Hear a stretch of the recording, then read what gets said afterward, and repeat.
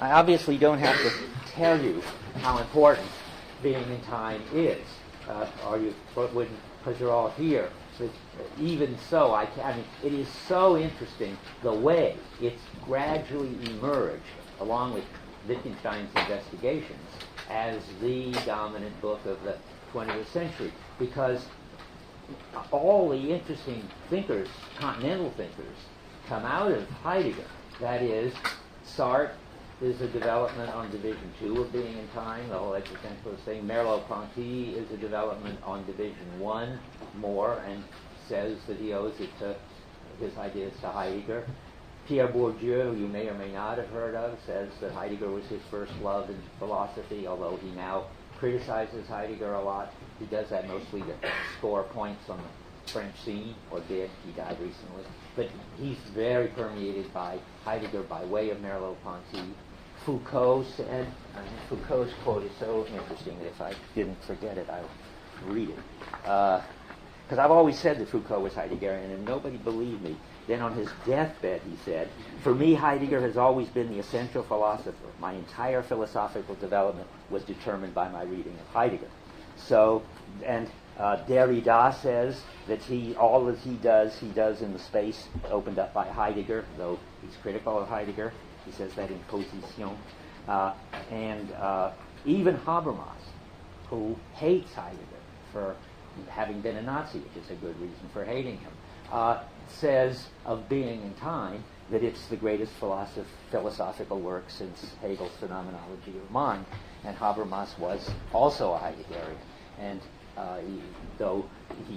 you have to just do this. You have to, if you think philosophy is important, you've got to read and take seriously Being in Time. But you don't have to like Heidegger personally, or pay any attention to all this. For this course anyway, don't pay any attention to all this sort of debate about how bad Heidegger was.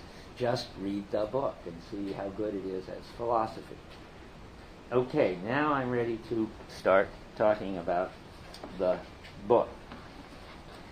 So it's got these two divisions, and we're going to take them up, obviously, in the order that they're here. And one of them has a lot to do with the issues that Husserl and Heidegger were thrashing out, a lot to do with overcoming a whole Cartesian understanding of what it is to be a human being and what it is to be a thing. And Heidegger's got a lot to say about that. And then Division 2 is really something like Heidegger's account of what a good life would be. What would be a life worth living when it turns out that there are no philosophical foundations of the sort that philosophers had been looking for up to Heidegger, or really up to Nietzsche. In that way, he's very Nietzschean. And finally, there's a part which is very hard, which we will get to at the end, on temporality, which is the underlying structure of all ways of being, and all ways that things make sense to us. So we have to start with issues about being, which I'm only going to talk about today because they are so abstract and difficult. And the introductions, the two introductions to Being in Time, are so hard because Heidegger wrote them presumably after he understood a lot of what was in Being in Time. If you start with the introductions, I've learned it's a disaster.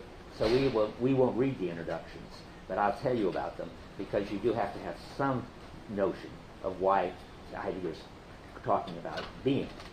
And so the first thing to realize is that being shouldn't be written with a capital B, as it is, because that makes you think that being is some kind of entity, or some kind of super entity, like God with a capital G. The reason people write being with a capital B is because in German the word Sein begins with a capital S. But in German, all the nouns begin with capitals. I mean, there's capital chair, too, but people don't go around writing about chair with a capital C.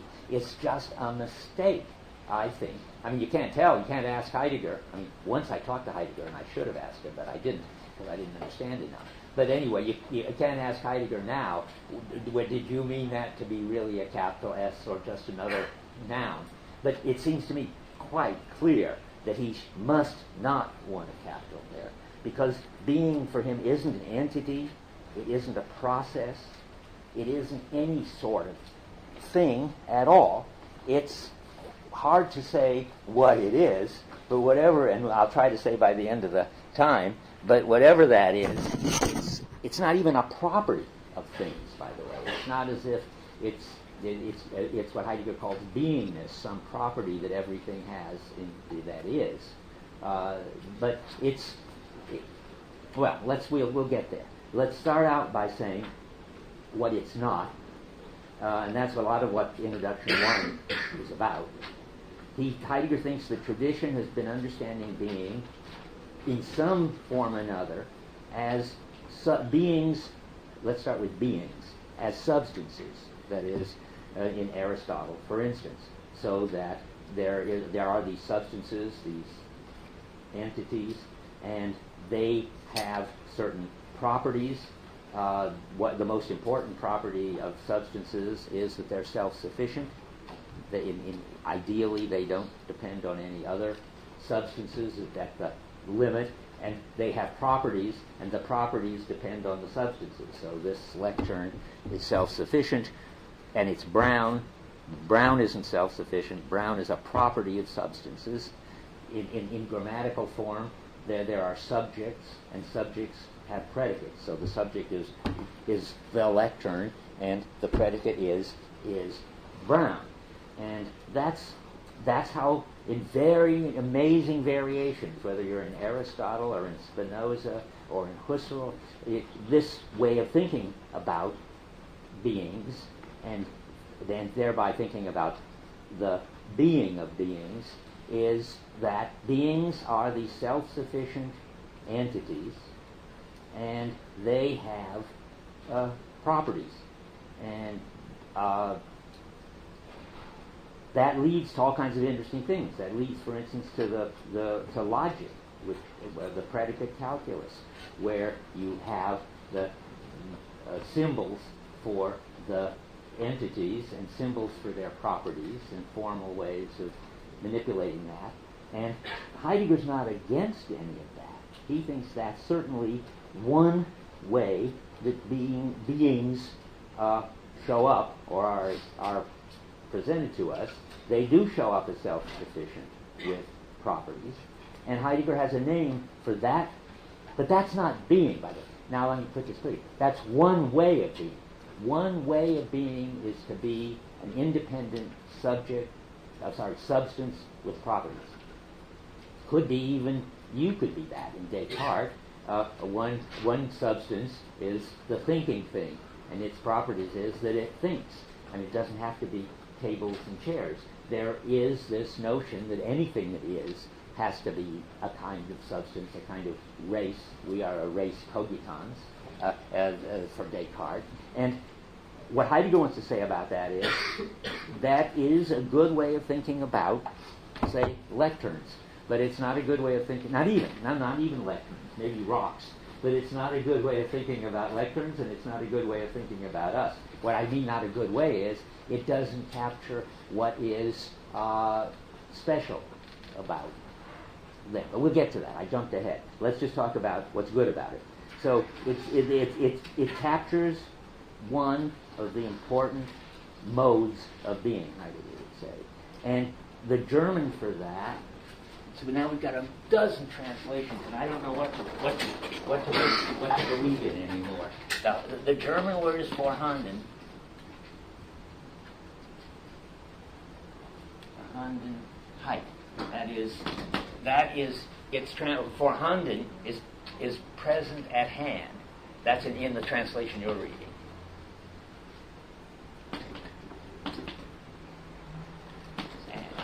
Present, and the height, that is is presence at hand. It's present at handness, and that gets to be presence at hand.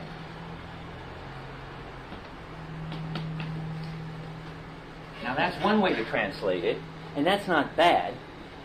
Another way to translate it to capture the fact that it's just an isolated entity that is unrelated to any other entities and so forth is to say it's a current. I'm not sure how to spell that, but it's in my own book, so I should. Is that how to spell it? 2 R's, 2 C's. Did I do that? Yeah. Right, good. Okay, so that's how I translated in my commentary. And now the new translation, by new, when I say new, I mean the one that you could look at if you want, that's over at Copy Central, that isn't published. They want to say that to be vorhanden is to be on hand. That's pretty simple. The trouble is, on-handedness is pretty weird. Yes. And let's see what else there is. That's it for that. Now, but there's another way of being that the tradition has never paid enough attention to, and which Heidegger, you will see, will pay a huge amount of attention to, and that is Zuhanden.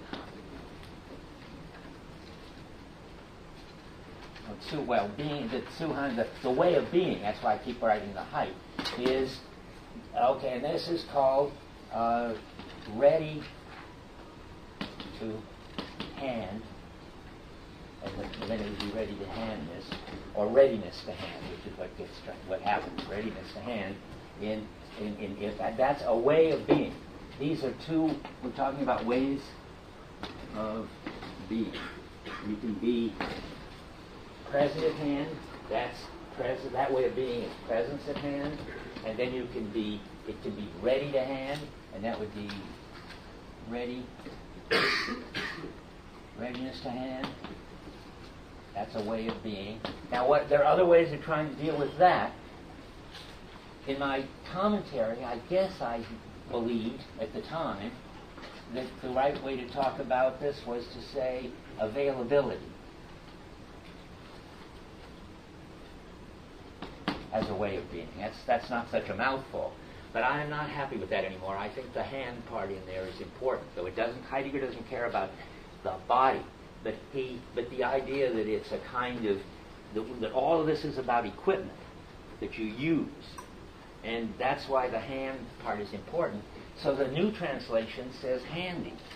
No, the new translation says at hand. You can see why. The picture is something on hand is just sitting there, but something at hand is like a piece of equipment that you use. The lectern is at hand. If there was a rock here, it would just be on hand. I think now that probably the right thing to say is handiness. The at-handedness is another one of these mouthfuls that I can't believe we want. So I guess I think now that handiness is the right name for this, and occurrentness is probably the best you can do with that. But I'm going to talk the weird language. You've got to talk some weird language, and I'm going to talk the weird language of this book, because that's what I'm going to be reading from. And then we get readiness to hand and presence at hand as the two basic ways of being that Heidegger wants to distinguish and talk about. Now, what's interesting about availableness, and we'll have a lot more to say about that later. What time is it? I'd like to keep my watch. Okay. I want to say more about availableness.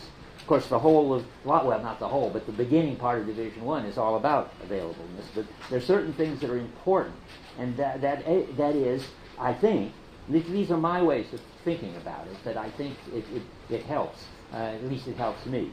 That availableness which is what equipment has, what tools has an important characteristic that goes against what it is to be a substance. Namely, equipment is never self-sufficient, but always defined in terms of other equipment. So whereas, sort of in the ideal limit, substances stand on their own, in the limit, equipment just merges into a holism, a whole context of equipment. So I've got this lectern, and it only makes sense because you put books and papers on it, and that makes sense when you lecture in a classroom, and all of this. There's this tool totality that goes with that way of being. which makes it very different than the substance, the present hand way of being. And second, this stuff is sort of, these points are all over the place in being and time, but they're never said quite explicitly, it seems to me, in so many words. Well, yes, he says there can't be an equipment at one point. There has to be, it always has to be in an equipmental totality. What he doesn't say, as far as I know, but is the property part. You can't define what's important about equipment can't be captured as if that was a property. So let's take a hammer, which Heidegger's always talking about. Not only is it not self-sufficient, because it only makes sense in a culture in which there are nails and so forth. If it sort of fell into a culture the way the Coke bottle falls into the culture and the gods must be crazy, that isn't a Coke bottle anymore. They don't know what to do with it. How many have seen The Gods Must Be Crazy? It's a very good movie for thinking about Heidegger. The Coke bottle is just present at hand, and they try to figure out whether you should roll tortillas with it or hit people with it and so forth. They don't know what referential totality to talk like Heidegger, what tool totality to fit it in to. Well, a hammer would be like that too, if in a culture like that one, presumably, which maybe puts things together by tying them with vines. A hammer is only a hammer in a culture which has nails and wood and stuff like that. And what makes it a hammer is not a property of it. That is, and that's very interesting, because if you try to say, well, why not? It's wood and metal, and it's so many inches long, and it weighs so much. Those are all properties of the present at hand thing. And then what makes it a hammer? Well, it has a use property. It has a function property. So you throw in, and it's used for hammering. Well, it turns out that doesn't work very well, because the property hammering is all tied up with the referential totality. You can't just treat it like another predicate, like it being brown or it being wood. We'll get to that. Heidegger has a whole very interesting section against Descartes, and it turns out Husserl's belief that you can characterize equipment by taking this mode of being and then adding a function predicate and get that mode of being. He thinks that's just all wrong. This mode of being is radically different. It's not self-sufficient. You can't capture it in terms of properties. It has properties, but they're not. And it doesn't even have properties, I guess he would say at the limit. I never thought of this. This is much more radical than I realized till just now. Well, he says explicitly that when the hammer is functioning at its best, it withdraws or it becomes transparent, and all you have is the task. Think of the blind man using a cane to feel the curb. The cane becomes, when it works right, just the transparent access to the curb.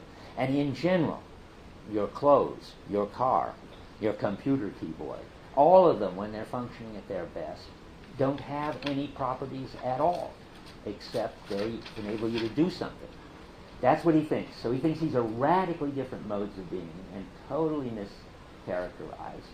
And if you get them wrong, all kinds of bad things happen, like the attempt of people in artificial intelligence to characterize equipment by function predicates, which didn't work out at all, because you need this whole background understanding of the equipmental totality to make sense of the function predicate, and the computer didn't have that. So a lot is at stake. What you can do with the predicate calculus and what you can't do with the predicate calculus is involved in this issue of these two kinds of being. So we'll come back to that. I'm just trying to give you an overview. You'll see both. You'll read a lot of talk as you do the first assignment of both these modes of being and how special they are. Now, there's still one more mode of being, at least one more. Heidegger thought there was only one more when he wrote Being and Time. Later he thought there was maybe another one or two. But what's the staring you in the face? I just want to see if you're awake. Mode of being that isn't being equipment and it isn't being a substance, a thing with properties.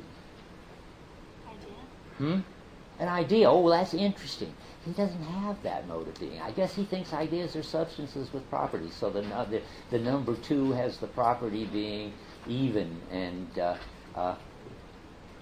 prime. Is it a prime? I guess it is.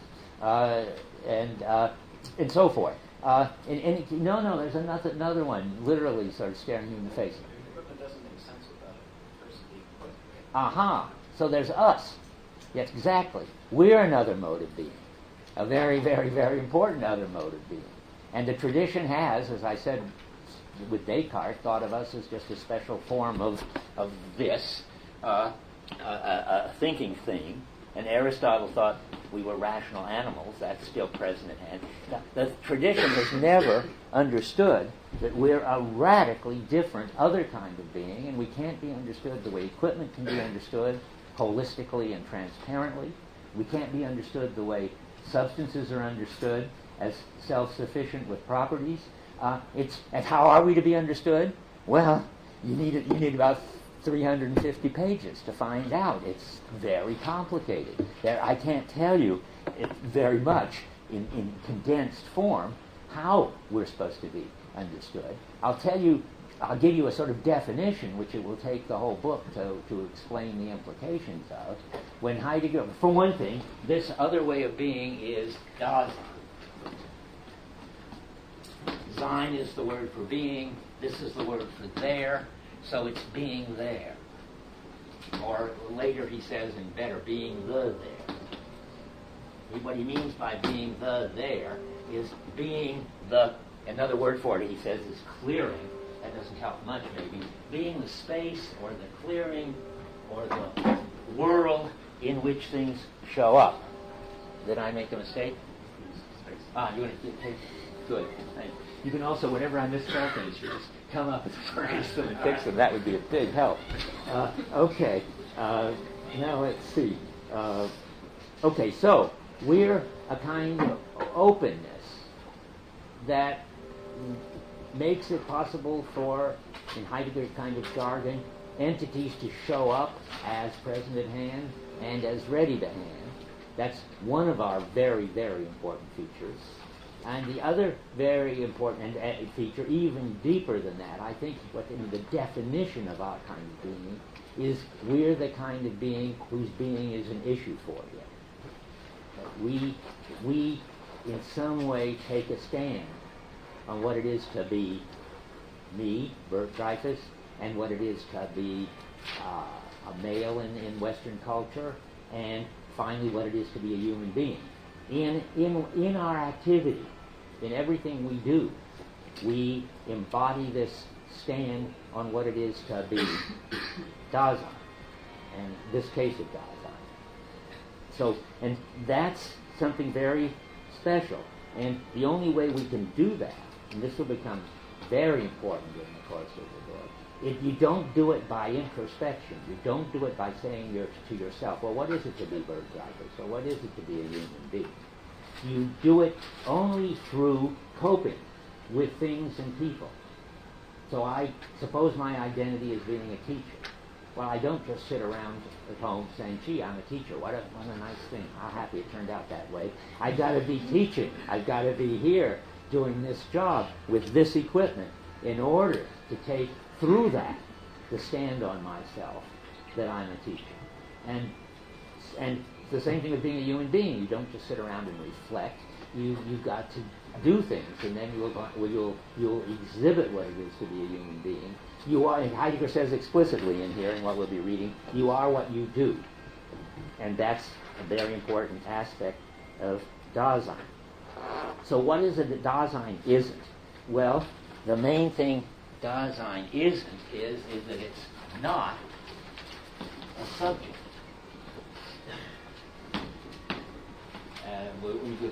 Over against objects. I mean, that's what Husserl thinks. That starts with Descartes. And why is it not a subject? Well, because subjects are self-contained mental substances, Descartes says. And Husserl is still saying that you have in your what he calls transcendental consciousness, what he calls intentional content, and whether the world exists or not, or any other subjects exist or not, you are a self-sufficient, transcendental subject. And in his own way, Searle is saying exactly the same thing, only it now comes out in one way as you're a brain in a vat. That brains in vats have the same kind of, almost the same kind of self-sufficiency. And in Searle language, those of you in there, the way to put this is intentionality means that you have in your mind representations that have conditions of satisfaction. Don't expect to understand this if you're not in this. And you have them independent of whether those conditions of satisfaction are satisfied or not. So you get a big distinction between the subject and the object and the inner. Searle and Husserl and Descartes still believe in the inner and the outer. So that if you're in philosophy, you get used to talking about the external world. Well, that's part of this subject-object way of thinking. Heidegger doesn't think there is such a thing as the external world, because he doesn't think there's such a thing as the internal world. Not that you don't have some stuff in your mind, memories and dreams and pains and lots of stuff. But that's not basic for Heidegger. There's something more basic than this mental stuff, and that is your everyday coping with things, or in Heidegger language, dealing with things. The German is Umgang. You're getting around with things. That's what's basic, and that isn't inner, and that isn't separated from the external world. When you get used to this, by the time this course is over, you will find talk about the external world bizarre, as if somehow you will feel more like, I hope, that you are what Merleau-Ponty calls empty heads turned toward the world. And when you're most involved in skillfully doing what you're doing and thereby taking a stand on what it is to be Dasein, there isn't any place for mental content. It's you are being in the world. That's sort of the definition of what Dasein. There's sort of lots of definitions of what Dasein is. They all hang together, and none of them is the definition. So now let me see where we are. Or maybe somebody wants to say something, because that's a heavy thing to suddenly tell you, particularly if you've had the history of modern philosophy, that the whole question of the external world doesn't make any sense, that's not how to think about the world. But anyway, any of this, if this connects up with anything you've been hearing about in your other courses, it probably connects up by opposing it. And so if you find that it's incomprehensible or implausible, you could try to say so. It's a little early. There's no reason why you should be saying anything yet. But if you feel like it, I'm ready to listen. Let's see what time it is. Yeah, there's time to listen. You sure? Surely there are things on your mind about it that isn't clear. Maybe. Oh, here's one. Nobody asked. Are there any more understandings? I said there were that Heidegger thought there were 3, but there's 4 or maybe 5. Nobody wants to know what the other 2 are. You'd think that would be a $64 question. Okay, well, later he comes across works of art, which don't seem to be just substances with properties, and they don't seem to be equipment, and they're certainly not Dasein, and he writes in a very interesting book about that called The Origin of the Work of Art. And toward the very end, he comes across this very strange phenomena which he calls a thinging, and that is some thing that gathers people together and opens up a world. You don't have to think about this now, but how many have seen Babette's Feast? That's the best example, if you've seen that movie, of a thinging. That dinner. That dinner isn't equipment, and it isn't a substance, and it isn't Dasein. It's a special way of unifying things and bringing them out. But anyway, those are later things. And certainly somehow not as basic, I think, as the 3 kinds of being that he's got here. These are really the basic 3, and I think there's no other one that needs to be added. Yeah? Does he differentiate being and thought, and being and action, being as a feeling? Being a feeling. What kind of mode of being, what kind of being do feelings have for him? Well, they come in 2, what's complicated. Some feelings are inner states of subjects. And in that case, they're like properties of subjects, I suppose, like Descartes would view them. If I'm feeling, gotta get the right kind of feeling. So what I want to distinguish, how there are feelings over here, and we're going to hear a lot about them. One basic structure of Dasein is that Dasein has moods, that things matter to Dasein. And feelings are ways of opening up whole worlds. Again, they're not inner. The most important feelings, being afraid, is having everything show up as frightening. Being gay and happy is seeing everything in bright colors and sort of soliciting you to do exciting things and so forth. They're not, feelings are generally not inner for Heidegger. And that's another radical view that he's got. And feelings are very important for Heidegger, because if it weren't for these basic moods, nothing would matter at all in the world. So, and then there are, I was trying to think of examples of some more sort of subjective feelings. And every time I try to think of one, they always turn out to be external. Being annoyed, being irritated, that's the way the world looks. That's not something in me. Being sleepy, maybe, is that a feeling? That's probably not the way the world looks. But anyway, if you try to, it's a good exercise. You see how when you try to really find this inner stuff that is supposed to be so obvious and so important, and you just stick to the phenomena, it's very hard to find. Yeah. I think that one that I've heard is like itches and pickles or something. Yeah, but that's okay. I see. Yes, that's easy. If that, bring that under feeling. Then you've got all kinds of itches and tickles and stuff like that, and they're inner, and they are not very important compared to sort of fear and joy and depression and all these outer ones. Okay, let me go on then. Where are we here? Well, we're very close to saying something about experience here. The word experience gets used in two different ways in the book, because the Germans have two different words for experience.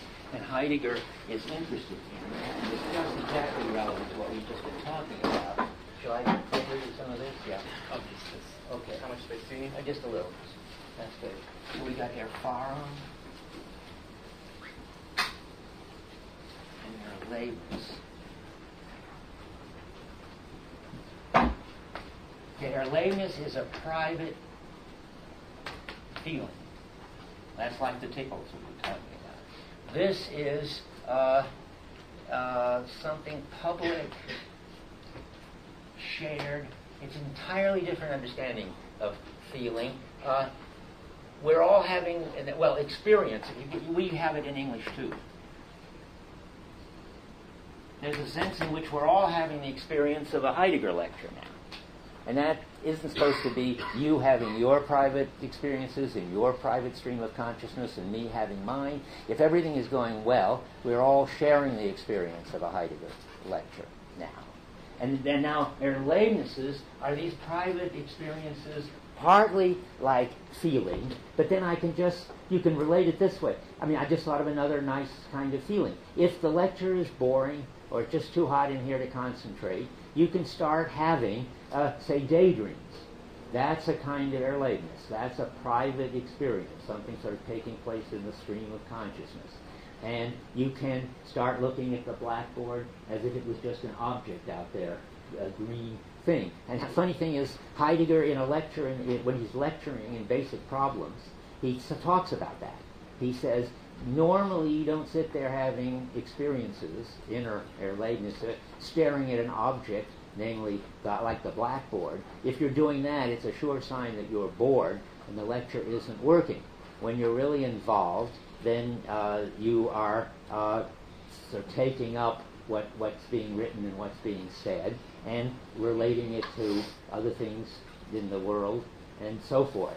I think I had something marked where he talks about that, which I like a lot. Here's the place, this book, which I don't recommend, but just because it just wouldn't do you any good. The Genesis of Heidegger's Being and Time by Theodor Kiesel is interesting in that he summarizes lots of Heidegger's lecture courses up to Being and Time. I don't know how much we can trust him, because I don't know how well he understands what's going on, and therefore what he gets out of these lecture courses. But here's a place where he gets something out of it which I think is very likely to really be in there, and it sounds just like what I've been saying. He says, the really real, or what you live, Erlebnis, the givenness of what's happening to you, the flowing moments of your life, the self, and so forth. Wait, no, just a second. I'm getting this wrong.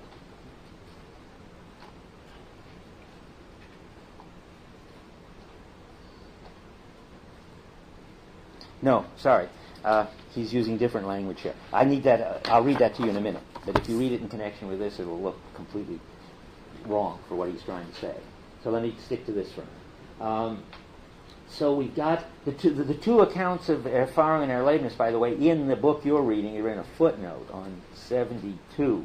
He says Erlebnis and Erleben is going to write with, and it has to do with, Erlebnis has to do with live through feelings, and he's going to write that. It's important to know this, with a capital E, and he's going to write Erfahrung, which is, what does he say? What does he do? What he doesn't tell you what Erfahrung is, but he's going to write that with a capital, with lowercase. Well, yes, I guess so, right? So yes, with lowercase e. So sometimes it's important to notice that. If it is, I'll let you know. Okay, let's see now. He says,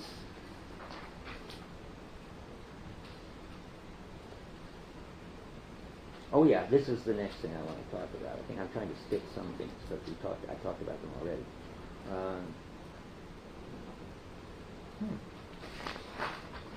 I want to talk about consciousness, because consciousness has become such a big thing in contemporary philosophy of mind.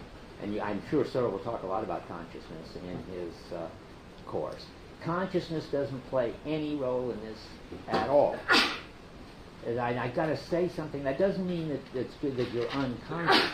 I used to say things like that, and Searle accused me and Heidegger of having a zombie view of human beings, and that's because he was right. That isn't the right way to talk about it. I mean, there is something that you're aware of. The world is showing up for you, but consciousness as some special kind of feeling of this, what it is to be a person, or qualia, the special experience of red and how it's different than the experience of green. That gets you into the private experience issue. I mean, is your private experience of green like mine, or is your green like my red, the famous inverted spectrum issue? That issue about consciousness, Heidegger naturally doesn't think it's important at all. And he, in fact, there's this funny fact about the book I came across once, that on the, I think it's the page before the end of the book, on 487, he asks, what positive structure does the being of consciousness have? He hasn't brought it up until page 487. It doesn't play any role. He's talking about sort of questions that are left open. And I put in, see page 253 there. I wonder what I mean. Let's see.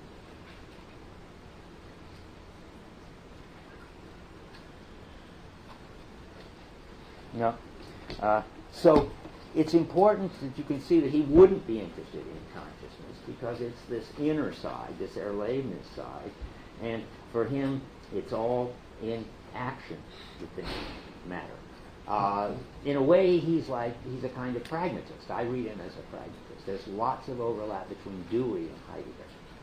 It may even be that Heidegger knew Dewey things at second hand, because he had courses from a guy named Lask, and now I'll read what I was going to read. He's talking about Lask's view, and he says, the really real is what you really live, the givenness of what happens to you. This is really Erfahrung. This is involved life now.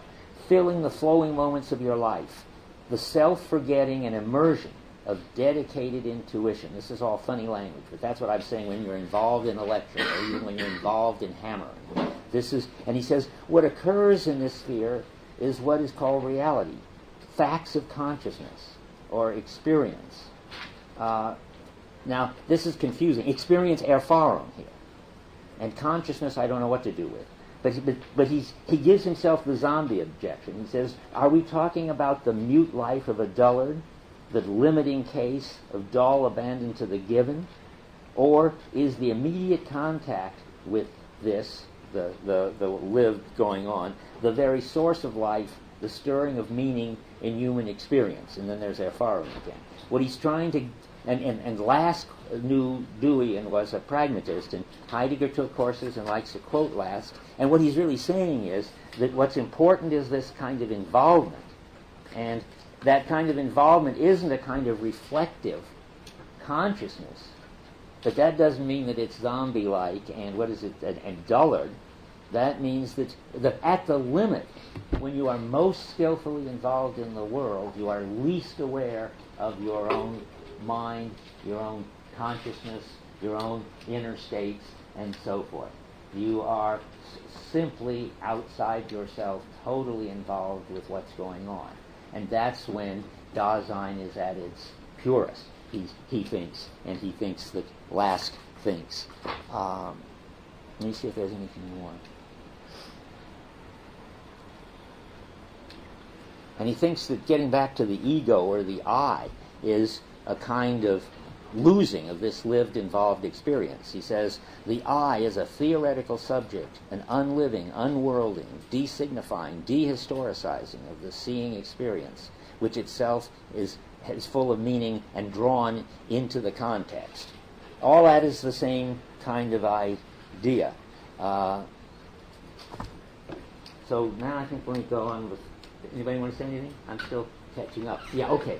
So then does Heidegger draw any distinction between our way of being and that way of being as like a reptile or an insect?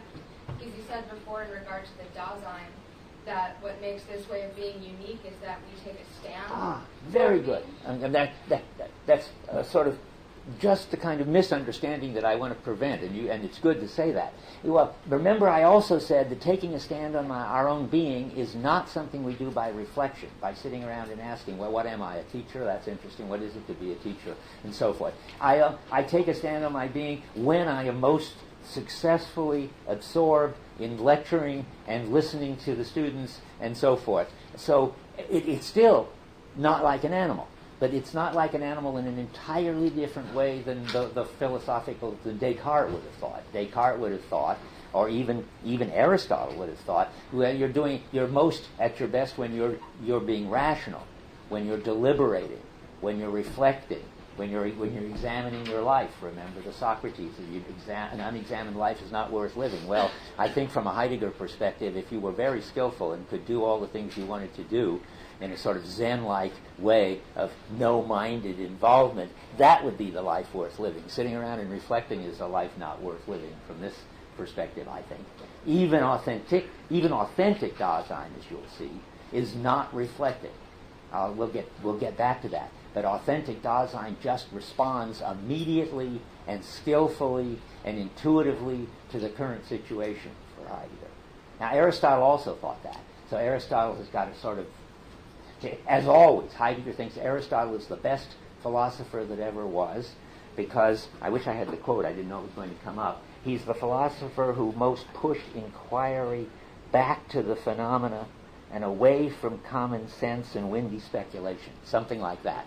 So he's got lots of good phenomenology. But then every once in a while Aristotle gets sort of grabbed up by philosophy and Socrates and Plato and talks about reflecting and being a rational animal, which seems to be looking at alternatives and figuring out which is the best and so forth.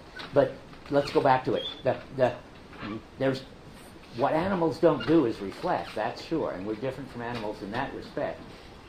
But Heidegger doesn't care about that. What animals don't do is exhibit in their activity an understanding of what it is to be, say, a dog, and what it is to be this particular dog, and that's the important thing. So being is an issue for us, but only because in what we do we take a stand, not reflectively, but just in doing it, on what it is to be human and what it is to be us. Any further questions? It's very important for questions because I forget that there's all kinds of ways of going astray. Yeah. Something you said about Deleuze and that it's purist. Is there no negative side to that? Like something about your awareness falling into like mass culture or yes. concert or a stadium full of people. Absolutely. But what was your first? I didn't get the Dasein being a what? No, I was just referring to when you said Dasein is at its purest when you're least aware of yourself. Yeah. Well, you see, this is all the really interesting issues that Heidegger is raising. He's going to have lots to say about the risks of falling into conformity, and that's a whole chapter on that. But you don't stay out of conformity. I'm just jumping way ahead to division 2, but that's right. For Heidegger, you don't stay out of conformity by reflecting or having a sense of yourself as an individual, but by having a skill for responding immediately to the concrete situation in its uniqueness, whereas the conforming people always respond to the general situation, he says. So he's cutting at a different angle. He's saying, you are what you do is public, and what you do is sort of permeated by the shared intelligibility of the culture, but you can do it in two different ways. You can do it in a banal, conformist, generalizing way, or you can do it in a very sensitive to the unique situation way. And that's the difference he's interested in. And that's Aristotelian. Now, how many have had any Aristotle? Have you come across phronesis, practical wisdom? Heidegger gets this idea of responding to the unique situation from reading Aristotle on phronesis and lecturing a lot on that. And practical wisdom is this business of having the skill for just automatically doing the appropriate thing, in talk like Aristotle, doing the appropriate thing at the appropriate time in the appropriate way. That's practical wisdom. And that's what most people don't have, because they just do the general thing, what anybody does. I mean, my favorite crazy example is, to do the general thing is to send Christmas cards. To do the appropriate thing at the appropriate time in the appropriate way is to send messages to people when it's appropriate and relevant, so that they keep up on what you're doing and you keep up on what they're doing. It's just sort of banal conformism that everybody sends everybody Christmas cards. I mean, that's how Heidegger thinks. He doesn't say that, but that's how he thinks about it, I believe. So, anybody else? Yeah. So is Dasein like completely non-representational, like motor intentionality, motor intentionality, or is it just a less aware state? It's well, since they haven't had Merleau-Ponty, I'll talk to you in sort of code. I mean, it's like Merleau-Ponty motor intentionality.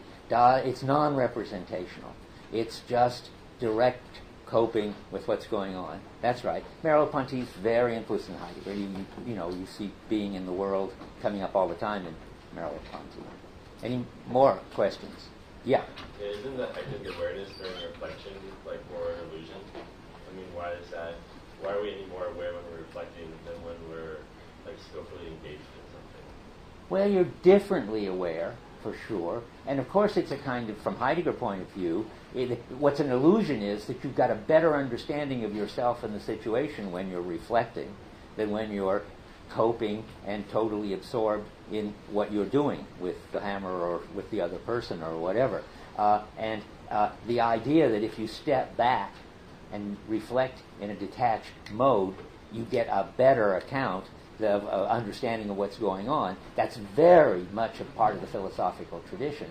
Back to Socrates. One of the radical things Heidegger's doing is calling into question the sort of foundational and notion that it's by detached reflection that we get the clearest and most reliable understanding of what's going on.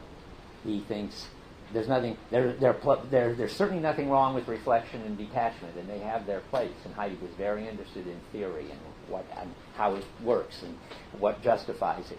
But they are derivative from this more basic coping, he thinks. Yeah. I'm curious about the relationship between when you're just being in the world and reacting to things and reflecting about things beforehand. So if you're playing tennis, you're just reacting to the ball coming at you. But before you've done that, you thought, and perhaps being told by your tennis coach, how your shot should look, that you need to follow through before you want the ball to go process of every shot, that the goal is to forget, to not have to think it through and just do it at the end. That's right. So there is a point in which you have a particular goal in mind. I mean, not that goal of just doing it right, but get your hand right on the rackets, follow through the right way, and you're doing it all in a way that has, I don't know if I have anything up here that goes with it. You have mental representations of what you would like to achieve and conditions of satisfaction, and you get them right. And if you didn't have that, you probably wouldn't be able to learn. I'm not so sure, but I don't know. But anyway, that does play a role in learning a lot of things, like tennis. And Heidegger would say, I think, one, yes, that's right. He never said that you didn't have, the mental states and reflection and so forth. But what you really want to describe is what it's like when you're really good at playing tennis, and then you drop all that. You don't have any of that in mind anymore. If you do, you're in real trouble. And if this guy, did you read about this baseball player? Knobel, is that his name? Something like that. Who, it happens to baseball players every once in a while, start thinking about what they're doing, and then he couldn't catch balls anymore. And the more he tried not to think about it, of course, the more he did. This is literally true. I read it in the Times a few months ago. And there's all kinds of therapy, but this is almost an incurable situation when it happens to somebody. Anyway, the important thing is to just be able to do it. And if you have to go through this earlier stage, okay. It's interesting you should bring up tennis, because Heidegger would have loved a book called Inner Tennis by Tim Galway. Did anybody know that? It was popular about 20 years ago, where Galway says you shouldn't even learn tennis by learning all these rules. You should just play and observe very good players playing. And the more rules you learn about how to do it and reflect on it and ask yourself whether you're doing it, the harder it gets to do it. And moreover, under pressure, you may regress to that, and it's not as good as just doing it. And now we know, you keep up on mirror neurons at all. I mean, it turns out there are neurons, we have them, at least higher apes and so forth have them, and presumably we have them, which are the neurons that when you see something, they also give you the capacity to act that way. So if a chimp sees another chimp reaching for something, the same neuron fires. It fires when that chimp reaches for something. So that explains why watching good play, and there are these tapes that they sell you, watch good golfers, watch good tennis players. That really can make you better, because the very same neurons that you're using when you see them you're using when you play. So anyway, all that is interesting and relevant, and Heidegger would certainly be on the side of this kind of don't learn it by step-by-step reflection if you can help it, I think. Yeah. What mode of being is the process? Wait, I see time is up. The last question, what? What mode of being is the process of philosophizing, and what mode of being is phenomenological analysis? Oh, those aren't modes of being. Those, philosophizing and doing phenomenology, those are modes of thinking about it and so forth. It isn't as if there's another whole kind of being called reflecting or doing philosophy. It isn't the level of this. And how you should be doing it is a question that will come up in the course. Heidegger certainly got a lot to say about what you do when you're doing philosophy and why it isn't reflected in the normal sort of way. Okay, let's see what's happening here. Okay, let's review first. Remember, we were into talking about the three different ways of being that Heidegger wants to distinguish. And it's one of his really important basic ideas that the tradition has had only one understanding of being, namely what the translation you're reading calls presence at hand. I sometimes will call it a currentness. That is the kind of being of substances that are more or less self-sufficient. I mean, they're not probably perfectly self-sufficient, but ideally substances are self-sufficient, and then in the substances properties in here, and they aren't self-sufficient, but they depend on the substances. But all that is the present at hand understanding of being. And then we saw that Heidegger, interestingly enough, wants to call attention to two other understandings of being that have just been overlooked. or ignored by the tradition as different, as other ways of being. The first one is availableness, which we're going to be talking about a lot, in fact, for all next week, because availableness has a characteristic which is very important for Heidegger's whole way of thinking about this, namely that availableness is the understanding of being of equipment, and it belongs to equipment to be holistic, that there is what he calls a referential totality in which all the equipment refers to other equipment. You can't have an isolated equipment. Equipment can't have the way of being of self-sufficient substances. That is, as I said, a hammer as a thing can have that, but the hammer as a hammer has got to be related to nails and to our skill for hammering. And the other point was that when equipment is working at its best, the hammer, as he says, withdraws, the equipment becomes transparent, it has no properties at all. It is just the access to whatever it's doing, to the nail going in if it's a hammer. It's got a function that I said last time. The function can't be treated as just another property of it, but its function is part of this holistic interrelatedness. And the function of a hammer is to hammer in nails, to hold things together, and so forth and so forth. You can't just isolate the function of the hammer from the rest of the equipmental totality. Okay, now we're getting to a more complicated one. The third kind of being, besides present at hand and ready to hand, as Dasein. That's us. That's being there, or being the there. I said sometimes Heidegger. He says being. The difference is that in being in time, when he talks about Dasein, he has it as all one word, and it means both the way of being of us, people, and it means sometimes, particularly more in Division 2, particular cases of that way of being. That is, Daseins, because then he starts writing it in plural.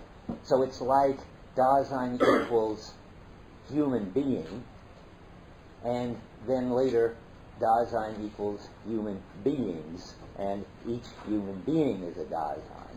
But that's all without a hyphen. Then later, Heidegger gets very interested in the way, the fundamental way human beings are all participating in this kind of openness of there being a world. And then he hyphenates it, and you have to translate it being the there, which is something like being the space or the clearing in which objects can be encountered, or can encounter us to talk. That's how he says it in German.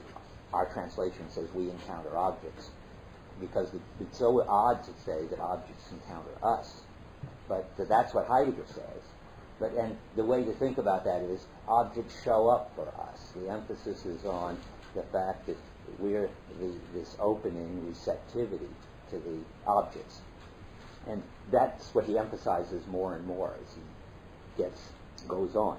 But now, we have to talk a lot about Dasein. And I think, though I'm trying this for the first time this year to sort it out clearly, we ought to be able to say the same sort of things about Dasein as we said about the available, the ready to hand.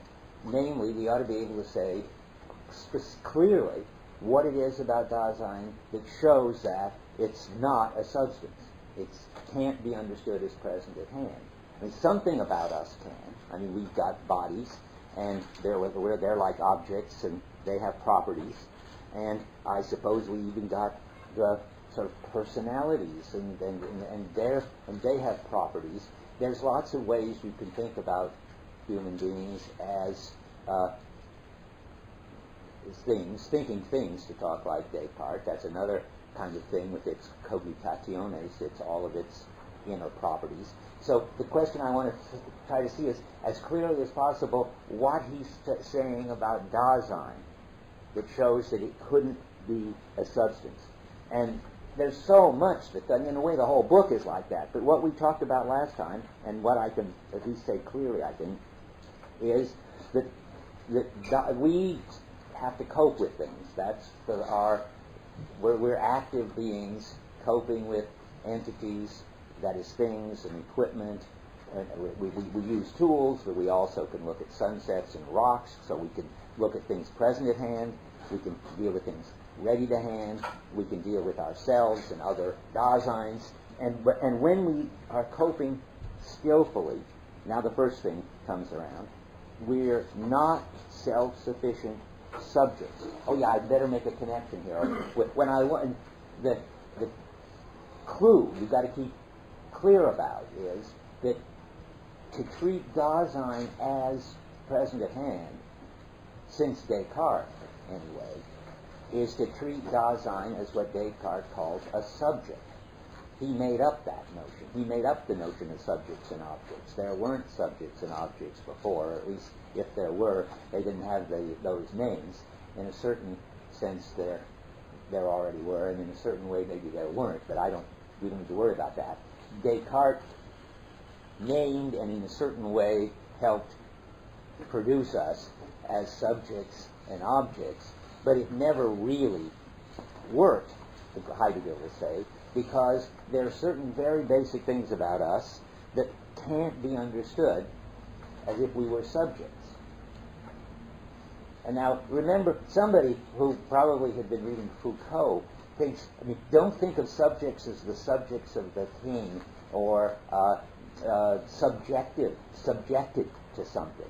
Subjects is a technical term from Descartes on, that it's equal to minds, that we are a special kind of entity with content, mental content, and each subject is a self-sufficient, you could say, stream of experiences or perspective on the world. And you get Leibniz with his monads, self-sufficient, each one with no windows, and inside a stream of experience which can be interpreted as a perspective on the world, and so forth.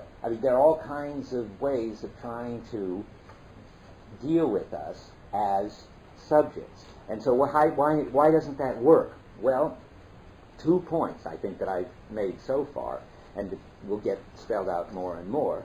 When we're coping with things, we're at our best, not in the sense that it's the sort of ideal way to be all the time or anything, but when we're successfully coping with things, we are in flow, as athletes say, or in the groove, as musicians say, when we're really successfully coping with things, then we're completely absorbed in the situation. And the more you're absorbed in the situation that you're acting in, the better or more successfully and perhaps happily, but that's not important.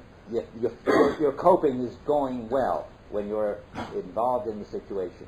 It's when there is some kind of disturbance, that the things aren't working well, or that you're learning and really aren't capable of being able to act just in this absorbed way.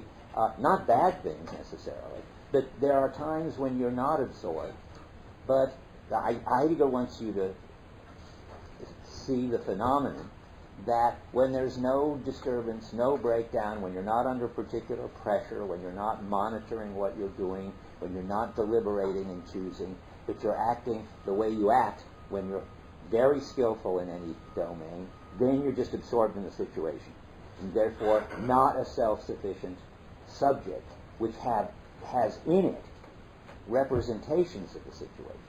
That's the Cartesian view he's trying to get. Remember, that's the inner-outer view. There's the subject with its inner representations, and it's related to the external world or the situation, and that's not how we are when we're coping well. That's his first point. And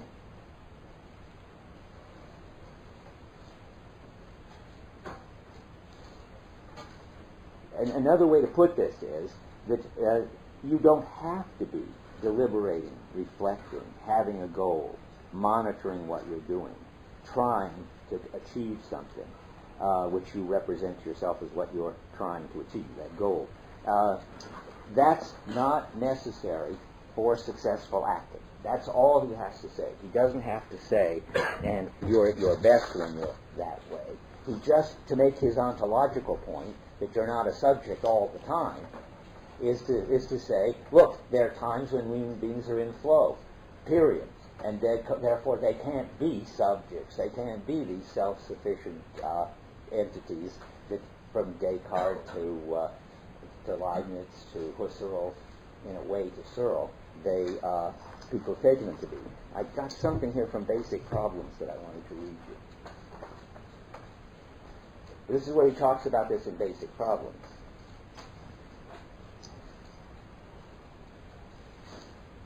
He calls this absorbed coping practical circumspection there.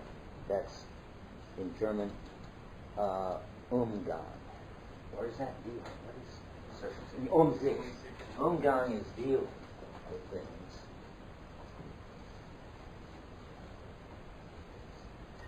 And that's what I call coping.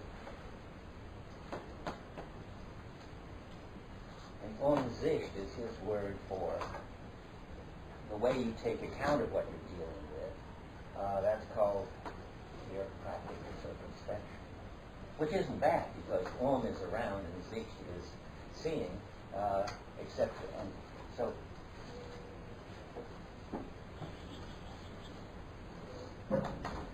Okay, so he's talking about that way of being that when you're just acting expertly and not reflecting at all, and that doesn't have to be fancy flow like when you're playing basketball or tennis or jazz. It could be just walking into the classroom.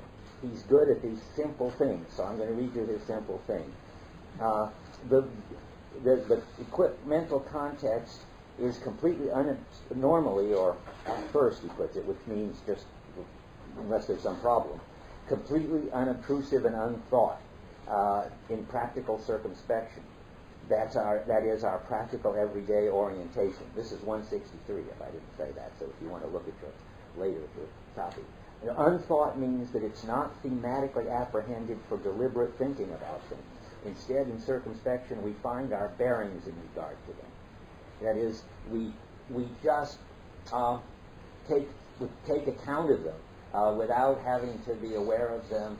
Without consciousness doesn't have to play any role at all. You can deal with things in this way and do deal with things in this way without noticing them or being aware of them, reflectively aware of them, or thematically, as he puts it, without noticing them.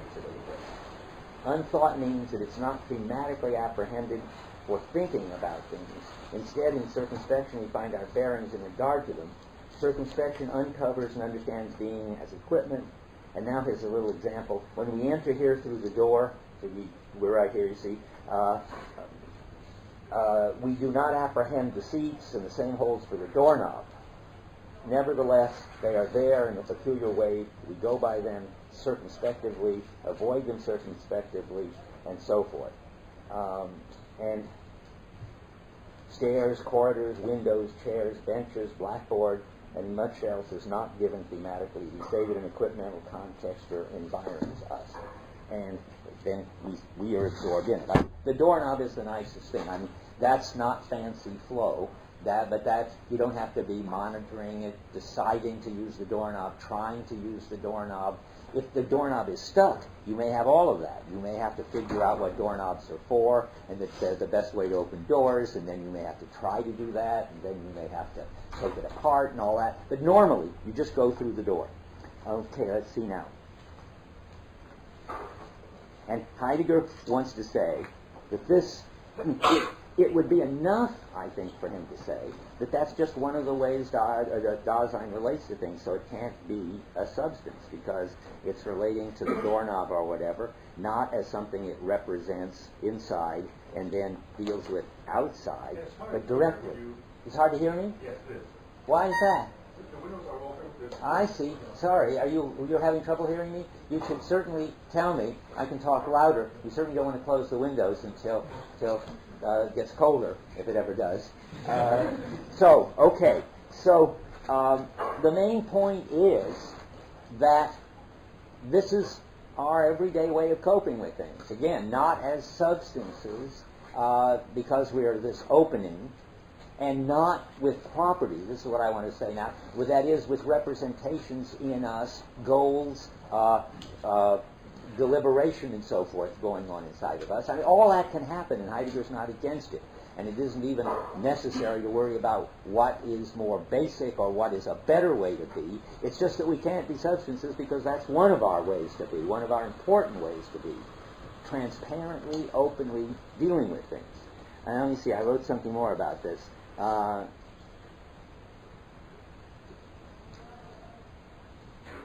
going to say it one more way. In coping, Charles Taylor has interesting examples of how in coping we have to be in direct contact with the world.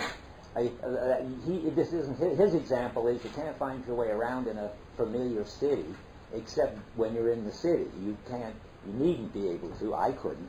I'm very bad at that. Draw any map of it or give anybody directions of how to do it. But when you're there and the city is there, you can just do it. And then I listened to Chuck Taylor talk about this. I realized that there are very simple Heidegger-like examples. You can't tie your shoelaces without actually having your shoelaces in your hand. Not because you wouldn't have any shoelaces to tie, but you couldn't even go through the motions without the shoelaces. Or the most extreme example of this kind of direct contact with the world is the example of typing. You can't tell me probably which finger you type the letter E with and how you do it. I don't think you can. I can't do it even imagining I'm at a keyboard typing the letter E. But you've got to be interacting with the world to deal with it that way. And okay, that's it. That's a sort of summary of what I want to say. If I got anything clearer, it's what I want to say about Dasein is that it's not a substance because it's in open, direct contact with the world, and because it doesn't have to have any properties when it's in that open contact. It doesn't need intentional content. It just can be an empty mind in direct contact with the world. And lots of good coping takes place that way. Maybe the best, but Heidegger doesn't need to claim that to make the ontological point. Okay, but now we get to the really tougher ones, being. Because all of this has been to tell you that there are these three different ways of being. The available, I'll say it sometime. I don't know whether it's helpful or completely counterproductive to use different names for these same three ways as I lecture. I wonder if I could take a poll. Would you rather have me say present at hand and ready to hand all the time, or say sometimes the occurrent and the available, and sometimes the occurrent and the handy? On the one hand, if you don't know that they're all the same thing, I'm going to confuse you. But if you do, I'm sort of trying to give you a kind of very abstract name like the current, and then some much more down-to-earth name like on hand. Should I always use the same terms or use various terms? Who thinks I should always use the same terms? Who thinks I should use all these synonyms? Okay, well, it's about 50-50. That's why I don't know what to do. Because my pedagogical intuition tells me I don't know which is better. So I'll do whatever happens to happen, and I trust my experience and skill that the right words will come out of my mouth. What else can I do? Okay. So anyway, we're on to being. There's only one word for being, thank goodness, and that's the word we're going to use all the time, and that's the German word sein, and there's no other translation for it. But you better beware of making it capital. We're going to talk about that again. I said that already last time. Being for Heidegger is not an entity, and certainly not some kind of super entity that explains or causes or creates, produces or something all the other entities. Being is not the supreme being with a capital B. I think he's very clear about that. He says it but he says it sort of in passing, so I'll call your attention to it on 26. That when we're talking about being, we don't want to tell a story, as he puts it. I'm about the fourth line on 26. The people who have it in German will want to know that it's toward the bottom of page 6 in the margin. It's about the middle of page 6 in the numbers on the margin. 26 for us. He says, it's not, what we're not going to do is define entities as entities by tracing them back to their origin in some other entities, as if being, with a capital B here, rightly, had the character of some possible entity. Well, no, maybe being shouldn't, as usual, sorry. Being shouldn't have a capital B, ever, except at the beginning of sentences. So, as if being with a lowercase b had the character of some possible entity. Being just isn't an entity. That's Heidegger's quite clear about that. And so we're not talking about that. So what is it then? Well, it's somehow a characteristic of all entities, everything. That I've got to be careful, because that makes it sound like a general property, like what he sometimes calls beingness. And it's not quite like that either. But it's certainly, it's not a somehow specific property that everything that is has just by virtue of being something or other. But I can't explain that too well yet, but I will in a second. So, it is some kind of character, is something that you can say about all sorts of entities. In fact, you can say it not only about entities, but about actions and about properties. You can say it about everything that is. That's exactly the point. And our translation really messes this up. So I want to. Sometimes when the translation is bad, it's a good thing to read it, because you couldn't have understood it. And it's just what he's saying here, what I just said, the middle of 26, the very bottom of page 6. Okay, he says, everything we talk about, everything we have in view, everything towards which we comport ourselves in any way is being. Well, that's a weird thing to say. And one of the translations, the Joan Stanbaugh one, says, is in being. Well, you can understand both of those, but why don't they just say is? That's all the German says, and that makes perfect sense. Everything we talk about, everything and so on, it is. That is, and then go on. What we are is, not what we are is being. I don't even know what that means. What we are is, and so is how we are. Being lies in the fact that something is, and now he's getting it right, and in its being as it is in reality and so forth. Now, this time, this guy got it right. So there is hope for this new translation. I did tell you about that last time, didn't I?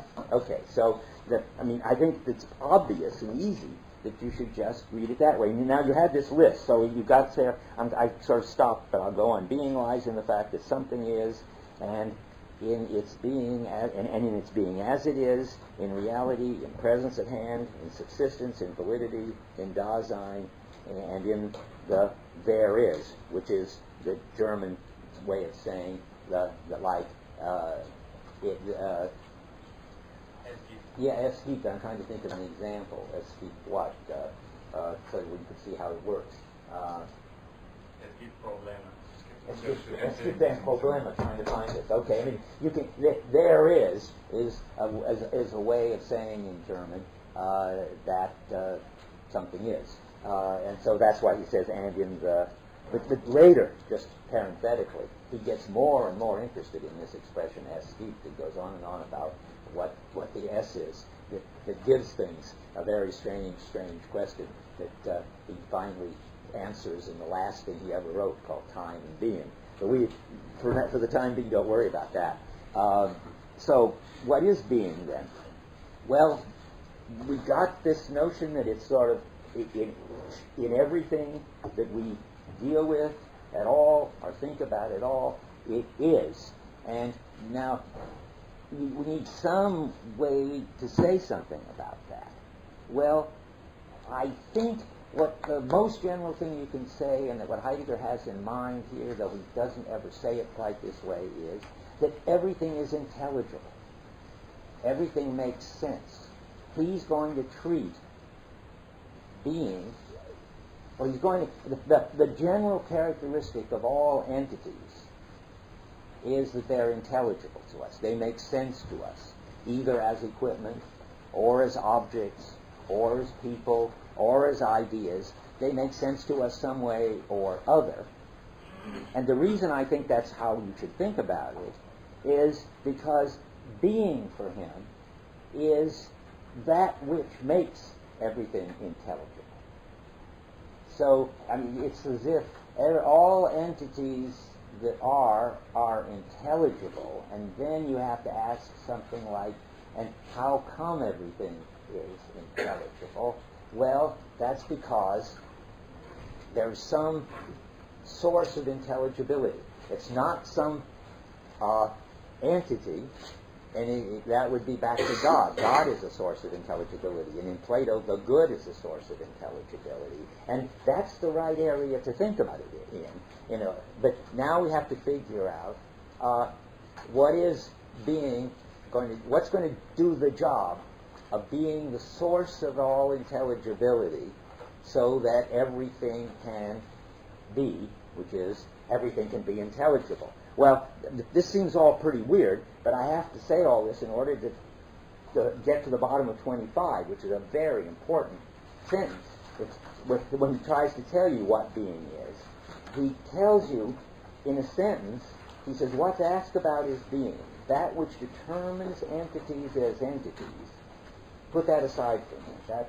That phrase is harder than this one. That on the basis of which entities are already understood. Okay, I think that's the crucial thing. So being is somehow the source of intelligibility, whatever it is that makes everything else make sense. And we don't know yet what that is, but he's trying there to define it so broadly that you can bring in Plato's the good, you can bring Aristotle's prime mover, you can bring in Kant's transcendental unity of apperception, Husserl's transcendental consciousness. All of those are candidates for that on the basis of which entities are already understood. But, and here's a kind of slogan for you, all those can't be right, because if he's right, because those are all versions of some supreme being, some entity on the basis of which everything is understood. And that's not what he wants. So what is for him that on the basis of which everything is understood? Well, I think it's roughly what Searle and Wittgenstein both call the background. And interestingly enough, Heidegger also calls it Hintergrund every once in a while, background.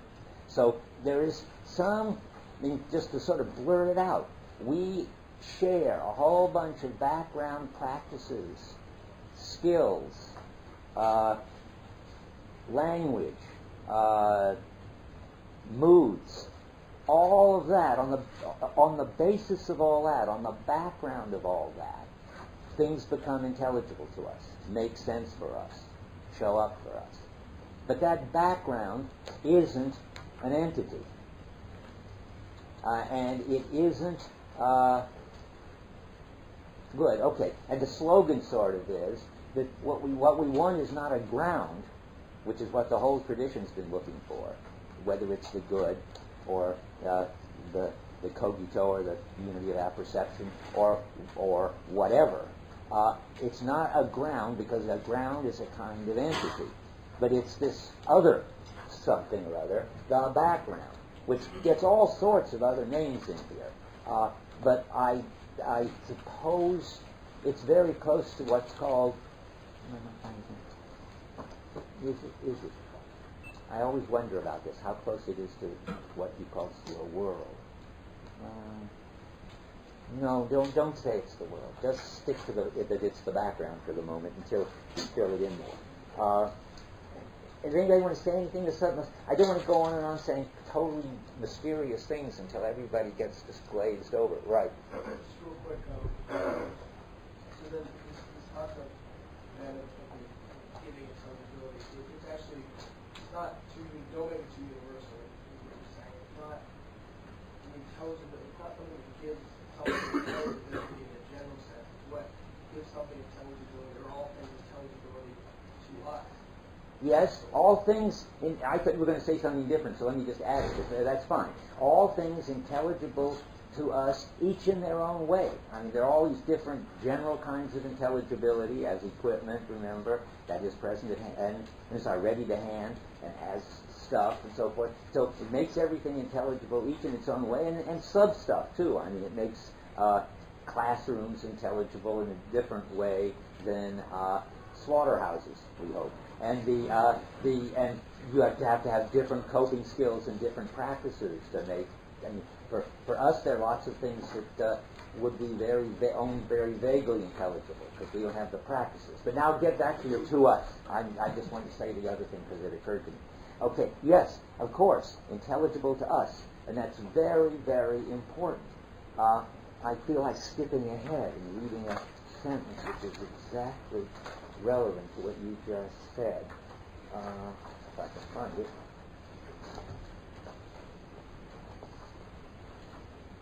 Okay, let's try 34.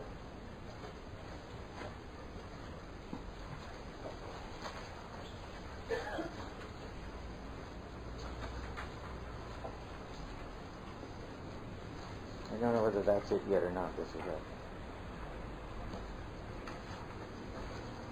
Well, it says about 8 lines down, sort of toward the bottom of 13, but in 34 in ours. Dasein possesses, as constituted for its understanding of existence, an understanding of the being of all entities of a character other than its own. And that means Dasein has a priority as providing the ontological conditions for the possibility of any ontologies. That's a mouthful. But it's obvious that we have the understanding of being, the background practices that make it possible for anything to show up as anything. That's right. So in that way, it's always Heidegger's always sort of close to Kant, and he knows he's close to Kant, and he talks about, that's the phrase I was looking for, though, that we're the condition of the possibility of things showing up at all. I may just have to wait till we come across it. I don't. Yeah. But that's Kant's way of talking, which he's perfectly happy to take over. Probably shouldn't. I think he should not say that quite, but he does. The reason I think he shouldn't say it is that you can't, in Heidegger, you can't separate the conditions of the possibility of things showing up for us from the involved activity of making sense of them. He should say something like, we're the conditions of the existence of these things. That is, insofar as we exist and as they exist and as we have capacities for coping with them, they show up as something or other. The idea that we can, how many had Kant? Not enough, I'm sure, but you've had 25B. The idea that we could specify the conditions of possibility apart from the coping is something that he shouldn't probably say. On the other hand, he wants to say it because he wants to tell you what the general structure of our coping practices are, apart from talking about your practices or mine or Western or anything else. So it's not clear that he should be doing it. But anyway, there's a sense in which being in time is such, it has got a lot of traditional philosophy in it that later Heidegger is going to have to give up. And talking about condition of possibility is probably one of them. But I shouldn't have even told you that. Forget it. If you can even understand conditions of possibility, you're doing fine. Yeah. Okay. The ever-present but unnoticed something by which we understand stuff that you're saying background practices are, is that constantly changing as new things happen? Like, is our way of perceiving things and understanding things constantly?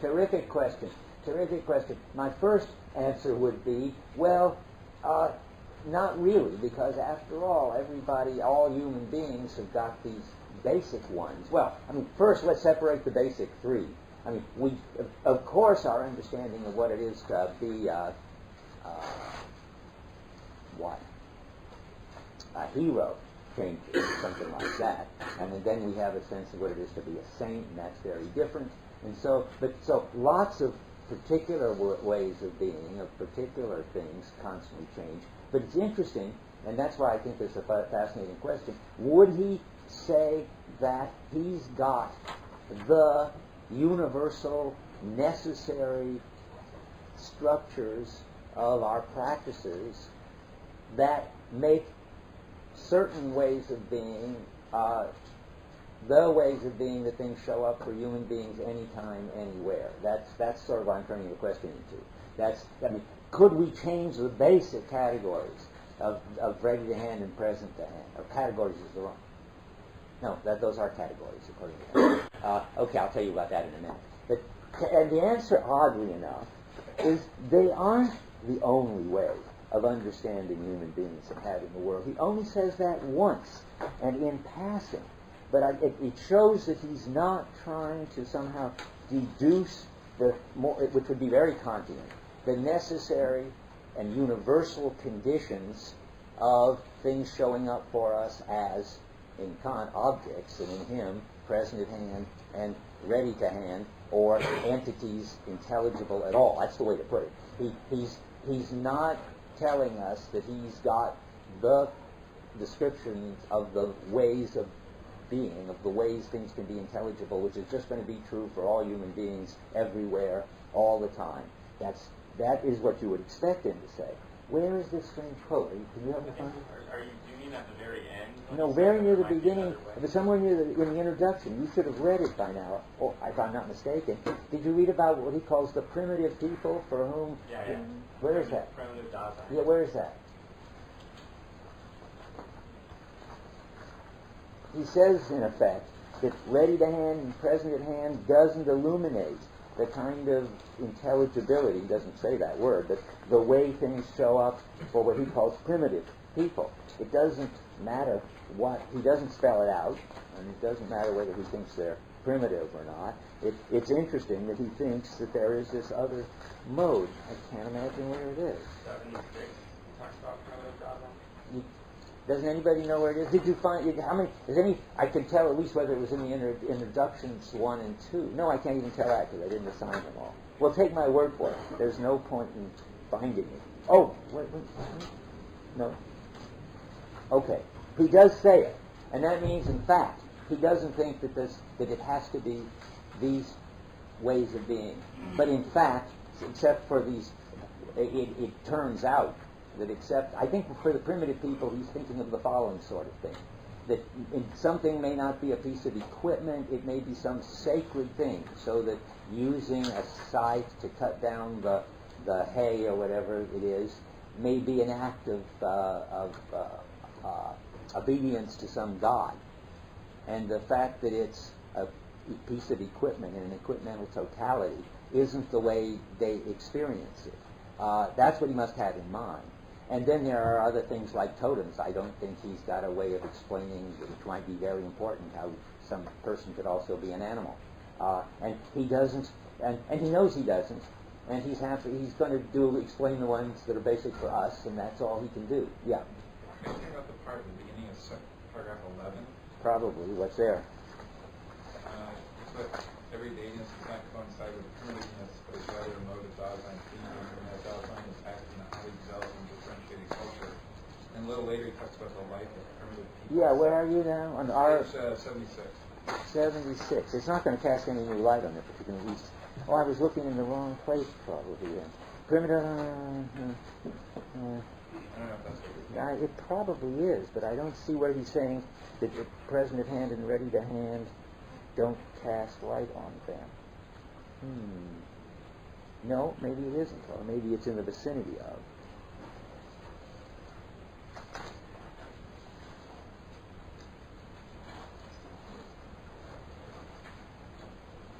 See, isn't that interesting? I could have sworn I would know where that was. I'll try one more possibility, my own list of interesting passages in the back of the book.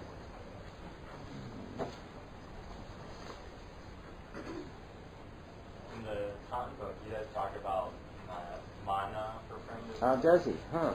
Okay, well, anyway, all we need is, we're no point in spending time looking for it, that he's very, in a way, modest about what he thinks he can do. He can do the job of describing the basic ways being shows up for us, modern people. And that's all he can do. He can't, in a way, he doesn't claim that he can deduce that it has to be these ways and that they're universal and necessary. But they are, for us, the basic ways of intelligibility. Yeah? Yeah, I'm just curious, the idea of that which makes things intelligible, is he sort of introducing the idea of unconcealment, the idea of aletheia? You're our aletheia person, right. Yes, but why, yes, of course, but that's going to, we'll get there when we get to the truth chapter. Yeah, he's, to be intelligible, to show up for us, to make sense to us, all of that he'll have a word for later, but let's not talk about it yet. But I see why you want to ask that. Yes. That which is intelligible. Yes, intelligible is another word for showing up as something, making sense to us, and that's related to truth for him. But don't ask that yet. I mean, or come into office hours to talk about it. It's too far ahead in the book. Okay, anything else? Okay, let me go back to where I was. Let me see, because there are lots of things I still want to make sure I can cover. Okay, we really switched over with my fault, or at least having gone from being, I wanted to go to the understanding of being, and I did, and then I sort of got off on all kinds of interesting things. I want to say one more thing about the bottom of 25. This will not seem important to you, but it turns out to be very interesting, that he's got these double things. Being is that which determines entities as entities, that on the basis of which entities are already understood. Now, my favorite half of that sentence is the one I've been talking about, namely, whatever it is that gives us the basis for all the ways we make sense of things. That's what I've been talking about. But what about this determines entities as entities? Well, people I respect, including William Blattner, whose book I have put on the recommended reading list because it's such a smart book and so clear and so understands so much of Heidegger. He claims that Heidegger is an idealist because of this. He reads this as something like it produces the entities, or it gives the basic structure of which, without which there wouldn't be any entities. I think that's wrong. I think you have to read this. Determines entities as entities is just the same as that on the basis of which entities are understood. I mean, it determines equipment as equipment. It doesn't mean that it produces the wood and the metal of hammers. It doesn't mean that the whole structure of the world somehow, we'll have to see how much structure of the world depends on Dasein. A lot does. But it doesn't mean that Dasein just is the ground or source of everything that is. It just wants to say that it's the ground or the source of the intelligibility of everything that is. Another slogan, which won't mean much to you, but I'll say it. Heidegger says explicitly, being depends on us, but beings don't. That is, the intelligibility of everything depends on us, but that doesn't mean that there's nothing there if we aren't there. And you can read this that way, and you shouldn't. Let me read let's say one more thing. I was happy to see in one of the many, in case you don't know it, there are about, maybe 200, maybe that's too many, 100? How many do you think, Rick, of Gesamtausgabe?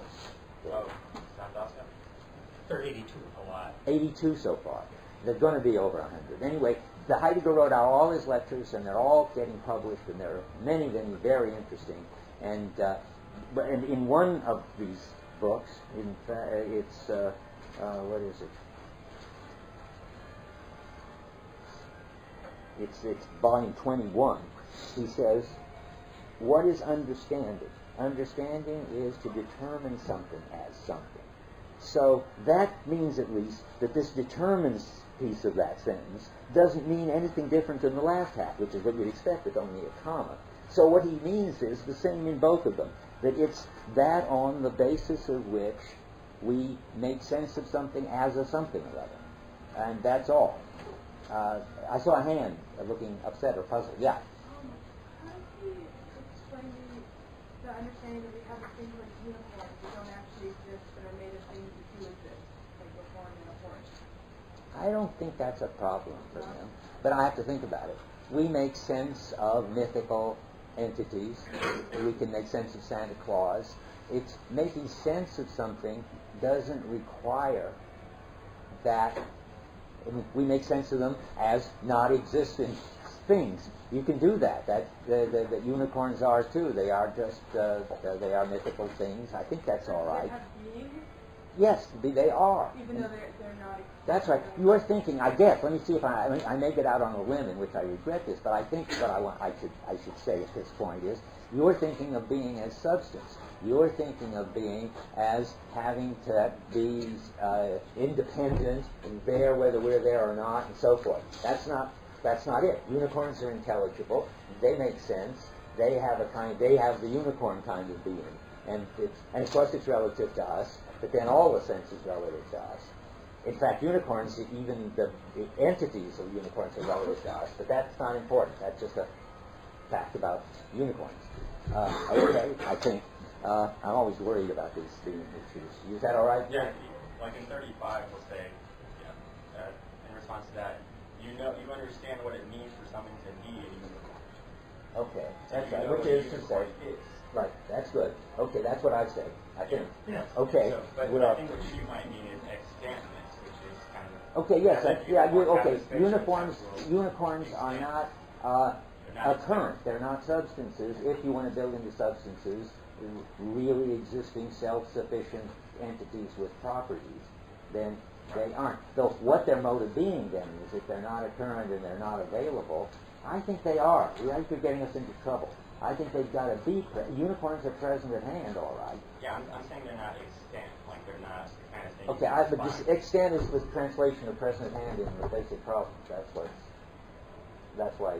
Let's not talk about this. We were quit while we're ahead. Okay, I want to get back to this. Unless any more questions, let's go. Let me go on for a while, and then we'll have more questions. So there we've got we go now from this thing, how things are understood, to us, who are the ones who do the understanding. And that is, now we're going to switch to the understanding of being. That is, there are two big things. Being is intelligibility, and the understanding of being is making sense of things. Us getting their intelligibility, or giving them the intelligibility. It's hard to know what's the best way to put it. Both. So on 25, he says, we're now on page 5, near the bottom, about 10 lines down on 25. We always conduct our activities in an understanding of being. Out of this understanding arise both the explicit question of the meaning of being and the tendency that leads us toward, and so forth. But we are, and we have in everything we do an understanding of being, which is this capacity to make sense of things. By the way, I think I should say somewhere, I usually say it later, but I just have a feeling there might be some misleading here. He uses understanding, Heidegger does, in a very, very broad way, and he says so explicitly in Basic Problems. You mustn't think of understanding as something intellectual, like when you understand a math problem. That's all. That's understanding too. But Heidegger wants to say any way that you can deal with something, make sense of something, so know how to use something is understanding. So you can understand, say, the piano, which would be, is that a good example? You can understand English, and that means you know how to talk it. It doesn't mean that you can, you have a theory of it or anything. It's very basic. You understand how to walk. That in Heidegger's sense. Understanding is know-how as well as knowing that. So when we say that we've got an understanding of being, that doesn't mean anything reflective or theoretical or intellectual. It just means we know how to cope with things and make sense out of them. That leads to a distinction some definitions I want to give you right now. That's part of that's third. I have to give two definitions first, and then I'll get to that. So I was asked in office hours, and I should tell you, simple enough, what ontic and ontological and pre-ontological, so forth means. Okay, ontic, whenever he says ontic, that has to do with beings with an S. Gets translated entities in ours, gets translated beings in there. There's something to be said for both. I think beings is better in that it's more concrete and common sense. This book should be as concrete and commonsensical as possible, though it's hardly manages it. But if you say entities, if you say beings, you are likely to get confused with being. and particularly you may not just even hear right. So entities is a lot easier to hear. Anyway, so whichever way you want. Ontic has to do with beings, has to do with entities. Ontological, we've already gotten used to that, has to do with ways of being. So which are the three that we talked about. Now, connecting with what I just said, Heidegger says we've got a pre-ontological understanding of being. What does that mean? Well, that means that it's in our skills and practices again, our understanding of what it is to be, say, a tool. We don't have to be able to give a definition of tools. We know the difference between tools and things that aren't tools. We don't try to talk to the hammer to persuade it to stop bending the nails. We talk to people to persuade them. You know, that's a different kind of being. You can't try to use the sunset. I mean, we've got to, in everything we do, we've got this understanding. And that's of the kinds of being and what the right way to cope with them is. And that's our pre-ontological understanding in Heidegger. Because ontological for him is the worked out, it's very hard to find the right word for this. I mean, he says sometimes theory of being. I think that's the wrong thing to say. I think he will regret it and doesn't talk that way afterward. He says at one place even that we have a science of being, a Wissenschaftssein. That's all. That's wrong. I mean, theories and science belong to deal with the present at hand. That's with objects and their properties. But so what is it to have an ontology? Well, the next approximation, very hard to get these things right, is that you want to make explicit our various ways of understanding being. But that's not good, because you can't ever make explicit our understanding of what it is to be a tool. It's too holistic. It's also too much in our bodily capacities. He has lots to say about what it is to be a tool, but you can't make it so explicit that you could put it into a computer. That is, you can't get it into a kind of formal representation of what it is to be a tool. So when you do ontology, you don't make things explicit. So he has a word for this. You want to articulate the ways of being and how they relate to each other and how they relate to us. Where there are degrees of articulation. I'm not sure there are degrees of explicitness. You get it explicit or you don't, maybe. But anyway, for him, you want to articulate it, and when you do, then you're doing ontology. And not articulate it and show its sort of systematic structure, put that in. Then you're doing ontology. Having a systematic structure is as near as to theory as you can get. Yeah? So his book, Being and Time, is ontological. Absolutely. This is ontology. And you won't find him doing what, by the way, if you have a theory, I think, and this is something I think Heidegger thinks too when he's careful, we have lots of theories in the university, and theories you find these words. I'll just give you a whole list of words. In your own domain, you look at the attributes of something, the properties of things, the features of things, the characteristics of things, and then you find principles that relate them, or laws that relate them, or rules that relate them. That's what theory does. Theory looks for some kind of elements, and then some abstract way of relating those elements. And Heidegger doesn't want to do that, because that wouldn't work for the equipment. That wouldn't work for us. It only works for the present at hand, where you really do have something that has some distinguishable features, and you do happen to it just turns out that Plato was absolutely blown away by it, that you can have theories, that you can have principles and rules and laws that relate these data points or features. All that's great. And Heidegger, by the way, likes theory. He's not against it. He's going to have a place for it by the end of Division 1.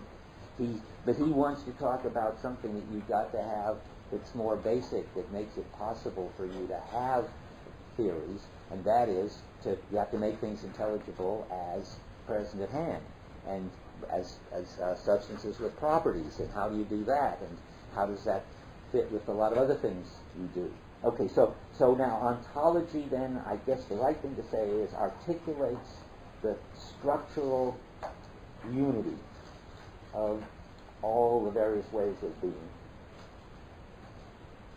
And that takes our pre-ontological understanding and makes it, and does that with it. Where pre-ontological is here on page 32. I'll just read it. This is about a third of the way down on 12 in the German.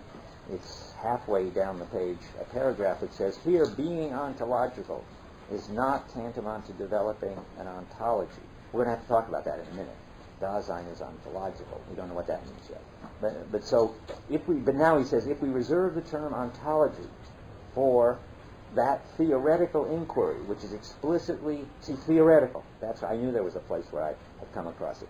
I don't think that's right. Sorry about that Heidegger should say that. It is in the German, I'm sure. I haven't looked, but I don't doubt it.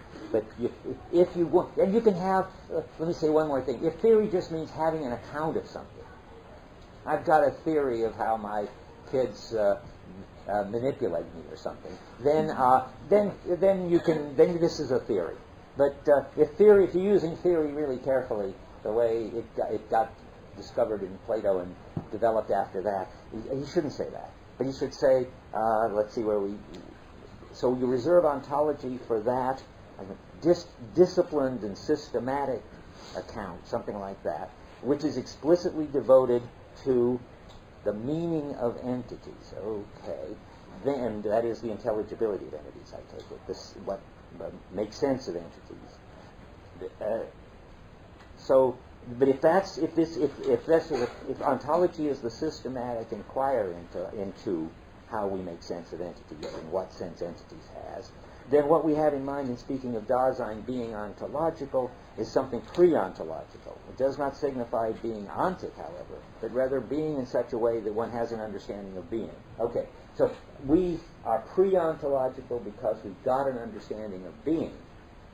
That shouldn't surprise you now. I mean, that's how we can tell tools from rocks, from people, and deal with them appropriately. And then that gets made explicit in ontology, in Heidegger's ontology. Now, let's see which way I want to go. Okay, I jumped ahead to the terminology because somebody asked me a question, I think. I want to go back to the understanding of being still. The understanding of being is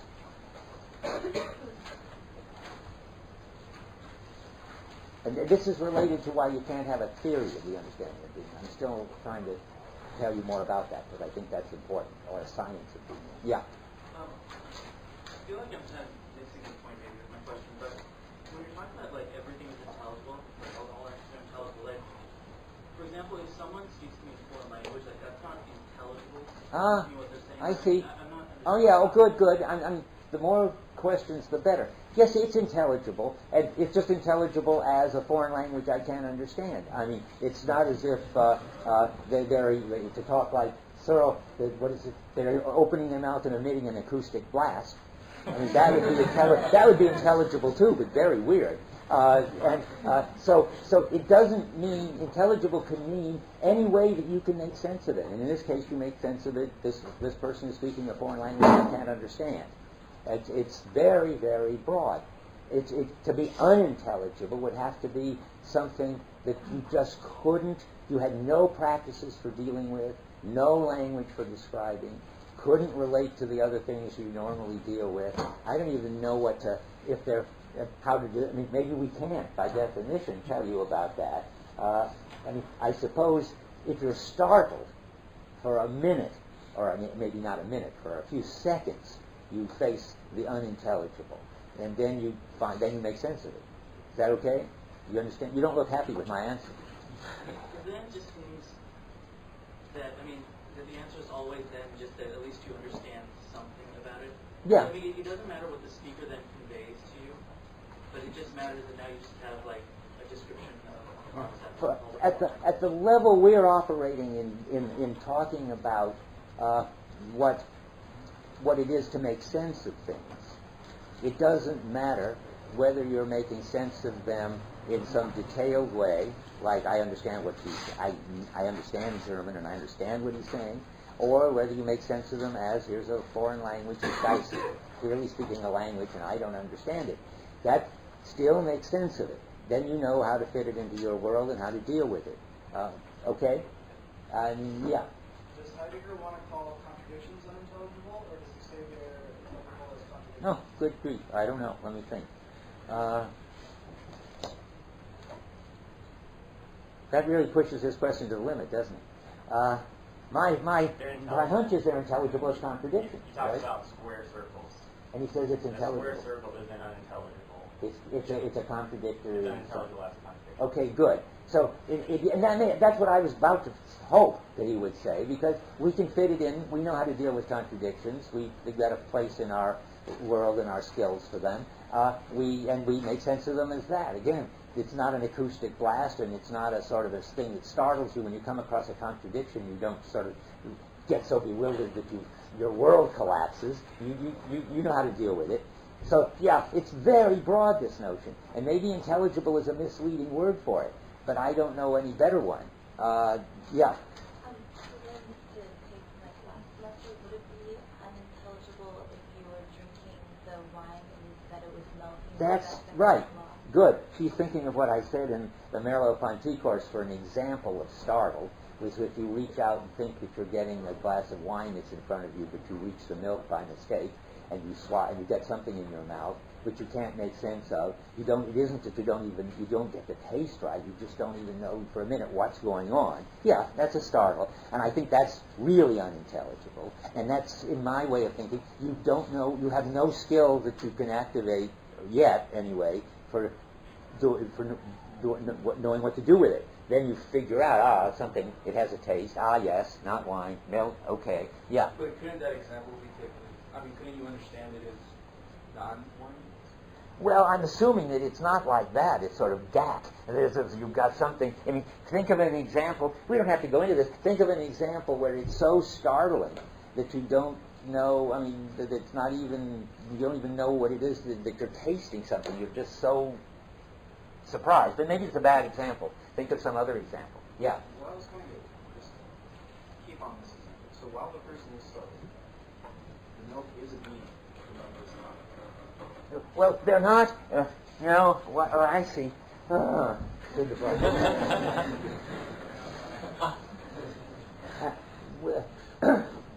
No, I think that when they're startled, there isn't even a being there that they're confronting. I think that just try to stick to the phenomena.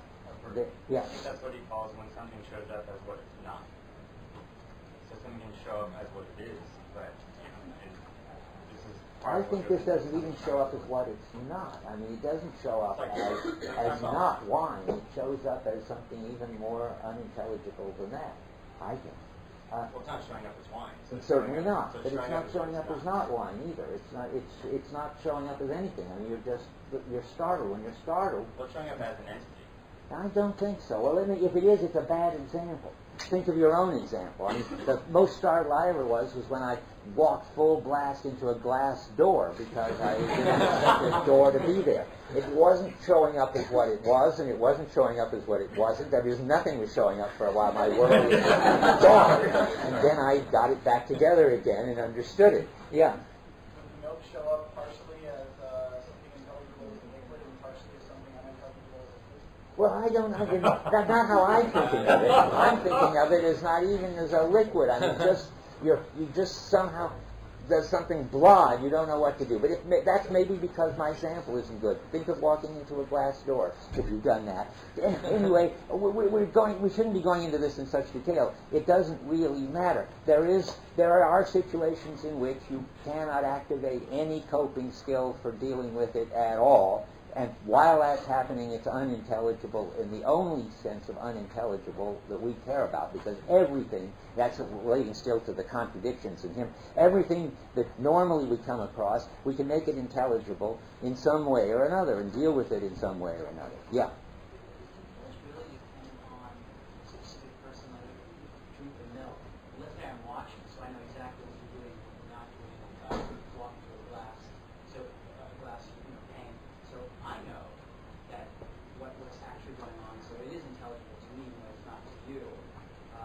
I see. Okay. And, so there is the possibility of intelligence. I don't know if this is sort of a Kantian possibility or condition, possibility, but that there is the possibility of being intelligent, and therefore it is, whether or not Well, I think what you're pointing to is probably something unclear in what I'm saying, and I'm not sure whether it's me or Heidegger.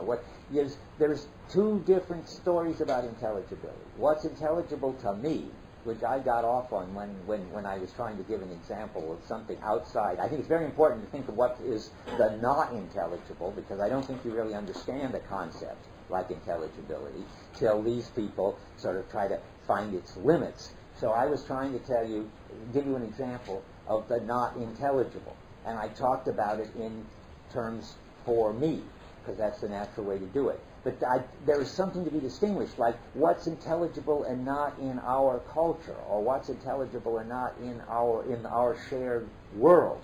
So, and I think Heidegger's not really interested in what's intelligible to me and not. He's interested in, that's why he's using Dasein in this way as human being.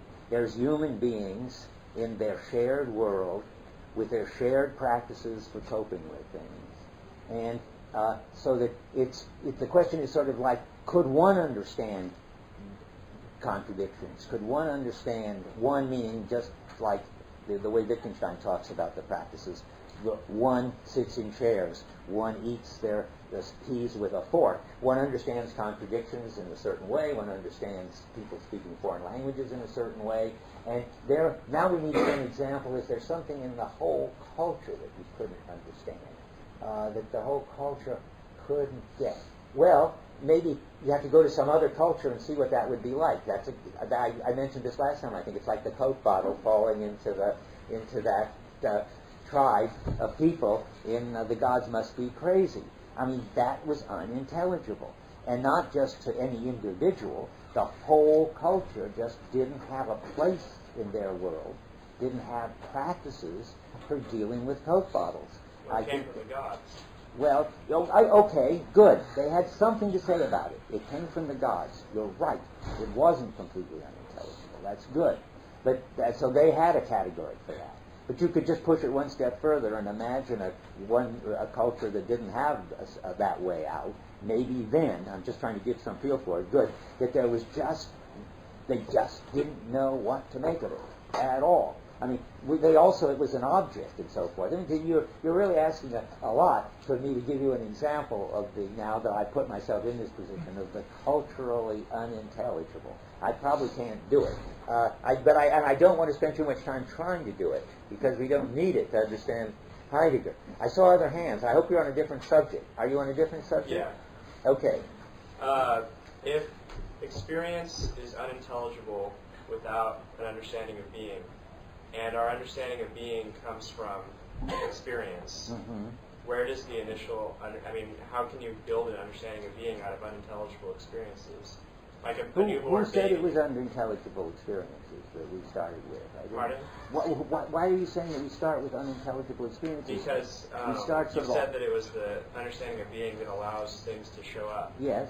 As what they are. Yes. So, in my mind, that means that without an understanding of being, things are unintelligible. That's right. So what makes you think we start there, with things showing up unintelligible? I think well, I see. So I mean, does that mean that a newborn baby? I thought that's what you're getting at. Okay. Well, Heidegger thinks, and it's surely true, that we never start from scratch. So even for a newborn baby, that's by innateness, by evolution. There's a lot of stuff that babies already know. In fact, there's a lot of fascinating research on how at such incredibly young ages babies, if a thing goes behind a curtain and then comes out on the other side too soon or too late, the baby gets upset or fascinated. They've already got a notion of the continuity of objects and lots of stuff like that. But anyway, what Heidegger would just say is that whenever sort of you come on the scene as in your life, you come on as always already having understood a lot. That's going to be called thrownness. I mean, you've already taken up from your culture a huge amount of, and you can ask about babies, or you can ask about what happens before you've got language, but wherever you start, you can see that there's going to be a whole lot of understanding. He certainly doesn't want to be like an empiricist who thinks that there's nothing in the mind, and then meaningless stuff comes in and we start trying to make sense of it. Not like that at all. I think probably more likely to say that we don't even experience or see or hear the meaningless. But we only can cope with what and make sense of, and even only show up what we've already got some capacity for making sense of. And that's this. So we're always already thrown into a meaningful world, always already making things intelligible from the moment we start being us, whenever that is. That's a good question. Yeah. Yeah. You're talking about what's unintelligible. I don't really think about this, but I think it's not talking so much about the milk or the specific things, but more that there are many, many more things in the world, and especially ways of looking at every single thing in the world that we possibly can comprehend. So through evolution, biology, different ways, we have a certain way of looking at the world, and then that sort of gets generally truths. And then we also have between humans, between maybe the cultures, different ways of sort of pare it down more. And so that's what I got more from Well, I don't, but I mean, I guess I'm going to hold to my view that we find out more and more about things that are already intelligible to us, and there are lots of stuff we don't know anything about, but we're already prepared to cope with that kind of stuff. Or if we're not, we're prepared to cope with it on some level. That's not the kind of stuff I'm talking about. Yeah. This is why I think it's so hard to come up with an example, because we're talking about the kind of things that we couldn't even, if we can't even comprehend it, we can't even think of it, then how are we going to come up with an example? Well, good. Well, that's good. You're right. I mean, anything I say is going to be so. Even if some aliens come who are totally different from us, we know they're aliens. What does someone only see in black and white? You try to explain to them what color was. Right. Color would be unintelligible. You wouldn't be able to color. It wouldn't make any sense. Well, that's interesting. You only see in black and white. So it's not just that you couldn't see in color. That's not the problem. It's not like somebody who had color vision or had vision and was blind. Okay, good. Let me take. Good, time is running out, but what you've got is an interesting distinction between, following up, I couldn't think of one, between what could be unintelligible to an individual, like color, red, and still intelligible to the culture. And the cultural one is the really hard one. I saw one other hand. I'll listen to your question. I may not have time to answer it. Can't anything be intelligible as being unintelligible? I don't know. I don't think so. I mean, and again, I think stick to the startle business. I mean, it's not even intelligible as unintelligible if it gets startly enough. That's what I think. Here we are on page 25 at the bottom, I believe it is.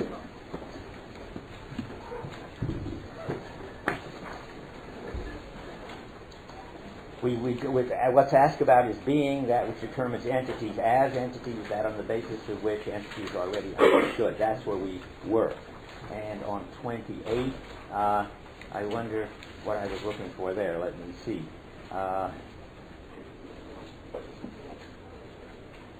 Well, at the very top, that we always operate in an understanding of being, which is constitutive of Dasein itself.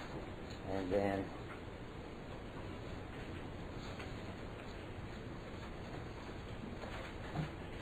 yeah, I think that's all I wanted on that page.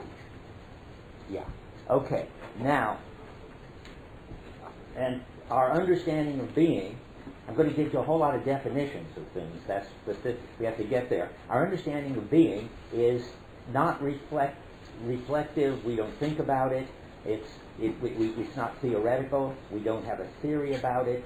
It's just there in our everyday involvement. So we know how to deal with equipment. We know how to deal with rocks. And we know how to deal with people. And it's very hard to get an explicit grip on it. He says that on 25. He says in the end of the second paragraph, we do not even know the horizon in terms of which the meaning of being is to be grasped and fixed. And yet this vague average understanding of being is still a fact. I mean, we've got it in everything we do. It's just very hard to pin it down. And there's at least 4 reasons why this background intelligibility in all of our coping is so hard to make explicit and intelligible. And I think, Heidegger, I don't think ever spells them out this way, that they're all around in what he's saying. So I'll give you 4 reasons. I think, 1, the background of skills and practices, which is what we're talking about, isn't a belief system. That is, if it were a set of beliefs that we had about entities, and then we could spell it out, and we could say, this is the framework. You get this kind of talk in analytic philosophy, that there's a conceptual framework of all of our understanding. That's what Heidegger is denying. It's whatever this understanding of being is, it's not a conceptual framework. It's not, we don't say in philosophy a belief system, but they would say that in anthropology and so forth. It's not a belief system. It's not, and it can't be put in a bunch of propositions that we all subscribe to. It's much more basic than that. That's the first reason it's so hard to get at it. The second is that it's so pervasive, like water to a fish. I have it quoted later, I'll look for it now though, because this seems to be the appropriate time to say it, that it's the nearest to us and therefore the furthest away. Remember him saying that? I'll have to look for a minute where I was going to say that, or maybe I will wait until I get there. Oh, here it is, on 37. I'm just explaining that mysterious, which I think very important remark. I now have to find it on 37. Here it is, the first full paragraph. But never mind about ontological yet. The last sentence. Dasein is ontically, I'm going to explain that ontically in a minute, closest to itself and ontologically farthest. That pre-ontologically, it's not a stranger. Well, all those are words I haven't explained yet. No wonder I didn't put it in my lecture notes yet. But just what does it mean to say that it's nearest and farthest away? Well, it's so pervasive and so built into everything we do and see and think and our language and so forth that it's very hard for us to see it. Like it's like water to a fish, as people sometimes say.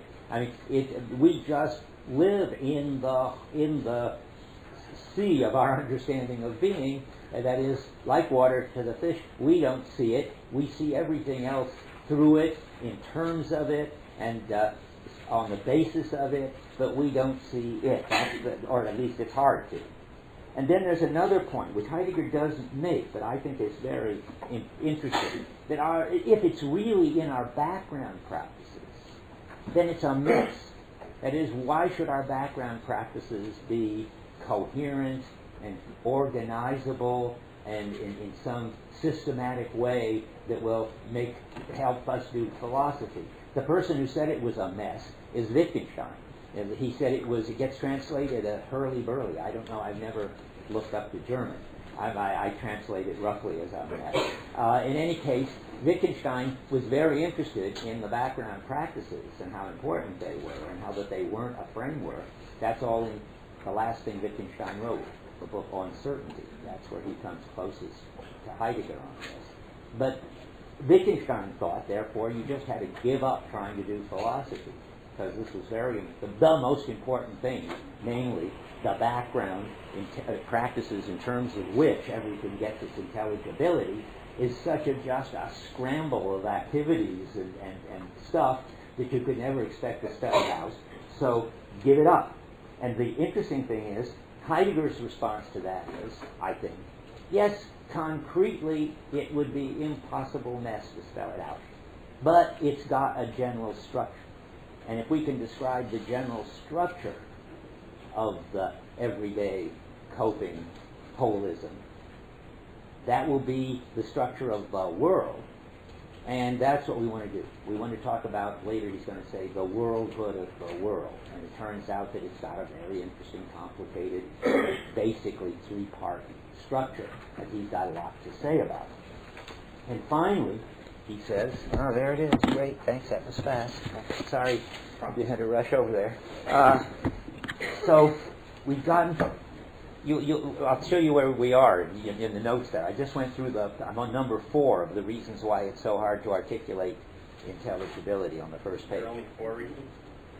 I only got 4. You could tell me more. I wouldn't be surprised there are a lot more. I've got 4. And it's covered up by our traditional understanding. That's the 4th one. And that's on page 25. Heidegger has a lot to say about that, naturally, because the traditional understanding is the understanding that you can make sense of it all in terms of one mode of being, namely presence at hand. Remember, objects are substances with properties. We're a different kind of substances. They're extended things with properties. We're thinking things with properties. Yeah, that's right. Those window that I'll try. Just keep telling me if I don't. It's mostly when I look down that you can't hear me. I have a feeling, so I have to stop looking down. I probably better for the microphone too. Okay, just keep reminding me. So the tradition has got this view that everything should be understood in terms of substance, that is, as some self-sufficient something or other with its properties, and that's going to cover up what's going on where understandings of being are concerned. This is on 25, he says this.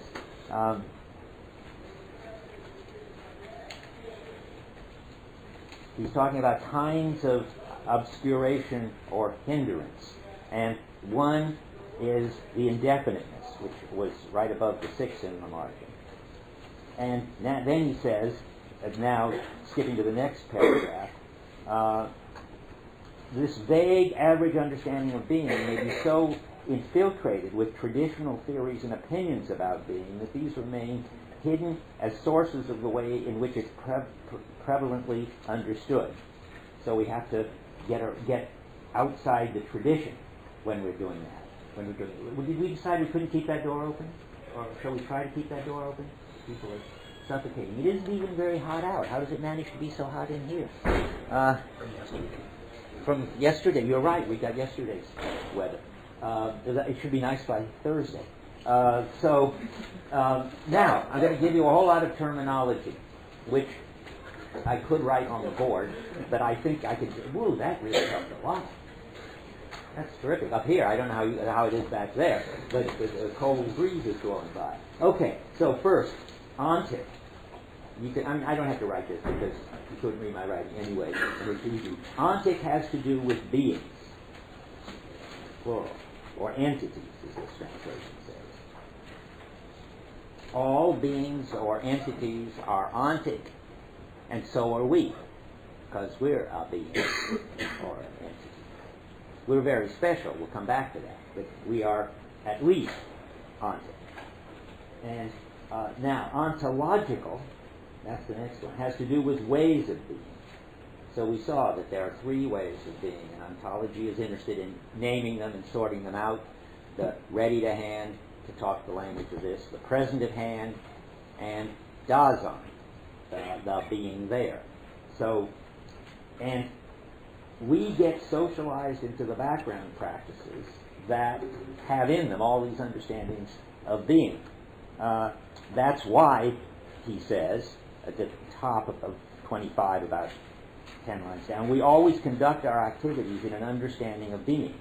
Out of this understanding arise both the explicit questions, the meaning of being, and the tendency that leads us towards its conception. So we're socialized into the background practices, but we don't know it. We're back to that again. I'm going to seem to be repeating myself again and again because it is so obviously phenomenologically right what he's saying, and so neglected in all philosophy courses and really in the whole university, because we are all dedicated to theory, and theory means making things explicit, finding their components, treating them as substances with properties, and so forth. So I just keep saying, we live in this understanding of being, but we don't know it. This is at the end of that paragraph on 25. We don't even know the horizon in terms of which the meaning is to be grasped and fixed. We have no help from the tradition. And where else would we get any help? It's completely, Heidegger has to start from scratch. It's an amazing project, being in time, and an amazing achievement. he claims that he's doing something that philosophers have neglected and failed to do for 2,500 years. And he's right. And it's pretty impressive to have done it. And that's why this book is going to be, on the level of the critique of pure reason, and the phenomenology of mind, when we can sort out. As Habermas already said, I told you that. So here we go. But we have nonetheless, or not nonetheless, we're socialized into an understanding of being.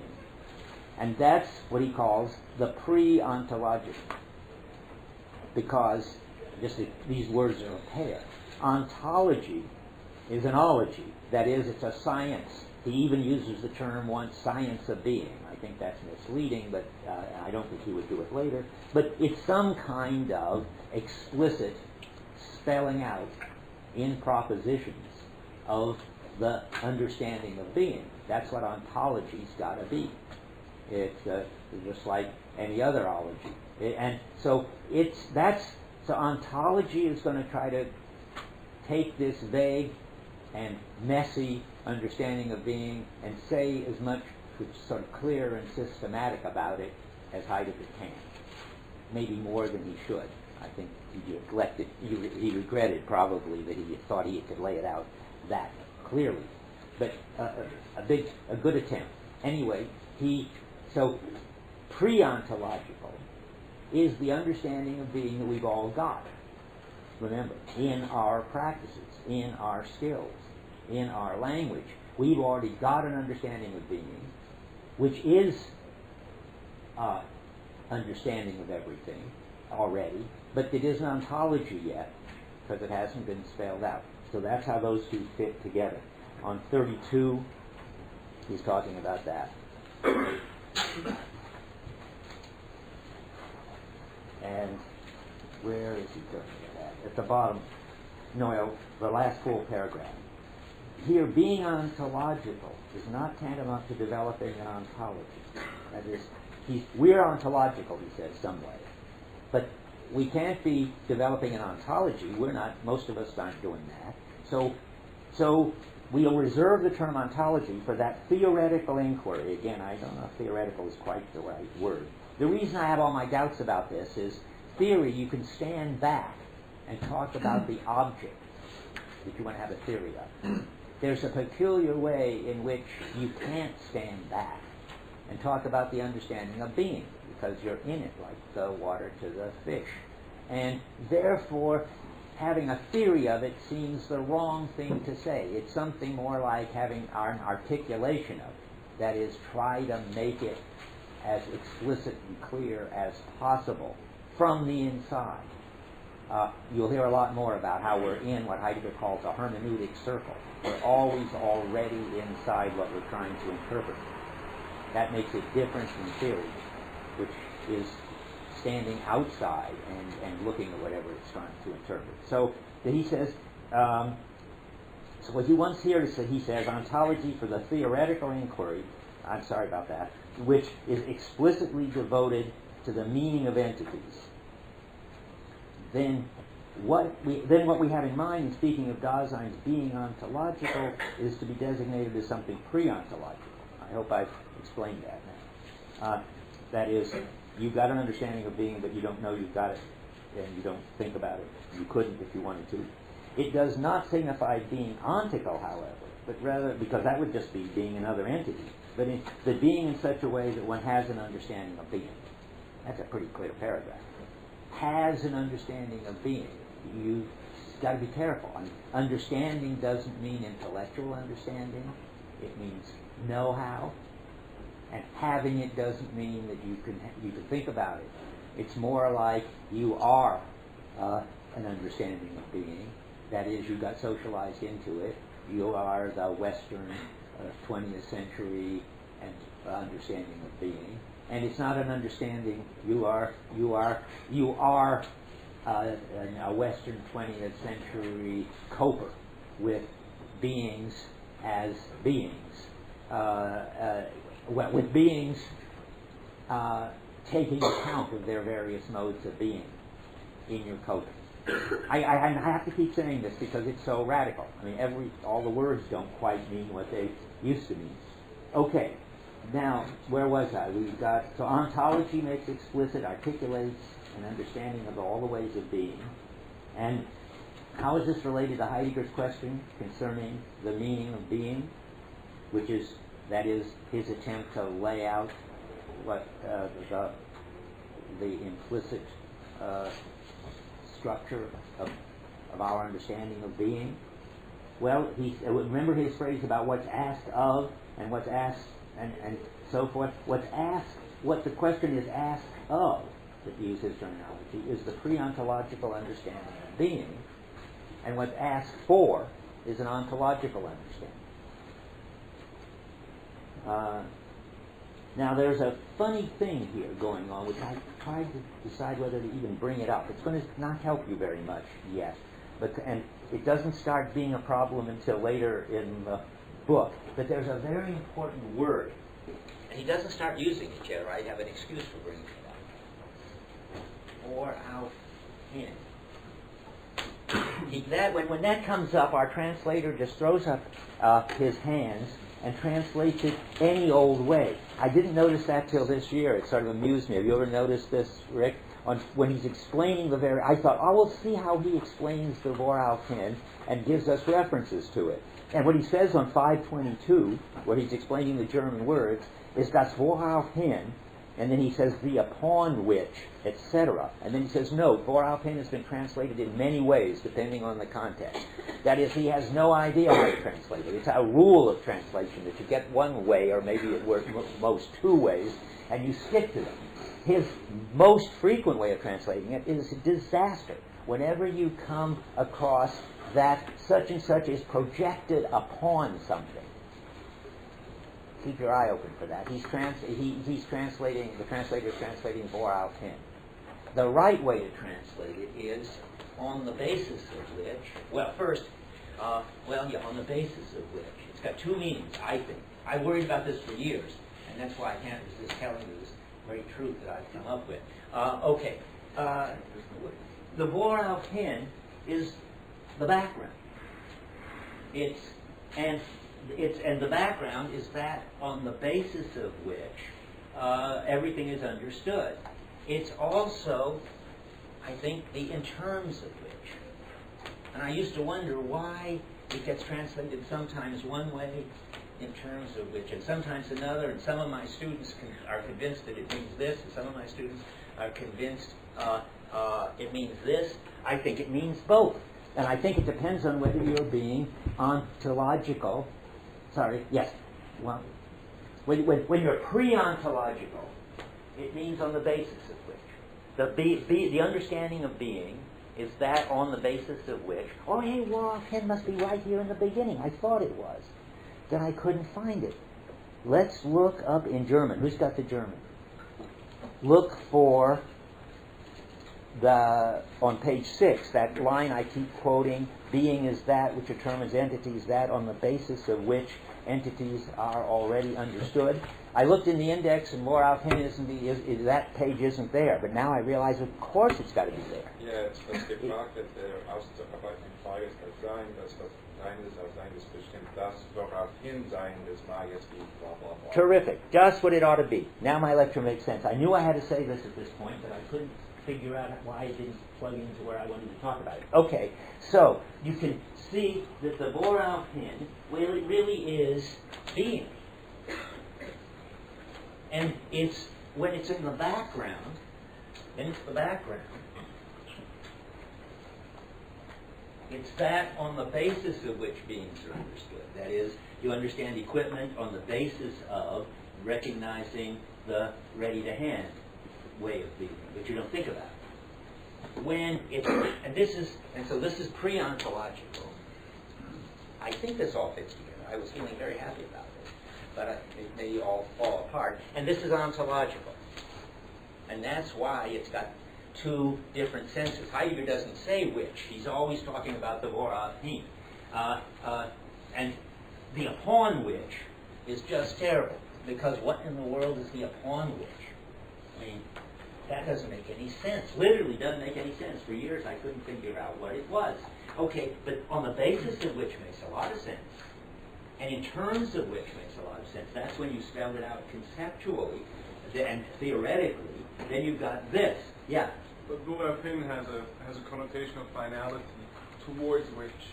Yes, but it doesn't seem to when he's talking about it. Because if you look at this sort of, that where he says, that it's that on the basis of which entities are understood. If you said that towards which entities are understood, you wouldn't know what to do with it. I guess Bourafin is a very peculiar word. And I guess I'm saying, I don't care what the German means. You've got to give it a meaning that would explain why Heidegger uses it at these crucial moments. And if you can tell me, come and talk to me, why the towards part, I understand that. I know enough German to realize that that's the natural way to read it, but it doesn't work for him. I don't think. It isn't towards which, it isn't upon, certainly isn't upon which. I think that we all agree about that. And if you call it these things, it works. That's the first attempt. And if there's another meaning that you can find that's consistently helpful, I'd love to see it. Okay, maybe yes. I know in the HarperCollins edition, right here on 26, when he says upon which they translate it and they parenthetically keep the German for often. That's right, and yet they don't refer to it in the index. That's funny. Do you know if they do that throughout? So we come it would be nice if they did it throughout, but I don't believe they do. Do they, Rick? No, I think they just start using any old translation they feel like using. It's quite clear that they have no clue as to what that word means. And they get it right the first time, really. They got on the basis of which. But they don't say that anymore. That was my clue. They had it right. But so you've got to keep your eye out, and I'll tell you when it's important. But every once in a while you'll hear this thing about the upon which, and you can perk up your ears and know that there's something important going on there. Okay, I don't have to say more about it now, but I'm glad I didn't give up talking about it. Let's see now. And one more little point, which is nice. Of course, you would want to think, if you're doing a kind of approach the way Heidegger is, that you don't do ontology just because it's been done since Plato and Aristotle, or because it's something to do, or philosophers are always having ontologies. He will want to ground this ontology into something much more important to human beings.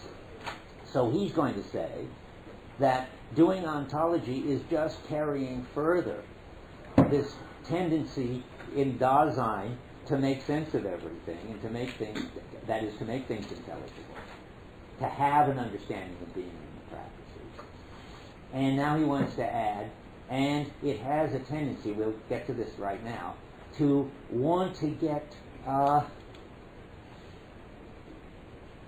wait a minute, I'm not sure I want to say that. The sentence I'm thinking about is the bottom of 35, and I'm just about to talk myself out of something. It says, let's read it all. If we, the bottom paragraph on 35, the end of the section, if to interpret the meaning of being becomes our task, Dasein is not only the primary entity being interrogated, we see why, it is also that entity which already comports itself in its being towards what we are asking about when we ask this question. And we are going to get to that in a minute. Dasein is always, I'll tell you the words now, taking a stand on what it is to be. We'll get to that. But in that case, the question of being is nothing other than the radicalization of an essential tendency of being which belongs to Dasein itself, the pre-ontological understanding of being. Look, you've got to parse this right. An essential tendency of being which belongs to Dasein itself. Wow. What does that say in German? That doesn't make any sense when you look at it carefully. What you wanted to say is that there is a tendency in Dasein which is to make it explicit the radicalization of an essential tendency of being which belongs to Dasein. Every time I stop and look at some sentences, it suddenly becomes strange. What have you got in the new translation? He says, hence the question of being is nothing other than the radicalization of a drive, instead of tendency, belonging essentially to the being of being there itself. But Not now the much. tendency is to the being of Dasein. Yeah. A tendency that belongs to the being of Dasein. Yeah. Okay, well, I see that I shouldn't have said anything about this yet, but I'll tell you what's happening. What he wants to say is, and I'm going to explain it in detail, that the reason it's something that we all should really be interested in doing ontology, because it belongs to the nature of Dasein to take a stand on what it means to be. Now, I got confused because, in a certain sense, everybody's always taking a stand on what it means to be. That's what it is to have that understanding in your background practices. But he's now adding that we have a tendency, and it just comes out of nowhere, I'm afraid, that he's going to define us as not only taking a stand on being, but trying to become as clear as possible about this understanding of being, so that we're always already on the way to ontology. Now, I must say, this comes like a cat out of a hat or something. I don't know what right he has to suddenly say that. Let me think a minute. I've fallen into a hole that I had never fallen into before. There's always a new one. Keep your eye open, and I will too. What right he has to say. The Dasein isn't just okay with having an understanding of being in its practices. What right does he have to say that we have a tendency toward getting an articulated understanding of being in us? I mean, I don't know. Wait, well, he wants to say something, and then Rick can say something. Okay, or anybody who wants to say something. Just real quick, is the tendency, I read it differently, I guess, if you did. I read the tendency is not what you're saying, which is to try to clearly articulate it and kind of get to the ontological. I read it as the tendency is the pre-ontological understanding. That's the tendency. And so therefore, what he's doing by trying to get to the ontological is actually radicalizing the tendency. The tendency is not the ontological. The tendency is the pre-ontological. Uh-huh. And Okay. he's trying to radicalize the tendency by going further and getting to the actual ontological. So he's like, I'm just taking it a step further. Or Okay, the reason I like, I mean, as reading to the, I don't know which fits the German better. Are you going to say something about it? Because what bothers me about it, that is, we don't have a tendency toward the pre-ontological, we're just that in it. You couldn't have a tendency toward it. That's the problem. What do you say about the German? Yeah, the German says, eine zum Dasein selbstgehörigen wesenhaften Seinstendenz des ontologischen Seinsverständnisses. So the tendency is there as well. I mean, there's no... The tendency, but wait, it's a tendency, it's, okay, it's got an essential tendency to what? Go on, Ron, still, tendency to get... It's not to, it's a tendency of, it's a genitive, ontologischen Seinsverständnis. A tendency of the pre-ontological understanding. No, there's a comma there. Tendency. On page 15 it says, Tendenz das eigene Sein aus dem seienden Herrn zu verstehen, zu dem es sich wesenhaft, ständig und zunächst verhält aus der Welt. Tell us what that means. To translate so that. The tendency to try to understand one's own being That's in the another. world, I see. referring to this world. And I think the tendency, when you read the chapter beforehand, he goes into Aristotle and Thomas You're right. Aquinas, and he says, well, what's that? Why do we have this? We are different than the things in the world. We're trying to understand that, and I would read that as this. Okay, good. You're absolutely right. Now, you've just reduced my problem to a previous problem I had last year. And now I see that they're part of the same problem. That's very funny. Here's what she's telling us, and we're going to come a little later in the lecture. He says explicitly that we have a tendency to think of ourselves as substances, to misunderstand ourselves as present at hand, that it belongs to our very way of coping to interpret ourselves in terms of that which we cope with. I'll find, what page is that in English? You don't know. 15, Well, give us the German 15 side page or whatever. So it's probably 35. 35. 35? 36. In the German side pages? Or In German it's 15. it's 15. So here it's Way page at the bottom. 36. Okay. The kind of being, good, that belongs, that's what you were reading at the bottom here of 36. The kind of being which belongs to Dasein is rather such that in its understanding of being it has a tendency, that's a clue, to do so in terms of that entity toward which it comports itself proximately in a way which is essentially constant in terms of the world. So now we've got two incomprehensible claims that are very closely related. I don't want you to win. Really? The last sentence of page before. Okay, where? What?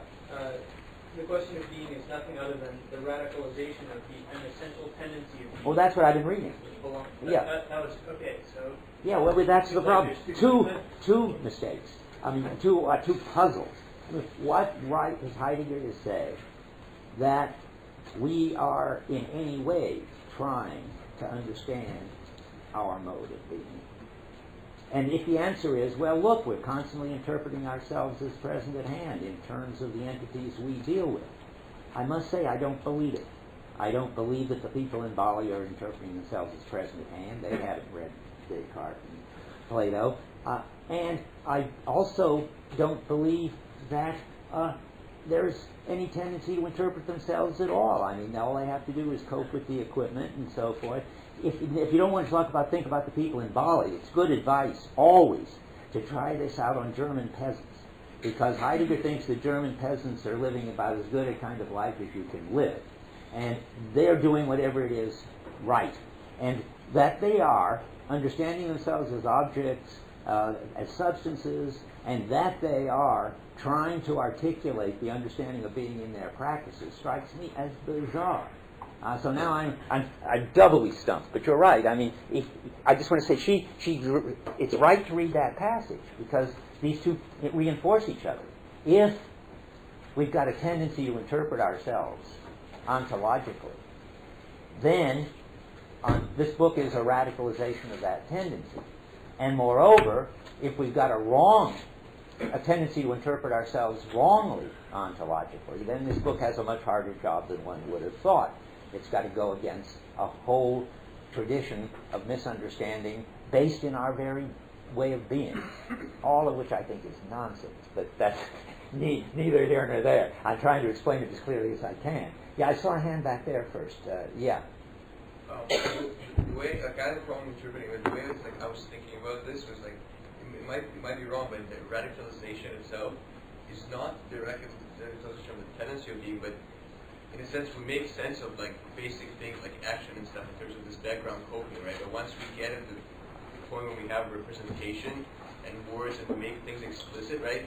It's not that there's the same kind of tendency, right? But the coping itself, right, works in the same way on both the explicit things and on the non-explicit things, but it's the same actual coping that works, and that very thing is in that sense sort of radicalization. I don't think I understood. I'll try to explain it again, because I might be confused about this. But it's not that there's a tendency that gets radicalized, right? But the thing that he talks about, the actual making things make sense, this background understanding works the same way on actions, right, as it does on I see what you're saying now. We're often trying to make sense of things, and this is just a radicalization of our normal way of making things intelligible. That's what you think. I think not, for reasons I'll give an example for in a minute. But Forrest, did you have your hand up? No. You had your hand up. Yeah. I was just going to comment that Heidegger probably thought that Descartes and all these guys had the same tendency towards the ontological, but he just thinks they got it wrong. And that he thinks his tendency, his radicalization, is the right one.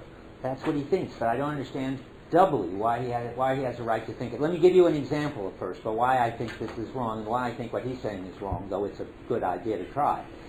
Let's take something not like an understanding of being, so fundamental, but as an example, take what it is to be masculine or feminine in a culture. Every culture has that. We have that too. It's very interesting to take that and think about it in both in respect to the things I've already said about understandings of being, and then in terms of this weird problem I'm having. To begin with, though, you can see that something like gender is full of the same kind of puzzles that I was talking about. That is, it's in all of our background practices and so forth, how to treat women as women and men as men, and treat ourselves as men if we're men and ourselves as women if we're women. And it's pervasive like water to the fish. It's very hard to make it explicit. It's probably full of contradictions and a messy thing that's come down to us through history, putting in various parts from the Greeks, from the Christians, from who knows what. And it's no doubt covered up by traditional misunderstandings. That is, we don't see it clearly at all. Now, I like that. I think that's an interesting analogy, and you should think about that. Whenever you get puzzled about how an understanding of being could be in our everyday practices and language and stuff, you can think, well, how does our understanding of gender? It's just like that. And now comes the parallel puzzle. But would you say that it's part of our essential tendency? Now, maybe it is. It's an interesting question. To try to get clearer about what it is to be masculine and feminine, and moreover, well, period. That's right. That is, wouldn't you just do it in a normal culture? We're a peculiar culture. We have consciousness-raising groups, but it took a long time to get to that, where women try to figure out and make explicit what it is to be feminine, and men would then copy them, and they did it too. But the very fact, I guess I should use it on my side, that it took 2,000 years or several 100,000 years or whatever before anybody ever got around to asking that question, suggests that in a traditional, normal culture, people just are men and women. They don't go around with a tendency to try to make it explicit. Well, that's my hunch. But now you all have views about that. Yeah. Well, the thing is, I think that making things explicit, right, is not the radicalization itself, right? We have things once we have concepts and these explicit things, right? This is not the radicalization of this thing. It's not like a progression or not Okay. this thing, right? But once we already have it, right, the way we're going to deal with it, right, it's going to be it's going to be basically, this is going to be the radicalization. This is going to be the process which extends the process of actual dealing with things in the world, right? Once we have the explicit understanding, once we have concepts of being, right, the way we're going to deal with it is going to be not very different than the way we're going to deal with things. I see what you're saying. Okay, a tendency, but I'm not convinced. You see, what I want to say is we have a tendency to make things explicit when we need to. I mean, it turns out to be something important to do if you're trying, for instance, how to figure out, I don't know, what kind of animals are edible and what kind aren't. But if it's some of these pervasive things like gender, it just doesn't seem to me obvious. But I see what he's saying, where he wants to say, well, we have a tendency to articulate things when we need to, and so we just radicalize that and articulate our understanding of being. Even, I have to parenthesize, even though we don't need to. But maybe, I see that I regret this in a way, but on the other hand, now I can't give it up. Yeah? To try to be precise about this, Heidegger does not say we have a tendency to articulate or to have a specific or explicit understanding. He talks about a tendency of understanding. Yeah. We have a tendency toward a pre-ontological... Two different tendencies. Okay, we have a tendency toward a pre-ontological understanding. Well, is that what English is just terrible. Well, that's what. That won't work. What? Being which is the pre-ontological. The tendency is the pre-ontological. It should really be the radicalization of the pre-ontological. I see. Okay. Hey, you guys may have got it. Let's see. So our tendency to make things intelligible as various ways of being, we have that. And that's our pre-ontological understanding. And since we have that, he's going to add the question of... I like it. I'm sorry we went on this big detour, but I learned a lot. Okay, let me just repeat so you won't feel that you don't get it when you kind of get it. I mean, it's not that he's claiming that we have a tendency to make explicit our understanding of being. That's what I didn't like, and I thought he was saying that, and I didn't think he had any right to say that. If he's saying, look, we have an understanding of being in everything we do, and then adds, and therefore we could radicalize that and make it explicit as an ontology if we want to, is that what you think he's saying? Is that right? Okay. Yeah. Okay, then we have to separate that from her question.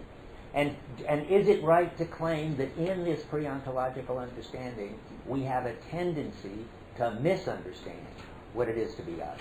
That's another issue I don't know if that's right or not, but that's a separate issue now. I think so, because those are two different words. I mean, I think that the German sign literally tendency of being, as opposed to the word tendency itself. I see we have an essential tendency of being. It belongs to our being to have an understanding of being. That's our pre-ontological. Tendency of being is the pre-ontological, but I think when he uses, like on the next page, on 36, the tendency to do so in terms, I think it's just proclivity. I don't think it means the sort of the Heideggerian. I see. tendency. Aha. Well, let's try. We're being thrown away by the. Okay, let's try this to get these two separated out. He might be right that in our culture we have a tendency to understand everything as substances because we got started off on that in Greece. In fact, he claims a stronger thing, but we can make a distinction. He claims that Dasein, all Dasein, everywhere, has a tendency to understand themselves in terms of what they're using. That is, either as equipment or as substances. That I doubt. But I don't think we should worry about it. So he said because it seems like he says that when Dasein is trying to understand its own being, it does so in terms of the world. And so if the world, if the world is not a world in which we're dealing constantly with things, if the Balinese world were different than our world or something like that, then they may understand themselves in a different way. I don't think that. Okay. Well, let me put this aside only for the following reason: the world is in quotes, and it's a whole issue what that means. But I think that means present at hand entities. I'm not sure. So he's still got the claim in here that we, everybody, human beings, understand ourselves in terms of the entities we deal with. And moreover, not even the equipment, because we don't understand ourselves as ready to hand. According to him, we have a tendency to understand ourselves as present at hand. And maybe that's so, but I don't know. Make up your own mind. Let me go on.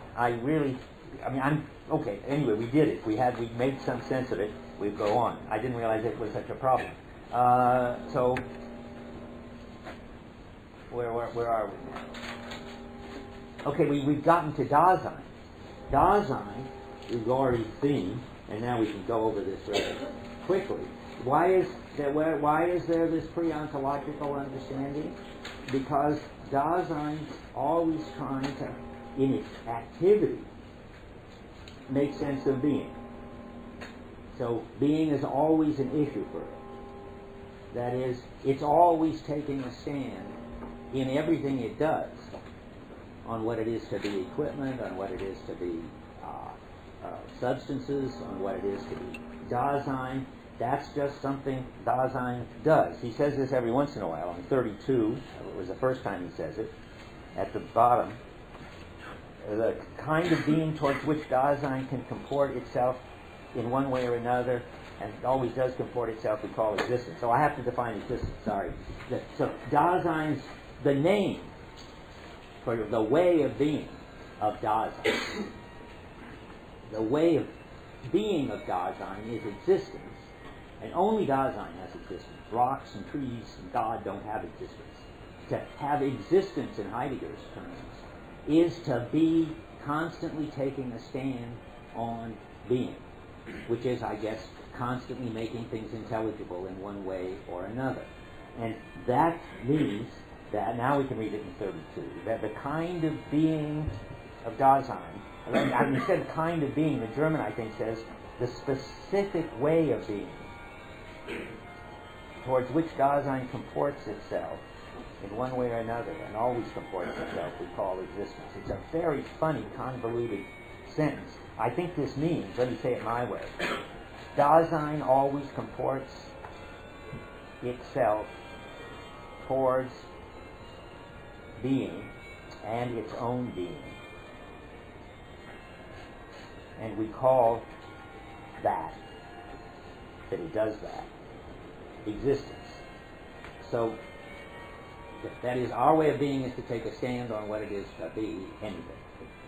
And for us, or masculine, or feminine, or tools, or objects, whatever, that's in our, we got it in our pre-ontological behavior.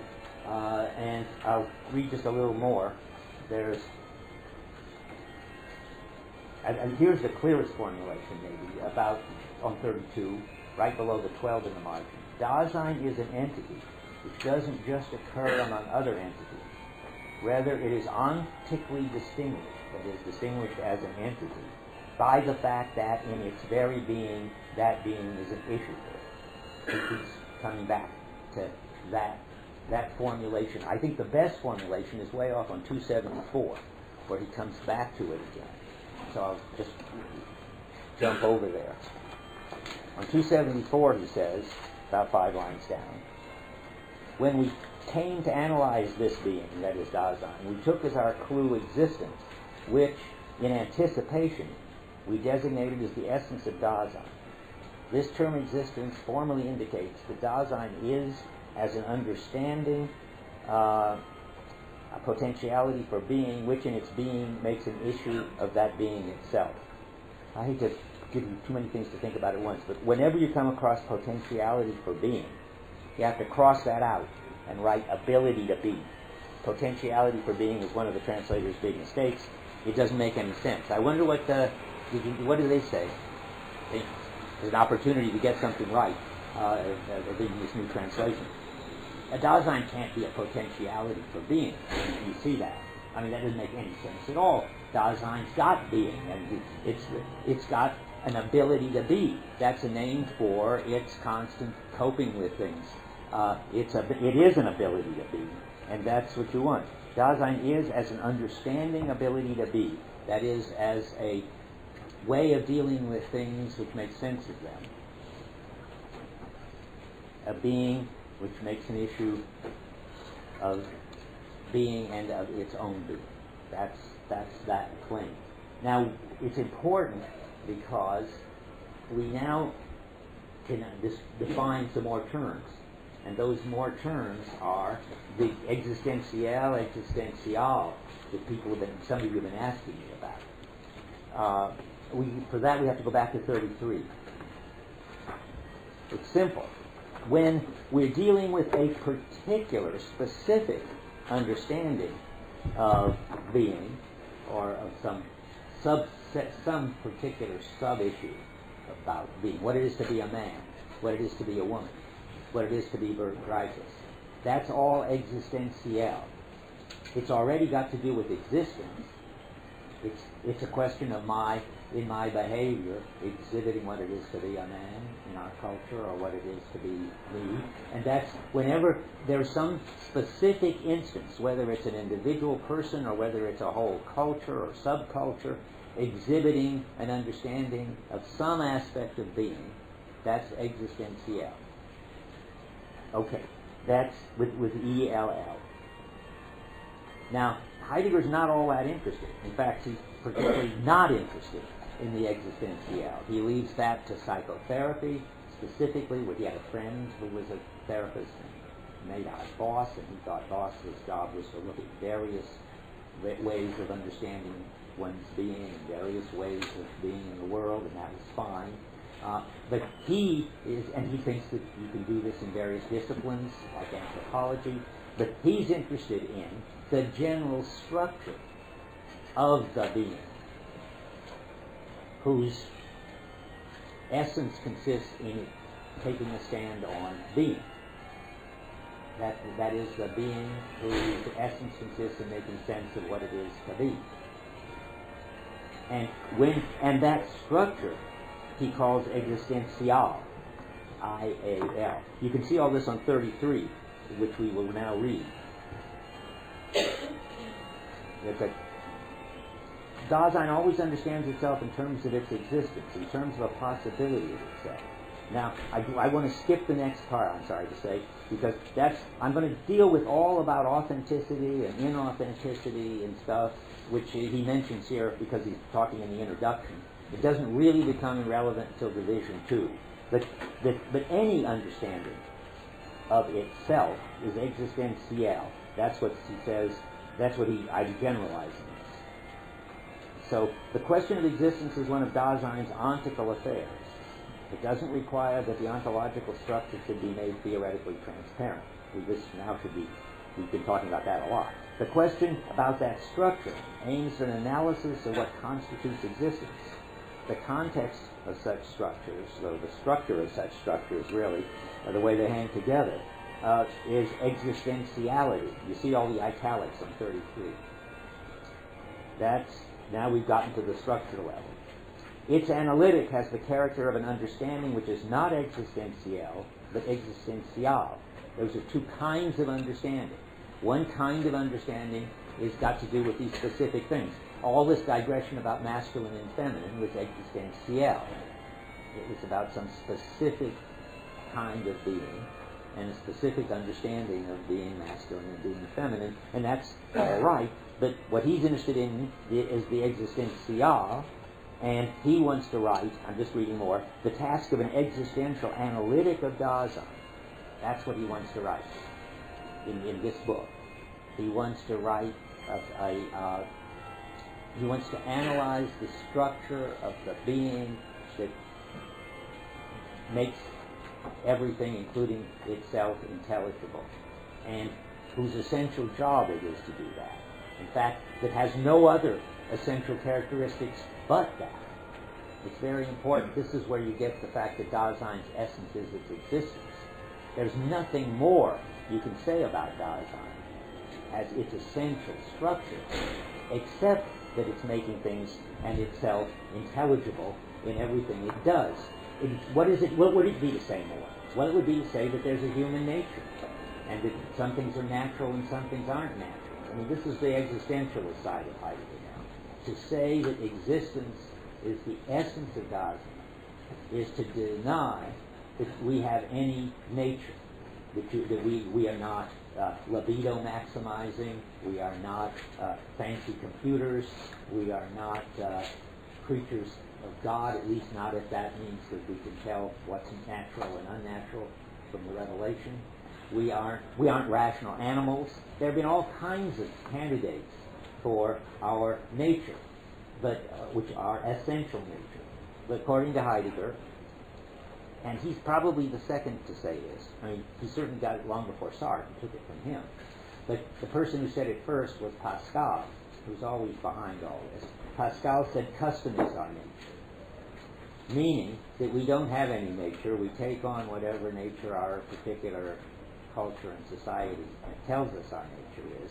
But then it follows that we're the kind of being that essentially hasn't any nature, but whose activity amounts to giving itself some interpretation or other. Okay, that's going to turn out to be important, but that's going to turn out to be important in Division 2, which is the existentialist part. I don't want to say more about it right now, but we still have a lot of distinctions to make.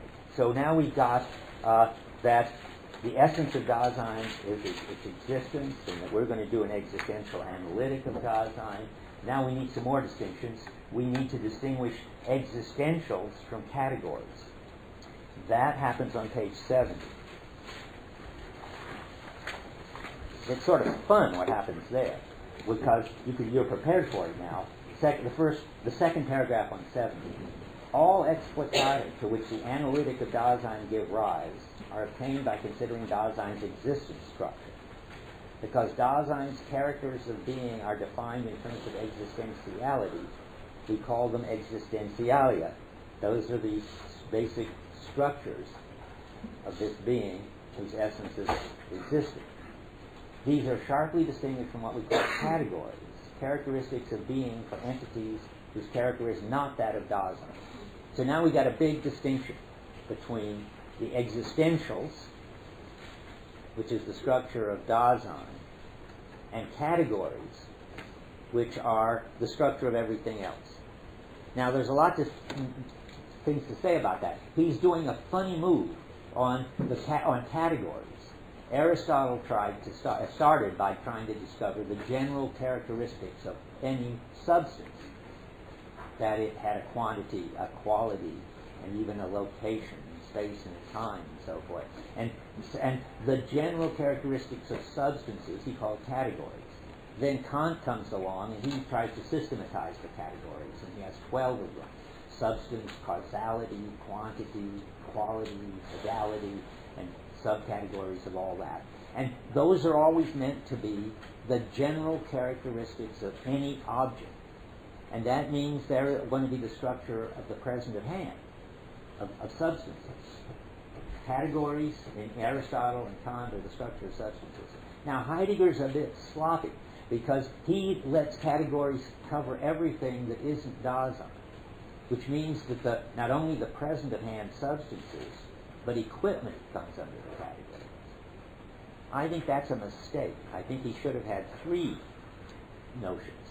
The structure of Dasein, which are existentials, the structure of all substances, which are categories, and something else, call it whatever you want, the structure of equipment.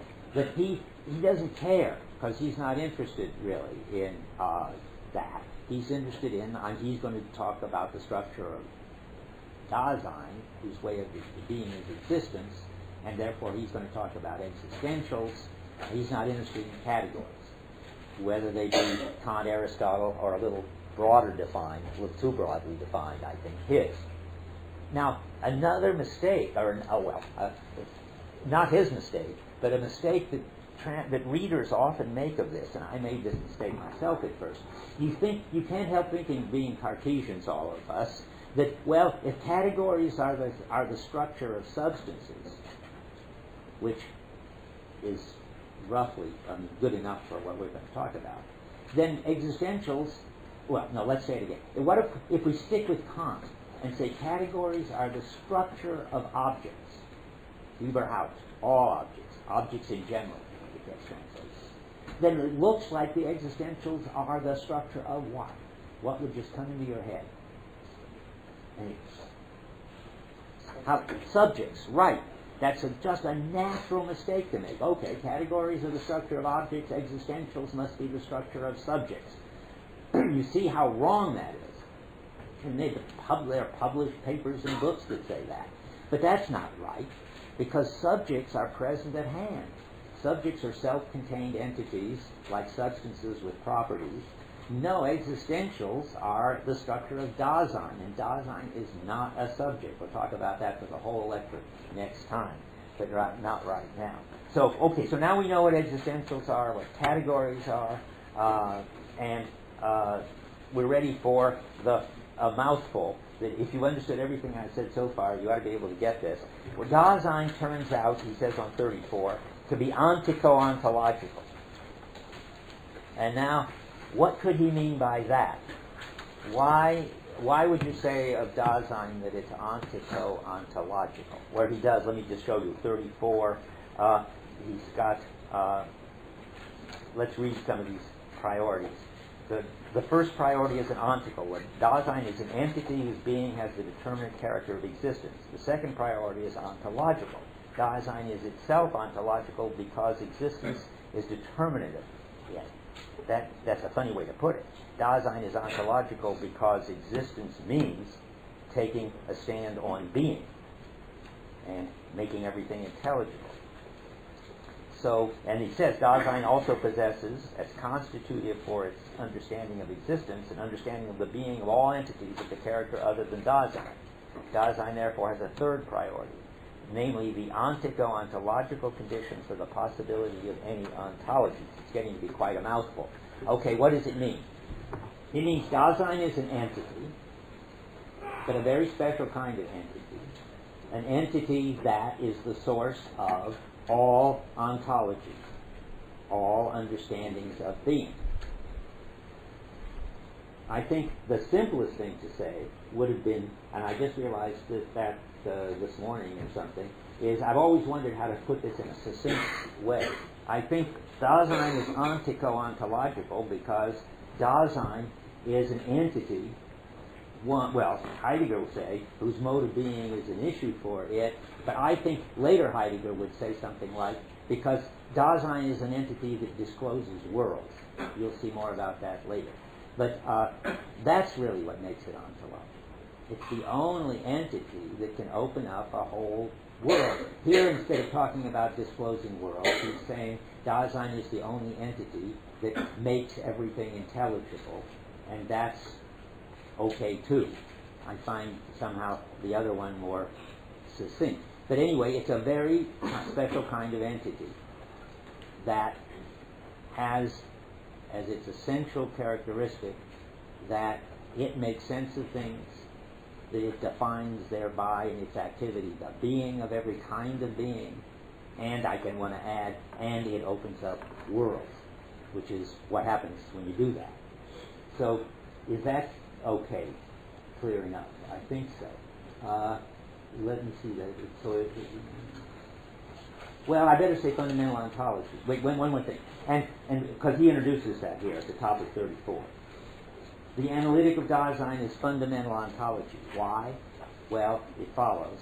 If you do the study of the structure of the being, whose way of being is to make sense of all beings, then that's going to be fundamental ontology, because you're going to be studying that being which makes all the ontological distinctions and makes ontology possible.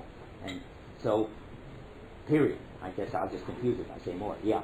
Yeah. So you just call it Dasein an entity. I thought it was a general ontological concept that was trying to get away from Descartes' notion of entity. Okay. Good. Okay, now Dasein. Remember, I said in the very, very beginning of this lecture, Dasein is an entity because. There's lots to say about that. To begin with, good question. To begin with, I mean, it's a sort of intuitive that if you're a Dasein and I'm a Dasein, and we are each entities, we are each, just something or others, and you can count, in a certain way, you could count how many Dasein there are in this room, unless there are schizophrenics who have 2 Daseins in maybe or something, or zombies who don't have any. But generally, there are as many Daseins in this room as there are people in this room. Heidegger wants to distinguish Daseins from people for the very reasons like that there are people around who haven't got, for some reason or other, an understanding of being because they're comatose or something. So he talks about the Dasein in people. But now you begin to wonder how many there are. I mean, maybe there's just sort of Dasein in general in this room. Well, I think it helps to understand, and Heidegger uses it both ways. Heidegger sometimes by Dasein means a very general way of being that various people are cases of it. So what's in this room is really a whole bunch of cases of Dasein. And if you think that's weird, consider this. We're lucky in English that we've got human being as a name. So if I ask you how many human beings there are in this room, you can come up with, say, 80. But you can also think of human being as a certain way of being. And then, so if you want to know sort of, how we put it,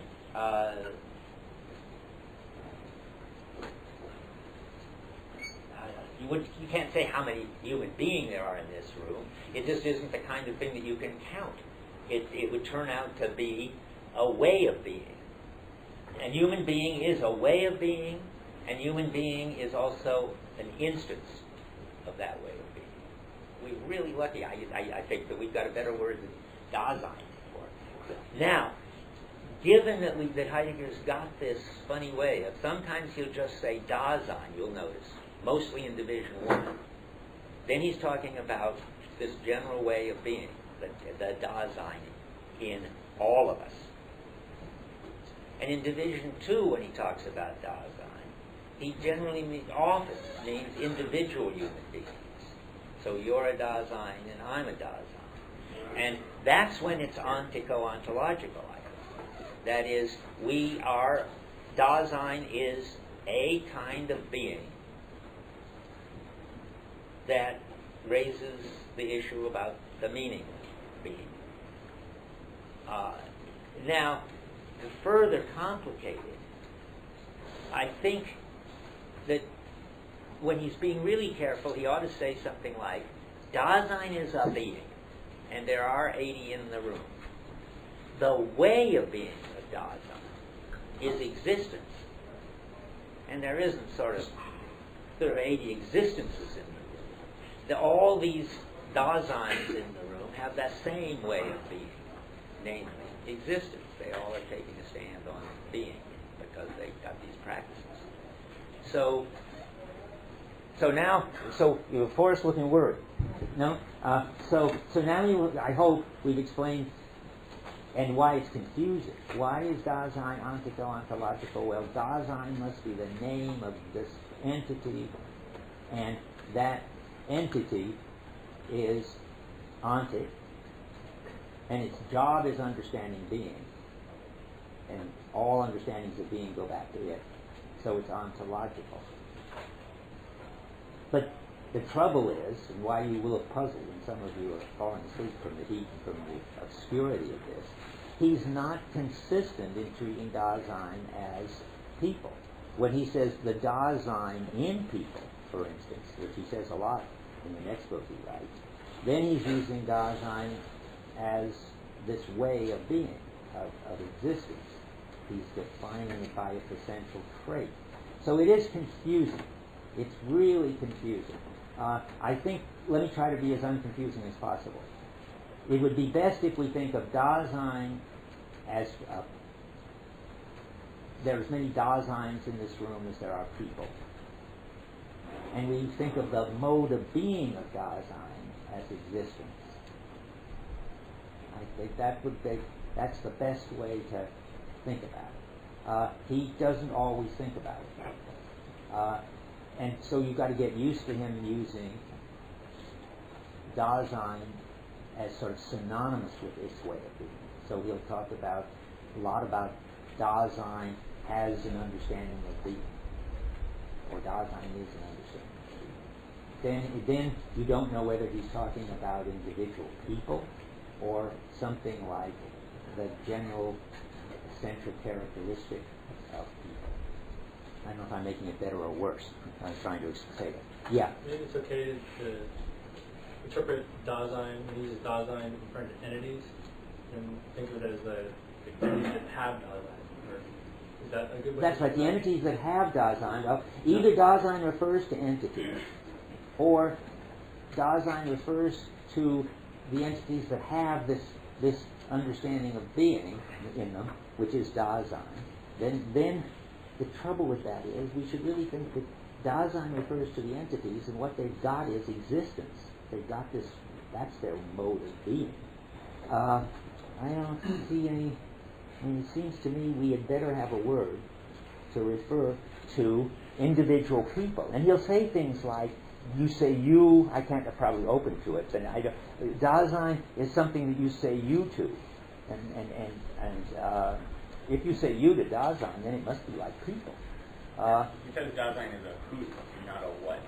A what? That Dasein is a who. Yeah, and not a what. Okay. If it's a who, it sounds like you or me, like people. But then he'll be using it too. You just got to get used to this. He'll be using it instead to describe a certain way of being, which has a certain structure. And as long as you get used to it, it's all right. Yeah. 168, it says one must always use a personal pronoun when one addresses it. It addresses Dasein. Okay, so there he's clearly making Dasein into a particular person, people. I mean, each person is a Dasein. But then when he says something like the Dasein in people, or when he says, I had another one in mind, just a second. Dasein has this characteristic, namely Dasein makes being an issue for it. Then it looks like it's not something you can say who to. The who's then look like cases of Dasein. It's not clear, here's one way to sum it up, whether we're supposed to think of ourselves as cases of Dasein, which is that we all have this way of being and we're instances of it, or whether Dasein is a case, and it's a case of something else called existence. I don't know. I think all I can say is, if you get worried about it, just think about human being, and think about the fact that human being is this general thing that we're all cases of, and we are, each of us, a human being. So Dasein is this general thing that we're all cases of, and we are each a Dasein. We get used to it with human beings, so you have to get used to it with Dasein. It works perfectly well once you get used to it. Let's see. Okay, we got 3 more minutes. So let's see if I can finish this here.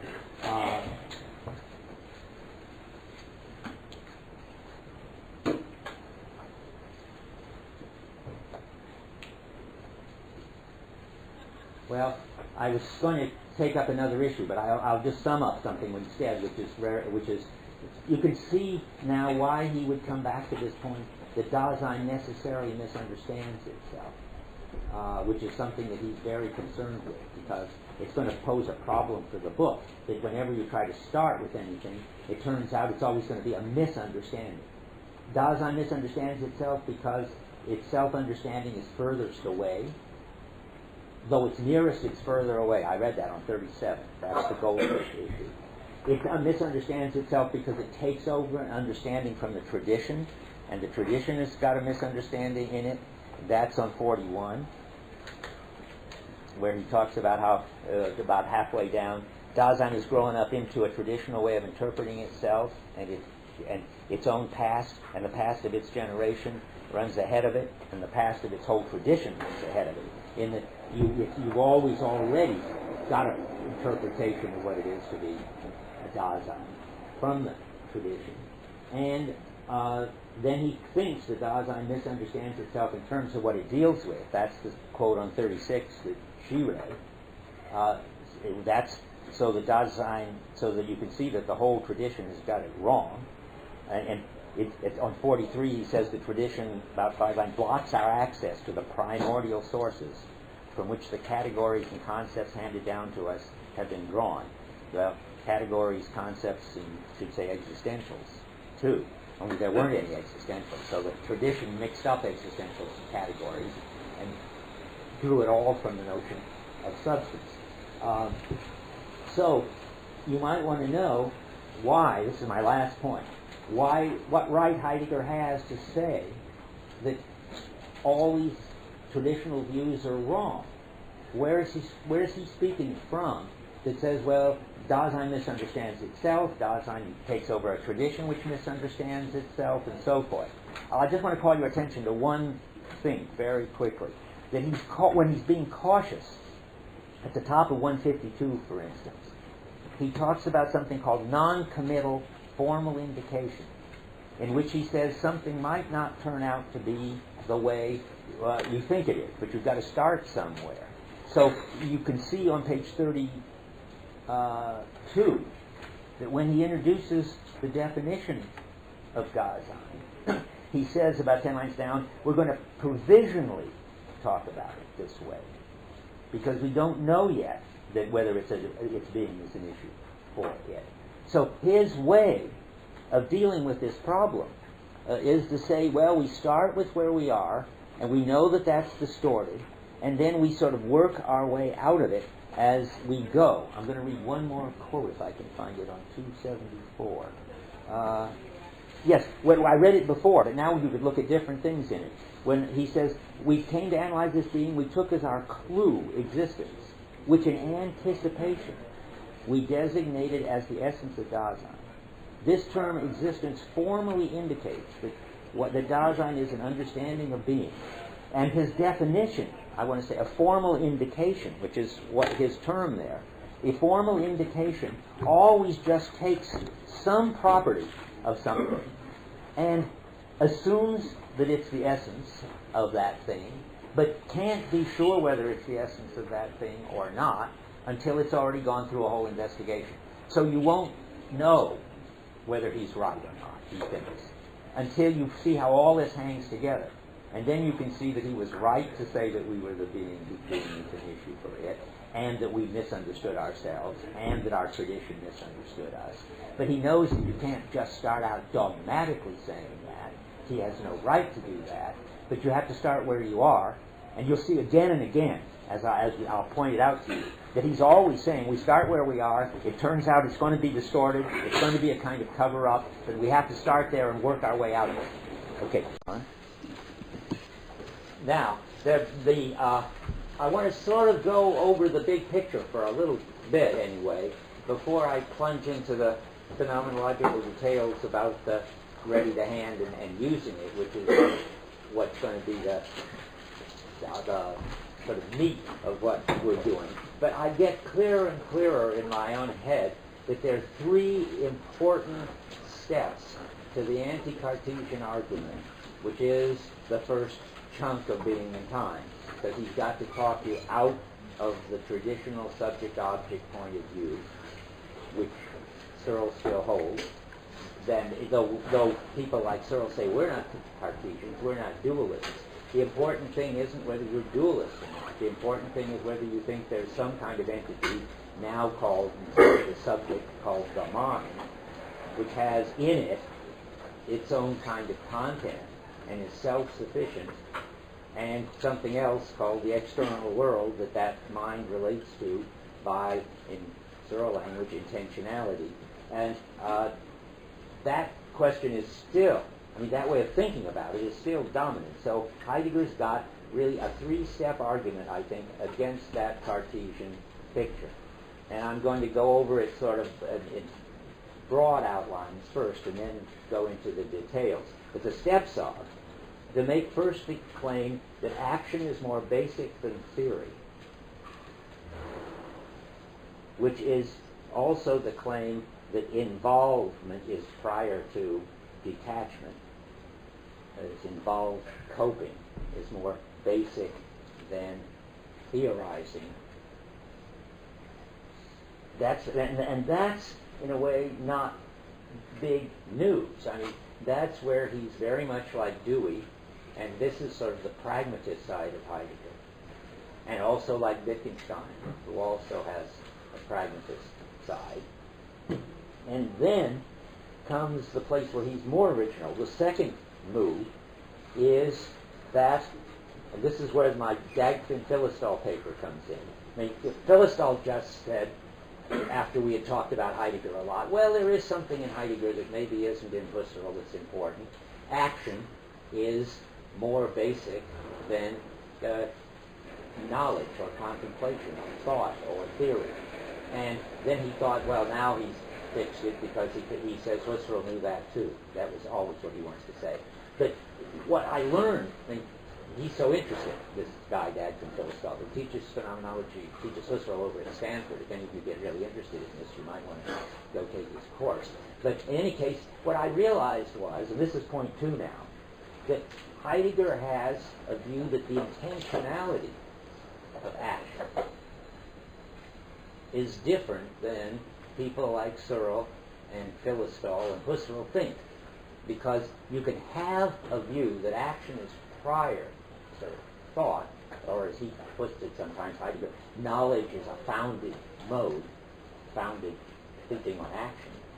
You could have that view and yet still have a subject-object distinction. That is, you can analyze action in such a way that it is perfectly compatible with Descartes. In fact, that's what John Searle was going to do. Has he started doing it yet? I hope he has. Really wonderful. So he started doing action.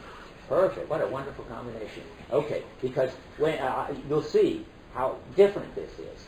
There is, as Heidegger puts it, a more primordial kind of intentionality than the kind that Searle is going to use to analyze action. And there's a more primordial kind of action.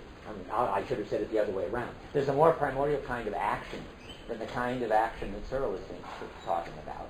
I call this more primordial kind coping. And this coping has its own kind of intentionality, which Heidegger calls a more primordial kind of intentionality than the kind of action which you could call deliberate action. That would be that Searle is talking about, which has its kind of intentionality, which he wants to say is Cartesian and derivative. So that's the second stage in this three-stage argument. Great. First, action is prior to knowing, and second, that when you come to analyze action, the most primordial kind of action is not understandable in Cartesian terms. And third, and this is what he really cares about, but we won't get to it today, is that both, that's not the right way to put it, that even primordial intentionality presupposes something else, which is more basic than intentionality at all, which really blows up the subject-object distinction. And that's worldhood, or being in the world. That is, that's, remember what I said was the ungrounded background, which is going to be the basis of all intelligibility. It's also the basis of all forms of intentionality. And so when he gets to worldhood, he has really done finally his total demolishing job on it's very important to say this every once in a while, not that the Cartesian picture is wrong. That's not what he wants to show. He wants to show that it's derivative, that it presupposes something more basic. Let's run through it again. Knowledge presupposes action. Deliberate action presupposes coping. And all of it presupposes the world. That's how it goes. So the first thing is to say something about the priority of coping, of involved using of equipment over staring at equipment and noting its objective properties. That's the pragmatist issue.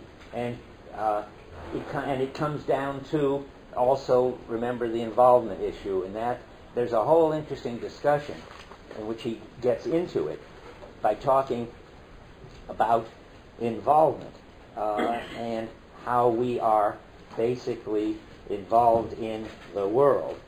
And I don't want to say a lot about that, though I talk a lot about it in the commentary. And since not all of you have it, I'll print out and bring it. I should have put it on the back of what you've got and saved some trees.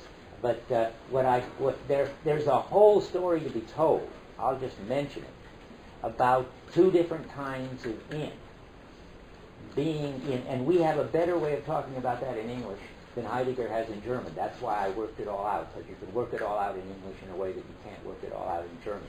But we've got the distinction between being in a physical sense, like we're all in the room, and being involved.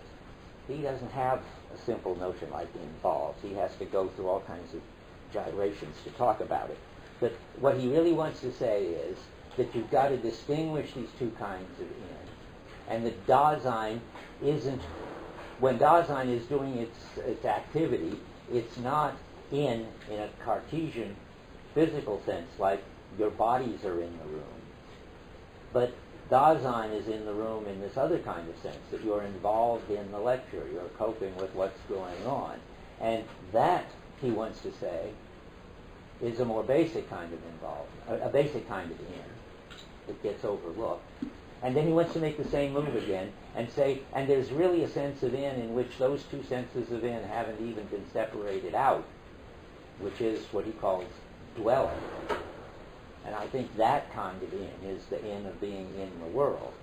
So he can do it all with prepositions. And I'll hand it out so you can read it. But I don't want to spend a lot of time talking about it. But I will spend some, because you've got to get, I'm going to go over the first two today, I hope. That action more basic than theory, and that there's this more primordial kind of action. So first, the action is more basic than theory is the claim that we use equipment.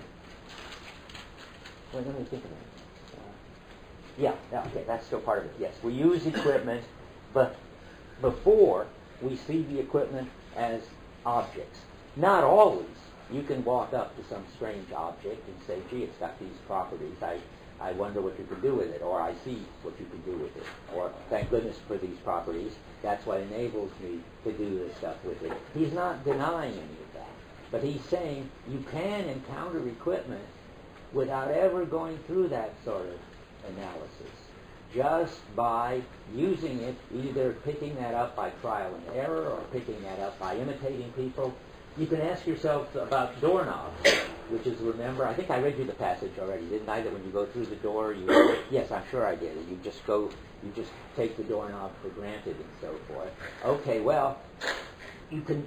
Yeah, I'm not sure what the right answer is about doorknobs. But you can either think, well, once upon a time, when you were a child, you sort of knew that there was this round, hard metal thing, and then you learned that it was for opening doors, and you acquired the skill of opening doors.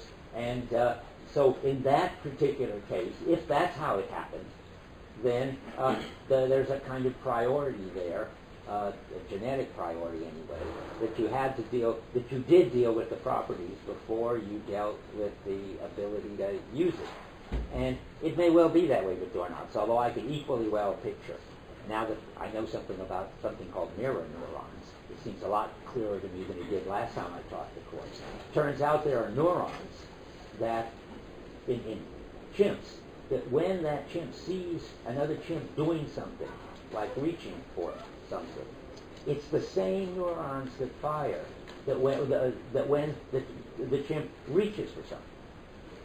You see how interesting that is? That means that just by watching somebody do something, you could already know how to do it. And that explains, for instance, this funny, mysterious thing that when a baby sees the mother smile, the baby can smile back, even though it doesn't know it has a face or a mouth or muscles or anything. Just seeing a smile triggers the same neurons. I'm extrapolating now. We don't know about chimps with smiles because they don't smile. But I mean, the idea is that if chimps have mirror neurons, so do we probably have them, and that if we do, it would explain this interesting thing, that if a baby can see a smile, then it can do a smile. And therefore, it seems to me, if you can see somebody open a door by turning the doorknob if you're a little kid, you have then got the set for the bodily set for doing it. Not very skillfully at first, presumably, and not for all doorknobs, but you can start. What I'm trying to get you to see is that you don't have to start with the objective properties of a substance and then use it. Because if that were true, then in some way anyway, knowing would be more basic than coping. But Heidegger certainly thinks, and Dewey thought too, that there was a whole lot of know-how that you just acquired, and I think now thanks to mirror neurons, by imitating. I've always thought it was by imitating, but I never understood how. Oh, and by trial and error, that shows that you don't need to start with knowing that in order to have knowing how. Searle has a great example of this, because Searle also believes in the priority of action, I think, over contemplation of properties. His example is neat. He asks, I don't know if he's done this in this class, but once I heard him do this, you all know the campanile, and you all know the clock, and you all have the skill of just picking up the time by looking at the clock. Do you do it by looking at its properties? Well, what kind of numerals does it have? Roman numerals or Arabic numerals? And are they slanted in or are they straight up and down? To your amazement, at least to my amazement, I discovered I hadn't the slightest idea. I could use the clock without paying attention to those properties. I had to pay attention to something, I admit, that the hands are pointing in some direction or other. So it's not a pure example. I think the purest example that I know, that I experienced, of coping without ever paying any attention to the objective properties. And I can put it this way. I think I should make a distinction. One is this story about how you ever could get started without the objective properties. I think you can. Another thing is, once you've got a skill, do you, so to speak, every time you go through the door, see the doorknob and its properties and then use it? Or can you just do it without paying any attention at all, without, I think, probably being even conscious of it at all? Just pick up the affordance, any of you know that language, from Gibson in psychology, which I like a lot. Doorknobs afford turning. They just solicit your body to go turn them, particularly if you're in a mood of wanting to get out of the room. And you can pick up these affordances, Gibson claims, and I think Heidegger claims, regardless of whether you had to go through objects to learn them. Once you've got the skill, you can respond directly to the affordances never mind the properties. I mean, that's what John is getting at with the clock. It affords time telling, never mind the properties. And my most extreme example is, just to try to think, I'm sure, by the way, it's hard to think of examples. What I'm trying to think of is examples where you don't have to be aware of any properties at all. I'm not even sure you have to be aware at all in order to be coping. That would show that coping was the coping was a basic mode, and you didn't need knowledge to have it. Well, my favorite would be the clutch when you're shifting in the car. I don't think you have a sense of the properties of the clutch. You probably did when you learned it. So I'm switching now. Now let's talk about when you're already skillful. When you're already skillful, then I think lots of what goes on without you observing any objective, having any knowledge at all of what you're dealing with. You're just dealing. And I think that you don't have to know about the clutch. You don't have to think about where it is or anything. You can just be doing something else entirely different. Your mind can be on a discussion of philosophy. Your body, your active body, not your just mere physical body, your coping body will just take care of shifting. Will just take care of the clutch.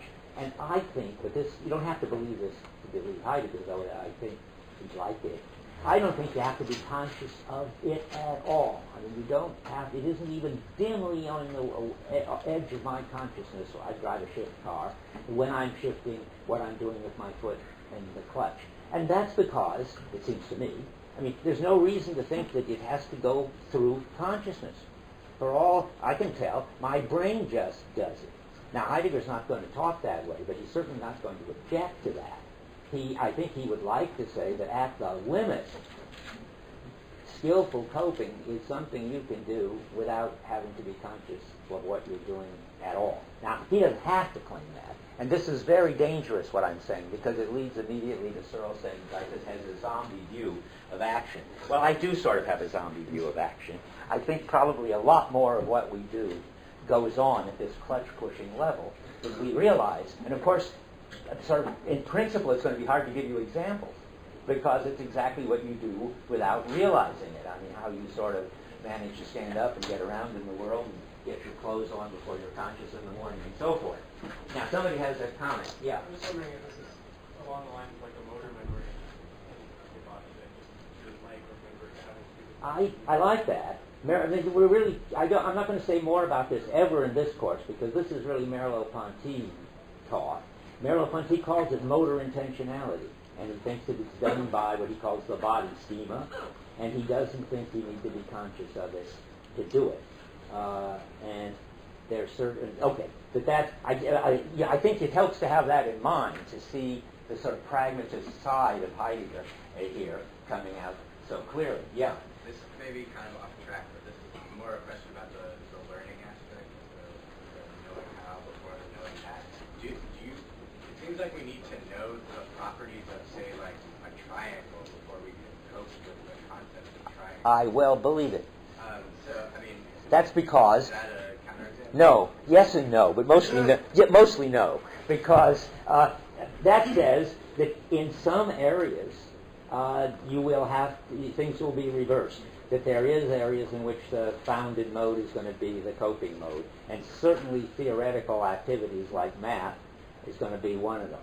And also any area in which you have to cope with strange objects which you have to first confront and figure out and use, it's going to be like that. So what's Heidegger's argument? Heidegger's argument isn't just, well, sometimes it's one way and sometimes it's the other. It's that primarily, and in his funny language, proximally and for the most part, which I would translate primarily and normally, we can and do cope with things without knowing their properties. But sometimes, in some cases, the other. It's always important to see that Heidegger isn't denying the phenomena that the tradition paid attention to. He's always saying the phenomena the tradition paid attention to is fine, but I'm paying attention to some other phenomena that the tradition has always overlooked, which is more basic. Now, the more basic, you can't explain it for triangles, I think. I mean, I can't say that it is. But so you want to say something like generally more basic. And I'll just jump ahead. I mean, if that sounds like a sort of mushy move, which it does to me as I say it, one more thing. I mean, when you get to the notion of world, he's going to say, well, world is more basic anyway. Even to deal with triangles, you've got to have them show up in your world. So, but even at this level, he wants the priority. But if you want a blanket priority for which there is no exception, then it's something like this. Getting around in the world is a kind of coping. If it weren't for that world kind of coping, you wouldn't be able to, in Heidegger language, encounter anything QED. But we won't get there yet. Yeah. Do you think it might be necessary to differentiate the primordial action with this sort of automatic, like sort of the automatization of mechanical things that we do? I mean, Heidegger, probably knew of cars and had a car and had a clutch, but he uses examples like hammering and a doorknob and like these actions that don't. It seems like there might be a difference between how you are involved with the hammer and then how you're involved with a typewriter. I mean, the examples we use, he probably had a typewriter and probably could type without, He wrote everything in longhand, but that's right. His brother typed it. Or something. Without brother Chris, we wouldn't have this. Years ago, so I mean, like, there were things that one could automate oneself to, but yet he chooses a hammer and he chooses these things that seem so automatic. I want to see if it's necessary. Okay, let me say something about it. It's interesting. I mean, for one thing, automatic, I just want to say, kind of is the wrong way to think about it. If automatic means sort of routine, as if you could just, hammer in your sleep. I mean, hammering or typing, or, well, you want to distinguish typing, so hammering or driving and so forth require a lot of very subtle nuances. They're not sort of like automatic. What would be automatic? Well, one thing that's automatic is flipping the light switch when you come into the room, because when there's no electricity, you can't help but just come in and flip that light switch. At least I can't.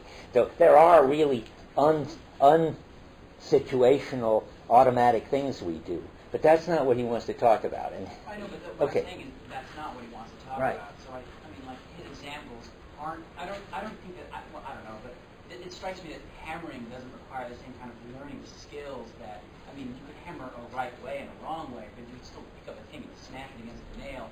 Whereas a clutch or typing seems to require a set of skills. Well, you're right. I mean, but I'm not following you too well. That it may be that. Remember, I said there's this genetic story. Some skills you can pick up directly by imitation, and I think a lot of them you have while you're a child. And then, however you pick up the skill, even if you have to do it by paying attention to the clutch first, which I think you do, and you certainly have to learn lots about where the typewriter keys are before you can type. Once you get good at it, then he still has his priority argument. That in each case you do it, you don't have to be noticing the properties before you do it. Yeah. What about fluency in reading, playing the piano? What about if you're decoding? And you have to learn the set, so it's not biologic. You have to learn it, but when you finally got it, you got it. Your body does it. Yeah. Right. You hear the words, you don't see the letters. That's right. Yeah, that's a famous example. It's called. Once upon a time, a psychologist worried about it. I think they've either given it up, worrying about it, or solved it, depending on what side they're on. I mean, it's interesting that you apparently can recognize words faster than you can recognize any given letter in the word. It's called word superiority effect, and that's what. And so that you take in the whole gestalt instead of its features, and then of course you don't even hear the word, you hear the meaning, as you're saying. All of these are kind of the same phenomena, where the coping or the meaning or the affordance is what matters, and the better you get at it, the more the qualities can drop out. Let me give you, by the way, I can't resist, it came into my mind, sorry, but I get carried away by this because I feel very strongly about this whole intuitive skill issue. One more very interesting case. His talking about what's automatic made me think of it. Chess is an interesting example. To learn to play chess, you've got to learn to recognize the pieces by their traits, and you've got to learn the rules for the moves. But if you get to be a chess grandmaster, research shows that the right move, the grandmaster level move, just pops into your head after you look at the board for a few moments. And that's why grandmasters can play 20 people at once. If they had to look at each board, think about where the pieces were, and figure out a strategy, they'd never be able to go from board to board in the park or in Sproul Plaza and make the move. They just look at the board and the move gets made. And I heard a grandmaster, this is what I was going to tell you, on PBS once saying after a tournament, that if they run out of time, because they have to make a certain number of moves in a certain amount of time, he said he has had his arm just go out and make the move before he's had time even to take in what the position was. Then I thought, wouldn't that be wonderful? Two grandmasters running out of time, if they both have used up their time, and their arms are playing master-level chess with their so to speak body intentionality, and they have to wait till later to figure out what happened. Well, Heidegger would love it. Now, it's on Andrew. Yeah. Yeah. I was curious in terms of the better you get at something, the more it disappears. In terms of playing piano or tennis or whatever. I was curious about kind of inducing the disappearing. I was curious what you think Heidegger would think of drug use or drunkenness or something like that, where if you force yourself to make things disappear, you kind of induce the reaction mentality rather than thinking about it. Does that make you better at it all of a sudden? Or because when you're drunk, the hammer's very disappearing. If you're drunk, you don't do it very well. No, I different I don't know. Where's Dan? Take care of him, Dan. Dan is writing his thesis on phenomenology of drug experiences and using Heidegger. I leave it to the experts. Okay. Any other questions? Yeah. What if the properties that you're using are things like the variable capacitor resistor, whatever it is, when you're tuning your radio? In the old days. Don't show up. Right. Well, people still tune it. Not the problem. Anyway. When you're tuning a radio, the properties of what you're using never show up. So, yes, and yet, well, you could. I don't think that's the right way to think about it. I mean, you could say, look, the knob on the radio, if you don't see that it's where it is and that it's solid and, get your hand in the right objective place where it is, you can't turn it. I mean, that would be the thing that Heidegger would say, yeah, that's not the way to think about it. It just affords tuning when you know how to use it. Okay, I think this is important because I think you have to sort of free yourself from a kind of Cartesian way of thinking about these things, and I think I'm going to assume we have, so I'm going to jump ahead. Let's see where we are.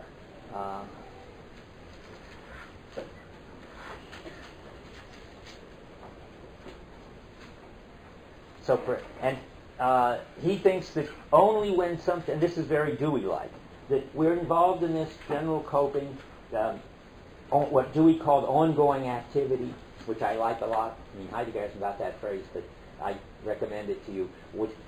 Ongoing because, you're just coping and it's fine. Activity because I think we should really, I'm taking back something I said, but it's all right. I did it first as approximation. I really think we should leave action to Searle and Husserl and Philistov. That is, action. And action is, I think, correctly analyzed as a bodily movement caused by some mental state, which is what Searle is trying to tell you now. But that just means that coping shouldn't be called action, so call it activity. That Merleau-Ponty calls it comportment. You need another word, because otherwise somebody's going to tell you, well, you just haven't analyzed action right. If you did, you'd see that it's got just the kind of intentional structure that Husserl thinks it has in Searle. Okay, so, but now back to where I was. On page 89, why do I want to read that right now? I don't know, but I will find out. I know what I was saying. Just that Dewey had talked about this as ongoing activity, and I think activity is a good word for it. And and I was about to say, and according to this view, we are in this kind of transparent activity, and it's only when something goes wrong, this is a very Dewey-like view, that we are stopped, and then we have to pay attention to what's going on. We get out of our zombie state, and we try to figure out what we have to do.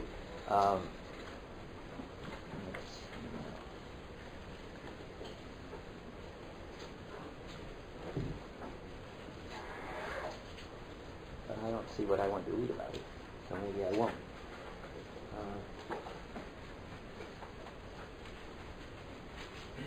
Well, I see. It's about perception. I wonder... Oh, yeah, here it is. I just got the wrong page for my own notes. On 88, on the second paragraph, and I need to correct the translation a lot here, or a lot of mistakes, because there's one very important thing that's being constantly mistranslated. So let's look carefully at the second paragraph.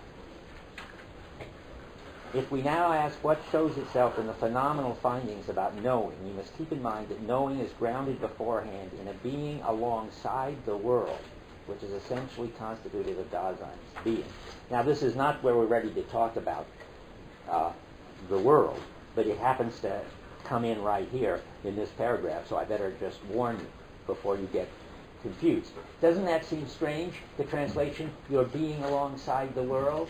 Have any of you ever been alongside the world? I have no idea what that would be like. We're being in the world. So why are they translating this business about being alongside the world? Well, it's because Heidegger's got us a term, Sein by. And I take it, correct my German, which I learned by being a German like an immigrant, so I may get things wrong, and if I do, you should certainly stop me. I take that to mean normally being at home. So, like Shea, that's one of the meanings anyway. I think that's the meaning Heidegger really wants. So we're at home in the world. We dwell in the world, and that's what it is to be. And so what you should translate this as is, I tried lots of things. I think it's being amidst. See, being already alongside, which he's going to throw in the world. But right now, all we've got is this being already. Being already alongside the world. I don't. Being amidst the world won't work either. It's when he says being already alongside and doesn't throw in the world. That's what I was thinking. Then you got amidst. I don't know what he should say. Why doesn't he just say being at home in the world? Well, he can't, because he's got a whole view that we're not at home in the world. We're unheimisch. We're weird. I wouldn't translate that unsettled. This gets translated uncanny. So he can't say being at home. Maybe he should say dwelling. How would that work? Let's see. Grounded beforehand in a dwelling in the world, which is essentially, I think that would be fine. The only then trouble with that is now we haven't got any room for the design part, the being part. So I'd rather skip the being part and make sense of it. Whenever you come across being alongside the world, put in dwelling in the world. So now we can try this. If we now ask what shows itself in the phenomenal findings about knowing, we must keep in mind that knowing is grounded beforehand in a dwelling in the world, which is essentially constituted for Dasein's being. That is going to be explained in the next lecture. But here's what we are now. Proximally, the being already alongside, that is, dwelling, and there you could say being amidst, if you wanted to, except probably better to translate the thing the same all the time. So let's say this dwelling is not just a fixed staring at something, which is purely present at hand. Being in the world as concerned is, now I think fascinated by is a little strange. The German is benommen. That does mean fascinated, but I think the right thing to say is absorbed in. So it's absorbed in the world with which it's concerned. You can see why you could say fascinated. But the point is, when you're coping, you're not standing back and thinking about what you're doing. You may not even be sort of conscious of what you're doing, but you're definitely absorbed in what you're doing. If knowing is to be possible as a way of determining the nature of the present at hand by observing it, then there must first be a deficiency in our having to do with the world concerned for it. Okay, that's the Dewey picture. That basically we're always there with our ongoing coping with whatever is going on, and then when something goes wrong, then we have to start thinking about it, looking at its properties, and to talk like Searle in action, having goals, conditions of satisfaction. Do you recognize that talk? Has he talked about conditions of satisfaction in action? It hasn't? I guess not. You're looking, okay. Well, I'll do it all. Yeah? So in that view, how would one know when things had gone wrong, I guess? Ah, that's a very, very good question. I was wondering when we were going to get to that. I have that in the back of my mind. Keep it. Don't let me forget it. If I forget it, because I want to finish what I want to say right now in terms of doorknobs or something that we can understand the Dewey picture and why it's not the Searle story. Doorknobs are just great. Heidegger's terrific at these simple things. Okay, so if here you are just going out the door, certainly not noticing the doorknob, paying attention to it, sensing its properties, just responding to the fact that it affords getting the door open, and it sticks. Now, then you've got a problem, a deficiency, and the transparent coping goes zapped away, and you're stuck with a doorknob around, I don't know how far, you could get to the point where all you had was a round metal thing in your hand. Sartre talks about that in Nausea. But that would be a really extreme breakdown.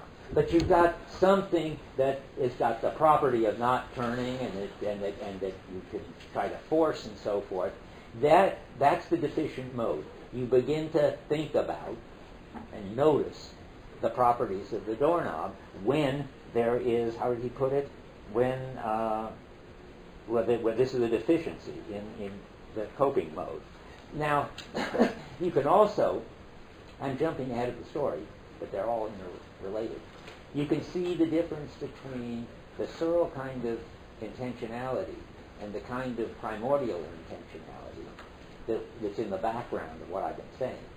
Oh, the word background is not a magic word there, that keeping in mind. If before this your intentionality was directed toward getting out of the room, and your body was just coping with the doorknob, that's all this primordial intentionality level. But something new happens when the doorknob sticks. You then discover that you're trying to get out of the room.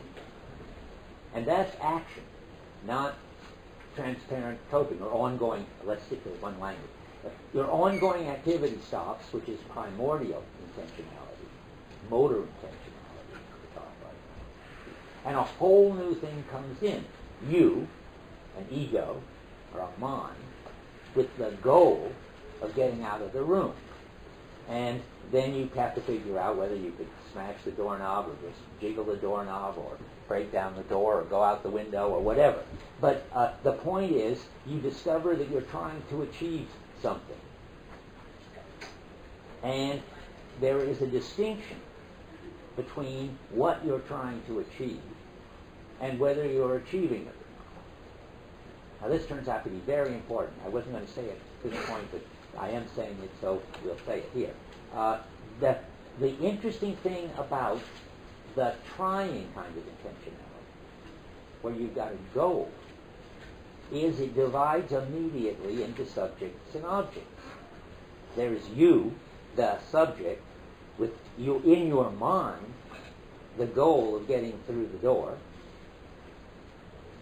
and your action is, you, to talk like Searle, your intention in action is what causes the bodily movement of, let's say, forcing the door to turn. And the conditions of satisfaction, to talk like Searle, are what you're trying to do. That is, get through the door. I didn't put that very well. Searle will do it better.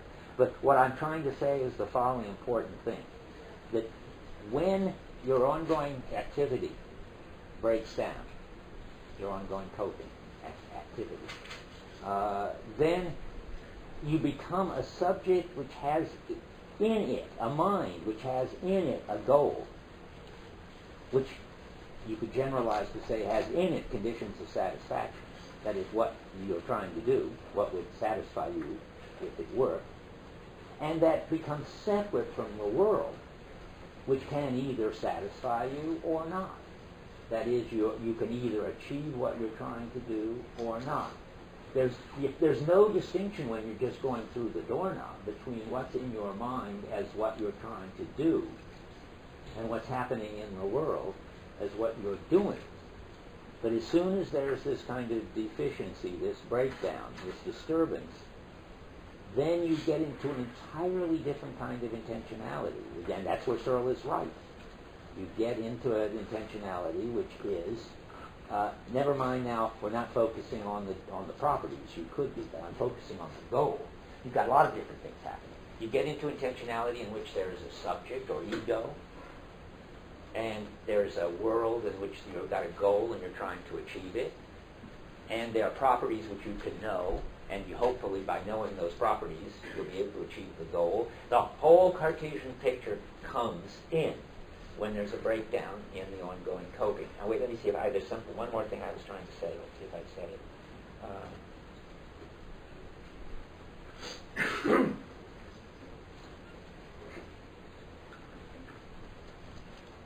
Oh, maybe I have. Okay, go ahead. Would it be correct then to say that Searle and Heidegger basically agree except where it comes to the background and what the background consists of? No, but you helped me remember what I was trying to say, which is, that is, what I was trying to say is something related to that. It's your beginning of your sentence is what got me. What do they agree on? Well, they agree on that this is what action is. So the criticism that Heidegger's making of Husserl, because Husserl's got the same view for this level of discussion. Searle will tell you it's not Husserl that he's doing it. I think that's right. But for the level of discussion that we're talking about, it doesn't matter. And so what's wrong isn't that Husserl and Searle have got the wrong view of action or the wrong view of the relation of knowledge to action. It's, as I would like to put it, is they come into the story too late. That is, it's not primordial. The Cartesian mistake is to take this kind of situation that you get when there's a breakdown and think that's the primordial beginning, basic relation between us and the world. It's a real thing that happens, and it's a relation, all right, between us and the world, and you can analyze it, and philosophers have for 2,000 years, and Searle's probably done it better than anybody, ever, but it's not where you start. That it's not the bottom of basic situation. Now, as for world, you're right, but that's ahead of the story. It's all on the background of the world. It's both, but here's the way to put it in relation to your question. And both these forms of coping, that's the ongoing activity kind, which is primordial intentionality, which is responding to affordances. We've got lots of language for it. And the other kind of intentionality, which is a subject knowing, having a goal and knowing about things. Both of them presuppose the world. But I haven't told you what the world is yet, and so it's premature to say more. Yeah? This is what I had in mind. Searle talks about how intentionality rises to the level of background. Oh, of course. Oh dear.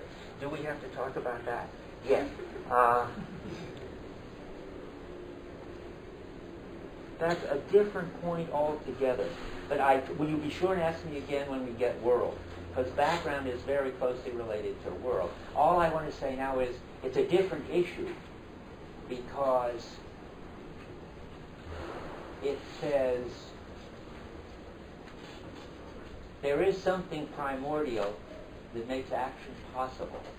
That's the background. But that's not a kind of intentionality.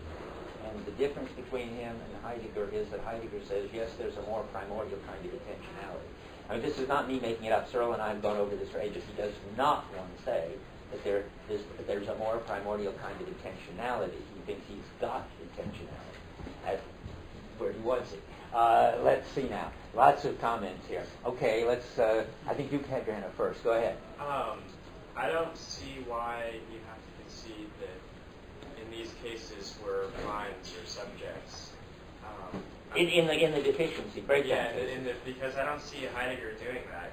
He says things along the lines of that when you have a situation like that, the towards which or the goal becomes manifest or becomes a part of reality. But I don't see why that has to change the whole situation of reality to where there's subjects and objects. Oh, that's a very good, very hard question.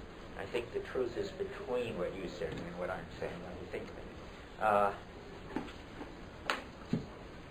I think there is this radical change in what's going on, and Heidegger's way of referring to it, we're getting ahead of the story, is that what was ready to hand becomes unready to hand, or if things really go bad, present at hand. I'm going to talk about that next lecture in more detail.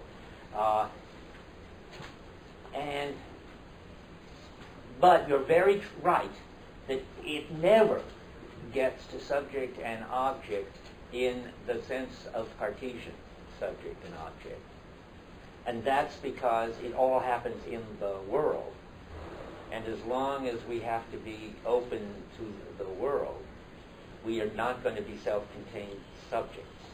So he's right. There's something misleading in what I said, and I have to fix it. But I'm trying to fix it in a way that doesn't confuse you.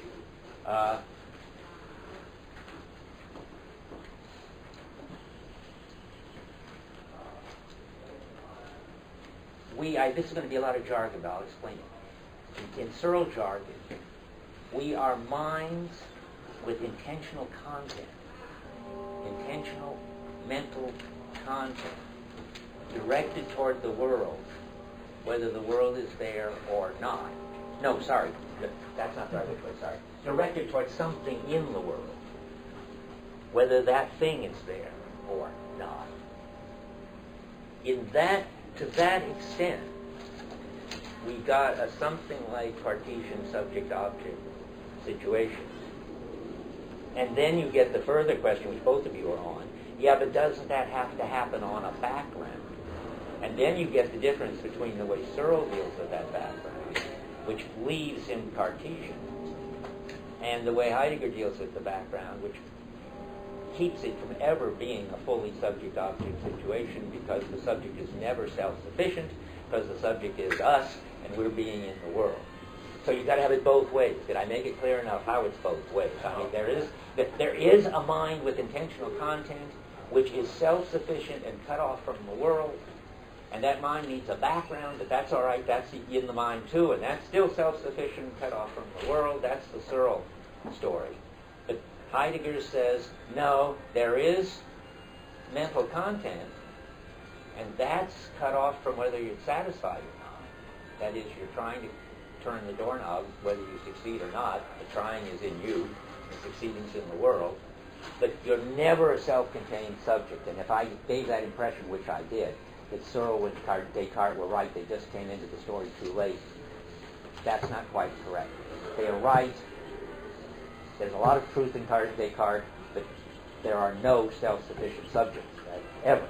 Too late. That would be far too late. Okay, yeah. I don't know, because when you say mental content, that just rings a bell in my mind, because we work so hard to make sure that we're not going to think of anything as being within our mind. So when you say mental content, it's still, what the thoughts we're having, quote unquote, are in a way in the world. Well, now wait. Yeah. No.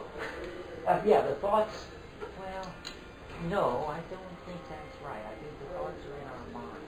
I think they can only pick out objects because we're... You made me want to say something, but I forgot it as quickly as I was going to say it. Say what you said. Oh, yes, it's very important. What this being in our mind amounts to. Heidegger goes on and on, sort of cashing in on this metaphor and saying we don't carry out booty and hide it in our inner self and stuff. And that's when Searle says, well, I'm not a Heidegger, and I don't think that there's something like having it inside the mind. That's too Cartesian and Husserlian and so forth.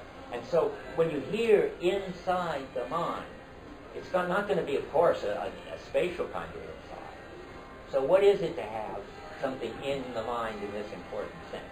Now we have to say, it's like what makes it in is it depends solely on you and nothing that's outside you, your mind. And that, think of the doorknob again. Having the intention of turning the doorknob. Having the trying to turn the doorknob. In Searle jargon, having the intention and action of turning the doorknob. That depends strictly on you and your mind. Whether there's any doorknob or any world or not in the Searle Cartesian picture. And that's the sense in which it's inner. And so that action is inner, and perception is inner. It's all inner in a very sophisticated sense. The action is inner. You see, you split the action. Half the action is inner, namely your intention in action. That's the intentional content. And the funny word, content, which everybody uses, which Husserl started, this Gehalt, sounds like it's inner. Where would the content be? I mean, the very metaphor of content sort of pushes people in that inner sense. But the main thing is it's dependent solely on the mind. That's what the content is. And it splits that, went from the world, which is where it either happens or doesn't happen, that my body moves and the doorknob turns, or my body fails to move or the doorknob fails to turn. That's outside. So remember, the inner-outer distinction is the big thing that Heidegger's trying to get rid of.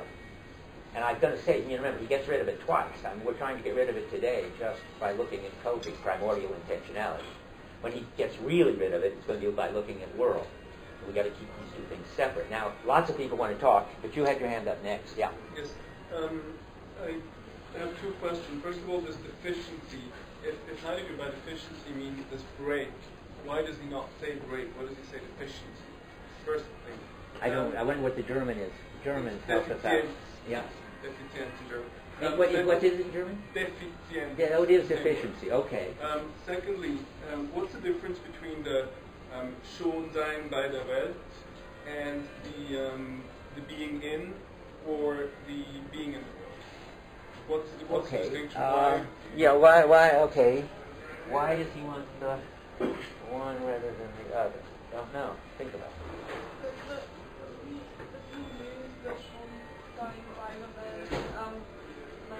Yeah, I think he uses it a lot.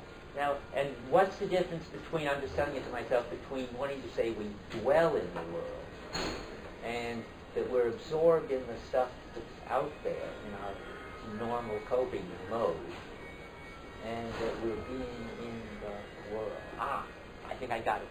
Try this. I mean, the dwelling talk and the Sein bei is about how we're always coping with things. Whereas the being in the world is this much broader notion. Whether we're thinking about things, whether we're coping with things, whatever, we're always being in the world. So in is supposed to be a bigger sense of involvement, I think. Try it, see. Yeah. And wait, no more. And the deficiency? Deficiency, I don't have anything interesting to say about. He could have said breakdown, but breakdown is too narrow. My favorite word is disturbance. I mean, if something interrupts the ongoing coping. I don't like deficiency, but I think he didn't want to use breakdown. You asked me why not say breakdown. Well, I think disturbance or anything else. Right. I mean, deficiency does not imply something that happens. Deficiency implies something that exists over time. Well, I think deficiency here means you fail to get your conditions of satisfaction satisfied, in that sense, like defective. And then it gets to breakdown, and that gets to disturbance. Disturbance is better because it could be that you're just curious. It doesn't mean that it has to, that the ongoing coping has to go crash into a stuffed doorknob. It's just that something interrupts it. Okay. Yeah. In the ongoing activity, would you say that there's a sense of awareness as well, that there isn't any deficiency going on? Yes. Oh, that's very important. That's his question that I said to wait and ask. Was it you? You. Yes. He's come back to your question, and I think that's a deep, interesting question about which the answer is going to be somehow maybe unsatisfying. But I try to think about this. Ask it again your way. What did you just say? What I'm saying is that in the ongoing activity, is there a conscious sense of non-deficiency? Right. Good. That's exactly the good way to put it. How did you put it? Something very similar, right? I think I put it, how do you know when your coping is failed? Okay, good. So you're both on the same track.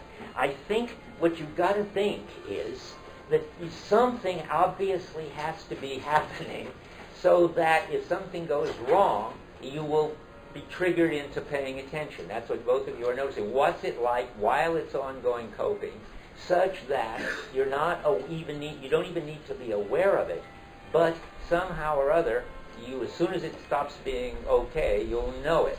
So it's got to be some sense like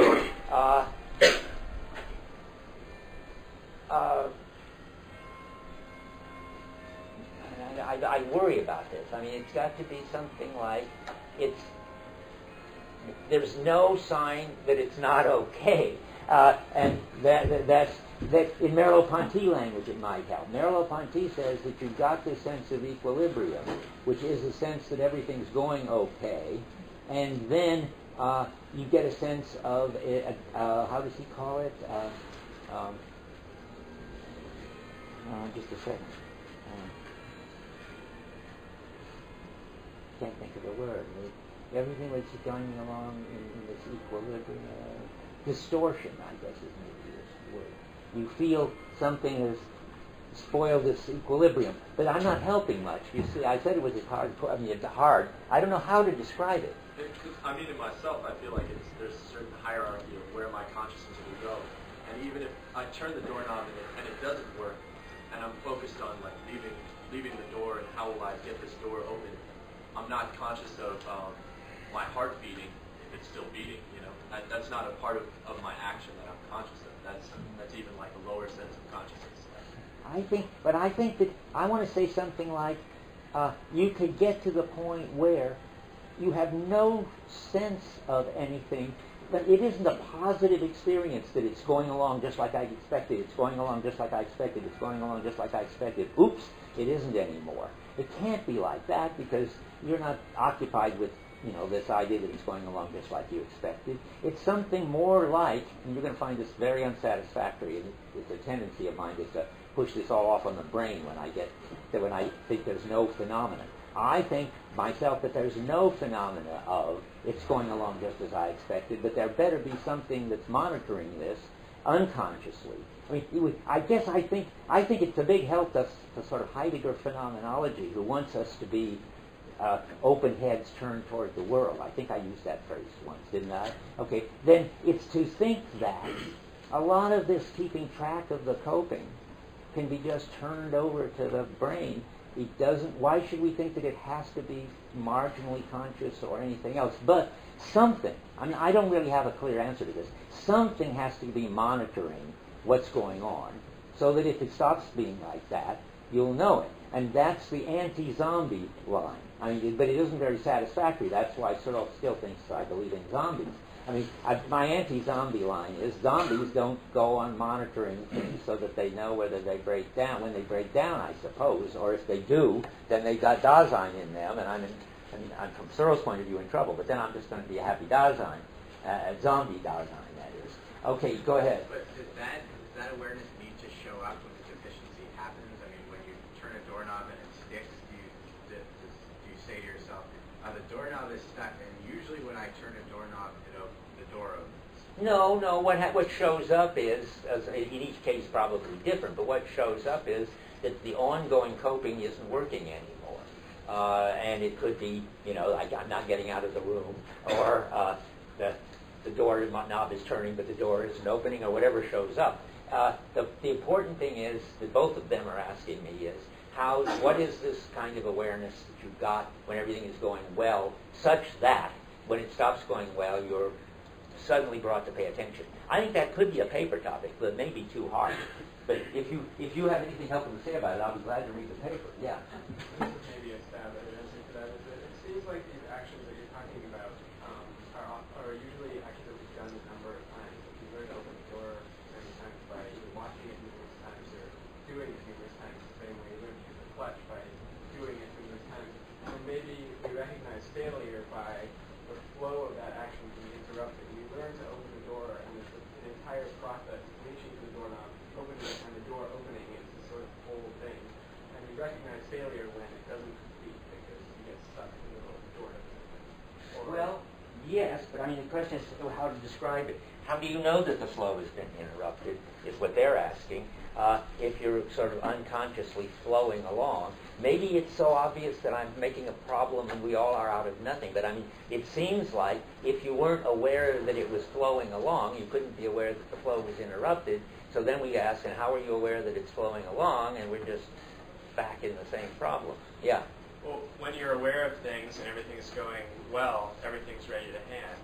But when, like, the doorknob doesn't turn, no longer is the doorknob ready to hand in the same way. You guys are seeming to me to name the problem instead of telling me the solution. But No, maybe, but that's, that maybe that's my problem. You recognize the problem when something is no longer ready to hand.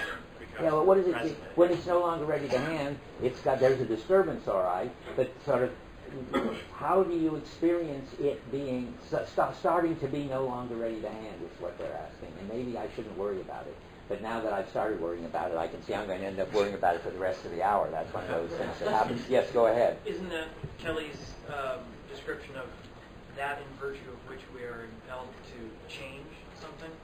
This is Sean Kelly? Yeah. What more does he have to say about that? When we lose the maximum grip, Yes. or the way we experience the maximum grip, which is Whether that's the experience of just the coping is going well, we're in equilibrium,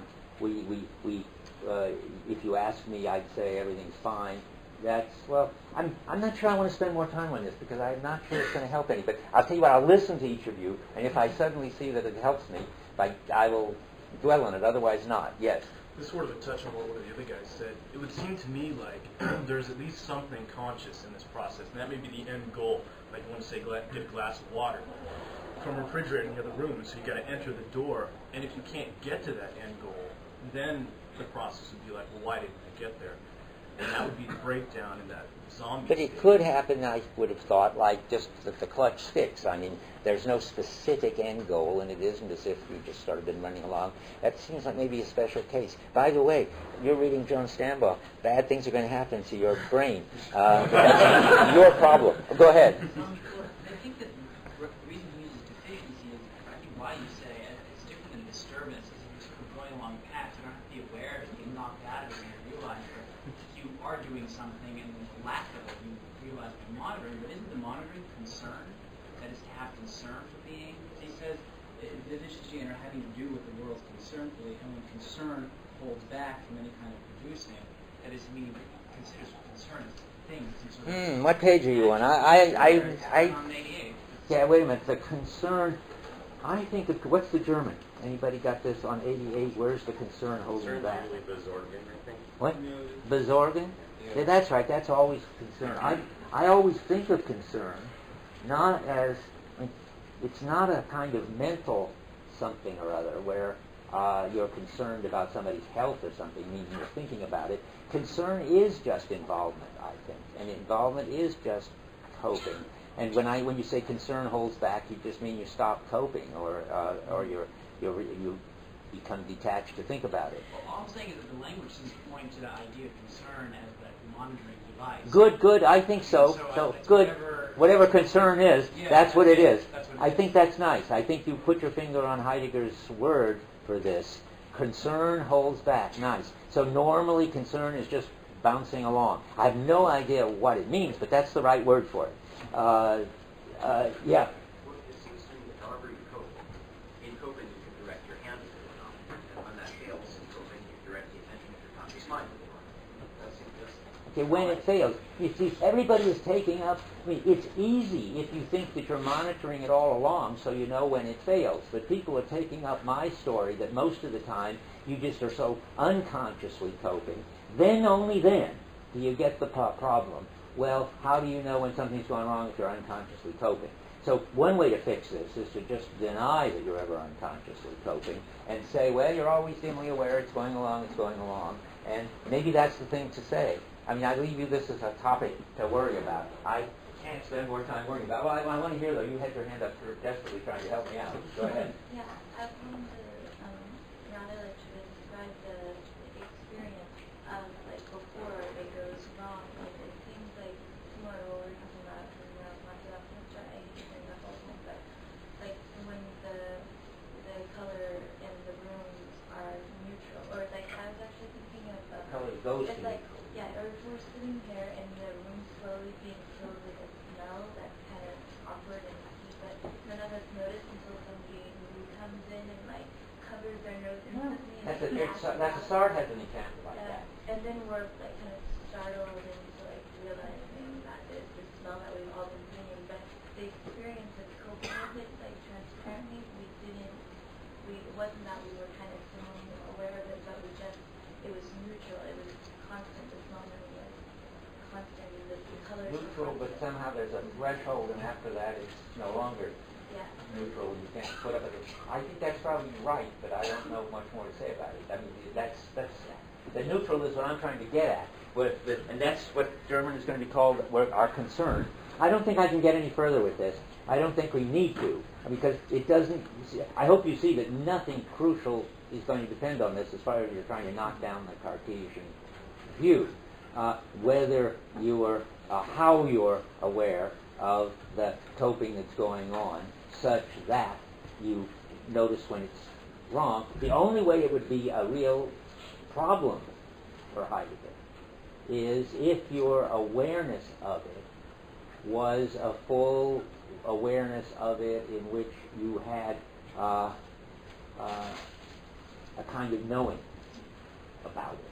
Because then knowing would turn out to be more basic than coping.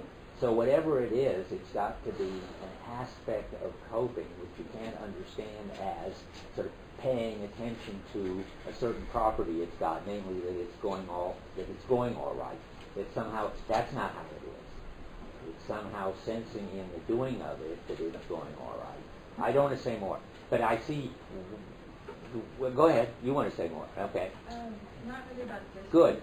But the intention of turning the doorknob and dealing with the doorknob depends on you and your mind. That's very important. Whether or not you're in the world. And I was just wondering, are you ever not in the world? Oh, now see, everything I say about world is going to be misunderstood, and that can't be helped because you don't know yet. I haven't said much about it. You're never not in the world. You're always in the world. And therefore, you never become a self-sufficient subject. That's what you're just asking about. Say your question again. How can it depends on you and your mind whether or not you're in the world, and you're never not in the world. So you're never fully just in your mind. Is that the conclusion you want to draw, or am I putting words in your mouth? Something along there. I think you're on the right track. I've said it, but I want to say it again, and then let's wait till we get there next time. That you're never fully a subject in the good old Cartesian and Searlean sense, that your self-sufficient mind, and you would be the way you were whether there was any world or not. Remember, Searle believes that the brain of that story, or the Cartesian dream story, makes sense. You could have all the mental content even if there was no world. And since, as you're saying, Heidegger thinks you're always in the world, that cancels it out. Now that's half the story. It's hard. The world story shows that there can never, is the trump card for next time that's going to show that you never can be a self-sufficient subject. But nonetheless, Searle and the Cartesian tradition have got something right. Namely, there's a kind of intentionality which separates mind and world, which separates what you're trying to do from whether you achieve it. When you're trying to move your body, which is this physical thing, whether you actually move it. The trying is in your mind, and in that sense, independent of whether it succeeds or not. So, instead of self-sufficient, say that what's left of the notion of subject is that there's something in the mind independent of what's in the world. That's the truth of Cartesianism that Searle's got a strong grip on. That the mind, you could have the whole lot of mental content, specific mental content, about specific things, whether those things existed or not. Now, Searle thinks you could have them whether the world existed or not. And Heidegger's going to say, no, can't do that. Okay. Yeah, so what happens when I think about philosophy? Am I necessarily in terms of subject and object? And could that explain why, like, the order of philosophy has been where we start with Cartesian dualism and then eventually break it down? We have to start. Yeah, I think I can sort of take over what you're saying. I think that it's been the tradition to do philosophy in a detached mode, to retire to a warm room without passions, Descartes says. That's where he writes the Meditations.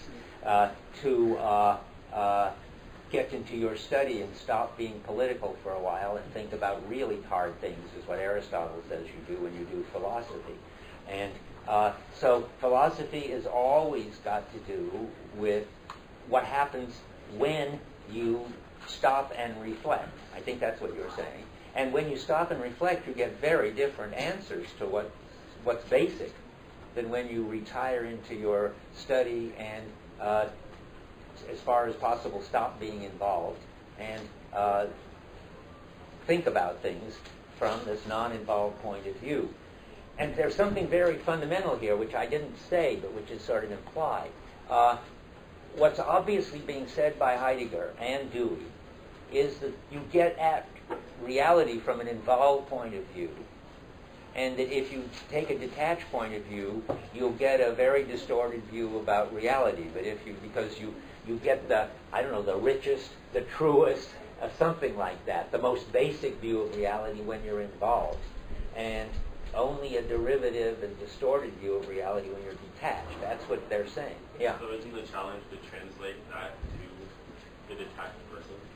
Like, how do we communicate the feeling of being involved in the world or just coping to the person that's actually detached? Well, I mean, they know. I mean, Descartes knows perfectly well what it's like to be in the world. He just doesn't do his philosophy there. And it isn't as if they don't know what it's like to be involved. What all philosophers would say is just the upside down of what I said. The existentialists would say. When you're involved, you get a distorted, subjective, perspectival view of things. Whereas when you're not involved, you can have a view from nowhere, which is clear-headed and so forth. So it's not that they don't know what it's like to be involved. They just think that that's a very sort of myopic and insufficient way of grasping reality. Doesn't the philosophical discourse not really allow for words to describe? Well, Descartes got lots of things to say about, and all philosophers do, about the confusions and contradictions of perception and action and involvement, and how unreliable and perspectival and temporary and distorted it is. If you want to find out about reality, you just stop that. So it's very important to remember that, because what Heidegger's trying to do is overthrow that. He's trying to say, if you really want to find out about reality, you have to start with your everyday the involvement with reality, and that means ongoing coping. And you've got to get a clear picture of that, an undistorted picture of it, and phenomenology is going to, and hermeneutics, which is, remember, something like articulation, is how you're going to have to do it. You're going to have to do it from the inside. You can't do it from a view from nowhere, from God's point of view. All philosophies, the big rationalist strain anyway, has always tried to do philosophy from God's point of view, which is this detached perspective. Okay, that's some way to sum up what we've been saying, but I don't think I should just stop there. Let me see if I covered everything I wanted to cover. Probably. Let's suppose. So, any more? I can let you go 3 minutes early, but I hate to waste a minute. I'm sure. Were there any questions that I didn't pay attention to? Okay. Well, I'll just repeat then where we are, and then we'll go. So, we've done the story about the primacy of involvement, and we've pretty well done the story, by way of your questions, about the primordial intentionality of coping, as opposed to the derivative intentionality of knowing and of deliberate action. So next time the big subject is world, and so we start with that. Okay, here we go. First, a review of quotes I didn't read, but which are really helpful to understanding things. There's one chair back here. We shouldn't leave. And here's another. Or does that hat mean somebody's sitting there and we can't see them? I think somebody just left it there. Who? If you. So let somebody sit over there. Can you turn that chair around? Who's sitting there? Nobody's sitting there. Okay. It's just Okay. I mean, is every seat taken then? I just feel sorry for the people on the floor, although it's a nice floor, as floors go. Okay, okay, here we go. So here's some quotes that sum up things that I said last time. To begin with, sort of a famous quote from 71, things that you shouldn't overlook, and you can't tell in the midst of so many things being thrown at you what's fun and interesting. I mean, it's all this talk about Cartesian and Heidegger being out to get Descartes, and thereby also Husserl and Searle, I would say, it's important. At the bottom of 71, he says this kind of neat thing. He says about Descartes that he investigates the cogitare of the ego, at least within certain limits. Cogitare you can translate in Searle terms as mental acts, or Husserl terms. So he investigates the mental acts of what's the ego? Well, translate that, self-contained subject. So Heidegger's interested in the mental acts of the self-contained subject. That should sound familiar. So is Searle. So is Husserl, for those who know. On the other hand, he leaves the sum completely undiscussed, even though it is regarded as no less primordial than the cogito. That is by Descartes. Our analytic raises the ontological question of the being of the sum. That means what's the way of being of the entity that does sometimes act like a subject and have self-contained content, and does sometimes have mental acts. I'm just reviewing last time. But it has a much more fundamental way of being, namely, we'll hear a lot more about, being in the world, and that kind of openness, that kind of direct coping, and that kind of opening of a world, that's its way of being, particularly the opening of the world part, which we'll get to next time. And when you understand the sum, then you will understand sort of that what you said about the mental states and the subject wasn't wrong, but it was too limited, came in too late, I sometimes say. Heidegger has this wonderful phrase later, which is just neat. He says, it's correct but not true. And that's exactly right, in the sense that it's not wrong to think that we sometimes experience ourselves as subjects with mental states directed toward the object.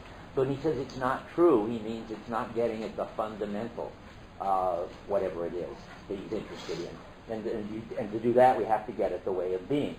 And not until the nature of this being has been determined can we grasp the kind of being which belongs to mental states, which means find out where they fit in to a more total picture. And then there's this important passage in Basic Problems, which I want to read, because it seems to me so clear on this denying of the inner outer, and it even has a space in it for Searle and Husserl, so to speak. He doesn't name them, but he's got them in mind, or at least Husserl. So here we go. From Basic Problems, page 64, about 20 lines down. I'll read it slowly, because I doubt if anybody has basic problems. Anybody have basic problems with them? I don't know how many people have got it. By the way, it's expensive, I suppose. What does it cost? About $25 or something at least? Paperback. In paperback. So it's a good book to have, but we've got it on reserve in Howison, and you can take out in the Xerox the sections that are the important ones. There's a big book, and there's at least 3/4 of it that is not going to be directly relevant to what we're going to be talking about. Because he does the whole thing that he does in Being and Time phenomenologically directly, like we're talking about. In Basic Problems, he does the whole history of the understanding of being and of existence and of our relation to the world and everything, clear up to where Being and Time, so to speak, starts, sort of up to how you end up with Husserl. So here we go. Okay. Okay, I'm on page 64.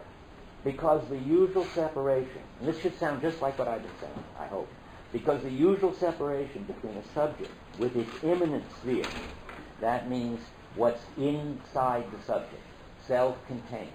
And remember, even in Searle, that still says the conditions of satisfaction, or the propositional representation of the conditions of satisfaction, I should say, are in the mind. And that's the same point.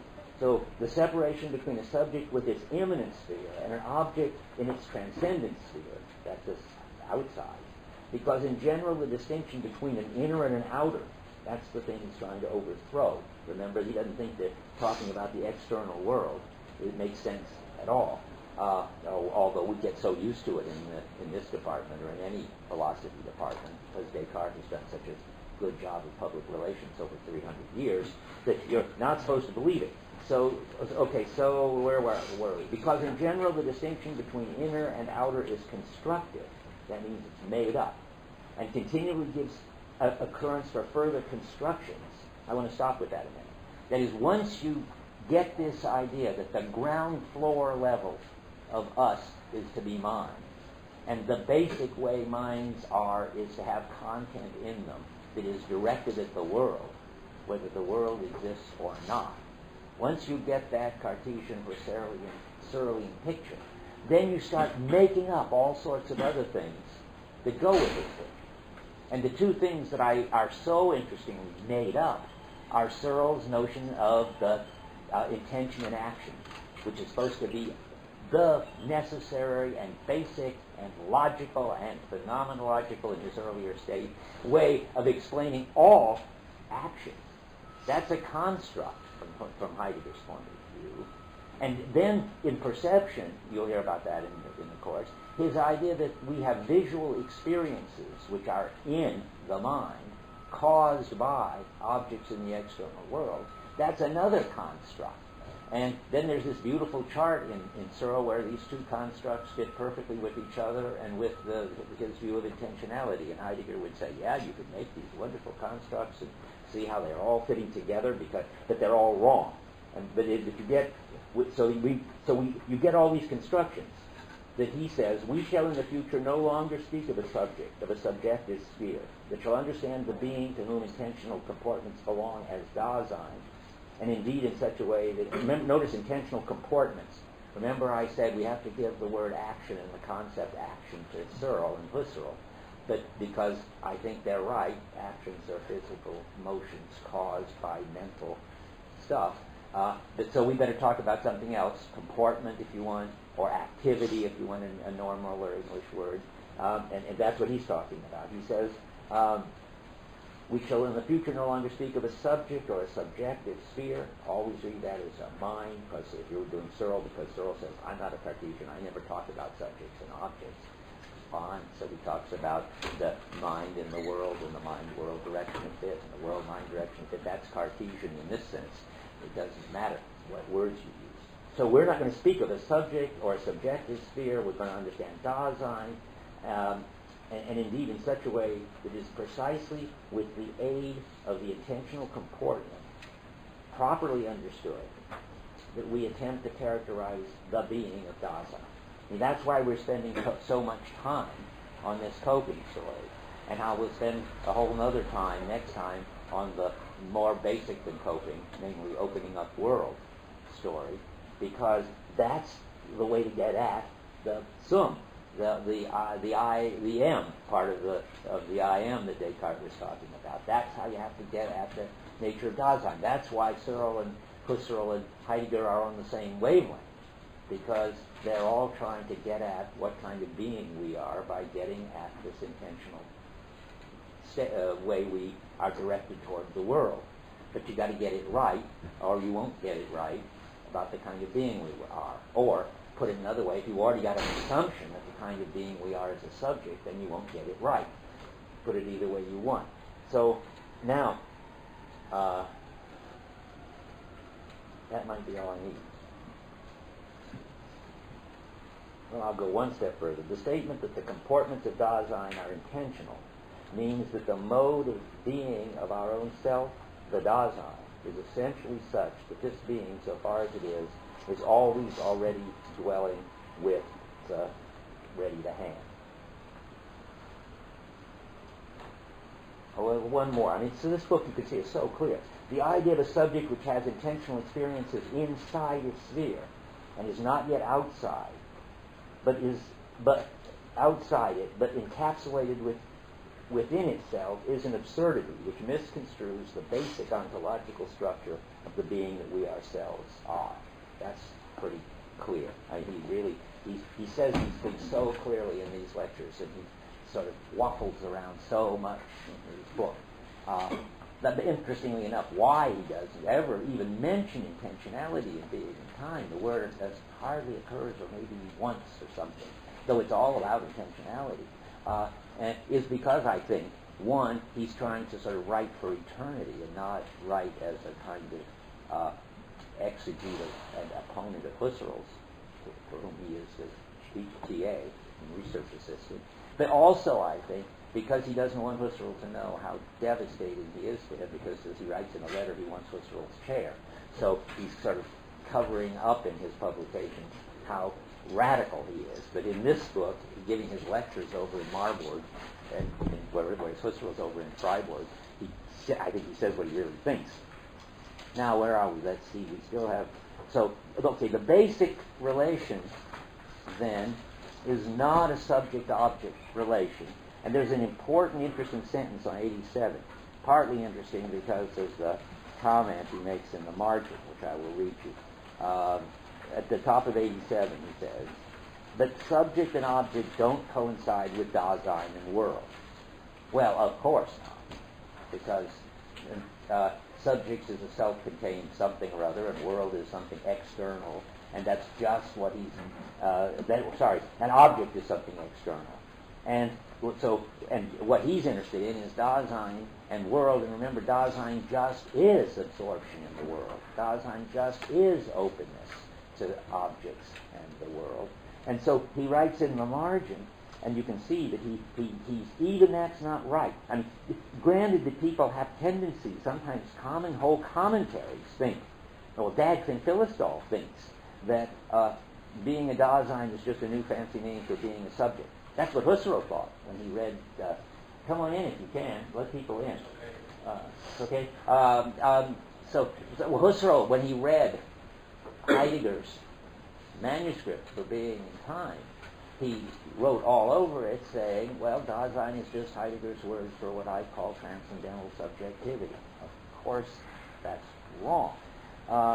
So what he writes in the margin is, we'll read it again, but subject and object don't coincide with Dasein and the world. He writes, of course not, exclamation mark. So little that even the denial, by bringing them together, is already fatal. That is, you shouldn't even be comparing subject and object with Dasein and the world. He regrets having written this sentence. He gives you the sense that maybe there's something subject-like about Dasein, or something object-like about world, something inner and outer, something that there's one, that we're one side of it, and then there's something else on the other side of it. He doesn't want you to have any of those associations, and so he's taking back the way he put it. Now, one little sort of pedagogical trick, and we're ready to go on to further things. Given all that, how do you understand the sentence on page 90? I wonder, just curious, I mean, it's hard to be reading this with such detailed scrutiny, but did anybody find anything strange in the last paragraph on page 90, where, and now we're in, I'm starting in the middle of the third line of the last paragraph on 90. In knowing, Dasein achieves a new status of being towards a world which has already been discovered in Dasein itself. Anybody find that strange when they read it? You should come rushing to me in office hours and say, good grief, one of you is wrong. Either Heidegger has gone crazy or you're misreading it. Because I thought there wasn't any story about what was in Dasein itself. That's like making Dasein into a subject. You think, gee, the world has already been discovered in Dasein itself? What could that mean? It's not the fault of the translation, sort of. I mean, it's a fault of you're not reading German. That you could imagine, in other words, that the world is that there is somehow, we are sort of inside of us a representation of the world, and then there's this external world, and then we want to get these two in the right relation, and that's certainly not what he wants to say. So what is he saying? Well, anybody know? You people who read German know, don't you, that what's happening here? Dasein is a verb. It's a way of being. It's not a substance in which something could be in. It's in that sense of in. It's like it's in playing tennis. When you're playing tennis, you're not inside of tennis. And in Daseining, you could see here it is a verb. There's no world inside of Daseining. That's just nonsense as soon as you hear it as a verb. And he's been saying Daseining is what we're doing. It's a way of being, and it's an openness and so forth way of being. So when you say that there is a world already discovered in Daseining, you say there's a world already discovered by us in our open public activity. Is that clear? Because if it isn't, then I've got to start all over again from scratch. There is no inside Dasein. The word in here means in a certain activity. In Daseining, and then of course you've already discovered the world insofar as your Dasein, insofar as your case of being there. It shouldn't be a problem, but I mean, if you were careful, it would be a shock the first time to see it. Okay, now we are really ready to go on, but I think this is a good time to stop for a second anyway and make sure that I have not lost you. Yeah. Maybe a very naive question, but if Heidegger doesn't have the cogito with the basis for being, how does the answer take part of that evil demon? How does the answer? The evil demon and all that. I don't want to get too deep into this, and it's a possible paper topic, but yeah,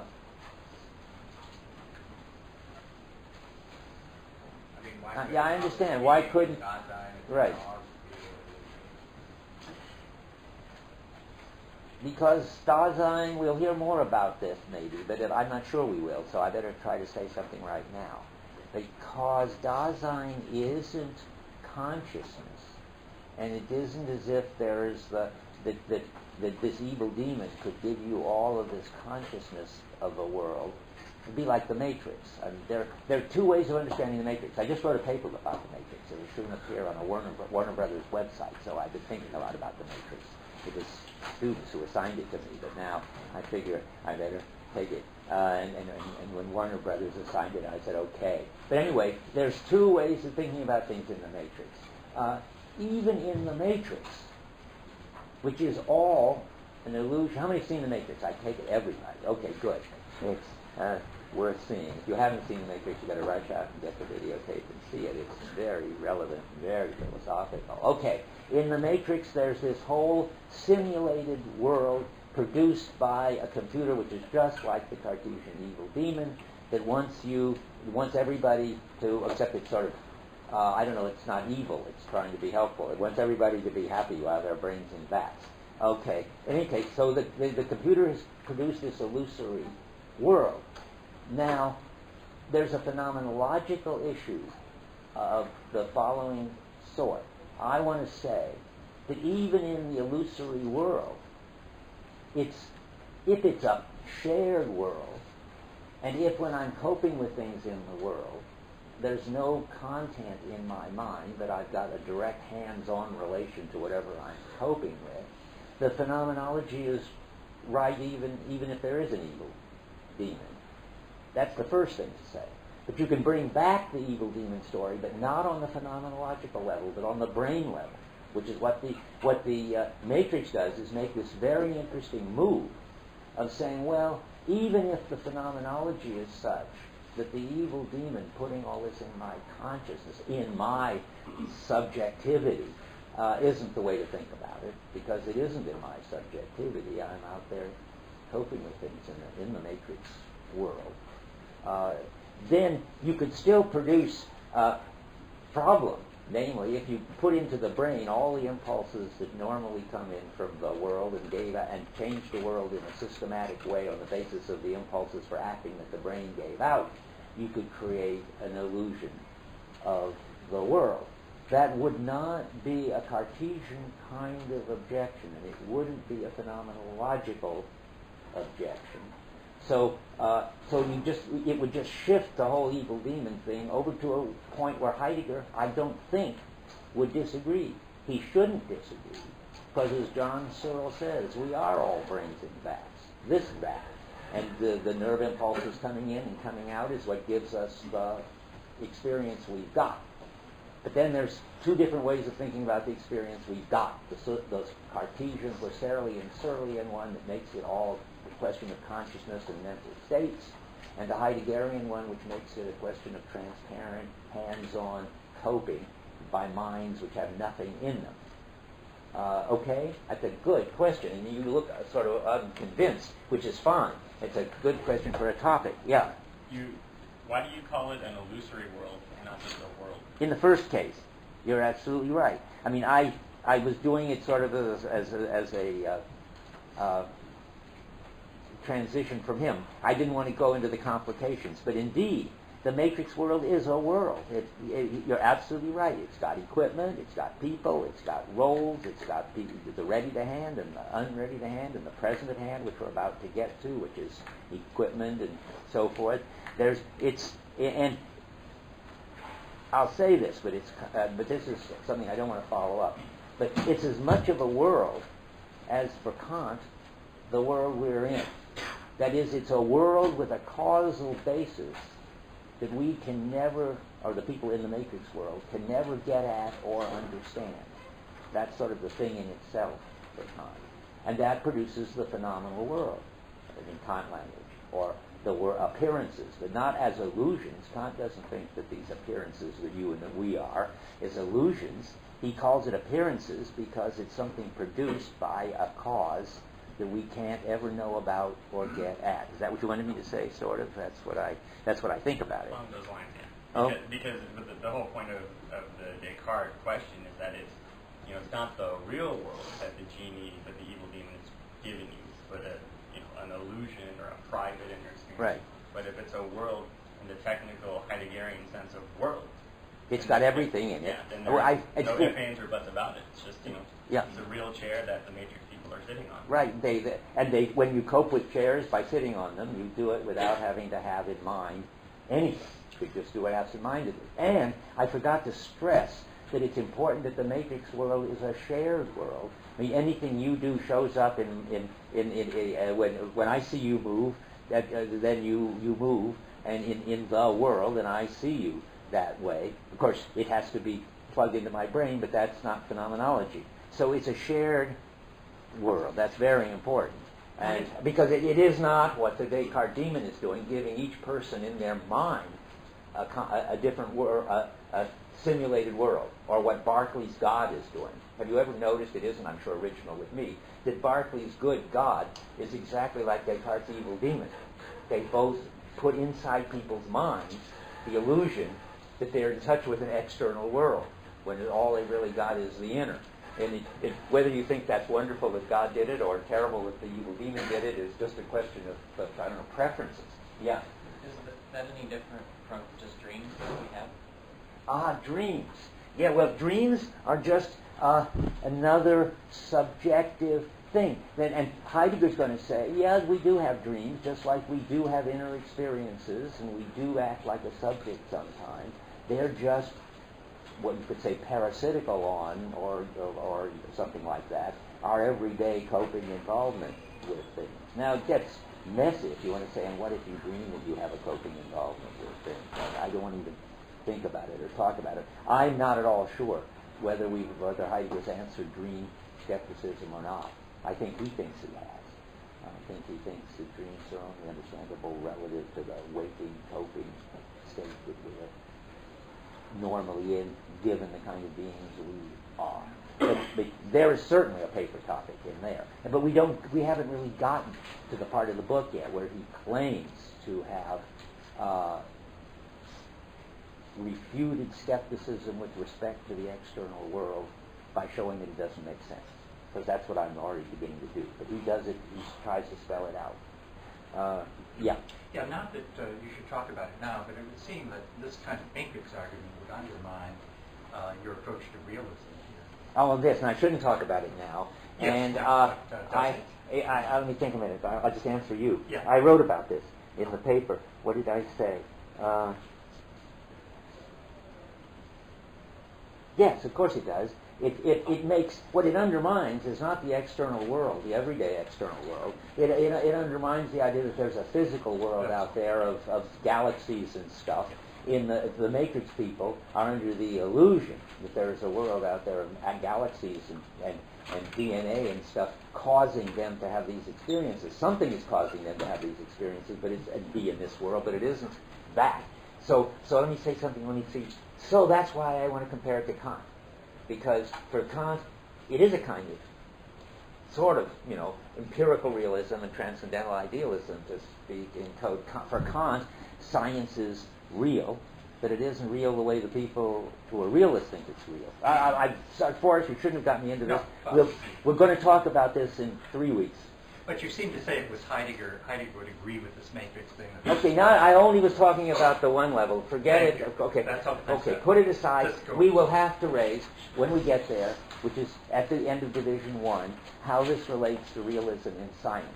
In fact, it's going to come up even today, if time allows. But it doesn't get settled until the end of Division 1. Now, I'm ready to go on or hear your questions, but probably better to go on, because we now have only 45 minutes and I have lots I want to cover. So let me go on, okay?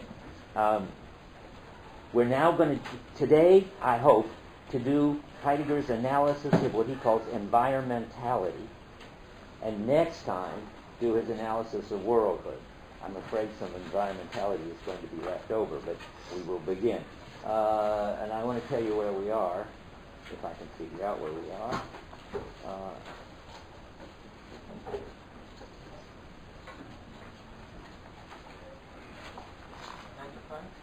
Well, that's not a good all. What? Where are we? Page 95? It should be about 95. Yes, that's right. That's exactly where we are. So we're at an analysis of environmentality and worldhood in general. And first we're going to, and you might all have your, you have to give a detailed discussion of this, I do, anybody does, because this is brilliant, original, and fundamental for understanding a lot of the rest of it, and accessible in a way that it gets more and more unaccessible and harder as it goes on. So this is easy. This is a section, imagine that, easy and important all at the same time. So we should look at this for sure. And here we go. We're going to talk about the special way that we are related to equipment, which is going to show that we're not subjects and that equipment aren't substances, aren't objects. And he's going to start by telling us something that I've been telling you for weeks, that our basic way of relating to the stuff that we are surrounded by in our environment is by dealing with it. Dealing is the word he uses, and I use the word coping, but you've got to realize that that's the same idea. It's the same activity. So I want to just read that on 95:15. The being of those entities which we encounter as closest to us can be exhibited phenomenologically if we take as our clue our everyday being in the world, which we also call our dealing in the world and with entities within the world. That's good. And these dealings have dispersed themselves into manifold ways of concern. That's what we're going to talk about now. There are really three of these manifold ways of concern that he wants to single out. All this is just completely interesting, original stuff that he's got here that nobody, except maybe Dewey, ever paid attention to this everyday world and our everyday way of dealing with it. This is the pragmatist side of Heidegger, which is accessible to us Americans more than it is to the Germans reading Heidegger, I think. So we're going to talk about first encountering equipment on page 96. I want to read a lot, about 6 lines down, and comment as we go.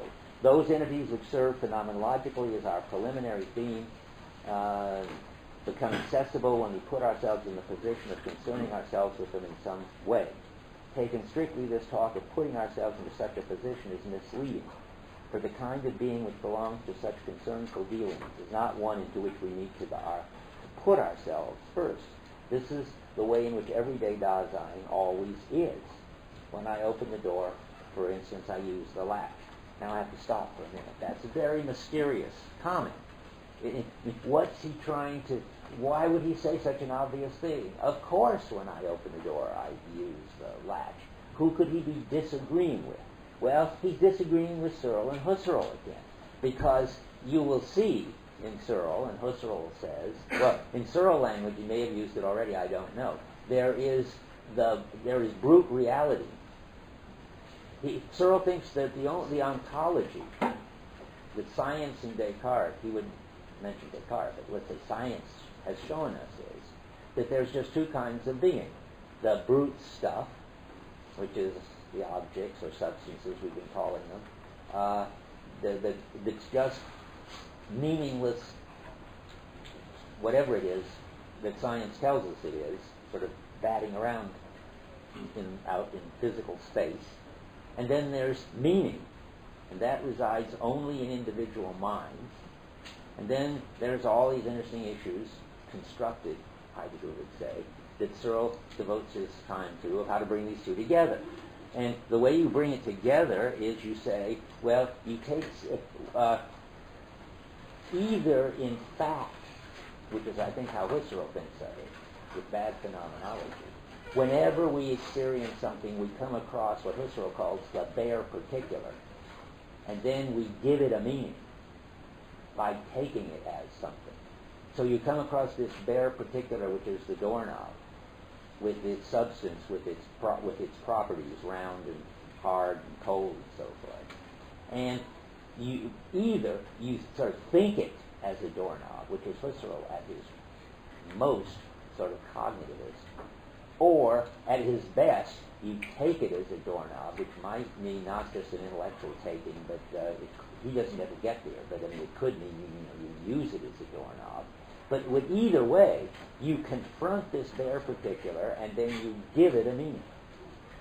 In Searle language, you take this brute given, or collective intentionality in Searle takes the brute given and gives it a function, property, a doorknob to get outdoors. And what Heidegger is saying, I mean that sounds so obvious to us because we're Cartesians, but Heidegger's saying, no, what you don't, that is neither phenomenologically prior, that you encounter the bare particular and then give it what Heidegger calls a cultural predicate. And he says, it's funny, in Cartesian Meditations, which is late Husserl, he's been reading Heidegger, and he says, you come across the bare particular and then you give it a cultural predicate, for example, being a hammer. He might as well said a latch, a doorknob. I mean, he's thinking, and he's disagreeing with Heidegger, as always. But so you come across the bare particular and you give it a function. That's the way we can't help thinking about it. Now, that's not only bad phenomenology, but that's also bad rational reconstruction from Heidegger's point of view. That is, if you want to say, well, I don't mean that every time an individual person comes up to a doorknob, they have to experience a round, shiny thing and then give it a meaning. After they've been using doorknobs for a long time, they just show up as a forwarding door opening. They just are functions. Remember the story about the Campanile clock. After using clocks for a while, you don't have to look at the numbers and decide whether they're Roman or Arabic, vertical or horizontal, and so forth. You just get the time. But then comes the logical reconstruction issue. Well, Searle says it's not a question of phenomenology. It's a question of logical construction. And what does that mean? Well, as I understand it, that means given your ontology, you have to give a logical story about how they get to be things like equipment. And if you've got a Cartesian ontology, which Searle just takes over, mainly there is extended brute stuff. Descartes calls it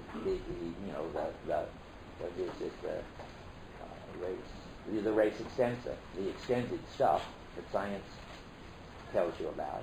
And there's the thinking thing that has the meaning in it. If that's your ontology, then your rational reconstruction amounts to showing how that ontology gets you doorknobs. And now you don't have the phenomenological claim about how you experience it. So very clear that he wants to say you just experience it, the affordance. You nonetheless have the logical claim that to make sense of it, you've got to understand that you given or collective intentionality that Searle has given, the function doorknob to this intrinsically meaningless stuff, which wouldn't be a doorknob if it weren't for us. And now what's the claim that Heidegger's objecting to? Well, the priority of the stuff. That you've got to think that there is this meaningless stuff, and that's intelligible. And there is you with your meaning in your mind, and that's intelligible. So that together, and that's the logical reconstruction, you can make intelligible that there's all these doorknobs and equipment and hammers. And what does Heidegger want to say about that? He wants to say about that, there's nothing more intelligible than just using the latch.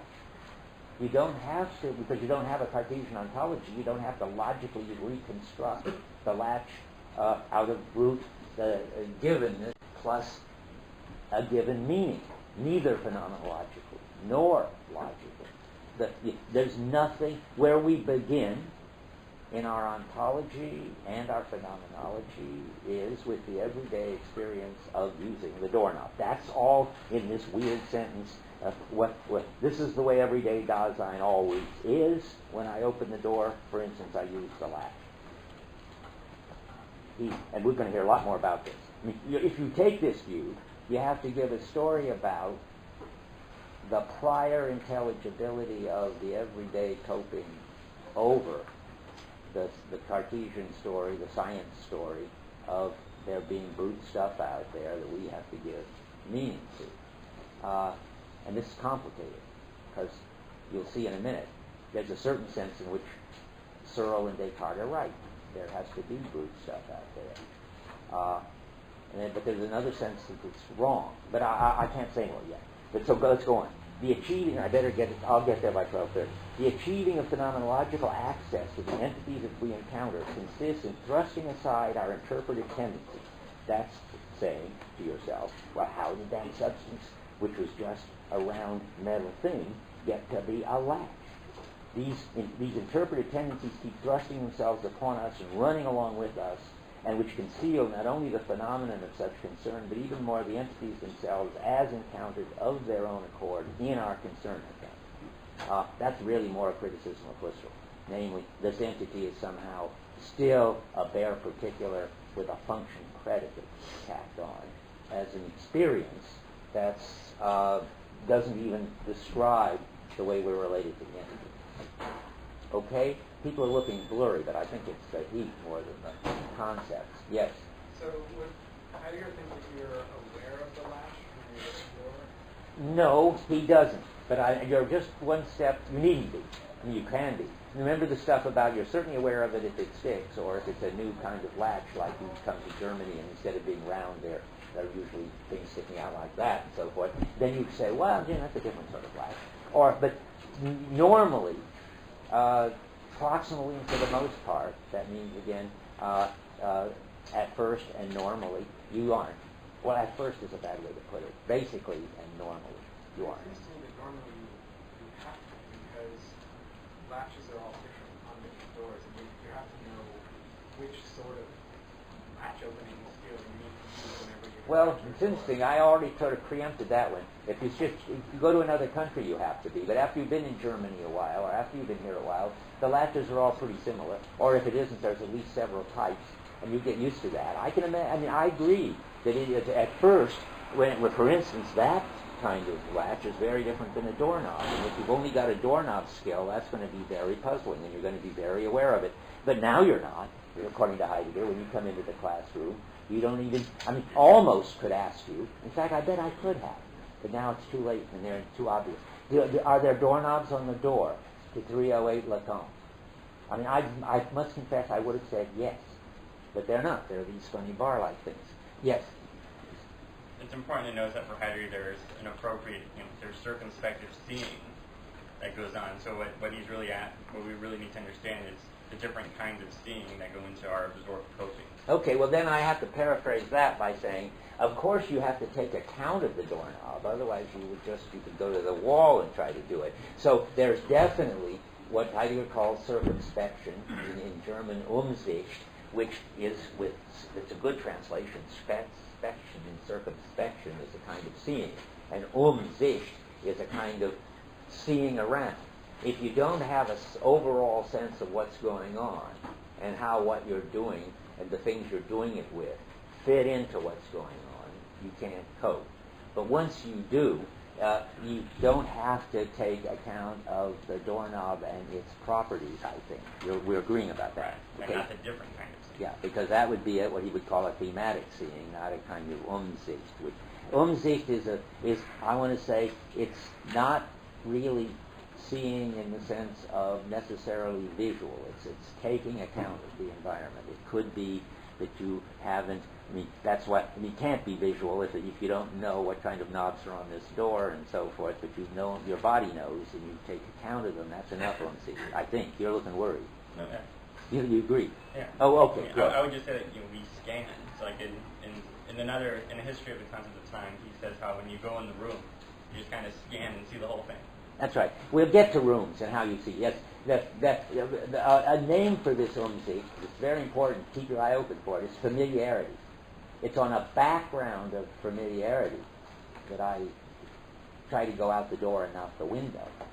And I don't try to go out the door by charging at it as hard as I can, and so forth. On that background of familiarity, I deal with the doorknob. Now back to the doorknob. Where was I? Let me think a minute. I don't know, but I'll find out in a minute. There was something I wanted to say about it. So you're ready to hand. Dealing with it is simply to use it. Oh, I know. Okay. And the answer to him is a little further down the line, but I'll say it now because it's very relevant. And I've said it already once. The more it becomes transparent, and you are not aware of it, the more you're getting access to it in its ready-to-hand equipmental way of being. So that ideally, after you've had enough experience with doors and enough experience with doorknobs and stuff, you keep your whole attention on some philosophical conversation and you just take account of it and go through it. And the more you do it that way, the better it's functioning as equipment. This is sort of an ergonomic point. I mean, if you're paying attention to it, then it's not a good computer or a good car, or you haven't got the skill yet. And when it becomes just something through which you get what you want, namely some function that happens, then it's really functioning as equipment. Okay, we'll get to that in just a second. The basic phenomena on 97 now. Okay, all this on 97. It tells you on 97 at the top that what you deal with is equipment. And it's in italics. These are technical terms. This dealing is in italics. That's Umgang. And now we've got this technical term, Zeug in German, equipment. That's just crucial. And we come across equipment for all sorts of stuff.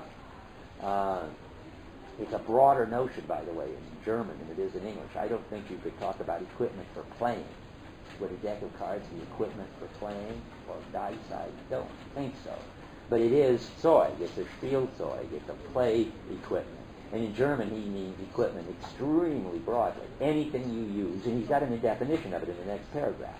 Anything you use in order to something is equipment. So if you use it in order to play, that's fine. That's equipment too. The Germans are better in that respect, or German is, because it's got a general word for it. Did you want to say something for us? Oh, okay. So equipment, you see where I am now in the first full paragraph on 97. Equipment is essentially something in order to. That's the next thing. That's the definition of it. And then in the next paragraph, and more definitions, in the in order to as a structure, there lies an assignment or reference of something to something. Okay, that means that the hammer is referring to or relevant to the nails and so forth. The equipment is always a totality. That's in the end of that paragraph. Equipment, in accordance with its equipmentality, it always is in terms of its belonging to other equipment. It is in terms of its reference or assignments. the ink stand, ink pen, blotting table, lamp, furniture, windows, doors, room, and so forth. They and then he mentions what Rick mentions, but I want to save it till later. That the most we always encounter, what we encounter as closest to us at the top of 98, though it's not something taken as a theme, is the room. I mean, the sort of the last thing that you notice, but what's very much taken for granted in everything you do is the way rooms work. That the chairs are on the floor and not on the walls, like in a spaceship and so forth. And we'll get back to that. That's a hint about familiarity there. And now, and that gives us finally the definition of a way of being on 98, about halfway down. The kind of being which equipment possesses and which it manifests itself in its own right we call readiness to hand. That's or available or handy or at hand, all these different translations.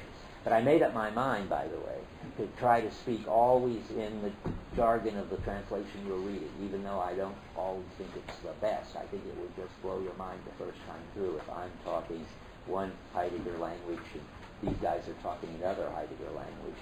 So this defines readiness, a way of being called readiness to hand. That's what we just got. Now, notice that to be a hammer, let's be a bit more fun than doorknobs, is something that requires a whole lot of cultural practices, namely that in this culture you hammer things together, you don't tie everything together with binds. If you did, there wouldn't be anything that it was to be a hammer. There might still be a piece of wood with a blob on the end that fell out of an airplane, like in the Coke bottle, but if God makes it crazy, but there couldn't be hammers except in a culture which had nails and wood and so forth, because the hammer is defined by what it does, namely, it's for hammering things together. And if nobody in the culture hammers anything to anything, there can't be any hammers. So that's the first point. Also, the hammer wouldn't be a hammer if we didn't have skills for using it. I mean, if somehow everybody lost the capacity to hammer in the culture, even if there was nails and wood, there wouldn't be any hammers anymore. To be a hammer is to be used in order to hammer things. That's the basic understanding in Heidegger of readiness to hand. Now comes really where his question fits in. I used to worry about the following thing. If that's what a hammer is something in a drawer, well, first, in a culture in which there's no nails and no skill, is that a hammer? No. That's just a wood blob. But in a culture like ours, where people have hammering skills and we have nails, when this thing is lying in the drawer and nobody's using it, is its way of being ready to hand? I think the answer is supposed to be, it took me a long time to decide, because the extreme would be, well, wouldn't it be ready to hand when you're using it in order to pound in nails? Or is it enough just that it has that meaning in the culture, that it's the thing you use in order to pound in nails? Well, this is not a big deal, I think, but I think Heidegger's answer is something like this, that it's already a hammer when it's in the drawer, but it's not being manifest in its hammer way of being and in its readiness to hand in the best possible way. To really bring out its in order to and really manifest its way of being is ready to hand, you've got to pick up and hammer with it.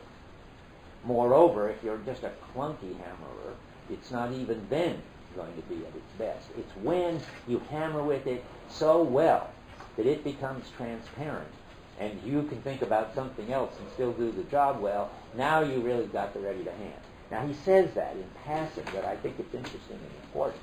So I'm going to read where it is. On 98, at the middle of the page,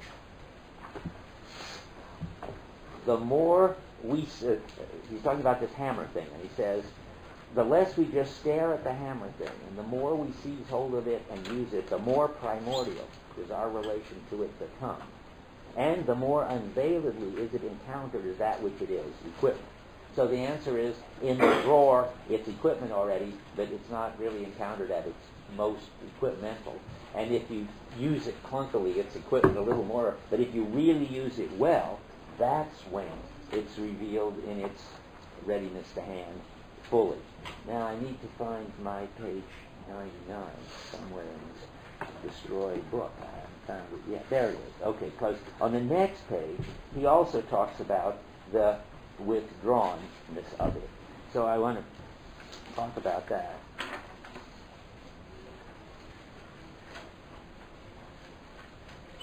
About the second sentence in the second paragraph on 99. The peculiarity of what is proximally ready to hand is that in its readiness to hand, it must, as it were, withdraw in order to be ready to hand quite authentically. That means when it's at its best, it's transparent in my argument. And don't worry about authentically. I just should warn you, you could even cross it out and write genuinely.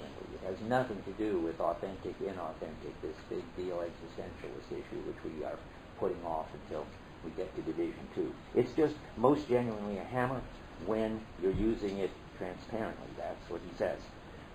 Now let's see how we are here. Good. Okay, next way of being. Well, no, that's the mistake. In my commentary, there is this mistake, and I always fall into it. There is two forms or something of this way of being called readiness to hand. I used to think there were two ways of being, readiness to hand and unreadiness to hand, which is what I want to talk to you now. But it's clear that Heidegger does not think that there are two modes of being, but he does think that they're very importantly related, and that they're very different, and that they're both very important. So let's talk about unreadiness to hand. That's the way you experience, say, the doorknob when it sticks.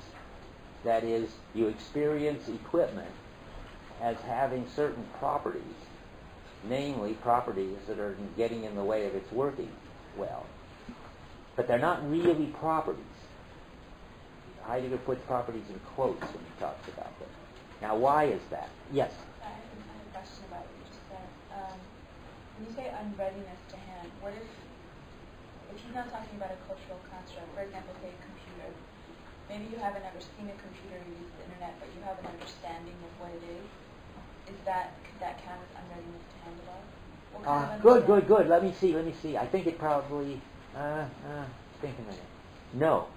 That's sort of minimal readiness to hand. That's like knowing what the hammer is for in the drawer because you're in that culture, but you don't have a skill for using it, or there are no nails. Well, no, there are no nails around, and you want a hammer. That's unreadiness to hand. There is whatever disturbs or blocks or somehow keeps you from using the equipment the way it's meant to be used, then the equipment shows up for you as unready to hand. I mean, it's perfectly intuitive. I mean, that is, it's there to be used and you want to use it, but it's not working. That's what we're talking about now. That's an important category, or category is a technical term. That's an important distinction for Heidegger, and very important. He's very interested both in the ready to hand, and the unready to hand. You're going to ask something else. Yeah, I want to kind of continue this distinction. There could be a distinction between it going on sticks and it's actually something that's genuine there, or if you don't have the knowledge to actually get things to work, like if you don't know how to drive a car. That's right. Well, either one. If you're crazy enough to get in a car and try to drive it when you don't know how, it's unready to hand. If it's just that there's a car there and you aren't even trying to drive it, then it's a low level of ready to hand because it's in the culture that you know what it's for. But the unready to hand is when your activity is some way blocked. It's not ongoing activity, to talk Dewey like, and because of your lack of skill, or because there's something wrong with the thing. Either way. Now, I'd have to say something quick before. I'll forget it, and then you say something. I said that the doorknob stickiness is not a property of the doorknob. I have to have a new word for that. Heidegger puts property in quotes because he knows it's not a property, but he doesn't use another word.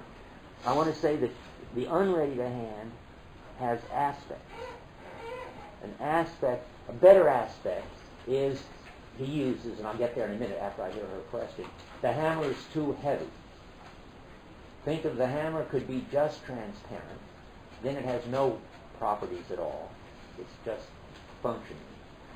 Or it gets this, you get this problem. The hammer you picked up, even though it's 4 hammering nails and you've got the skill, is too heavy for you for this job. Well, what kind of characteristic of the hammer is that? Why isn't that just a property of the hammer, that it's too heavy? Can you tell? A property of something is a property of a substance. If it had a property of the hammer would be that it weighs 2 pounds. Too heavy is part of a whole totality, not only of namely, basically, of the hammer being for doing something and you trying to do it with it.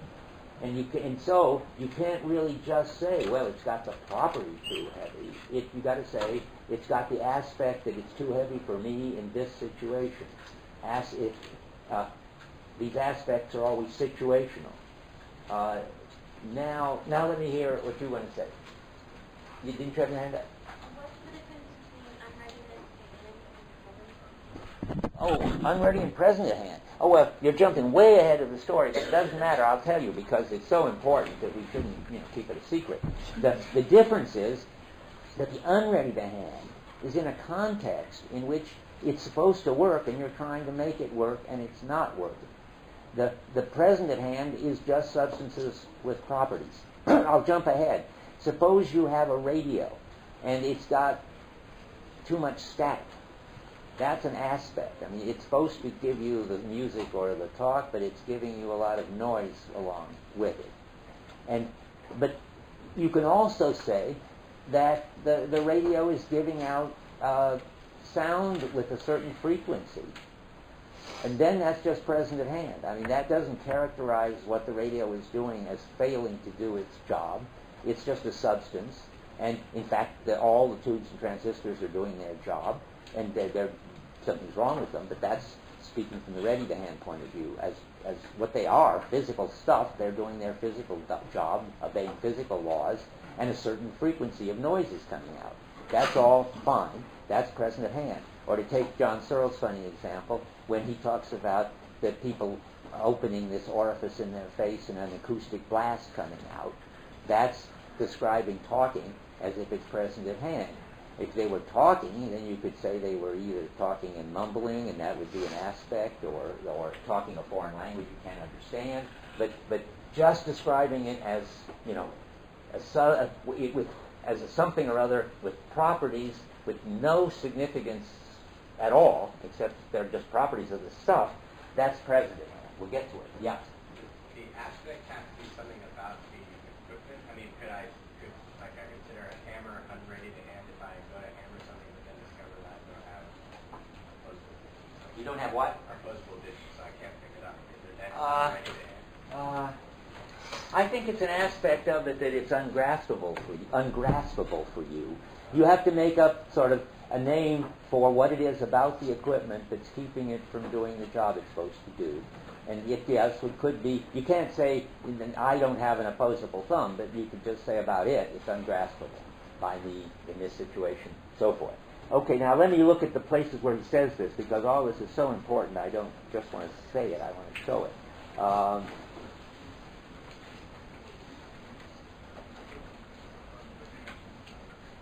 On the top, at the bottom of on 102, where? At the bottom, about 59 from the bottom. When we concern ourselves with something, the entity is most ready to hand may be met as something unusable, not properly adapted for the use we have decided upon. The tool turns out to be damaged, or the material unsuitable. In each of these cases, equipment is here ready to hand. That is, we're trying to use it. That's why I say you can't. I was wrong to think that he doesn't want to say that's ready to hand. But it's going to turn out to be a special kind of ready to hand. We discover its unusable, which is the unready. We discover its unusability, however, not by looking at it or establishing its properties, but rather by the circumspection of the dealings in which we use it. When Its unusability is thus discovered. Equipment becomes conspicuous. Conspicuousness presents the ready-to-hand equipment in a certain unreadiness to hand at the top of 103. He doesn't say unreadiness to hand very often, but it's one of the contributions of my commentary to show that that is a very important level of description. We'll talk a lot about it today, tomorrow, or whenever, or Thursday. But it's because a lot of what we experience is experienced neither as this total meaningless present at hand or transparent ready to hand. And we need to think about that level of experience. And he has it. He just doesn't underline it very often. By the way, it might as well turn right now to 412, is it? 409? No, 412. And he goes back over these things very nicely in 412. And you should just jump ahead. I'm going to read the second paragraph on 412. When we are using tools circumspectively, we can say, for instance, that the hammer is too heavy. That's where it comes. That's why I want to read this now. Or too light. Even the utterance is what it really says in German, that the hammer is heavy can give expression to a concernful deliberation and signify that the hammering is not easy. I'm translating it back into a little better English. In other words, that it takes force to handle it, or that it will be hard to manipulate. But this proposition can also mean that the entity before us, which we already know circumspectively as a hammer, has a weight. It is to say, it has the property of heaviness. By the way, there, I think, it's sort of ambiguous what's going on. Property in quotes would mean it feels heavy to me. But I think he's getting confused there because he's using property without quotes. Because look, he goes on, it has the property of heaviness, it exerts a pressure on what lies beneath us, and it falls if this is removed. Well, that's present at hand talk. That's property talk. Heaviness is something that belongs to hammers, not belongs to hammers for me in this situation and so forth. It's a little sort of hard to get quite clear what heaviness is, and he's not quite clear. But I want to say, too heavy is an aspect, and it's unready to hand. Heaviness is a property, and it belongs to things when you're thinking of them as present at hand. It would be a much clearer property if he went on and said, it weighs so many pounds. Then it's certainly a property. But already when he's thinking of heaviness as a property, you could just cross out the quotation mark. It's a mistake.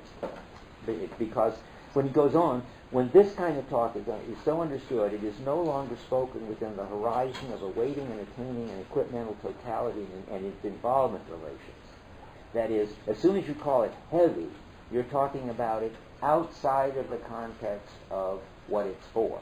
I mean, the hammer is heavy, and so is a rock, and they're both heavy in the same way. And the proof of it is he goes on and says what has said has been drawn from looking at it as suitable for an entity with mass, and so forth. We've now cited something that is suitable for the hammer, not as a tool, but as a corporeal thing subject to the law of gravity. Well, that already applies to the heavy. To talk circumspectively of too heavy or too light no longer has any meaning. That's what I was saying to whoever it was about what happens when you take away all the meaning and you get the present at hand. To say that the entity in itself as we now encounter it gives us nothing. That is to say, the entity as we now encounter it gives us nothing with relation to which it could be found too heavy or too light. Well, that's all pretty important and interesting and right, except for the quotes.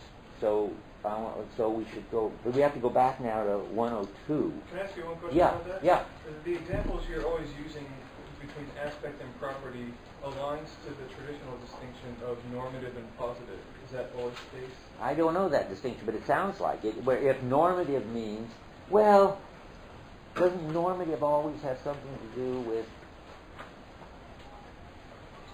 I don't know. How is that used normally? So that positive characteristics are ones that are objective, and normative ones are ones that are evaluating. Like too heavy is normative because it evaluates how it conforms to a norm of heaviness. Okay. Well, it's specific mass is simply a causative term.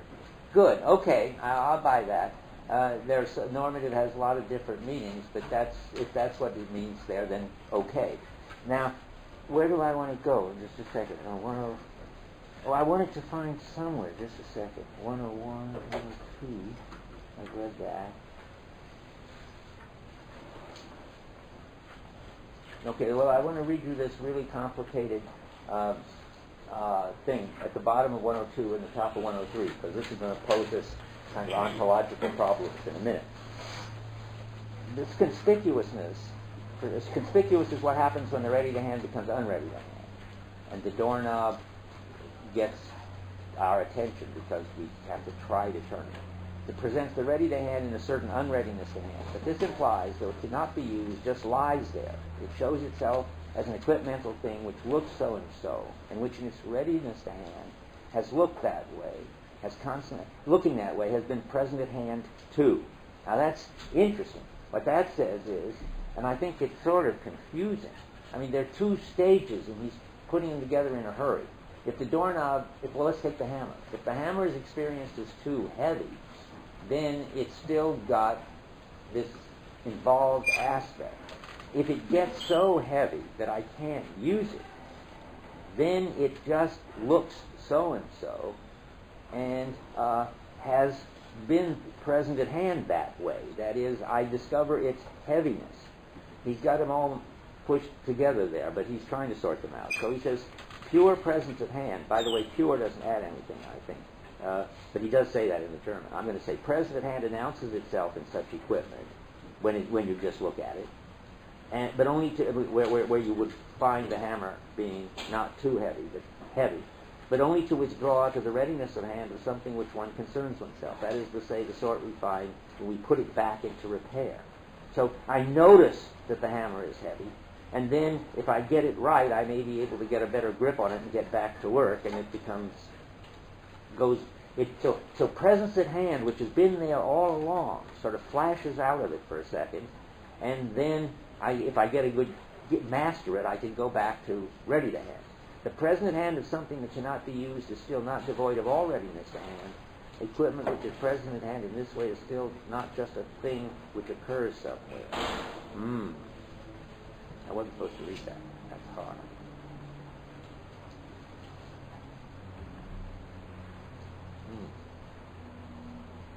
Good.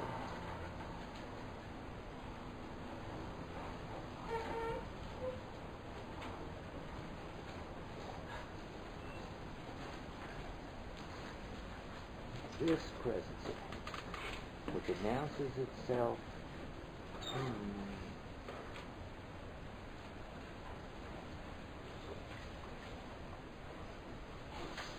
Boy, I do not understand that sentence. What time is it?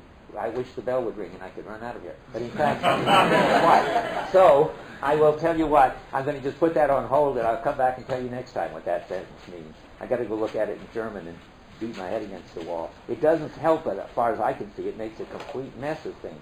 Keep it straight the way I said it is until I find out what to do about that.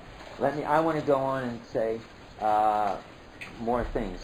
So there are three different kinds of ways something can become ready to hand, unready to hand. He talks about. I'm not going to go into them. You'll see them on the chart I handed out. Conspicuous, obtrusive, and obstinate. And another way could be, as he says on 409, inspecting things. Yeah, help yourself to charts. Are there more people without charts? Oh, okay. So inspecting things is another way. You see where we are now? Availableness. Let's look at this chart to end the lecture. I want to finish the properties of things. So let me see. In breakdown. I want to say on 101 he uses the term aspect for a moment, which is nice.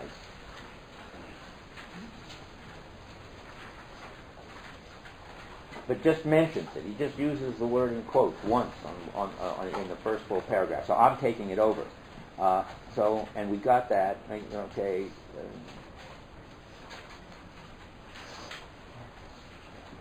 So then we get it. I want to go back to 412.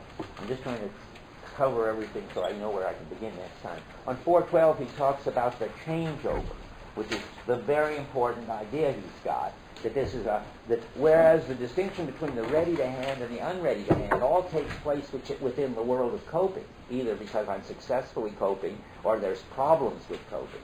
The change over to the present at hand is this de-worlding, as he calls it, where you don't relate the object to any uses. You just look at its properties. That's the changeover for him, which is very important, that he's talking about on page 412 at the bottom. When we encounter something in a new way as present at hand, the understanding of being by which our concernful dealings with entities in the world has been guided is changed over. That's to say, it's a new way of being. So now we know there are two ways of being. The ways of being when something is too heavy or too light, or generally has aspects and it isn't functioning, ongoing and transparent, and the way of being that something has when we're not even expecting it to function. We're just looking at it as a substance with properties. That's okay too. And that's the changeover to the present at hand. Now I'm going to leave you with the following question and then stop. The big question that's left after this is, and what's the relation between these two ways of being? Does the present at hand underlie and is it the basis for the ready to hand? Or does in some way the ready to hand seem to underlie and be the basis for the present at hand? Think about that. It's very complicated. It looks like Heidegger says both. And I won't tell you what I think about that until next time. Okay. Now, the first thing, there was this problem left over from last time. Where's my Heidegger? The top of, I think it's 103, where I suddenly discovered he was saying something which surprised me. It's getting sorted out, the ready to hand and the unready to hand, and and the pure presence at hand. I don't want to spend too much time on it. It's something more that concerns me, I think, than concerns you. But it seemed to me he was making a mistake, because at the very top he's talking about the unreadiness to hand. And then about 8 lines down he says this presence at hand of something that can't be used, which is what he just described at the top as unready to hand. The present at hand of something that can't be used is not devoid of all readiness to hand, and so forth. So there's a funny sense in which he's going to use presence at hand to cover some aspect of unready to hand. Let me just read it as I finally sorted it out. For him, when you get it sorted out, when something is ready to hand, it's unusable, and I just cope with it as unusable. This gets clear on page 200. That's what I had to go to get straight about this. On 200, he's very clear, and we'll get there, but you can look ahead if you're worried about this, about how you can, if the hammer's too heavy, you can just put it aside you can say too heavy, you can say hand me another hammer, or you can put it aside without wasting words. All of that is ways of coping with the non-working hammer without turning it into any kind of object about which you make assertions. This gets clearer on 200. If you treat it as an object and make assertions about it, like this hammer is too heavy, and you don't mean that just as a kind of expression. You could just say this hammer is too heavy, not as a kind of assertion about an object with properties, but just a kind of expression of annoyance. But if you say it as a description of an object with properties, then the way he's carving up his vocabulary, that is already to treat it as present at hand. And then he wants to distinguish that from the pure present at hand, which he mentions 5 lines down. The pure present at hand is when you make an assertion about an object as having some problem for its usability.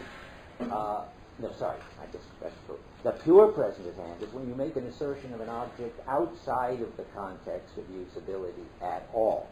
That's when you say the hammer weighs 2 pounds or has mass. He talks about all that on 412. You switch over. to a de-worlded description. There you get assertions about objects with properties in the traditional substance and property way. That's what theory does, and so forth. He calls that pure presence at hand because he wants to use presence at hand even for assertions like this hammer is too heavy for this job.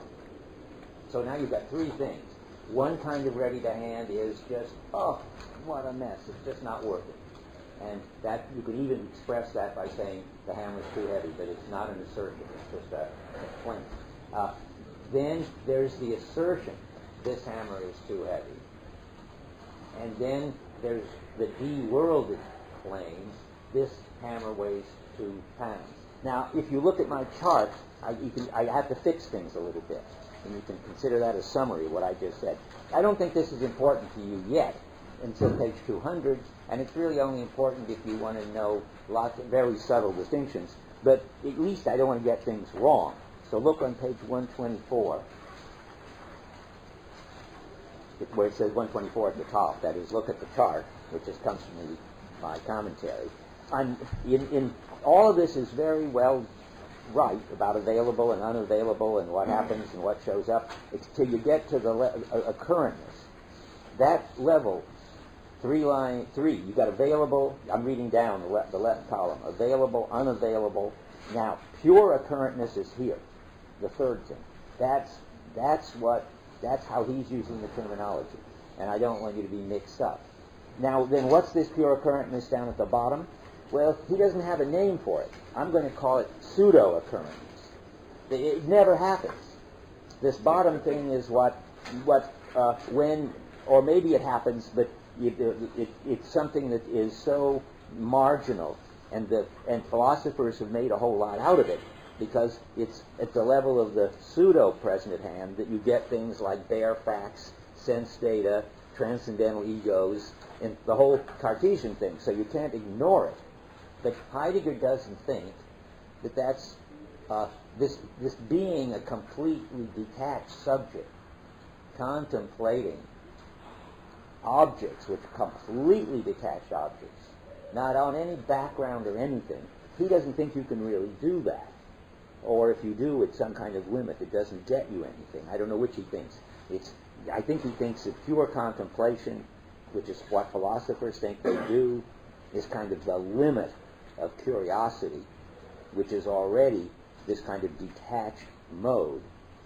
And it's not a kind of detached mode of the sort that you get in science, which is the pure current. It's a kind of detached mode you get in traditional philosophy, and it's just, well, I don't know what to say.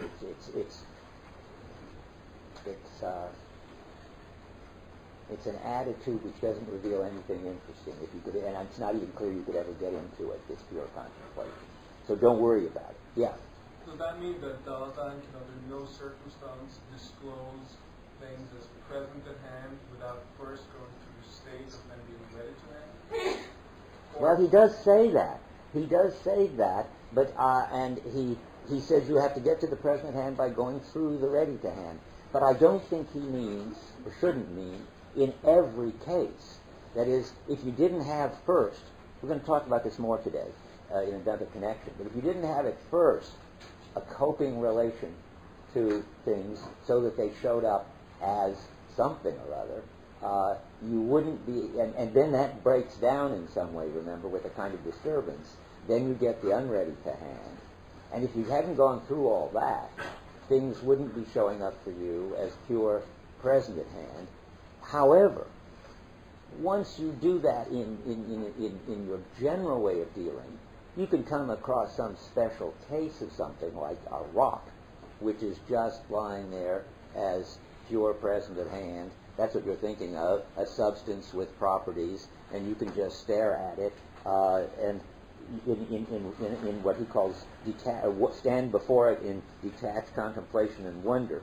I don't think he wants to say that you could never come across anything in this contemplation, wonder, and sometimes he calls it observing way, if you hadn't already used it as equipment. That would be so obviously wrong.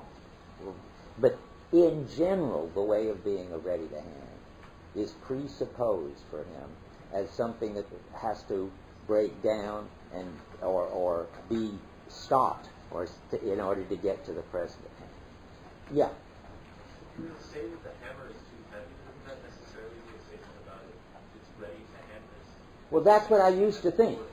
Well, that's what's so crazy about this. I worried about it for several hours and talked to Sean Kelly, which is what I do when I get really confused and worried. But in any case, it's clear that on 200, but there's so much to talk about today, even though it's on my mind, I don't want to say more about it. It's clear that Heidegger thinks that they're just two different things, that coping with it as not functioning well, without making any assertion about it, is revealing it as ready to hand. And as soon as you just take it as a kind of object which has a property, even the property too heavy, which is quote property, aspect, even when you take it as an object which with the aspect too heavy, not only in his vocabulary, but in his way of looking at things, an important switchover has occurred. He says this on 200. I'll just show you, and then I'm going to drop it till we get there. But he says, I'll read you the relevant thing. The second paragraph. The entity which is held in our forehaving, for instance the hammer, is proximally ready to hand as equipment. If this entity becomes the object of an assertion, then as soon as we begin this assertion, there's a changeover in the forehaving. Something ready to hand with which we have to do or perform turns into something about which the assertion that points out is made. Our foresight is aimed at something present at hand in what is ready to hand. I think maybe I would want to say that something ready to hand in what is present at hand. It's taking the too heavy as a property of an object, and as soon as you do, even though it's contextual, he's going to call it a kind of present at hand. I'm amazed. I mean, I've taught this for 30 years and didn't notice it. I don't even like it, but that's how he's going to do it. Is that how you see it too, Forrest? I mean, but we'll have to talk about it. I'm very surprised that he's doing that. Okay, why do you have the chart in front of you? Before we go back to where I want to be, we talked about what's on the left-hand side. I noticed what I think of as a mistake in it. I just want to mention, and that is under what does the encountering? Well, when you're transparently coping, you're just a sense of everything being all right. There's no subject there. And then I said subject with mental content is what happens when there's a breakdown. Well, somebody was telling me yesterday, I think maybe it was Rick, who can't come today, that's misleading, because subject, as it gets introduced by Descartes, is this self-sufficient entity, and we're never subjects in that strong sense. The most we ever get to be subjects is that we have beliefs and so forth, which have what Husserl would call intentional content. So I want to put quotes around subject. You get a subject with mental content, that's correct. On a non-mental background, that's correct. But it's not what Descartes would call a subject. You really get subjects. You get more like subjects when you get to be a theoretical subject. I mean, and even then, there's some kind of background. So I don't know about whether I'm just asking myself. Even the subject down in the next column, subject with mental content on a non-mental background, that's really in quotes too. And then comes really subjects down here in the area of the pseudo things that philosophers deal with, which don't really exist. They're self-sufficient subjects, transcendental egos. So I think now as I read it, I want to put in more quotation marks. Okay, all that. Now you can just put that aside as the kind of thing that you worry about after you've beaten your head against this for years, and go back to the kind of thing you should be worrying about now. And that is worldhood, which is the subject for today. Well, no, but this is a big important issue before we get to the subject for today, because somebody raised this last time, and you're bound to raise it, and right to raise it. I forget exactly how the question was put, but somebody said something about, but don't you have to have things with causal properties in order for you to have equipment at all. Does that sound familiar? I mean, anybody in their right mind would ask that. I mean, okay, so when you're coping with a hammer, it's transparent and you have ongoing activity, but you couldn't have the hammer unless you had the wood that was rigid and the steel that was even more, whatever the right word is, unshatterable. If the hammer was made of butter or the hammer was made of ice, it just wouldn't work. So isn't the present at hand with its properties more basic than the ready to hand? And or is it in some way the ready to hand more basic, which is started with his question? I mean, this is bound to be on anybody's mind. I mean, so keep the chart in front of you, because what I can tell you in terms of the chart what's going on. There is a sense in which the present at hand does underlie the ready to hand. Heidegger would be crazy to deny it. And that's this causal underlying. He doesn't care about it. It's not his concern, because you'll see in a minute why. But he doesn't want to deny it. You get it on page 6. He asks this interesting question at the end of the first full paragraph. Yet only by reason of something present at hand is there anything ready to hand. He doesn't deny that. Then he says, does it follow, however, granting this thesis for the nonce, that readiness to hand is ontologically founded upon the present at hand? And the answer to that, oddly enough, is no. Now, why is that? Well, it's tricky business. You've got to change the meaning of ontology. All through, up to Heidegger, ontology meant sort of find the ultimate constituents of the universe and explain how everything arises out of them. In a way, John Searle is still doing it when he says you need to make a rational construction of how we get from the brute facts to social facts, and from brute movement to action, and so forth. Yeah. That crucial way of asking it is on 101 at the end of the first full paragraph. But Heidegger's changed the meaning of ontology. So far, ontology is traditionally the ultimate building blocks of the universe. Descartes' ontology is there's only res extensa and res cogitans. That's the bottom line. That's the kind of beings there are. Now, but remember, for Heidegger, being is that on the basis of which beings are understood. That's such an important line that I have to redo it in case there are people who weren't there. On page 25, what's asked about is being at the bottom. That which determines entities as entities, that on the basis in which entities are already understood. And remember, the word for that is intelligibility. For Heidegger, ontology deals with being, but being doesn't turn out to be the ultimate constituents of the universe. Being turns out to be intelligibility, background intelligibility, that in terms of which everything else becomes intelligible.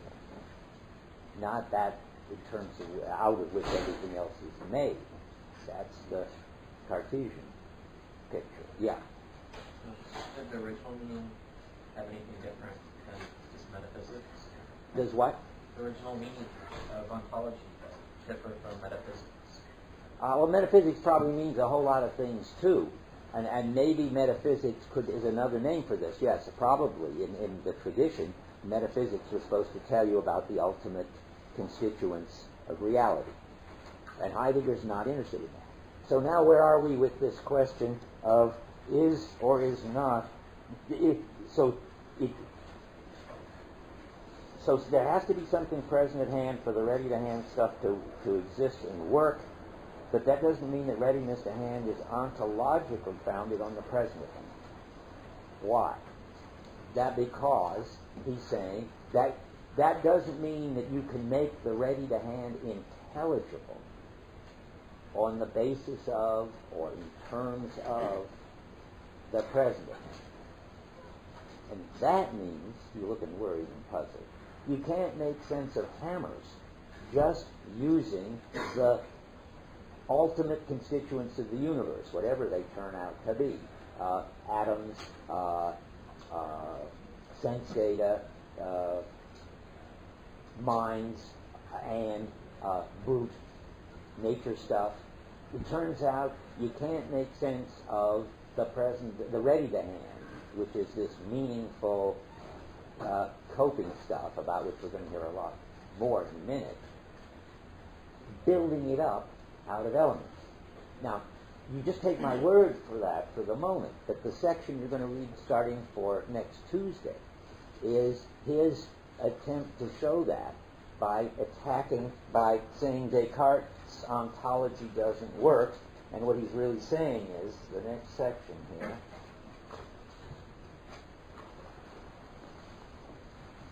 starting on 122, where we're starting on next Tuesday, where he's giving the contrast between our analysis of worldhood and Descartes' interpretation of the world, is the argument that no amount of nature stuff, no matter how you put it together, and even if you throw in mental stuff, you can't make sense of the ready to hand. That means that in the intelligibility business, the ready to hand is prior to the present at hand, because you can make sense of the present at hand by leaving out a lot of the aspects that go into being ready to hand. That it's part of a meaningful referential totality of equipment and stuff. When you keep leaving stuff out till you get just bare things with bare properties. So there you've made sense of and fit it in to your picture of things, how the present at hand gets discovered and made sense of as privative ready to hand. And that's the sense in which, in his sense of ontology, the ready to hand is prior to the present. Let me say it as simply as I can. You can understand the present at hand starting with the ready to hand and leaving stuff out. You can't understand the ready to hand starting with the present at hand and adding stuff in. And that's got to do with his holism.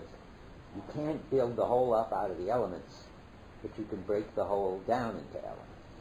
So on the chart, if I were you, I would draw an arrow down from the top to the bottom, and that's the order of intelligibility, or that's what founds what in Heidegger ontology. There's the arrow goes from availableness down to occurrentness.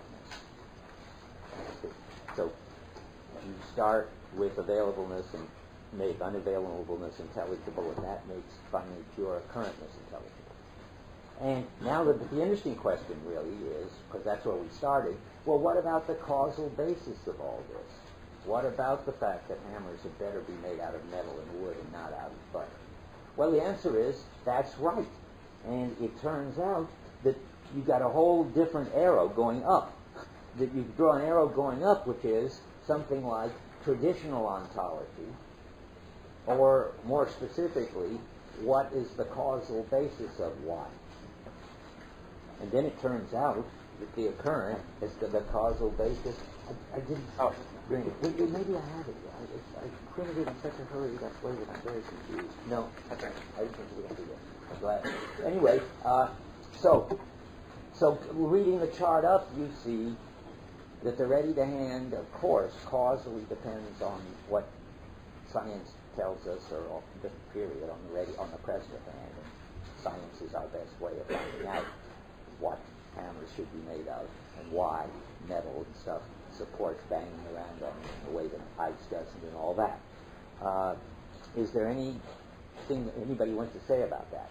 It's so fundamental that he doesn't ever really even talk about it, except here, where he raises the question. But it's behind everything I'm going to say today, because what he's going to talk about now, in talking about worldhood and so forth, is that the nature of the world and of the ready to hand, which makes it the basis of all intelligibility, and makes it clear that you couldn't construct it out of or explain it in terms of scientific. Oh, sorry, you couldn't make it intelligible in terms of scientific causality. Yeah.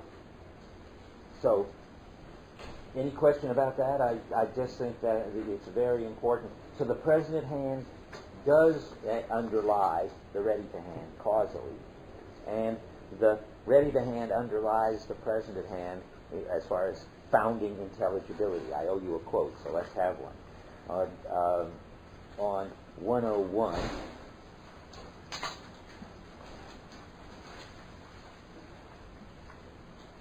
and this is where his question started, on about 15 lines from the bottom.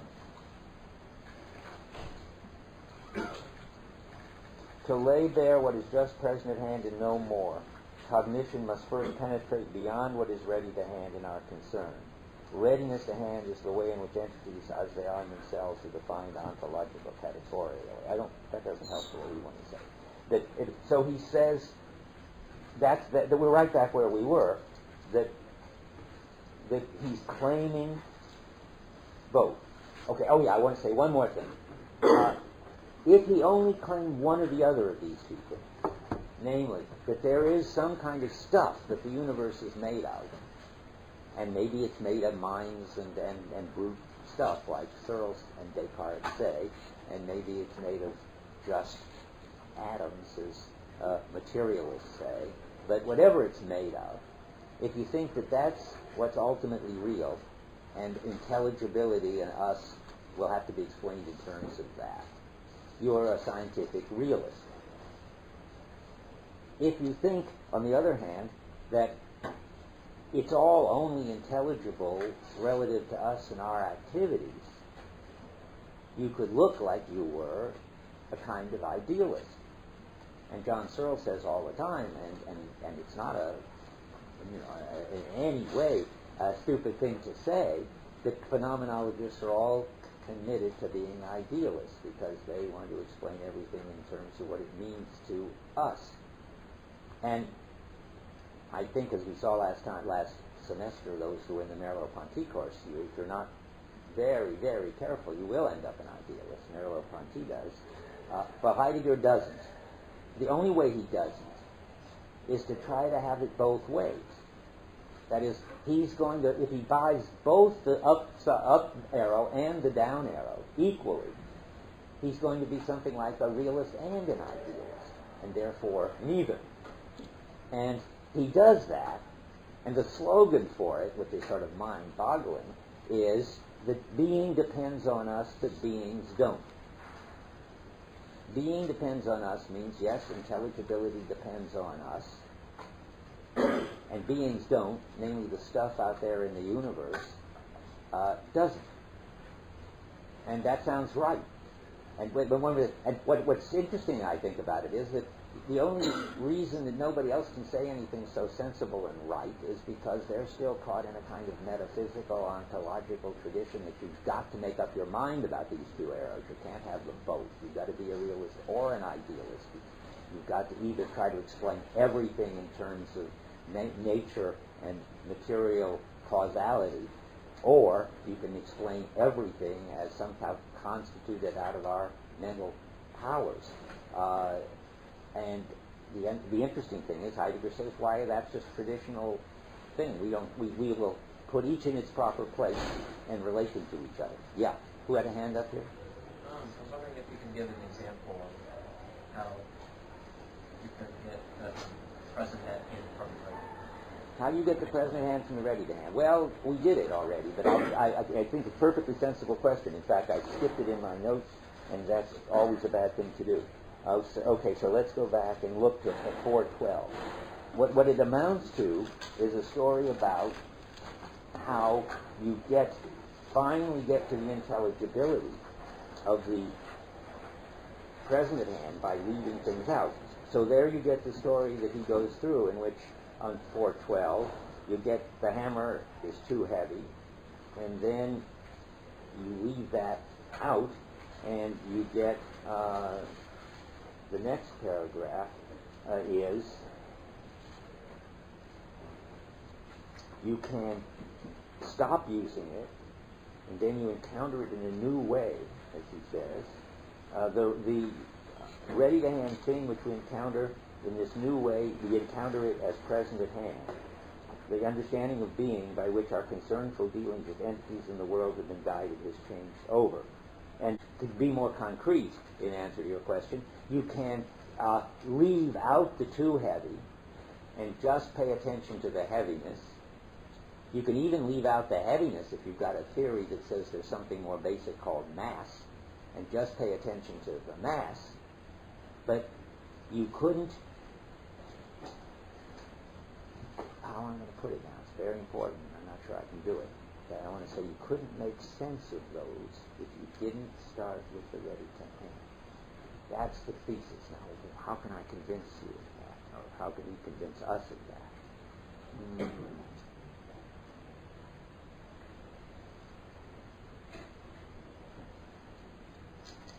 So that's not the way to put it, I think, after all these years.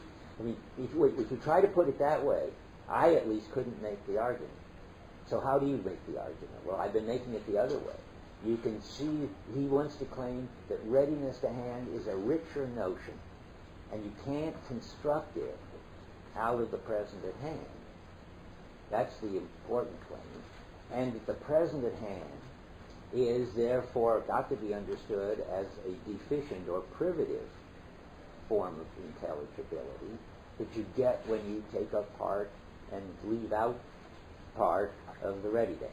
That's the Cartesian argument, which we've been waiting for next Tuesday. Yeah? Yesterday's position was that unreadiness to hand and presence at hand were dissimilar. That's still the case, or is there more of a relationship today between Okay, I'll say it one more time, but I don't think you should worry about it very much. Yeah. And I liked it better. I liked it better when I had my old simple view, but I think he now thinks that there is a pure ready-to-hand, which is just plain coping. We're back to the chart again. That's the first one. There's the kind of readiness to hand which is ways of coping with stuff which is breaking down. On the side of the stuff, it's not doing normal coping flow, and on the side of us, we're trying to get it right. That's the unready to hand. And then comes two kinds of present at hand, namely a way of looking at the ready to hand as if it were an object with a bad property. The hammer is too heavy. And pure ready to hand, which is a way of looking at the hammer not as if it isn't doing what it's supposed to do, but just look at its properties. It weighs 2 pounds. So now, in answer to you, it turns out readiness to hand has been kind of split and given half of it's been given to the emphasizing the availableness, and half of it's been given to the fact that it can be put in the predicate calculus as this hammer is too heavy.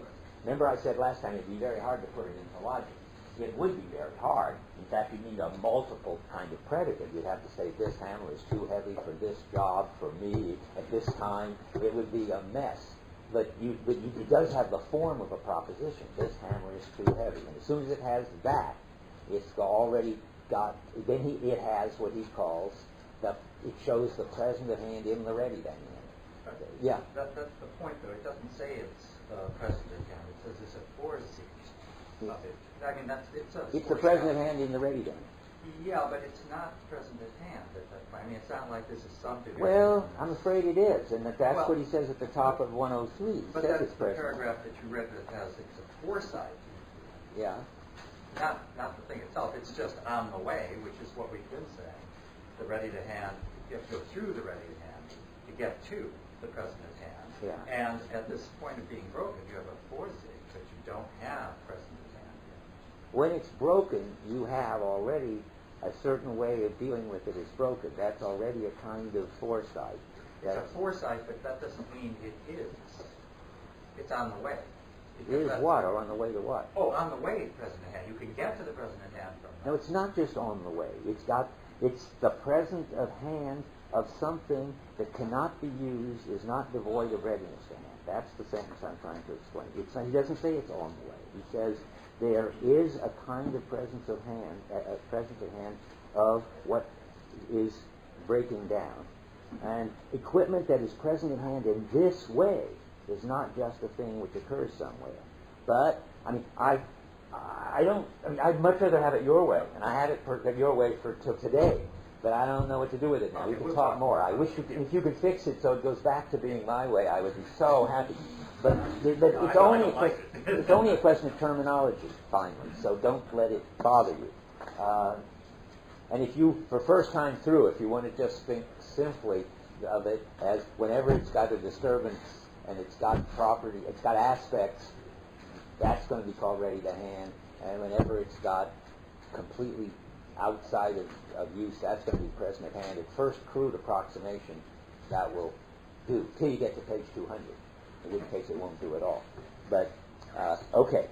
Now, I think I've got it.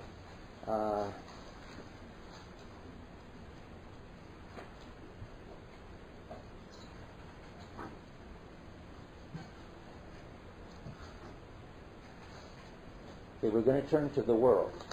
The world of the world for the rest of the time. And I got another distinction, which this one I sort of like, that I hadn't ever noticed before. And that is, I've noticed it, but I haven't used it very well. There's two different things to be said when you're going to talk about the world. You want to talk about the structure of the world, and you want to talk about the phenomenon of the world. And though I never noticed it before, I can see quite clearly that he sorts these two things out, and he has different things to say about them. And I'm going to talk about both of them for the rest of the time, and if I don't finish, I'll have to talk about them some more tomorrow, or Tuesday. So the structure of the world is this wonderful stuff that he works out, that he's been lecturing on for 20 years, that he's got it down to talking about all these details of what happens when what is it when there's equipment? I mean, what all is involved in there being equipment?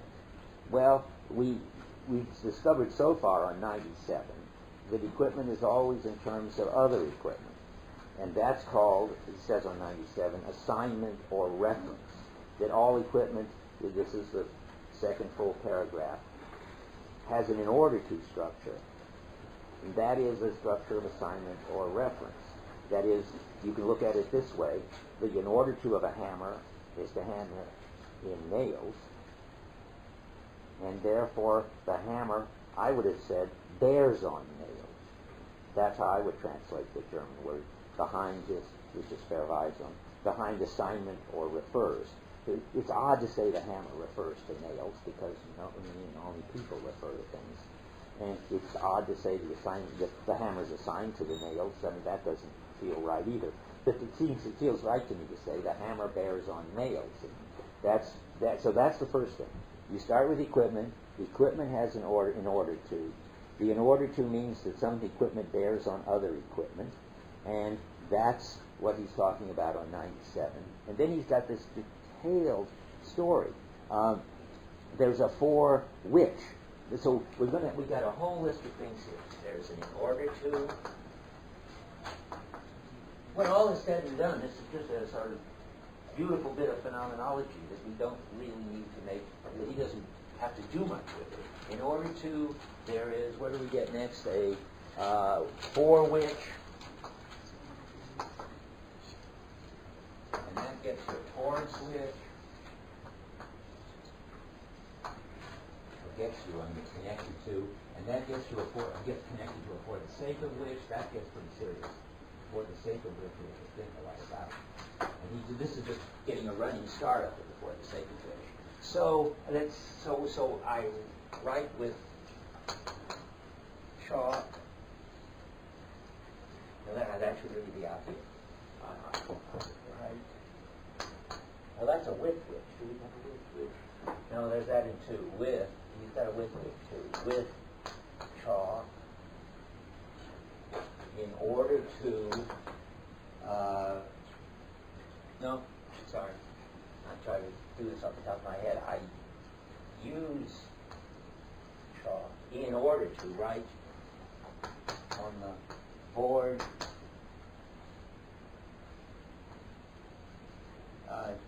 to explain worldhood towards getting you to understand Heidegger.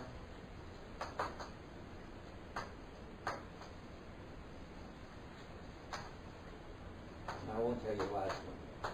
But I mean, that's what he's doing. You could do it with, you could say that the shoemaker uses the hammer in order to put in the tacks, in order to make a sole, in order to make a shoe for the sake of something.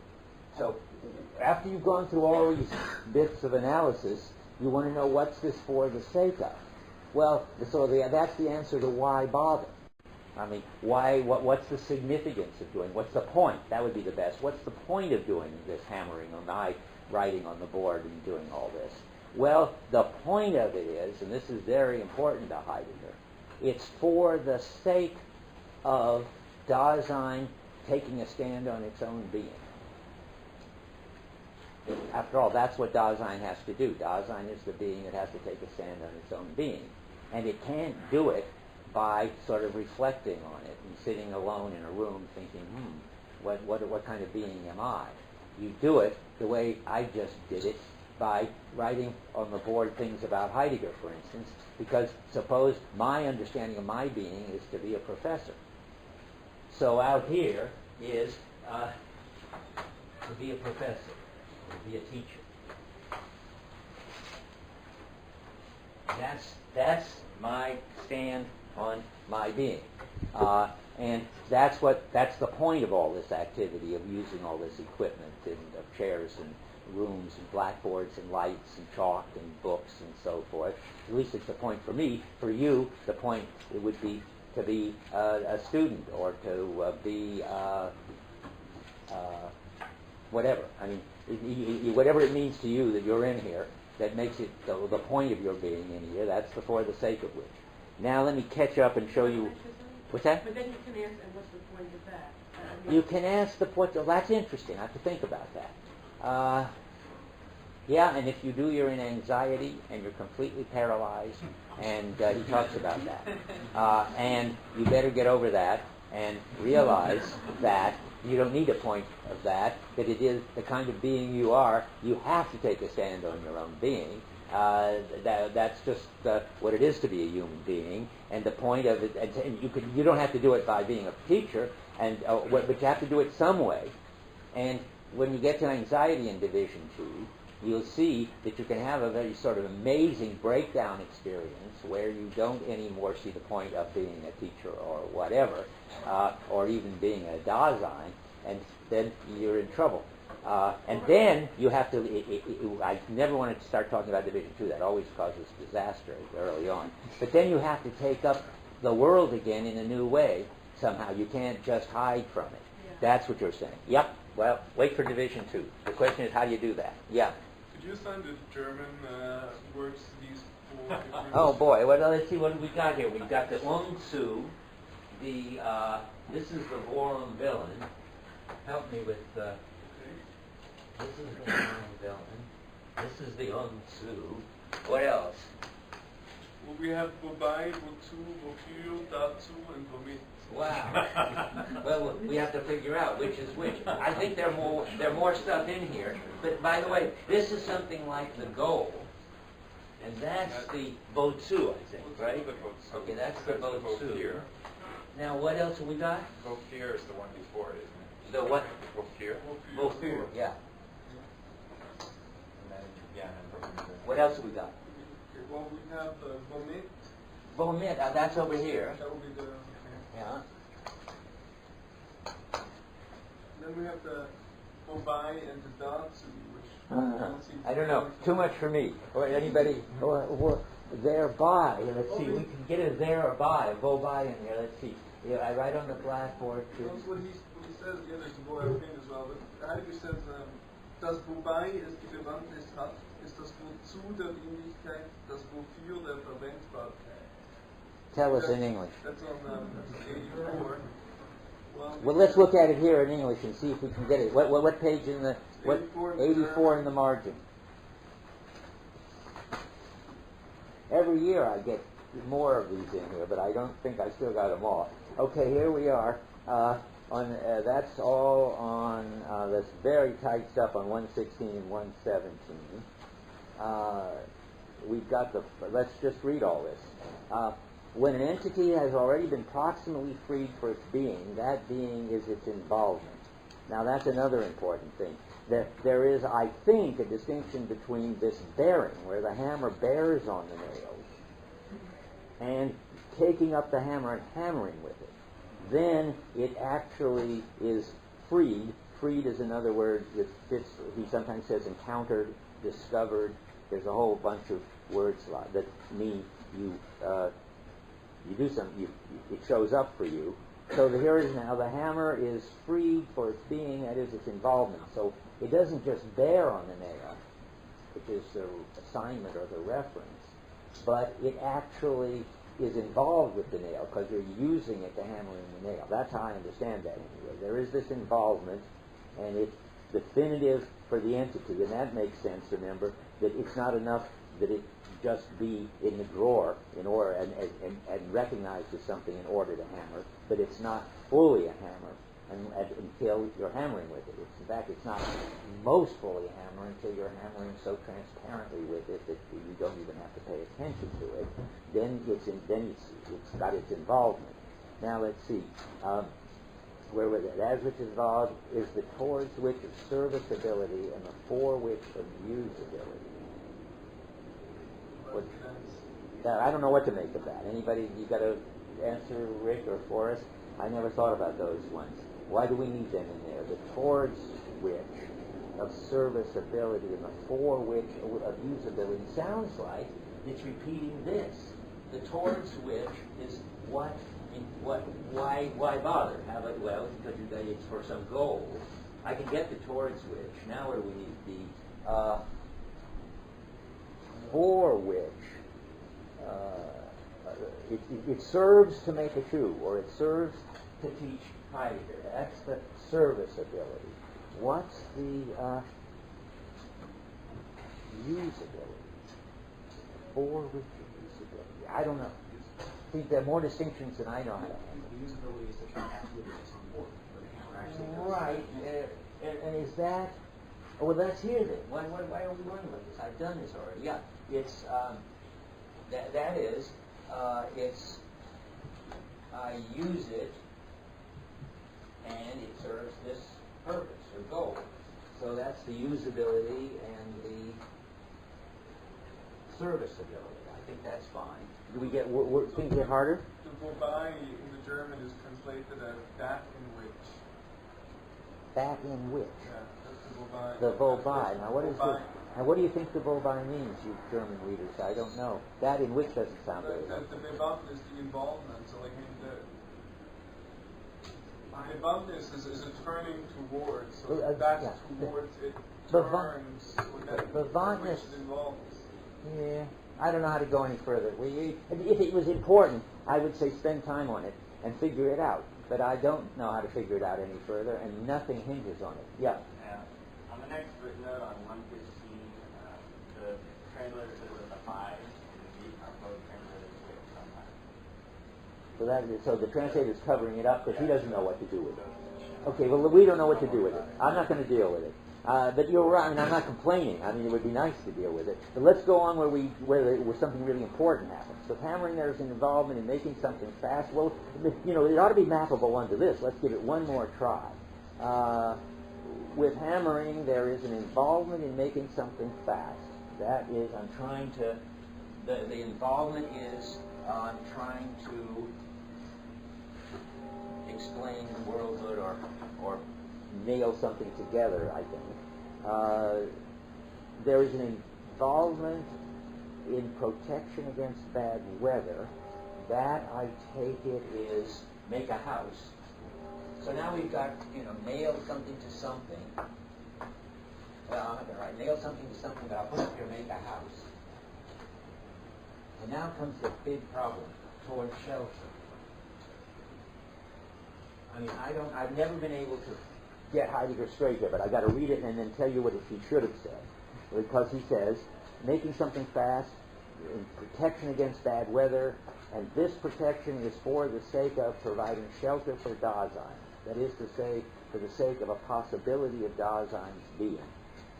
That's not a good way to put it. Because, wait a minute, because, at least as far as I can see, beavers would have that. And we want this to be very Dasein-like. I mean, beavers build lodges. They use mud and they put it together and they get a shelter. It's got to be for the sake of a possibility of Dasein's being. Well, what? Being sheltered? I do all this in order to be sheltered? That's what comes out of it. But that's too naturalistic. It's too pragmatist. It's too. It doesn't bring in the special feature of Dasein that it has to take a stand on its own being. I mean, if being sheltered is what it's all about, beavers can do it. I mean, surely that's why they put all this stuff together. So I want to change it only this much, but it's crucial. I put it all together in order to be a shelterer. I mean, I may be a homemaker, or I may be a carpenter. It's got to be a role. It's got to be an understanding of Dasein's being. That's where the buck has got to stop. It can't just be satisfying some need of Dasein. That is what would make it too pragmatic, too naturalistic, too much for animals, and so forth. So, but I think he's just slipping up here. At least that's my thing. It isn't for the sake of a possibility of Dasein's being, if that means a need, like a need for shelter. It's the sake of a possibility of Dasein's being, in meaning a way of being Dasein. And then a way of being Dasein is be a shelterer, be a carpenter, be a homemaker, be a teacher. That's what that bottom line is, I think. Let me see now. And that's okay. This, by the way, is called a towards which, in which there is no further involvement. I mean, this. I mean, towards whiches are goals, and then there could be further goals. I want to build a house because I want to maybe sell houses or something, and so forth. You can have a whole lot of goals. But when you finally get to some way of being Dasein, then you come to the end of the line. And anybody, are you all understanding that? I mean, it isn't a... So that's what he's saying. I'm just reading. The towards which is not an entity but a kind of being that belongs to what's ready to hand. That's an entity whose being is defined as being in the world and so forth. That's us. The end of the line has got to be us.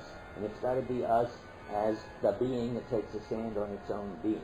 This primary towards which is not just another towards this, as something which an involvement is possible. The primary towards which is the for the sake of which. But the for the sake of which, I'm at the bottom of the page, always pertains to the being of Dasein, for which in its being, that very being is an issue. See, I'm just being true to Heidegger. He's not my problem. Or it shouldn't be. He shouldn't have such a bad way of putting his example. We have thus indicated the interconnection by which the structure of an involvement leads to Dasein's very being, the sole authentic for the sake of which. Good. And we don't get excited about authentic now. It just means that that's a genuine for the sake of which. Authentic is a different issue later. Okay. Is that all right? I think it should be. And in doing all this, we're getting now close to the world, which is the issue we want to talk about. I take it it's okay so far. I don't want to worry about more details, but I don't want to show. I saw this in my hand. That was yours, and I hadn't raised it, but when he says there at the end that it always leads back to Dasein, it kind of makes me worry because I don't see how phenomenally one towards which comes before another towards which comes before the for sake of which. Okay, I see what you mean. I never thought about it, but you're right. It's a puzzle because I'm doing this. If I'm making a shoe and I'm a shoemaker, that's all very well. But suppose I'm doing it all just to fix my shoes, but I'm a teacher. So why should all the towards whiches end up with a for the sake of which? I think it's got to look like this, but it doesn't look all that plausible. You going to say something about it? Yeah, I think it's just that's what he says right up here, is that in which it is involved towards which serviceability, for which usability, not for the sake of which it's being. I don't think that. But isn't that supposed to be the end of the line where they all go? I mean, if not, then I've really misunderstood it. I think it's the end of the line for. I mean, it's like a hierarchy, sort of a. I see. Maybe. I see. I think I got you. You could stop at a towards which, but you want to say, I don't know if I can buy this yet, and that could be just towards fixing my stereo or towards being able to listen to music, but I don't define myself in terms of listening to music. So there are lots of towards whiches, this is what he's saying, that don't lead on to a for the sake of which. But there better be at least one, and more likely many, towards whiches, which all do point to a for the sake of which. I mean, the things that I go to college to be a teacher, and I read books, and I do this and that, a lot of other things which don't have anything to do with fixing my stereo. If there weren't at least some ultimate towards which, that makes sense of some bunch of other towards whiches, we wouldn't understand the most sort of rich form of human activity or something. Well, I'm actually okay with him saying that all of our actions have a for sake of which, because I mean, I think that you might be able to say that like our for sake of which is not a simple thing like being a professor or being a carpenter. Right. It could be a very complicated thing that could involve being a professor who's a music lover who builds shoes, you know. And Good. I think that's a step in the right direction. And that's okay with me. What actually I was more focused on was I don't see how he can say that it's a sequence and somehow the for sake of which is at the end of the sequence. Well, I don't know why. I mean, it doesn't have to be a temporal sequence. I mean, it's a kind of, I don't know what to say, a kind of dependence of meaning. I mean, Pathological sequence. Yeah, an intelligibility sequence. I mean, I think that's all right. I mean, you want to say this becomes intelligible in terms of, this makes this intelligible, and we agree about that, and that makes that intelligible, and that makes that intelligible, and that makes that intelligible. Just that sequence. But I like your other point. I'm always puzzled by the for the sake of which. Is it a particular role, like being a teacher, or is it something much more complicated and unspell-outable, like taking the stand on being human that Bert Dreyfus has and is, which is a very complicated bunch of stuff. That means I do repair stereos, but I don't repair shoes. Not everything is in there. And I don't know which the right answer is. I tell you this much, though. It's a lot easier to think about it as thinking about it in terms of a particular role that you've given yourself. It gets, because, and then once you've done that, you can sort of take away the role thing and generalize it. But if you don't start with that, it's such a vague thing you can't get a grip on it. Yeah. It's actually absolutely simple. And an example I'm thinking of is someone who chooses to learn how to dance. They don't want to be a dancer for anyone. They just want to dance. And when dancing becomes completely transparent, you're not trying to role for anyone. It's absolutely for yourself and the experience of doing something transparently.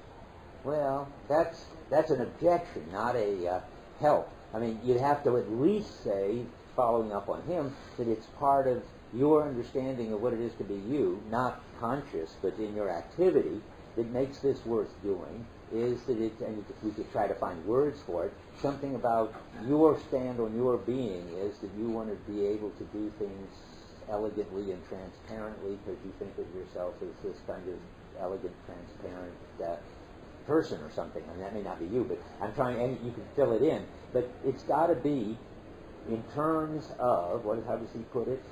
Pertains to the being of Dasein, and whose being is an issue for him. So you can make it broad as you like, but you can't just say, okay, I do it, period, because it feels good or because it's transparent or something like that. You've got to bring it back to what it is to be you, or you won't be doing Heidegger. Yeah.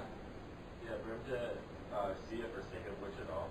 What's that? I mean, for him to have no idea of a for sake of which, does that require that he was on a higher level at one point looking down upon Got to think about that. My impulse is to say no, that her point, what you get with anxiety is the loss of it for the sake of which. Now, maybe for some people, I don't know, the loss of it calls their attention to it, that they had it. I don't know whether Heidegger, I don't see any evidence that Heidegger thinks that you have to lose it to notice it. Just be a good phenomenologist and describe the activity, all that's involved in using a piece of a human being using a piece of equipment, and you're supposed to, I think, just unpack all this. Yeah. But how do you imagine yourself not playing that role? Why do you want to imagine yourself not playing? Well, you say that you are playing a certain role. It means you see that there is a world where you're not playing it. But that's you don't need that. Why not just start anyway? You're stuck in a world in which that is your role and you're playing it. Never mind. Anxiety and stuff complicates it. Just describe it. And if it were, and now let me say before anybody says anything else, because I might forget it, two important things about this. One, why is he using this funny terminology? That I have to answer, even though you haven't asked, but you think he just doesn't, but you can't help it. Some German philosopher or something. Now there's a point in it. He can't really talk about goals and purpose. I put that in there for a moment to help you out. But the reason he can't talk about goals and purposes is that then it falls into Husserl-Searle territory. It suggests that every time you're doing this, you have a representation of the conditions of satisfaction, that is, what it would be to achieve it.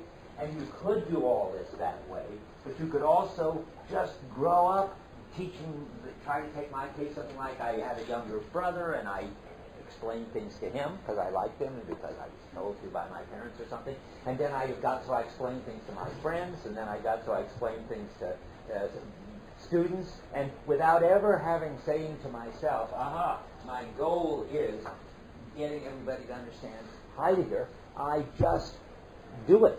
And it's important to Heidegger that you don't have to say to yourself, and most people don't say to themselves at some point, so this is my goal in this activity, or my goal in life. Or maybe they do, but they don't have to. And he wants it to be on the coping level, not on the level of having specific goals. He says explicitly, and I wish I had it, maybe I've got it in my notes, that the for the sake, that the towards which doesn't have to be understood as a goal. Does anybody know where that is? I'll bring it in next time.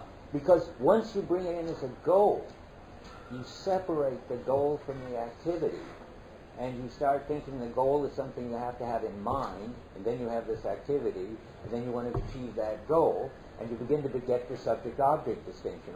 There's mind to world, fit, and so forth. The goal you have in mind either fits the world and you achieve it, or it doesn't fit the world and you don't achieve it. All of that can happen. And again, Searle has a very good analysis of that. That there's a more primordial coping way where you can still have in order to, for whiches, towards whiches, and for the sake of whiches, in which you don't have to be cognizing them or think about them at all. Yeah? How would you feel about using the term implicit goal at that point? Implicit goal. Well, it depends on how you hear it. Either that's a completely weaselly thing to say because you've got the whole Searle structure in there, only you just call it implicit, or it means that there isn't any goal, but you could restructure this on reflection so that you could understand it as having a goal. That would be all right. But if implicit goal is very, once you say unconscious or implicit, you buy the whole thing, because then you can give the whole Husserl analysis of it, or Searle analysis of it, and then you don't want to do, and he wants to say at the basic ground level, you don't have to do that. And that's the level he wants to get introduced into the history of philosophy after 2,000 years, and we're back to the primordial. There was another thing I want to say about, besides crossing out goals, there's the same problem with roles. If a role has to be some sort of an explicit thing that you're thinking of yourself as, then that doesn't have to be like that. For instance, to take sort of examples that are not Heidegger-like, but they can give you the feel for this, you can start growing up in the family as the good kid in the family or the bad kid in the family, this is more, you can see this better in sort of family therapy. That doesn't mean that the understanding you have of yourself is my role is being good kid or bad kid, and then your mother can, everything, all she does, understand herself as the sacrificial mother who puts everything, the good of her children always ahead of her own good, but she doesn't have to say to herself, my role is, my stand on my being is to be a sacrificial mother. So again, you don't have to represent this. You don't have to think about it. It's all on the level of doing. I mean, the kids have got their family roles, and the mother's got her way of being a mother and so forth, without ever having necessarily, they could think about it. In family therapy, they'll be forced to think about it, but they don't have to think about it.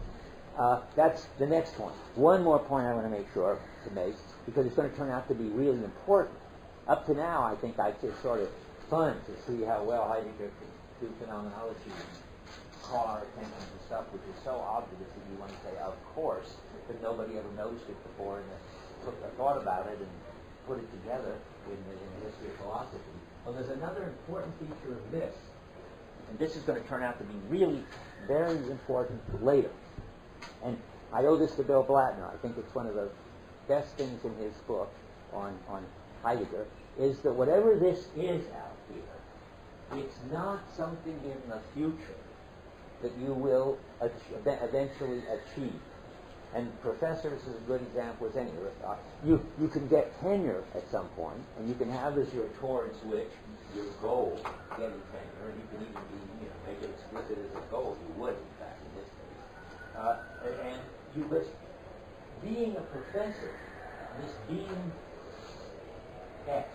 Now, maybe, as he says, X is a lot more complicated than being a professor. But you can see it clearly in the being a professor case, and then you can generalize it into the broader case.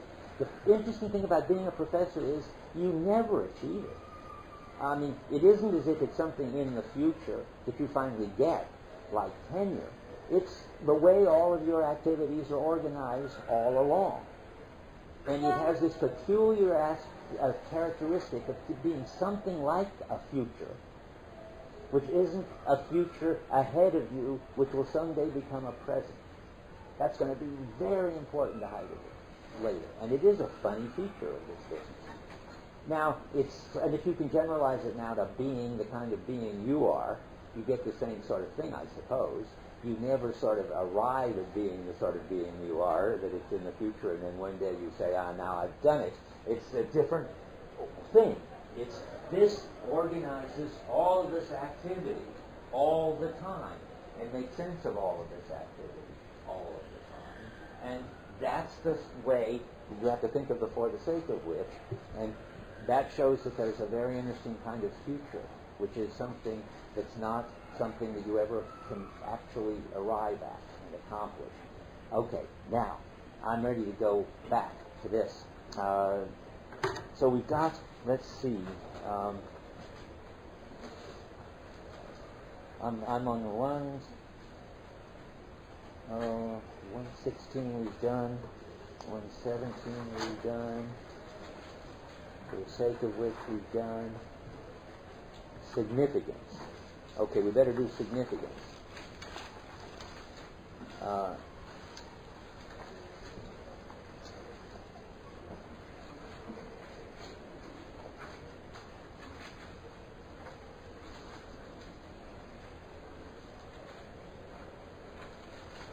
On that, let me read what he talks when he talks about that now. All of these relationships together he's going to call significance, he says, on 120.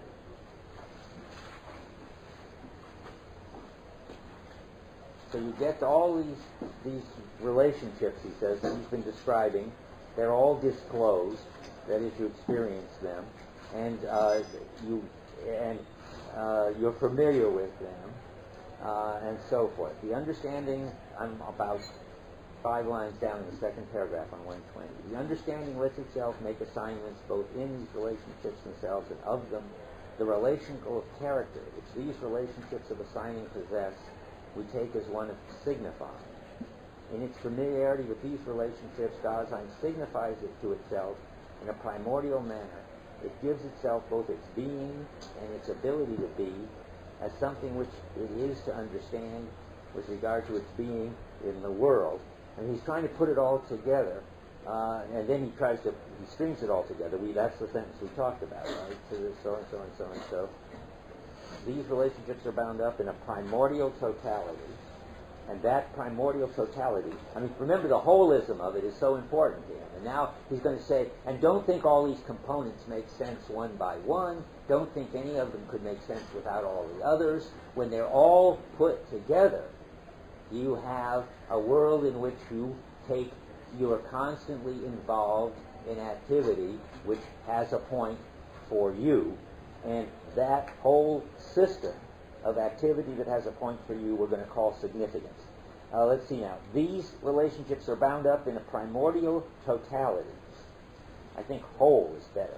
The reason I don't like totality is it sounds like there's, well, it doesn't matter. I mean, so totality is a bunch of elements, I think, all put together. And whole maybe is something that you couldn't separate out the elements. It's a primordial whole. Let's see, what are they?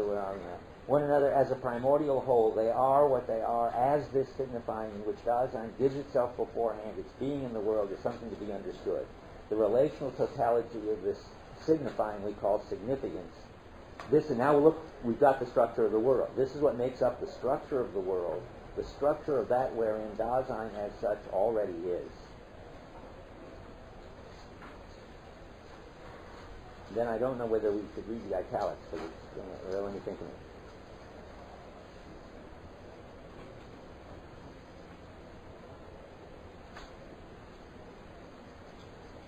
No, I mean, there's nothing wrong with what's next, but he's going on now, really changing the subject in the middle of the paragraph.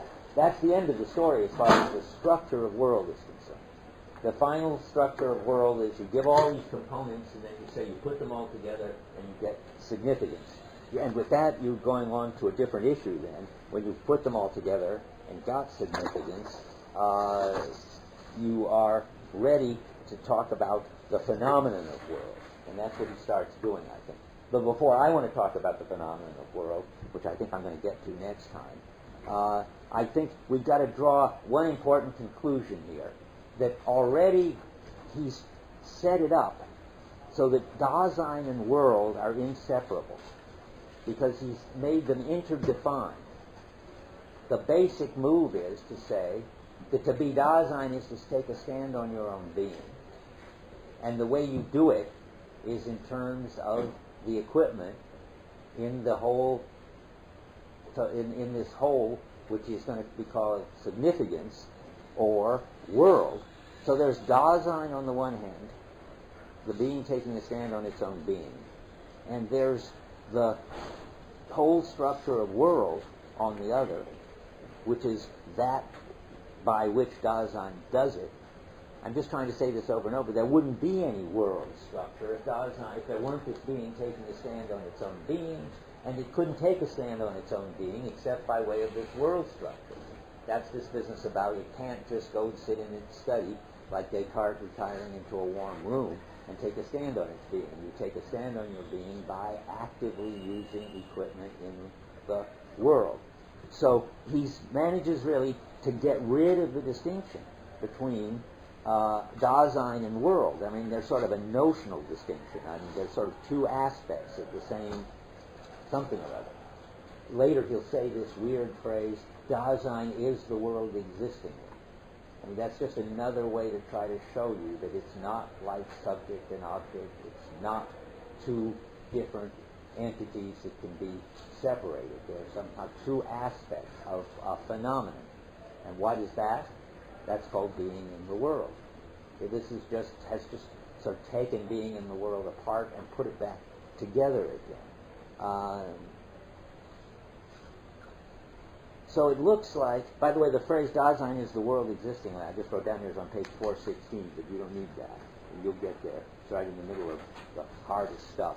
But so I wanted to sum up, and I guess that's as far as I'm going to get. I think there are three ways that we've seen that Heidegger is getting rid of the distinction between subjects and objects. First, there was all this talk about primordial coping, that in flow we get completely absorbed in the equipment and in the task. so that there's just transparent coping going on. Not a subject with its mental states, not an object with properties.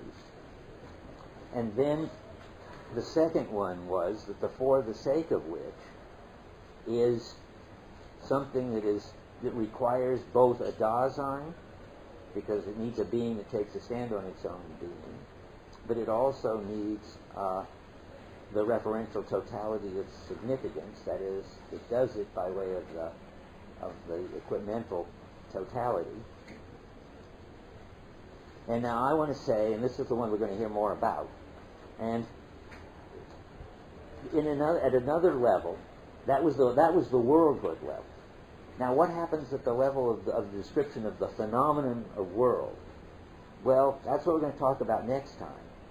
But it's got to do with, I've got to have a whole set of coping skills which have to mesh with the general way the world is organized in order for me to take this stand on my being.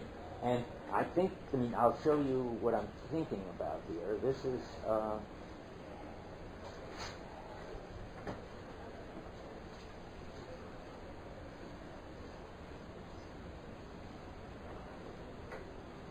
with this very dense paragraph, the bottom of 118. But what does it mean to say that? Oh yeah, I wanted to read this to you partly because you could see why for which makes no sense. But what does it mean to say that for which entities within the world are approximately free must have been previously disclosed? Now let's translate that. What does it mean to say that on the basis of which entities within the world are approximately freed must have been previously disclosed? And now we're going to talk about to Dasein's being and understanding of being belongs. What I'm trying to introduce here now is something like there's got to be sort of on the side of us an understanding of being, and sort of in the world beings and being. But they're not like two separable things. And now and so to the understanding, so to Dasein's being and understanding of being belongs. Any understanding has its being in an activity of understanding. If being in the world is a kind of being, which, remember I just talked about being in the world, that's what I think number 2 in this list, in my list is about, this way the Dasein and the totality get together. If being in the world is a kind of being which is essentially befitting to Dasein, then to understand being in the world belongs to the essential content of its understanding of being. The previous disclosure of that for which we encounter within the world, of that which we encounter within the world, the previous disclosure of that for which is again on the basis of which what is encountered in the world is subsequently amounts to nothing other than the understanding of world. That world, again, on the basis of which Dasein's, the translator just changes so differently. That world on the basis of which Dasein as an entity always comports itself. So what I'm trying to say is you switch over now to thinking about this not as structurally, where we've been doing the structure of worldhood, but now you want to know what experience this is. Well, it's an experience of understanding being, and that turns out to be something like an experience of coping with the equipment in a referential totality in order to take a stand on yourself. We're just switching from the structure, I want to say again, to the understanding. I'll read you one more, and then we have to stop it. On 119, about 20 lines down, that wherein Dasein understands itself beforehand in the mode of assigning itself is that, and then again, on the basis of which, these are unintelligible passages if you don't fix them, it has let entities be encountered beforehand. That wherein an active understanding assigns itself is that on the basis of which one lets entities be encountered in the kind of being that belongs to involvement, and that wherein is the phenomenon of world. So now we switch to a discussion of the phenomenon of world. That is, that we're going to describe this whole thing now, not structurally, but in terms of what it's like to experience it. That's what's going to happen next time. It's a very important, complicated issue that I'm going to talk about today, namely worldhood. And then if we get done with that, I'm going to get to where I promised to be today, which is on Heidegger's critique of Descartes, and implicitly, therefore, Husserl, Searle, and cognitivism in different aspects. But there's so much to say about worldhood that I don't know if we're going to get there. So, to just review, because after a week it always seems like it was another age when we were discussing this, there seems to be, at least in my reading, 3 ways that Heidegger is getting out of the subject-object way of thinking about us and our relation to everything else. And one of them is the one that we talked about first, which is primordial intentionality. That's section 15. And that's, you could put that in so many ways, but I'm going to just sum it up by our being open to affordances. That doorknob just tells us it affords turning. We don't have to think about it. We don't have to have any mental content about it. And that in flow, we pour ourselves into the equipment and the task. The more you're in what the athletes would call flow, the more primordially you're related to the equipment. And so you are then absorbed, or sometimes Heidegger says fascinated, by the equipmental totality, and there's no subject-object distinction. We did that 2 weeks ago. Then comes something that I didn't used to distinguish so clearly as I now want to distinguish them, though it's just a question of terminology. Then he is going to take up next 2 issues, what he calls on 95. He's going to do an analysis of environmentality, and then he's going to do an analysis of worldhood in general. I hadn't ever paid attention to that distinction, but it's obviously an important distinction for him. But just to sort things out, it's not an argument or anything, but the environmentality issues are in section 16 and 17, and there's what we discussed last week. 2 weeks ago it was primordial intentionality. Last week, I was just trying to collect my wits this morning. It was environmentality, that is 16 and 17. That is the structure of the equipmental totality. That means the in order tos towards whiches and for the sake of whiches. And how Dasein takes up this referential totality as significant by using all this equipment to take a stand on its own being. And conversely, because it uses all this equipment to take a stand on its own being, the equipment has what Heidegger calls significance. They go both ways. It isn't as if one presupposes the other.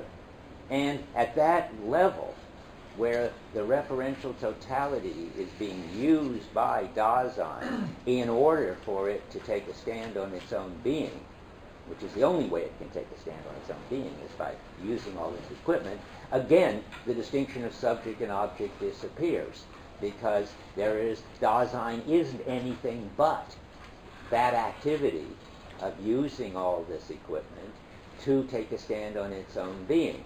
There isn't anything sort of separate about the subject and the object, as if there was Dasein on the one hand and the equipmental totality on the other.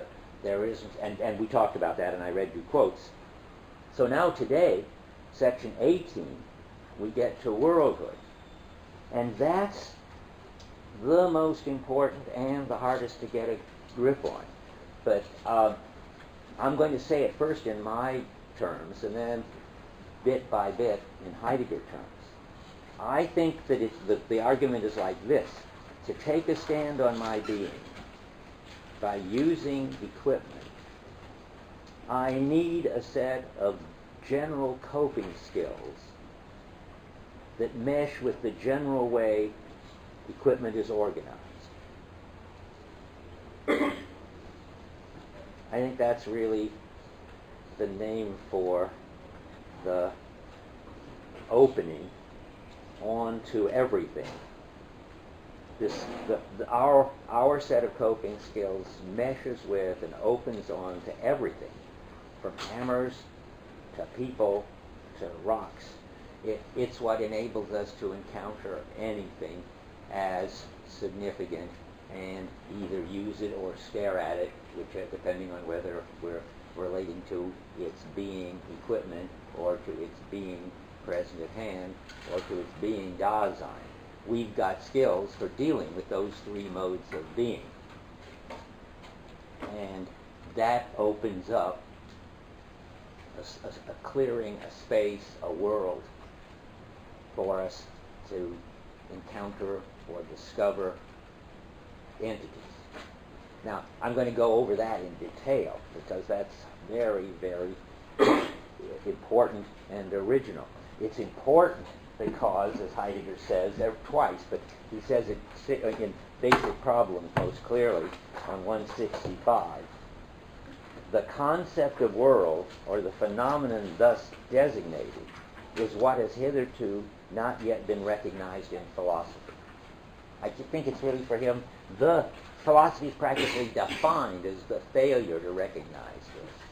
And once philosophy recognizes the world, everything is going to look different, and we're going to be out of Cartesianism, even out of everything, out from Plato on. And there isn't anything else important to recognize, it looks at this point. I mean, that is what you should be doing your philosophy about. You should be drawing out all the consequences of what it is that there is a world, and that we are being in the world, and we are the world disclosers. And that's Heidegger's job for the rest of his life. He said that great thinkers only have one idea, and Heidegger's idea is that we're world disclosers. And when you understand that, when you understand world and disclosing, you understand the most basic thing you can understand about us and about being. So now, into this very messy, well, not messy so much, just complicated issue. To begin with, I thought I could skip page 93, so I skipped it for a while. But every time I come around to any discussion, sooner or later, I have to discover that I have to go back and talk about it, so might as well just do it. That is, Heidegger, world is important enough that Heidegger introduces it on page 93 by defining 4 different meanings of world. Yeah? So do you think he means that, for example, Descartes, he would say that Descartes could not recognize world because he thought that we can break things up into elements, mind and matter, and there was never That's right. the concept of the two being inseparable. Integrated. Well, it's even worse than that, so to speak. I mean, Descartes didn't recognize that there was some inseparable way that what he called subjects and objects were interdefined. But more than that, it's always 2 moves. I'll say it now, I've said it before, and I'm going to say it again. There is, Heidegger's going to, maybe this is not the right time to say it, just a second.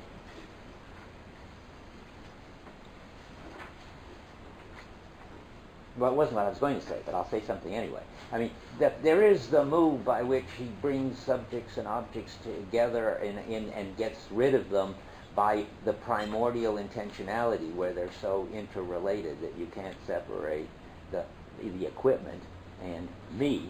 But that's not the bottom line. That's just the primordial intentionality argument. The crucial thing is that Descartes has no understanding of world. What does that mean to say that? That means he thinks that all there are entities. As you say, physical entities, the like, and the special entity, the mind. But there's something more fundamental. Heidegger's very basic idea, just simple idea, that unless there's this opening, unless there's this sort of clearing, and that's his later word for it, nothing gets encountered by anything. Nothing shows up. I was going to read this much later, but maybe I'll read it now. Something Heidegger wrote in 49, which in a way might be clearer than anything about, isn't talking specifically about Descartes. But if you think of Descartes, Husserl, Searle as having 2 important basic ideas, that there is this brute facts out there, and that our mind has intentionality, and consciousness, and that relates us to the facts that are out there, then you can think how radical Heidegger is when he says, I think I'm going to put this on the website. I like this quote so much. The existential nature of man is the reason why man can represent beings as such and why he can be conscious of them. Representing them, being conscious of them, those in the Searle course recognize how important that is, but anybody in our tradition knows that's important. All consciousness presupposes existence as the essence of man. He uses man instead of Dasein later. But I'll translate it back. All consciousness presupposes existence, that is, taking a stand on your own being, as the essence of Dasein. Consciousness does not itself create the openness of beings. You might want to hear that, the openness to beings. Nor is it consciousness that makes it possible for man to stand open for beings. Whither and whence and in what dimension could the intentionality of consciousness move if being in the world were not the essence of man in the first instance? I mean, all of this says that this business of world is more fundamental than intentionality, more fundamental than consciousness, more fundamental than representation, and that's why we have to spend a lot of time on it, and I have to try to show you how he argues that, how you come out with that conclusion. So I'm only now ready so that's good for the time being. Are you happy? We will get back to Descartes by the end, particularly if people don't ask questions. So go ahead. So I guess once we have this better idea of what world is, then we'll see how it is that Descartes doesn't have can it. be accused of not having it. Exactly. Yeah. But by the way, world is a mode of being, he says. I mean, Descartes only has two modes of being, is another way to put it. He has the very extended things, that's nature and the world out there, and the thinking thing, that's us. Those are two ways of being, and the only two. And Heidegger's got several more, and I don't know whether and he doesn't always call them ways of being, but he does say at one point that that worlding or something like that, or the governing of world, to be the way he puts it, is another mode of being, and Descartes doesn't have it. But we'll get back to that. Let's just, because you're jumped way ahead. So, here we are, the four senses of world. Now, they haven't all been passed over in the tradition. Two of them have exactly been what people said about world in the tradition, only they weren't really talking about what Heidegger means by world. But so it's sort of confusing, but important.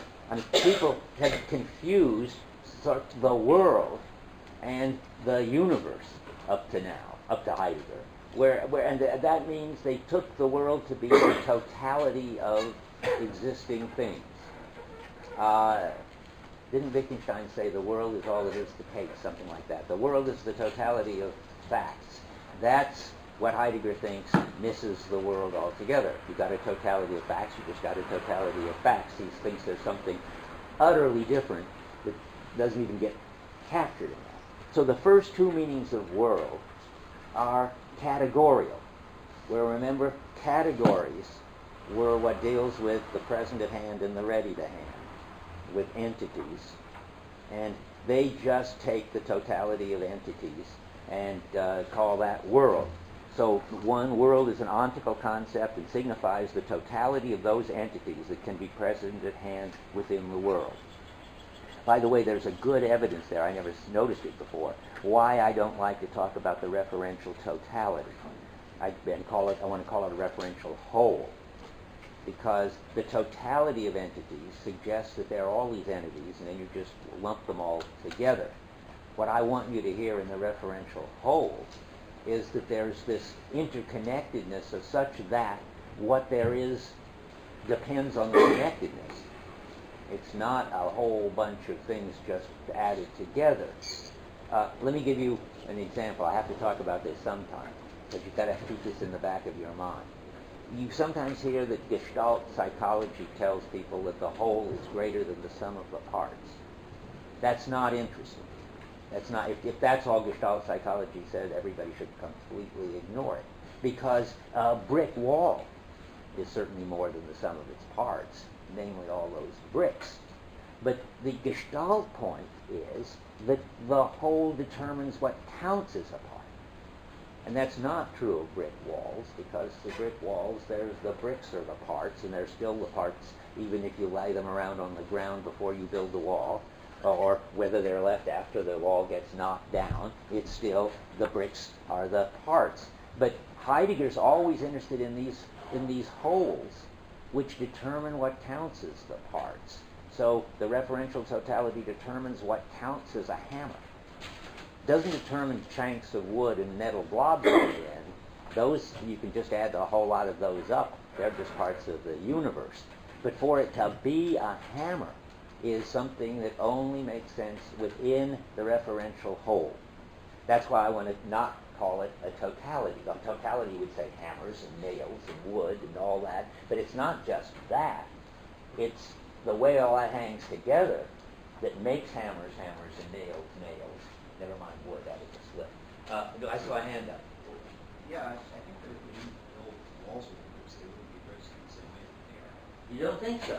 Well, boy, that would be a Gestalt point. Does anybody share this intuition that once you build a wall with the bricks, that they're changed? Is that what you said? No. Sorry. You would think about bricks much differently if we didn't build walls. If we built walls, We would make them different. You know what I'm saying? we do build walls with them. No. But and we wouldn't. I mean, we wouldn't. Oh, you could say we wouldn't. You could say we wouldn't make any bricks if we didn't, or something. Yeah, but that's true. So what counts, I mean, as a brick is it's for making walls and so forth. But there's these things, bricks, which you can use in walls. And you could, if you wanted to use it as a paperweight, you could. I mean, the point is to get the sense that.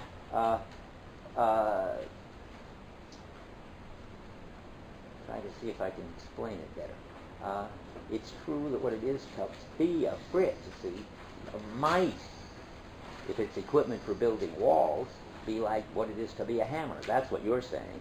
Okay, get rid of bricks. Take something else. Take, what do we take? Well, I try this Gestalt psychology way. They like to say that in a melody, the elements that you put together could be described as independent of the melody. So there's C and B and D and E sharp, and how you can describe them and as they are sort of outside the melody and how long they last. But when the notes are in the melody, they sound differently. The same note will sound different depending on where it is in the melody and so forth. Now, the notes, just defined separately, just play them on your piano that way. You could get a totality of them, but you wouldn't get this whole thing. Is that better maybe than bricks? Good. Okay, you're right. That's a better move. The Gestaltists knew what to say. Yeah.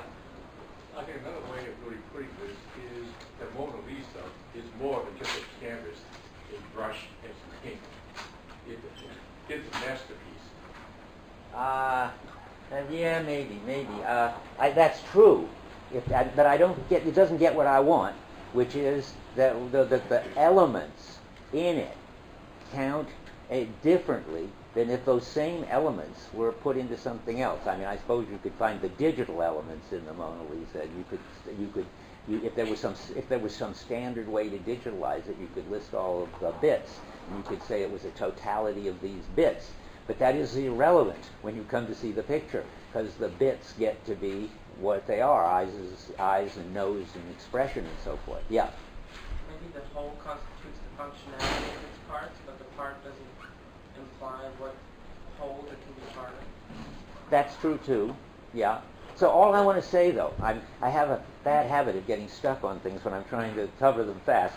Sooner or later, though, I just want to have to say that the distinction between a totality and a whole is very important, because Descartes can have it, and then talk like what she was raising, a totality of bits of res extensa, that is, all these little bits of space that make up the universe, but there isn't any whole. Well, for Descartes, all the little bits of space that make up the universe are what they are, each one independent.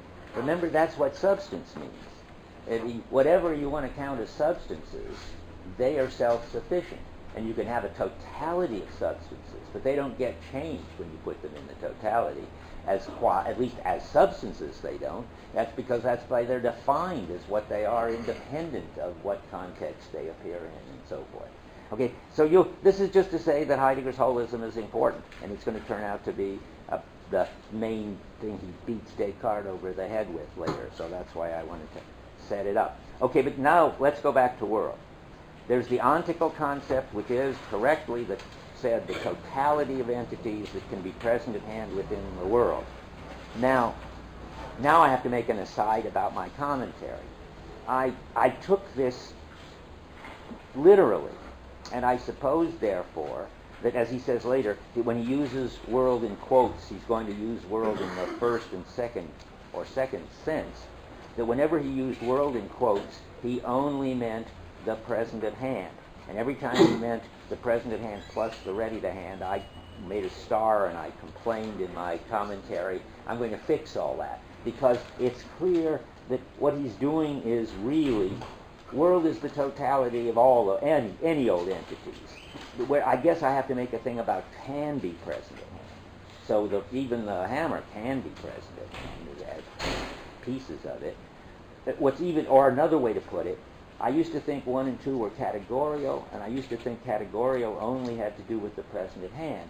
But remember, for better or for worse, I think for worse, Heidegger says that there's only 2 ways of dividing up that sort of your ontology at this level. There's the categorial, and then there's the existential, which is Dasein. So under categorial, he's going to lump the ready to hand and the present at hand. Well, that's what he's doing here. Under world, in its categorial sense, he is just everything that you can add up and encounter. And now he's going to say, and world functions as an ontological term and signifies the being of those entities which we just encountered. Well, it certainly is misleading, because it sounds like the being of the entities just encountered should be present at hand. But if you keep your eye on the way he uses it, it turns out that the being of the entities encountered can be, or the entities mentioned could be ready to hand or present at hand. It has to be that way. Indeed, world can become a term for any realm which encompasses a multiplicity of entities. For instance, when one talks of the world of the mathematician, the world signifies the realm of possible objects of mathematics. And so that's those 2. Those 2 are not what he wants to talk about. And that's what world doesn't mean, according to him. Or at least, he's not going to legislate if people want to use the word world that way. That's okay with him, I guess. But the thing what's been overlooked for 2,000 years by all philosophy isn't those 2 things. That's exactly what philosophers have been talking about. So there must be something else that's been overlooked, and that's sense 3 and 4. And that's, if the first 2 are categorial, then the second 2 are existential. They've got something to do. He says at one point, world is an existential. That is, world is something, there wouldn't be any world if it weren't for us, in his sense of world. But there still would be world in this other sense. You could say that 1 and 2, you can't quite, but it's like nature, like the universe, and then you have to throw in the equipment, which is weird. But anyway, well, no. He's got its own essence, at least for me. I started to say 1 and 2 you could have without us, but of course you can't have equipment without us. So that's the wrong way to think about it.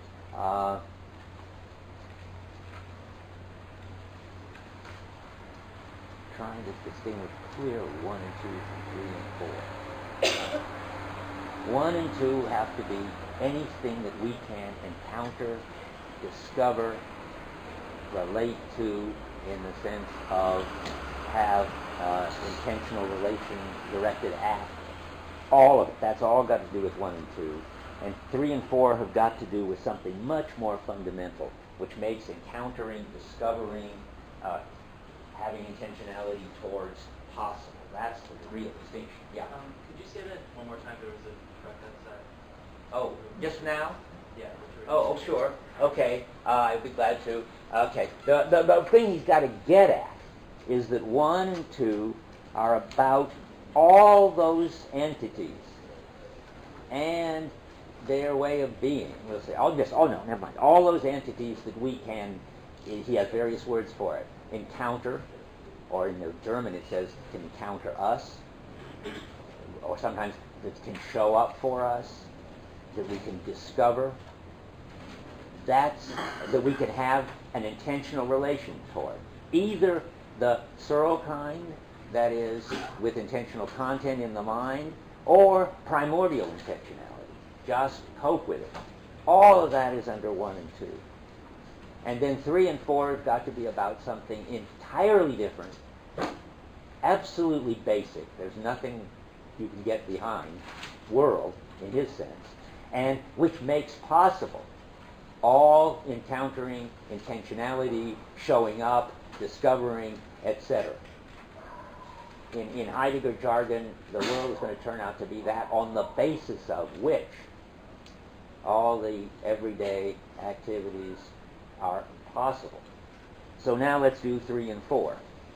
The world can be understood in another ontical sense, because now we're talking about it in an ontical sense because that is, ontical there has to do with some specific being. It's very tricky. Everything about this is not happy, doesn't make me happy.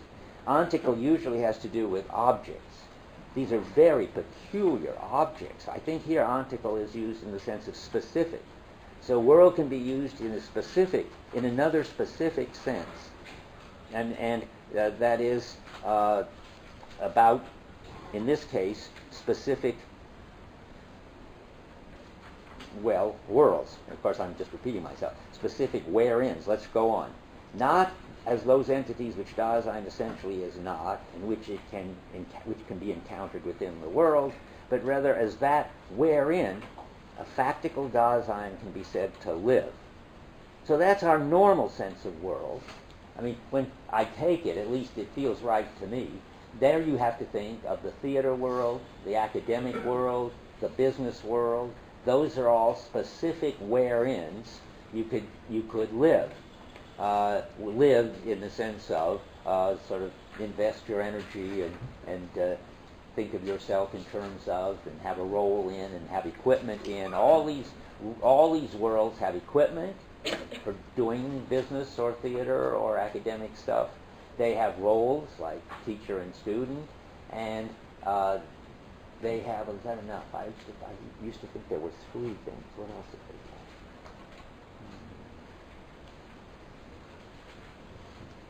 Well, maybe 2's enough. They've got equipment, they've got roles, and there's a whole lot of them. It's a wherein a factical Dasein can be said to live. The world has the pre-ontological, existential significance here. Pre-ontological because you haven't theorized it. Existential because it's specific, because it's not the general structure of world, but he's listing lots of particular worlds. Each one is existential.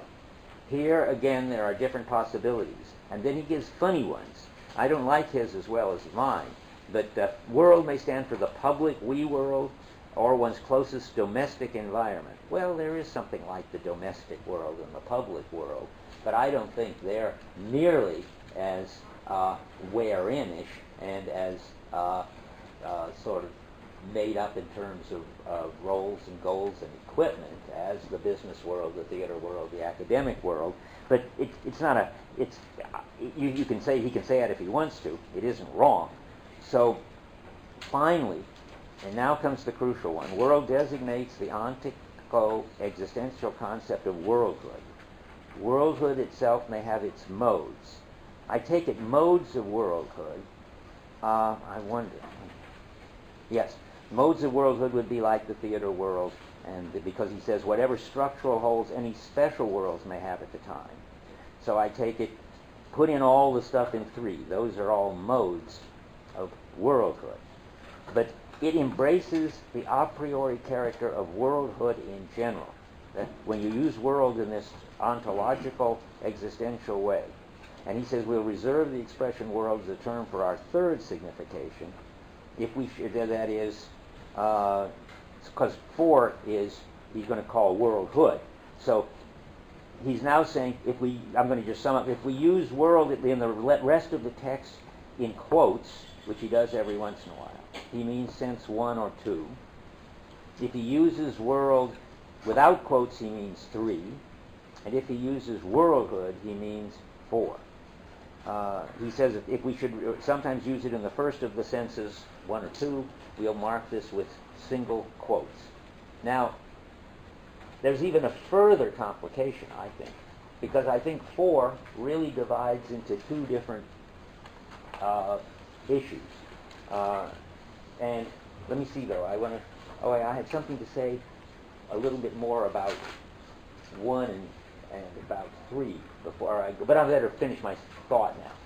Under 4, there seems to be 2 quite different subjects being discussed. And it's not surprising. One of them, and I'll show you in a minute, is called the phenomenon of world. That's the experience you have. But that's a bad way to put it, but I have no other vocabulary because you don't notice it or anything. That world is something that you're in. He starts that way. Wherein, see, he does 3 is wherein a Dasein lives. But oddly enough, in 4, he doesn't call that a wherein Dasein lives. But there's something sort of drifting around that needs to be figured out. And he's got to have a distinction under 4 between the structure of any wherein. So the common structure that the theater world, the business world, the academic world, and any bigger world, the public world, all have in common. And I think that structure has got in it, as I say, roles which are for the sake ofs, and it's got the equipment which has in order tos, and it's got goals which are towards whiches. He's given you a whole analysis of that under the description environmentality. And that would, I guess, be a common structure of all these specific... wait, take that back. Scratch that completely. I thought that an hour or 2 ago, but I changed my mind. Just a second. Now, that's environmentality. I'm still falling back into the distinction. If all that stuff about in order to's towards whiches is the environmentality, what's the structure of worldhood? I was asking myself. It can't just be repeating in order to towards which for the sake of. It must be something entirely different. I think, though I'm not sure, that the structure of worldhood has to do with temporality and won't get discussed until Division 2. I don't see any discussion of the structure of worldhood in Division 1. This is a kind of challenge to everybody, but particularly to Rick and Forrest, to come and tell me what it is. But I say this, but you won't understand it, that I think that the horizon of temporality is the structure of worldhood. I'm not sure. And don't worry about it at all for another, 10 weeks. What I think he is talking about in Division 1 is the phenomenon of world. And I think that is the wherein we all live. I think that not only do he's in business, he's in the theater, he's in the academic world. We talk that way. People live in that. But there's also something bigger, which I think is the phenomenon of world, which is not the common structure of all these worlds wherein we live, but one big world wherein we all live, which has one shared spatiality, one shared temporality. I don't think that's very clearly sorted out, but I want to sort it out. And if people come and tell me that I shouldn't have, I'll take it back. Okay, now I may or may not want to read you the things I carefully put down here to read you, so I will check and see. About the first one, I was going to read something.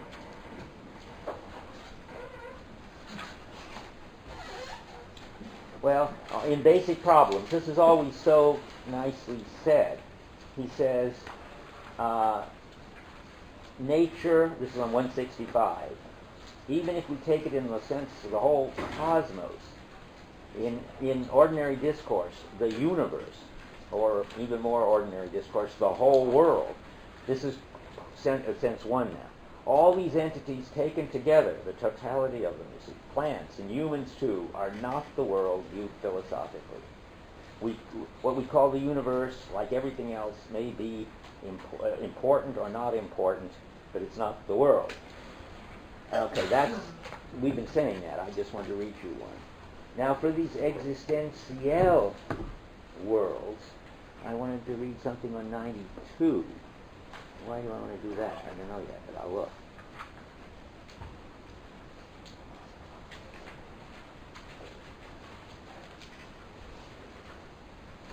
Well, I want to warn you with two quotes that whatever this number 3 is, it's not your private world and my private world. You've got to just get that very, very clear, that Heidegger doesn't think that my world is basic. I don't even know if Heidegger thinks that the notion of my world makes sense. I think he doesn't. I think he thinks the world is always public. What he does think, and it's very important, is that you have your perspective on the world, and I have my perspective on the world. That's a different point. You certainly must. I mean, because, well, just from the simple fact that you see the lectern from here and I see it from here, and then that you look at it from the point of view of a student and I look at it from the point of view of a professor. Each person has their own perspective in the world. I can't believe Heidegger would want to deny it. On the other hand, it doesn't turn into being their world. That would be the subjective, Cartesian, Husserlian, Sartrean, and I think even Searleish move, namely that you have your stream of experience, your private world in your mind, and I have my world in my mind. As I sometimes say, and I gather Rick has said in his sections, but I haven't said it to everybody. I mean, the wrong way to think about it is that there is one mind, and here's another mind, and that in here there's something, let's say a flower. First out here there's a flower, and you see the flower, and now it's in your world, and then if you say flower, this other mind over here has the flower. Now, why I use flower is a kind of joke which amuses me a lot. I mean, once upon a time, you were all watching Sesame Street, I presume. I was with my kids. And Sesame Street is the correctest thing in the world. Sesame Street goes out of its way to get rid of any stereotypes, any Western way of looking at things, anything like that. Sesame Street just doesn't want to sort of prejudice people with any assumptions. They want to tell it as it is. Well, this is a Sesame Street story. You may some have seen it. There's a flower. A kid sees a flower. The kid says flower. And then this kid gets a representation of that flower. So Sesame Street has bought into the Cartesian picture and is selling it to these poor Western 20th century kids, and so that they won't believe that their open heads turned toward the world. They all believe they have little minds with representations in them, and the language is used to send messages across the gap to these other minds. We'll get back to what Heidegger thinks how language works, but already it's very important not to think that there is inside here the whole a model of, as they would say, or in cognitive science, a model of the world. Any of you have Alison Gopnik in developmental? Alison Gopnik in the psychology department is a big, famous defender of this, which is the theory, as she calls it. Every kid has this model of the world, this theory of the world, which they gradually develop, and she's studying how they do it. I always say to her, we're friends, what you're studying is how they get brainwashed into believing such a thing, even though it's false. I mean, kids certainly do come to believe it. Sesame Street helps brainwash them. Okay, so where were we? But isn't this perspective, what are you going to call this perspective vis-a-vis? Well, I'm not going to think of the perspective. It's hard to get it right. I mean, and of course, somebody like Alison Gopnik will have a lot to say about, well, you've got your perspective and I've got my perspective. I can say this a million times because you have to keep saying it to yourself all the time, and I have to keep saying it to myself. Think of yourself as an open, think of yourself, try to remember how it really is. You don't have in your mind a representation of me. You just open your eyes and you, as an empty head, get this look on. You see me. That's your perspective on the world.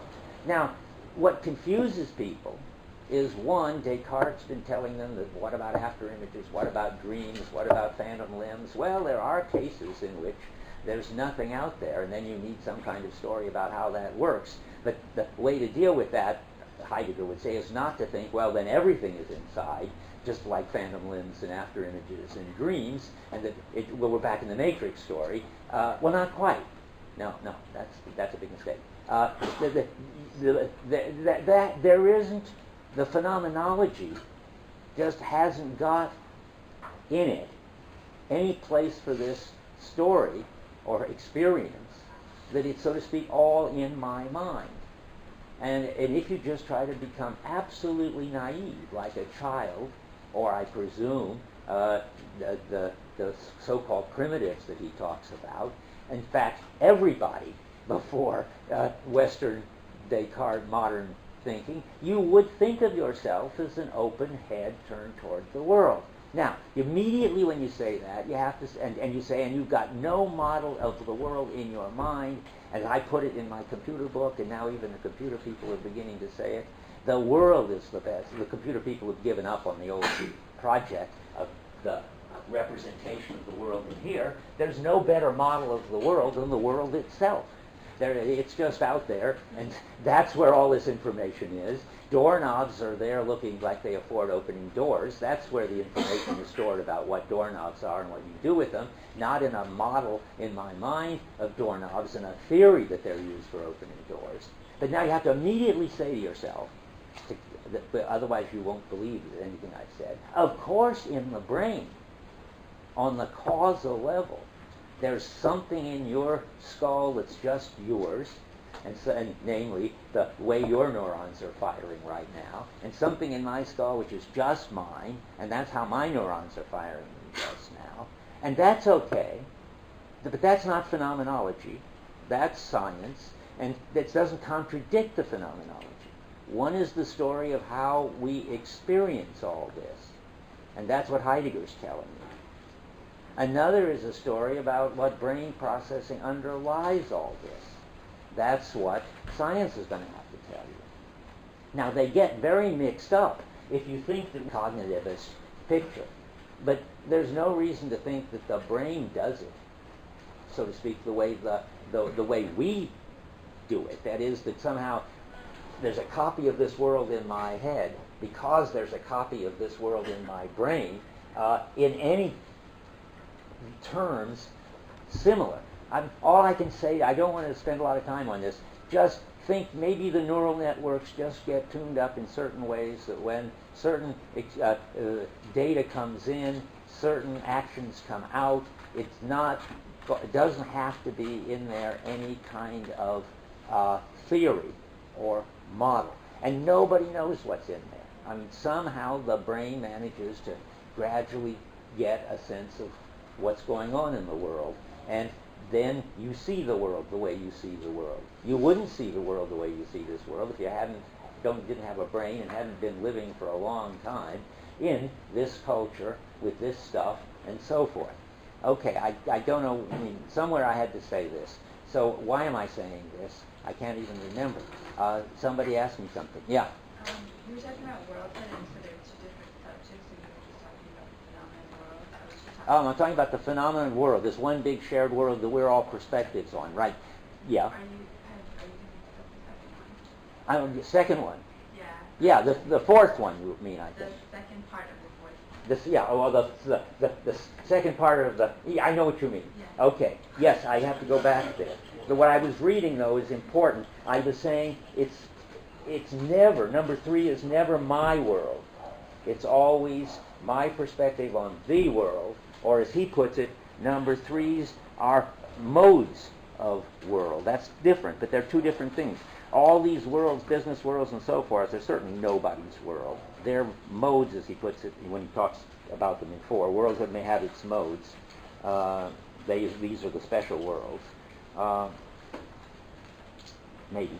And there's a quoting here, but I think I dumped it largely because I just didn't want to give everybody too much to worry about. Let's see if I did dump it or didn't.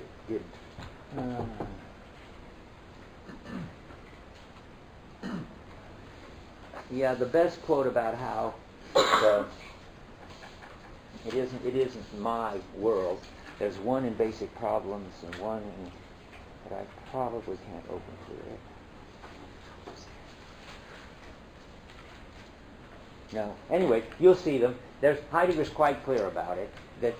And I just want to add, if you've ever had Sartre or Husserl or Searle, you know that finally my world is prior to the world, that you've got to somehow explain how shared social reality is constructed out of the sort of overlap of all these private worlds. Well, that's not how Heidegger thinks about it. You'll see more about that either next time or the time after. So there we go. That's 297. There's the other quote. Basic Problem, my favorite quote, just to say this again one last time, that I didn't make it up. On 297,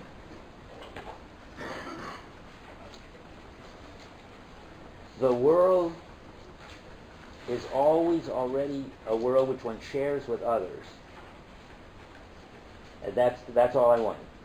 Dasein is originally, basically that is being with others and being among worldly beings and so forth. That's just the same point. And that's just the phenomenon. Now let's see where we are.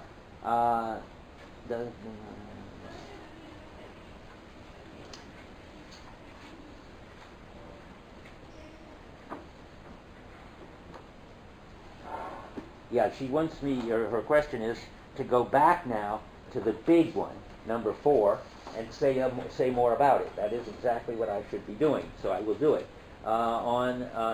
So we got, first on Basic Problems, I want to read you 2 quotes that are as clear about this as anything can be, I think. About 2/3 down in Basic Problems on 165, the world, as already unveiled in advance, is such that we do not specifically occupy ourselves with it or apprehend it, but it is so self-evident, so much a matter of course, that we're completely oblivious of it.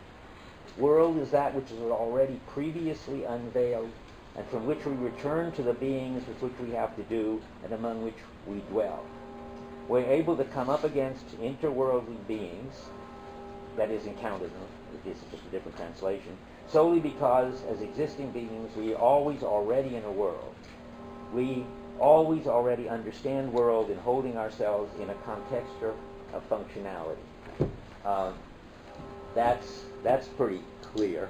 But now I'm about here is the phenomenon of world. Oh, but I need to go back to 93 because I didn't finish reading number 4. And it's on 92. See, worldhood, he says in the last paragraph, is an ontological concept that stands for the structure of one of the constitutive items of being in the world. That is, it's clear, he says it many times, that worldhood stands for a structure. Now I want to say that that's right, and in the end he'll come back to it, that right now he's not interested in the structure. He's interested in a phenomenon. And that is, the only way to put it is an experience. So let's look on 119. In italics, that, about halfway down, that wherein Dasein understands itself beforehand in the mode of assigning itself is to a role, and now I have to stop and talk about that. There's so many things I don't think I did. But for the sake of which is sort of a role, let's call it that at first, and I sort of assign myself to it. Yeah, I mentioned that, but it's not really a role. It can be something like being the good child in the family. And I don't really assign myself to it in the sense that I consciously say, the baby kid consciously says, well, I'll take up the role of bad kid in the family or good kid. So let's say there are roles, and you need them in order to take a stand on your being. And roles are something like professor. And maybe you assign yourself, and maybe you just grow up in them. And they're not really roles when you live them.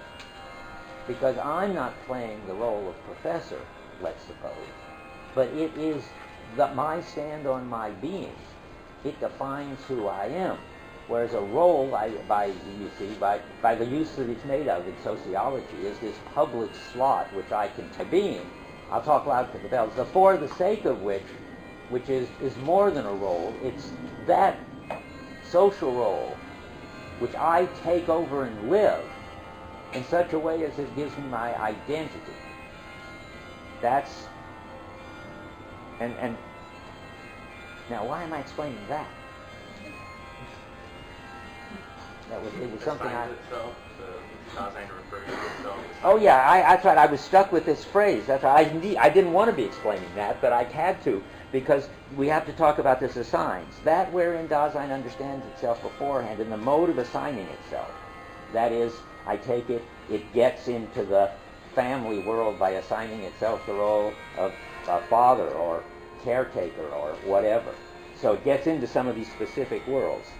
But now, that wherein Dasein understands itself beforehand is assigning itself, and now we're going to get that generalized, not in the to any particular world. He's now going to make it like very general. That wherein Dasein understands itself beforehand in the mode of assigning itself is that. Now remember, if you say for which, it makes no sense at all. So you have to say on the basis of which. Then it makes perfect sense. That on the basis of which it has let entities be encountered beforehand. The wherein, see, there's so much, I'm going to have to stop and fix in this translation, and then I'll read it all through again. You can't say an act of understanding, because in Husserl and in Searle too, those, in Husserl, those are mental acts. In Searle, he doesn't talk about acts, but he talks about intentional states of, and here we have to say an activity of understanding. So that wherein an activity of understanding which assigns or refers itself is that, again, on the basis of which one lets entities be encountered in the kind of being that belongs to involvements. And this wherein is the phenomenon of world. And then he says, in the structure of that, on the basis of which, notice sometimes he calls it the for which, sometimes he calls it the to which, he doesn't know what to call it, but it's always the for on the basis of which. And the structure of that, on the basis of which Dasein assigns itself, is what makes up the worldliness, or the worldhood, let's stick to that, of the world. So there's the structure of it, and there's the phenomenon of it. And he doesn't describe the structure, as far as I can see. He describes that he just wants you to think now about that experience of this wherein. Experience, again, is not the right word, as you'll see when I go on, but it's the best I can do for the moment.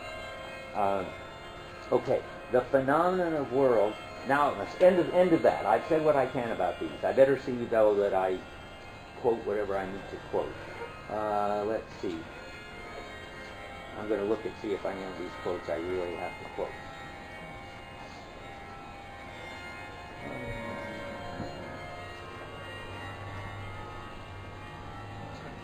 Did that one. Did I read 165 here? No, it says I should. I did already. Yeah, I did. Okay. Good. The end of that. I felt I had to do those four because those four are important, and those four are not very clear. And I don't know whether I helped you or hindered you by telling you how how the distinctions sort of work and sort of don't work. But the idea is okay. There certainly are these four meanings, and two of them are categorical, and two of them are existential, and the fourth one has two components, I think, and we're now in the phenomenon of world component. Though I must say, I'm up against he advertises it as a discussion of worldhood. So it's a good puzzle for both my TAs, but also for all of you with paper copies, why he calls this discussion a discussion of worldhood and says that he's discussing the structure of it when I don't see any structure. But I'm not going to discuss the structure of it. I'm going to discuss what I think he is too, namely the experience of it, and I'm calling that the phenomenon of world. And here we go. This is the most interesting thing to me in Division 1, I think, most basic. It's very hard. It's very important, and it's on about 180, page 1. You must have noticed that page 117, 118, and 119 are about as dense and obscure as anything you've had to read among the dense and obscure. They take the prize. So I will just try to explain what's going on there. Starting on 118. I want to read the second paragraph.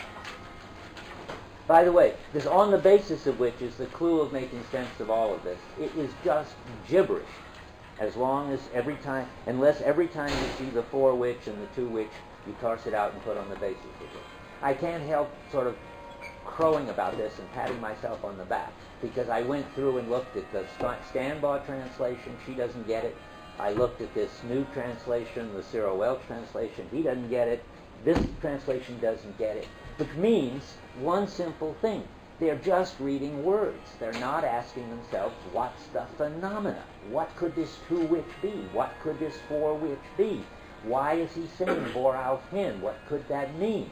And as soon as you see that it's a name for the background, that's what it really is. I mean, never mind distinctions between Searle and Heidegger. Heidegger has his own right to call it the background, and does, and it means something slightly different from Searle. But anyway, as soon as you see that the vor auf hin is the background, that is the upon which, that is, and on the basis of which, or in terms of which, on the basis of which is best, these quotes start making sense. And any translator who translates this stuff in such a way that it doesn't make any sense, doesn't deserve to get their book published. I mean, they ought to go back and figure out what it means. So let's do it now. But what does it mean to say that on the basis of which entities within the world are proximally freed must have been previously disclosed? So he's going to go, I better back up a bit. Discoveredness and disclosed are right next to each other here. It's a good time to grab them. They are two different German words. They are Entdeckung for discoveredness. What's the disclosed? Erschließen, right. Okay, and they're very different. Discovering is what you do when you encounter particular entities or even totalities of entities. And disclosing is what you do when you open up a world. I mean, you can't tell anything from the English words. I don't know whether you can from the German words. Entdecken, no. Erschließen, I don't see that you can. But anyway, you just got to bear this distinction in mind. We're now talking about disclosing, and disclosing has got to do with world. We've done discovering already. To Dasein's being, an understanding of being belongs. An understanding has its being, any understanding has its being in an activity of understanding. And now let's see. I mean, I don't know whether the next sentence is going to help, but I'll read it. That next sentence doesn't add anything. Skip it. The previous disclosure of that for which what we encounter within the world is subsequently free. That's on the basis of which again? The previous disclosure, I didn't really catch that. And I can bet that if you go back to the German, that'll be vor auf hin. The previous disclosure of that on the basis of which what we encounter within the world is subsequently freed. Freed is now a new word to throw in there along with discovered, encountered, shows up. You free entities. When you use the doorknob, you free the doorknob. I don't find that intuitive. I didn't know the doorknob was, in prison or in trouble. But anyhow, that's how he talks about it. Okay. So the previous disclosure of that on the basis of which what we encounter within the world is subsequently freed amounts to nothing else than understanding the world. That world towards which, now we got trouble, Dasein as an entity always comports itself. You've got to fix that some way, because obviously you can't comport yourself towards the world. The world isn't that sort of thing. You might even comport yourself toward the totality of entities, but this clearing, this opening, you can't comport yourself toward it because it's the condition of the possibility of comporting yourself toward anything. So what does it mean? Well, it means something like that world to which Dasein always already relates itself is the best you can do with the German there. Comport is the wrong relation. What is it to which Dasein always already relates itself? Well, we know it's the world. How do you understand that? Well, Dasein relates itself to the world by being involved in it.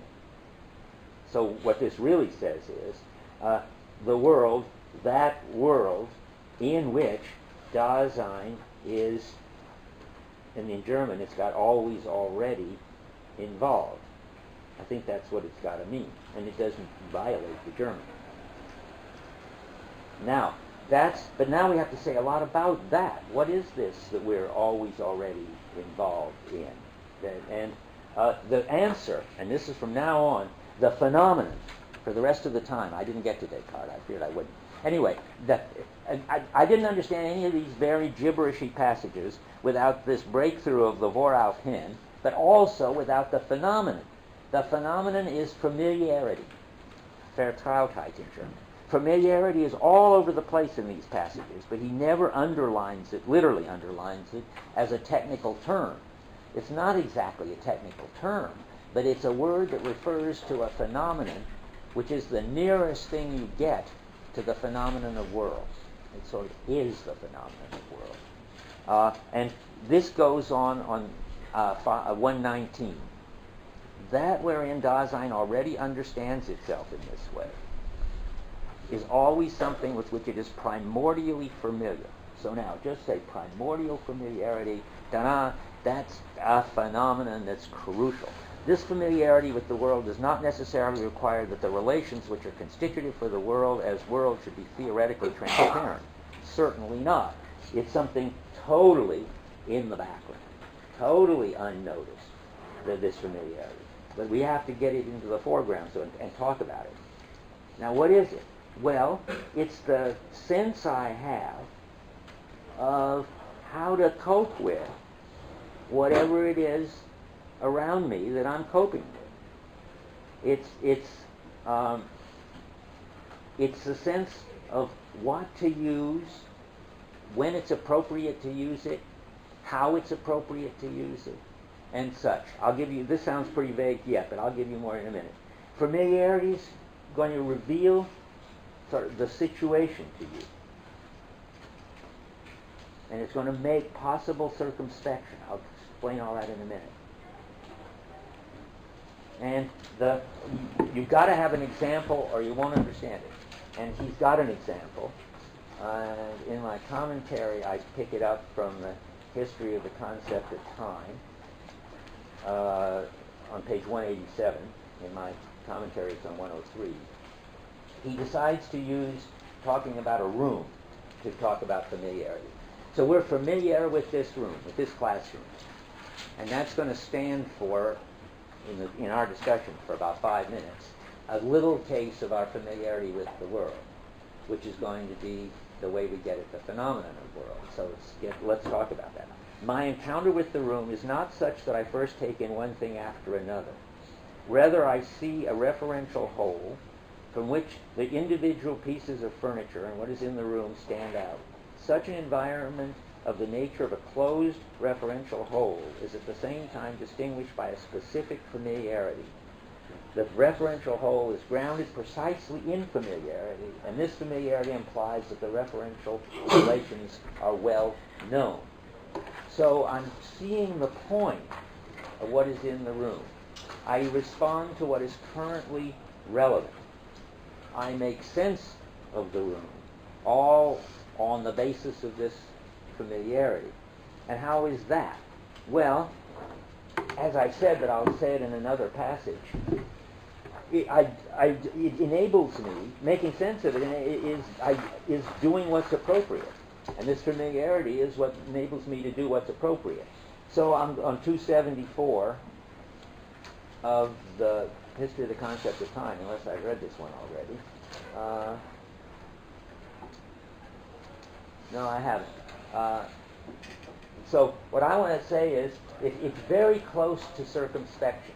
That is, what the familiarity tells me, so to speak, what situation I'm in, and then makes possible circumspection, which helps me see what's appropriate to do, and do it. I'll get these. I want to read this because this is where appropriate comes in, which is, I think, important. The bottom of 274. Circumspection, oriented to the presence of what is of concern, provides each setting to work, procuring and performing with the way to work it out, the means to carry it out, the right occasion, and the appropriate time. This sight of circumspection is the skilled possibility of concerned discovery. Well, he's got it. This is an earlier book. This is 1925. He hasn't got it all quite sorted out. But what I like about it is he's taken over from Aristotle that what you want is to do the appropriate thing at the appropriate time in the appropriate way. And circumspection is your skill that enables you to do the appropriate thing at the appropriate time in the appropriate way. And that is only possible on the basis of familiarity. Now we're back to there. Why? Because you've got to be familiar with the room to know that it's appropriate to sit in the seats and they'll be on the floor, that it's appropriate to face the front if it's a classroom, that it's appropriate to ignore the windows unless it's too hot, and then you should pay attention to them and open them, that it's always appropriate for students to ignore the dust in the corners of the room. That's just not their job. And it's a little hard to know whose job it is to clean off the chalkboards, but it's appropriate to clean them off enough so that you can write something on them if you're the professor, maybe not if you're one of the students. But this all comes with a lot of familiarity with what goes on in classrooms. Yeah?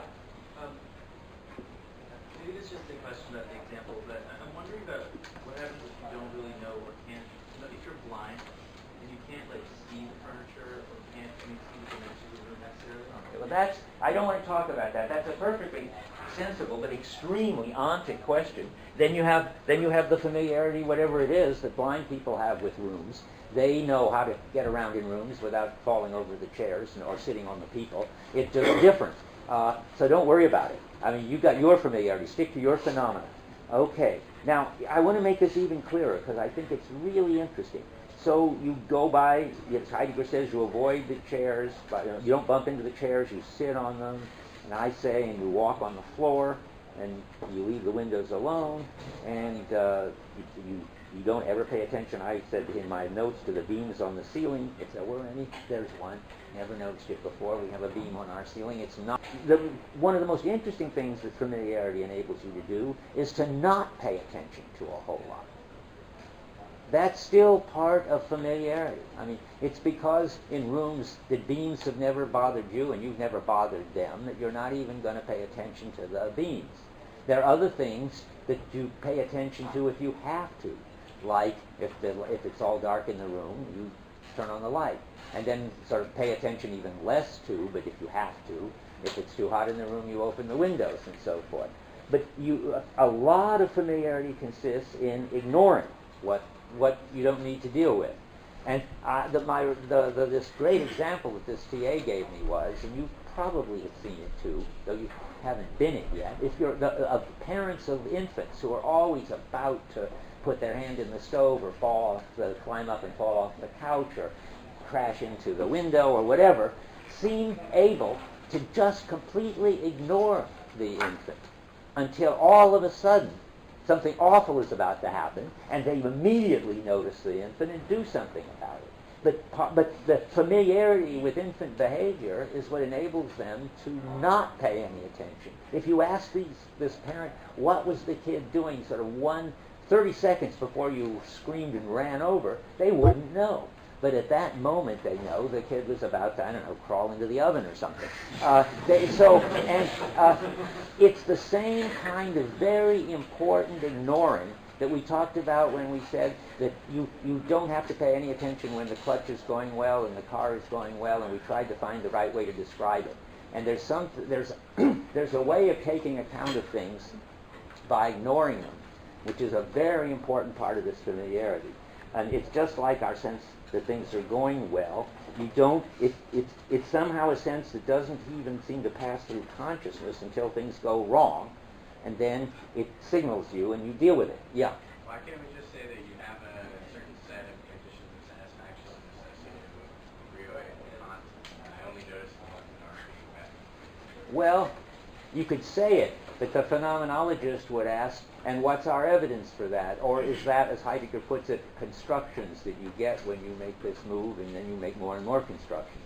That's what I think. Because, and as a kid's example is supposed to show, that it's not as if I have conditions of satisfaction. The kid does not put his head in the oven or jump out of the window or anything. You just have a sense of when everything's going all right and when it isn't, I think.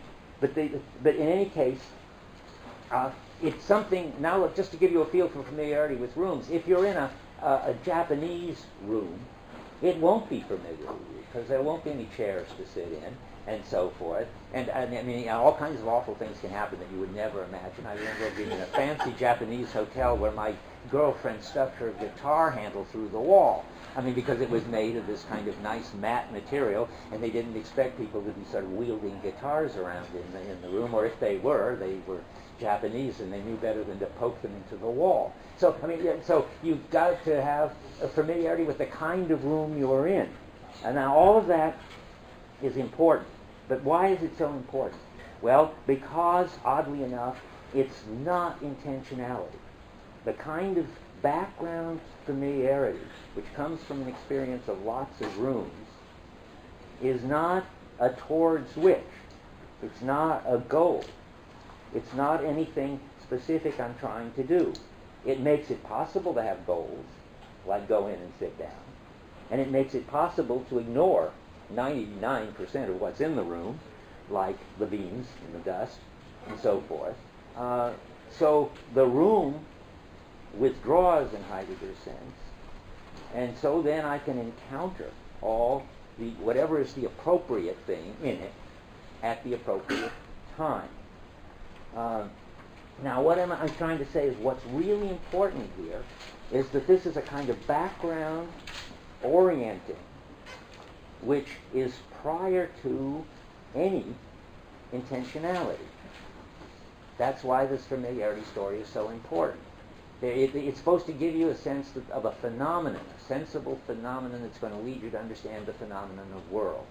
The phenomenon of world is just the big, broad familiarity about how things are done and where things are and what you have to pay attention to and what you can ignore all over. That's what enables you to then have intentionality and consciousness of things. I was going to read you this quote at this point that I read already.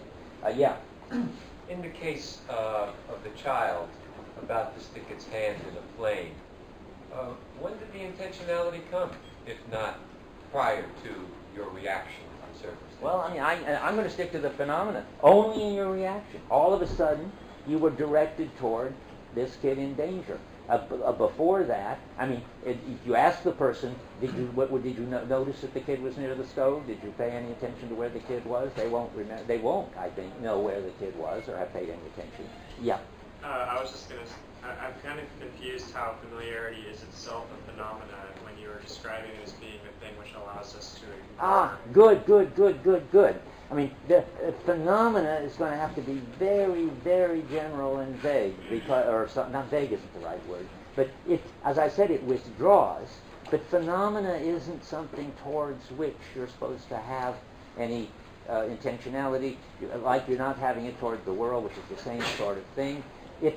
Well, you could say something like this, that the essence, I'll read you an interesting sentence, it's exactly Heidegger answers your question. The way Heidegger defines phenomena, it's something that is completely hidden and withdrawn, but can be made explicit. Can I find that in a hurry? It's in, help me find it, Rick, you know what I'm looking for, or for us. What? Towards the beginning. Yeah, very much towards the beginning. Definition of a phenomenon. And he gives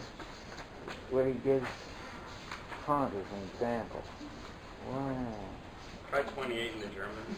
28 in the German, okay. No, I had it marked. It's very much marked, so I'll see it in a minute. Okay, I think I've got it here. I got it at the bottom of 54 in the English. He talks about phenomena as that which... that which already shows itself in the appearance as prior to the phenomena as ordinarily understood and accompanying it in every case, even though it thus shows itself unthematically, it can be brought thematically to show itself and thus show itself in itself and so forth. What he wants to say is, the way he's going to use phenomena, it's something which, as he says, as I quote him, but I don't know where to find it, withdraws. It's not something that you're thematically aware of. I want to go further and say I'm not even sure you're aware of it at all. But you can be made to notice it.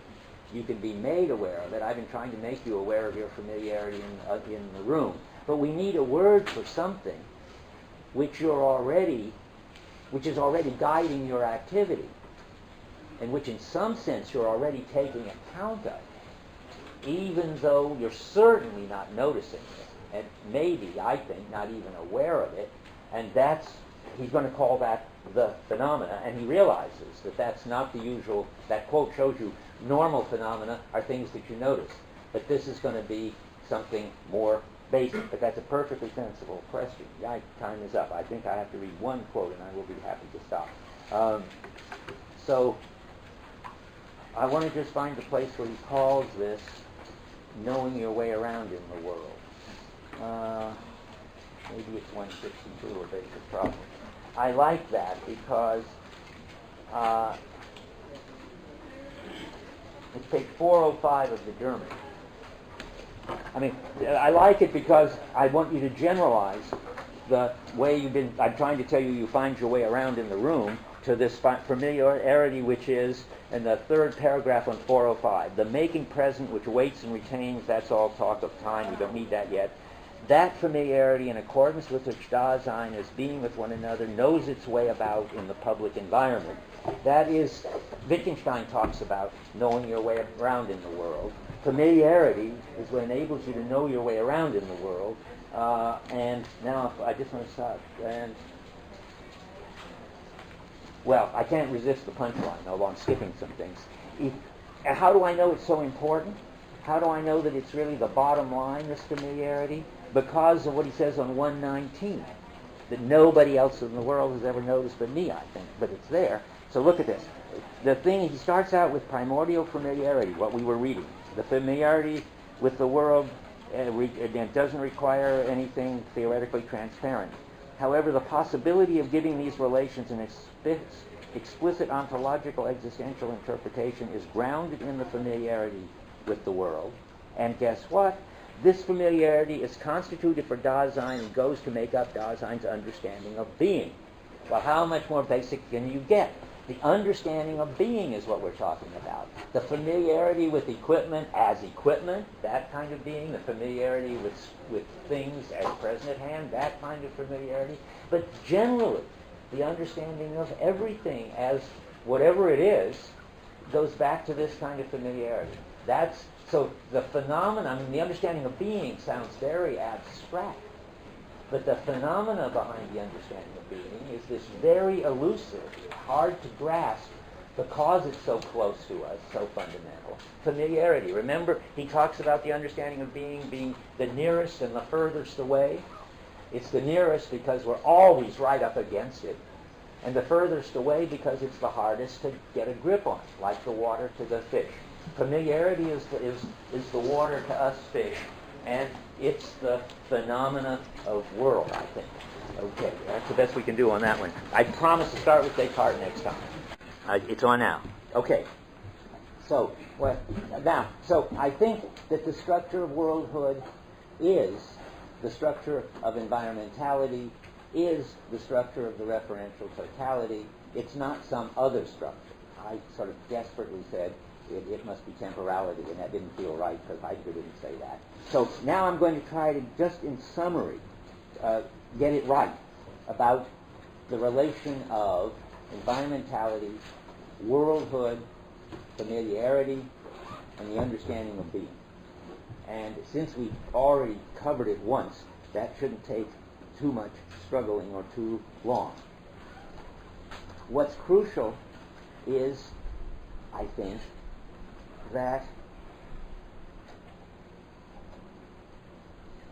all coping is directed toward entities but there's got, and even sort of the kind of, we keep saying this, coping with intentional content like Searle studies and Husserl, or primordial coping, sort of responding to an affordance like athletes in flow, like Heidegger thinks is even more basic kind of intentionality. Both of those depend on something else, namely a kind of opening, a kind of what he calls world, what he calls clearing, and so forth. And it's important that that's not a kind of intentionality at all. That's what makes intentionality possible. And I read this quote last time, which I have stuck at the end of what I gave out for you all, I think, but I won't read it again. That quote, where Heidegger later says, in effect, that behind intentionality, behind representation, there's something that's not intentionality or representation at all. That's being in the world. And now, that means that there's a mistake on page 105 of my commentary. Those who have it, I just put it down. I call this clearing a primordial kind of intentionality, and that's just wrong. Heidegger, it's very important to Heidegger that it's not a kind of intentionality, and that's what he says in this quote and in other quotes. It's got to be more basic. So Heidegger's strategy is twofold. Very few people see this, I think. That's another reason to go over it. I don't know anywhere where anybody ever even figured this out. If they have, and you know where, let me know. I'd be happy to have an ally. But so I think the strategy goes like this. First, you invert the priority of theoretical and practical intentionality. And then, within practical intentionality, you make a distinction between the kind that has representational or propositional content, which is the Husserl kind, and the more primordial kind of practical intentionality that doesn't. And then it really gets interesting. The strategy is to get behind both and talk about a kind of practical orientation, a kind of activity of, as he puts it on 405, remember I read that, an activity of finding your way around in the world, which is more basic than either or any of those intentionalities he talks about, where he talks about the Dasein knows its way about as if auskennt in the public environment. I mean, I like that phrase partly because Wittgenstein uses it too, and in some way Merleau-Ponty has it too. There is something like just background, coping. Now that's where Searle and Heidegger look very similar. But for Searle, the background is capacities. But it's not a kind of activity. For Heidegger, the background is coping, and it's this way of coping, of orienting yourself and in a world which has, and now comes his technical term, familiarity. This Vertrautheit that I talked about, which is going to play a big role in all this. But whatever this background coping activity is, it's not directed towards anything. It has no conditions of satisfaction, to talk like Searle. It's not a future something which we could eventually arrive at, like a goal, to talk more like Heidegger. It's going on in the background all the time. The only way you could sort of fail to get it is, if you actually got so either dizzy or rushed or hit all of a sudden a window where you thought there was an open space like I did once, where your whole world comes crashing down, and so do you. But that's not failing to achieve something you were trying to achieve. That's just suddenly failing to be able to cope at all. And so normally you just go on coping. So now we get to a question which I asked myself the other day, and which is one way of getting into this. If what Heidegger wanted to do was simply show that the Husserl, Searle, Cartesian notion of the mind with something in it that transcends and goes out to something out there, that picture was wrong. All he needed to do was talk about familiarity, of finding your way around in the world, of orienting yourself, and so forth. Why does he go through all this story about primordial intentionality only to say that world opening, that is this familiarity, is itself, it is not intentionality. What's the relation between? Is he just doing one thing and then doing another? No, it's more interesting and more complicated and sort of surprising than that. Because in the way I explained it, it should be obvious already that this background familiarity, remember the example, familiarity with a room. So you know that you're going to sit on seats on the floor, and if it's a classroom, you're going to face the front, and you expect to find the doors and doorknobs on the doors. And if you know how to cope with classrooms, you wouldn't know how to cope maybe with, as I said, Japanese classrooms or medieval classrooms. Of course, there aren't probably anything, but whatever the equivalent was at those times. Or you certainly wouldn't be at home in a spaceship classroom. You wouldn't have any familiarity with that, with the chairs on the ceiling. But we have all this background familiarity, and it enables us to cope with the chairs and the windows when we need them, and the doorknobs. But it's also a way of coping. So now you've got this peculiar situation in which there is a way, the same kind of primordial coping that enables you to cope with chairs and doorknobs, enables you to cope with the whole world.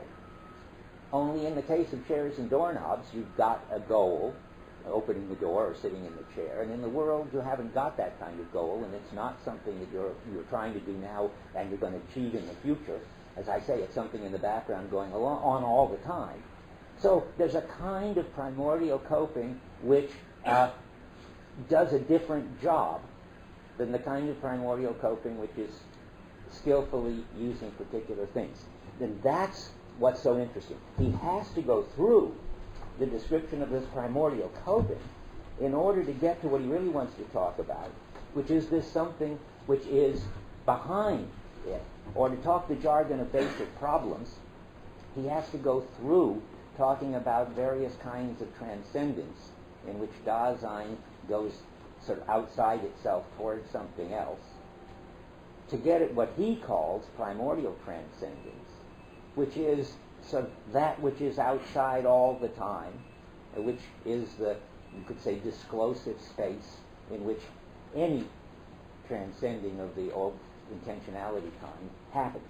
The crucial paragraph in which he says this, I think, is on 162 of Basic Problems. At least this is where, the only place I know what he says it, which struck me as, aha, now I know the answer to why these two issues, more primordial intentionality and background coping, which isn't intentionality at all, fit together for me. And for me too, I think he's got it right. On 162, he says, I'm in Basic Problems. Transcendence is a fundamental determination of the ontological structure of Dasein. Now this is his kind of transcendence. Maybe I should read it again. No, let's start with that.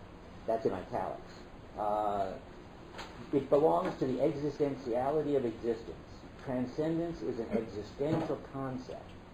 That all this done is not Husserl kind, but his kind. It will turn out that intentionality is founded in Dasein's transcendence and is possible solely for that reason. That transcendence cannot conversely be explained in terms of intentionality. Now, that's what I've been saying all this time. It isn't even, it's somehow, it's got a lot of the similarities because of the coping. But the coping is, remember I keep wanting to say, holistic. I haven't said that much, but it is. The familiarity with the room is holistic, and it's going on in the background all the time. So it's a different thing than intentionality. Now he says, the task of bringing to light Dasein's existential constitution leads, first of all, to the twofold task, intrinsically one, of interpreting more radically the phenomenon of intentionality and transcendence. Right for the moment, that's my favorite sentence. Why does that sentence make me so happy? Because there are these two tasks, primordial transcendence and background coping, and they are different, very different, because one of them is a kind of intentionality and one of them isn't. And yet, the task of explaining them or interpreting them, laying them out, interpreting means laying them out. The task of laying them out is a twofold task, which is intrinsically one task. Why? Because even the background coping is a kind of coping. And that's why you had to tell the whole story about primordial intentionality and then say, and there's even this going on in the background. So he wants, what he says, with this task of bringing to view, along with the more original conception of intentionality and transcendence, a basic determination of Dasein's whole existence, that's the background coping, we run up against a central problem that has remained unknown to all previous philosophy. That's neat. I mean, that's the place to say it. That's where he's telling you, yes, I've discovered something that no philosopher has noticed for 2,000 years and is more basic and more important than any philosopher ever noticed. Imagine being able to write that and have it right, too, and not just be a megalomaniac. He also says in the book, by the way, I don't know if I'll ever have occasion to read it to you, that there's obviously something wrong in his whole view because everybody is finite and is working within some horizon. And there's something even more basic that he can't see, but of course he doesn't know what it is. So the combination of incredible hubris and which no philosopher maybe ever, well, every philosopher has, that they've discovered the most basic thing that nobody's ever discovered, but a new thing, an incredible hubris that no philosopher ever had, and who says at the same time, and this must be wrong, I must be leaving something even more important out. That is really, really remarkable. Okay, now I've got all the pieces. I just want to put them together and straighten out what I got wrong. The referential relations, that is the whole thing of the in order to's, towards whiches, for the sake ofs, that make up the way equipment is organized, and their holistic interconnections, which is worldhood. That's what Forrest and Rick were trying to tell me. And they're right. And now when I'm right too, alone, that can't disclose anything. Now I get to say my side of the story. You can't open up a world just by having a referential totality. Dasein has to have an understanding of the world. That is, we have to contribute something. And this is what he does now in 118. This is the part that it's not exactly anybody's fault. It's what everybody misses, because Heidegger doesn't really highlight it enough, and when he does, it's so obscure. On page 118, about 10 lines from the bottom. Now remember, whenever we see the phrase for which, how many know how to translate for which by now? Okay, on the basis of which. If you don't say that, these passages for 2 pages are gibberish. That's why nobody who's ever read it in English has understood it, because in English it makes no sense. But now we get it back into sense. The previous disclosure of that on the basis of which we encounter within the world, we encounter stuff within the world. Sorry, no. Oh, I just left out a word. Dyslexia. Let's start again. The previous disclosure of that on the basis of which what we encounter within the world is subsequently free amounts to nothing else than understanding the world. That world, now we have to sort of translate it a little better, to which Dasein is always already relates itself. That's not exactly what the German says, but that's what the German's trying to say, and much better than what the translator says. Okay, now what is all that? That says that you got to introduce something called the understanding of the world, or worldhood. And that's why I was going on and on about familiarity. Familiarity is let me start this way. The phenomenon of world, which he's going to introduce on 119, has 2 inseparable but distinguishable aspects. One of them is called worldhood, and that's a structure, a holistic structure of equipment. And one of them is called the most primordial kind of transcendence, or in my jargon, the most primordial kind of coping. And that's familiarity. Now, the intuition, behind all this is a phenomenon. That's what I was looking for, and that's what I was sort of batting my head around to try to find last time.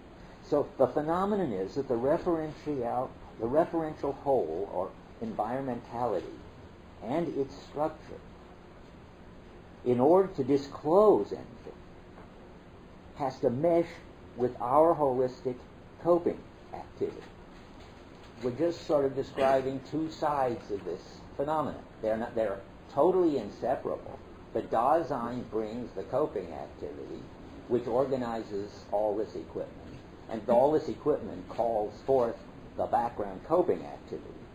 So the structure of world has to mesh with familiarity, and that gives us the phenomenon of world. That's on 120, I think. In this another dense thing at about 10 lines from the bottom.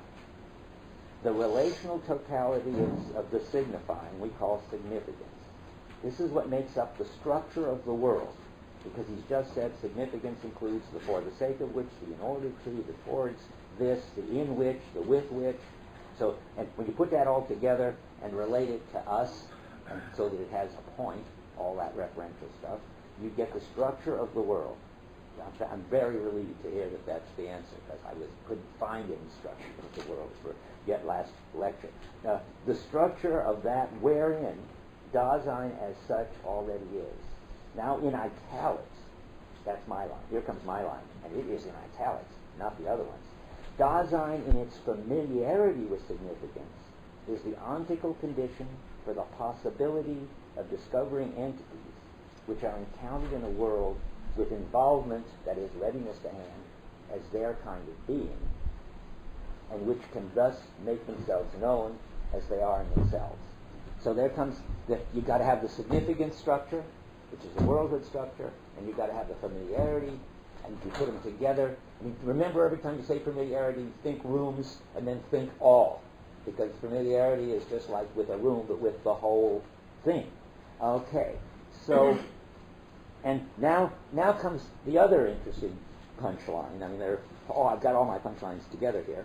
So, and why do I think that this primordial coping, this familiarity, is in a certain way even more important than the environmentality and worldhood, even though in the exposition it looks the other way, because he calls this worldhood, he calls this section worldhood and environmentality. He doesn't even mention familiarity. You might say to me, well, you're just sort of, you're not exactly hallucinating, but you're making a big fuss about something which Heidegger's not making a fuss about. And that's just because you're always looking for the phenomenon. Why don't you just look at the sort of the ontological structure? Well, here my favorite line, therefore, is on 119. And now I'm going to read the bottom of the he's just introduced the phenomenon of world. And then he says, which is the wherein Dasein, remember, the world is that wherein Dasein understands itself, and so forth. That wherein Dasein already understands itself is always something with which it is primordially familiar. My ears perk up. This familiarity with the world does not necessarily require that the relations that are constituted for the world as world should be theoretically transparent. Of course. I mean, my familiarity with the referential totality doesn't mean none of you even knew you had in order to, towards, which is for the sake of, and all that. That's his job. But now comes the crucial sentence. However, the possibility of giving these relations an explicit ontological existential interpretation, that is, writing this book, is grounded in this familiarity with the world. Ta-da. I mean, that's enough. I mean, what we're explaining in Being in Time, what we're laying out in Being in Time is our understanding of being. And that's the familiarity. Let's go on. This is grounded in this familiarity of the world, and this familiarity is constituted for Dasein and goes to make up Dasein's understanding of being. So you darn well better pay attention to familiarity. I mean, even if he hasn't focused on it right, because he's got his hands full in these pages, it turns out that after all, since being, remember, is that on the, well, let's go back now to page 25, because what I'm really saying is what this whole book is trying to find out, we just found out. Of course, not that we can't go say a million more things about it, and will. But he says at the bottom of 25, what's asked about is being, that which determines entities as entities, that on the basis of which entities are already understood. Well, being equals then something like intelligibility. Being equals something like worldhood, granted. It's that structure. But the understanding of being is what we have to bring to it, and that's the familiarity part. So if you want to find out about being, you ask about us. And what is it about us that you want to investigate? You want to investigate what is constitutive of us is this familiarity, which is, quote, constitutive of Dasein and makes up Dasein's understanding of being. Okay, because it's that on the basis of which beings are already understood. Being and the understanding of being are so close, I don't even know how to separate them. Because when you define being as that on the basis of which entities are already understood, that is familiarity. Remember, being is that on the basis of which entities are already understood.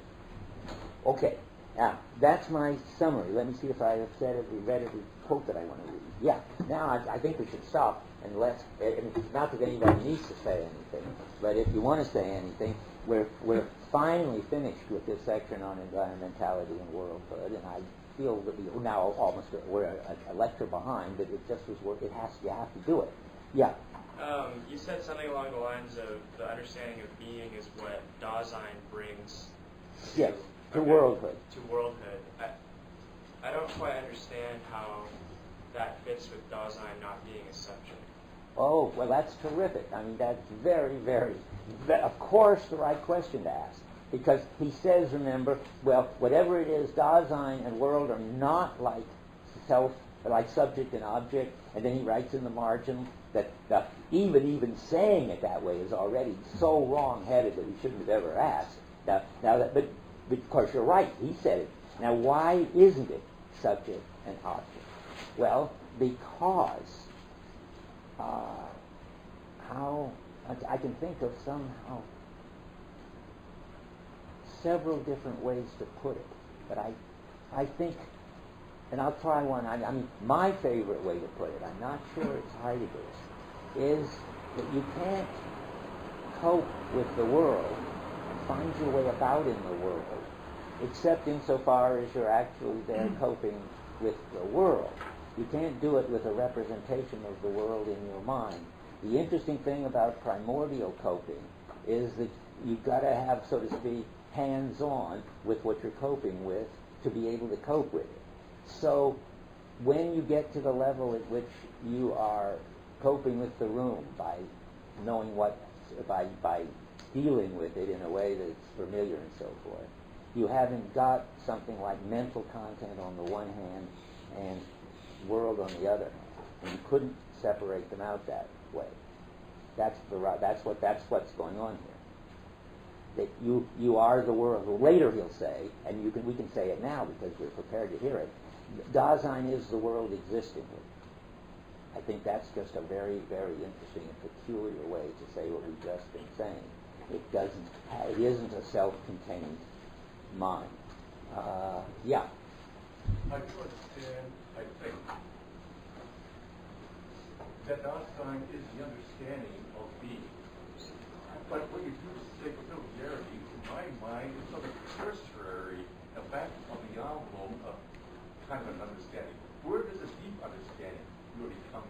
That's a good question, too. I love it. I mean, that's sort of the other question besides this you might ask. That is the deep understanding. That's what's interesting about Heidegger. What is familiarity is the deepest understanding you can get.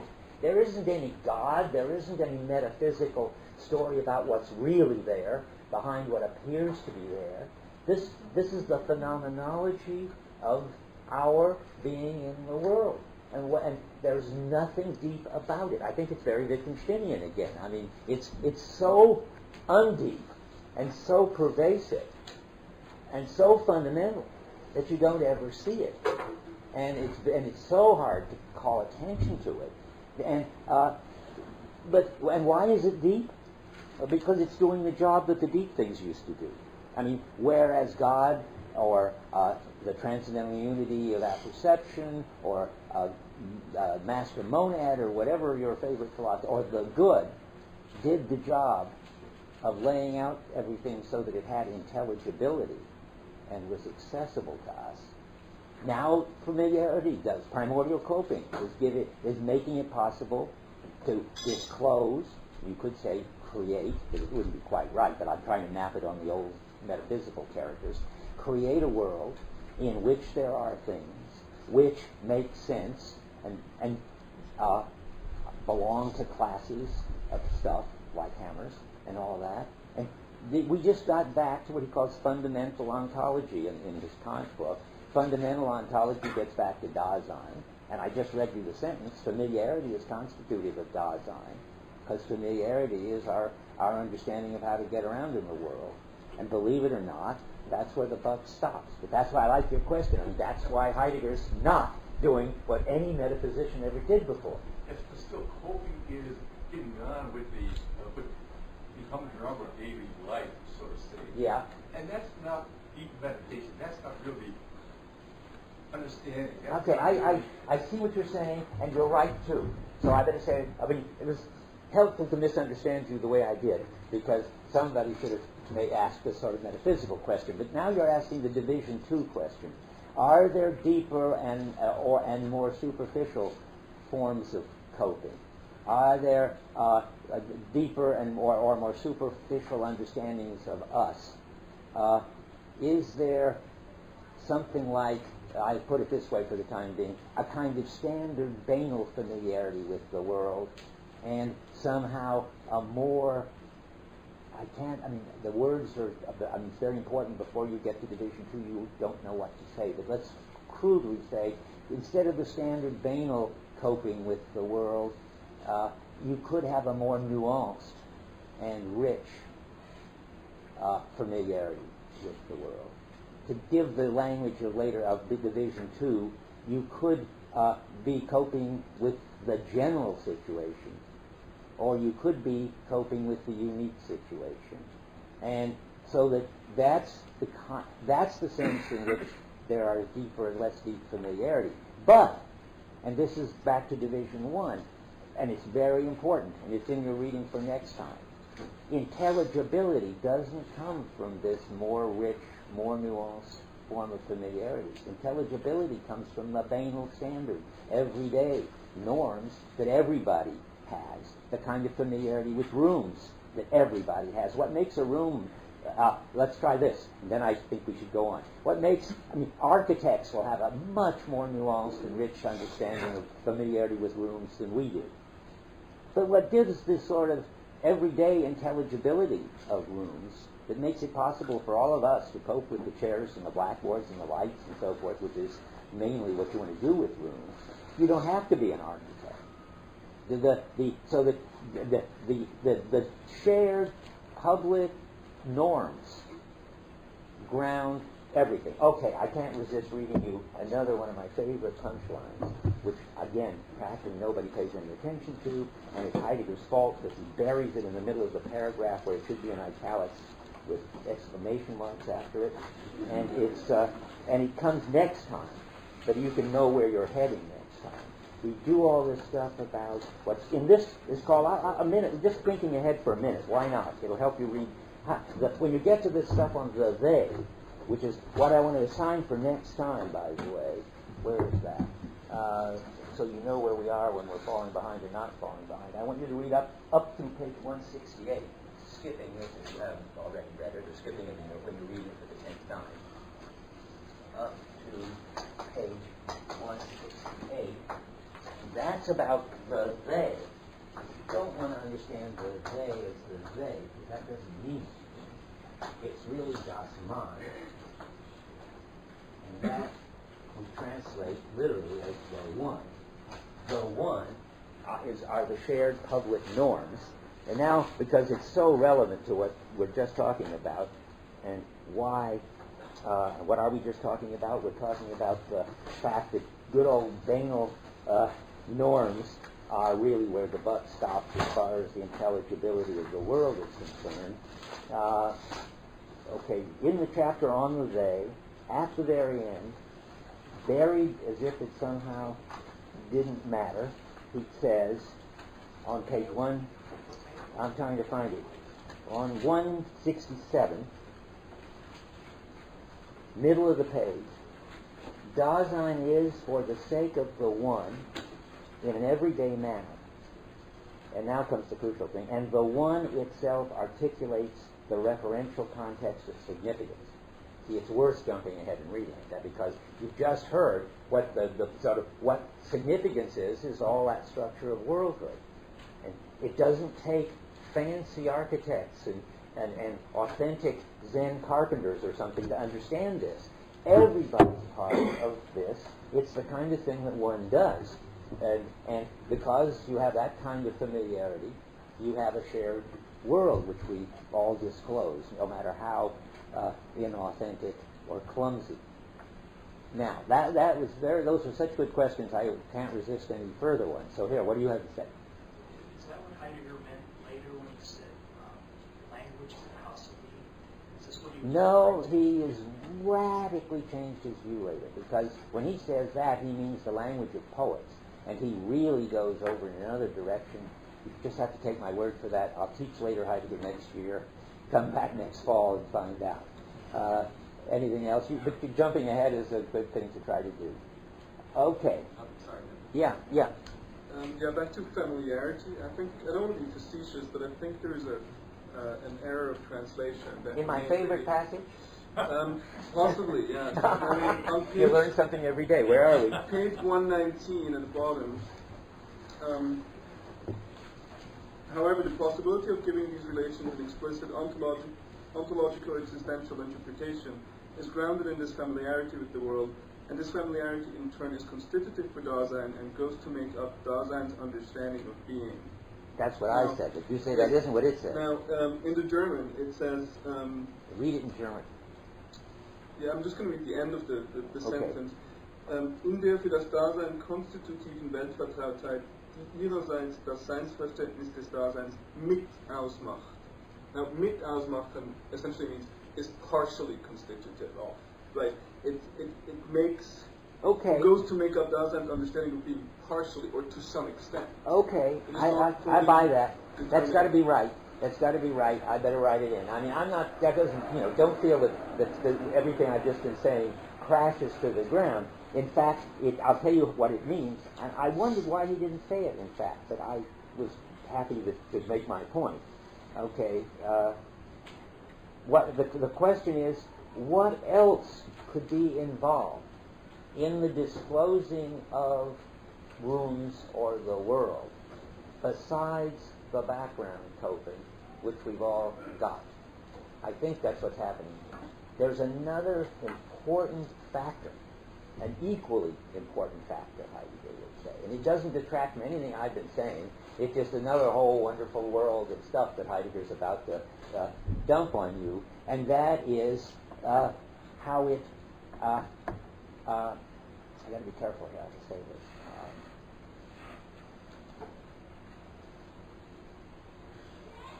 Well, how it matters is his way of saying it. That is, the part of the familiarity with rooms is your feeling about it. You see, I've only told you about your active, bodily, skillful doorknob coating, but you've got a feel for rooms too, and you've got a feel for the world.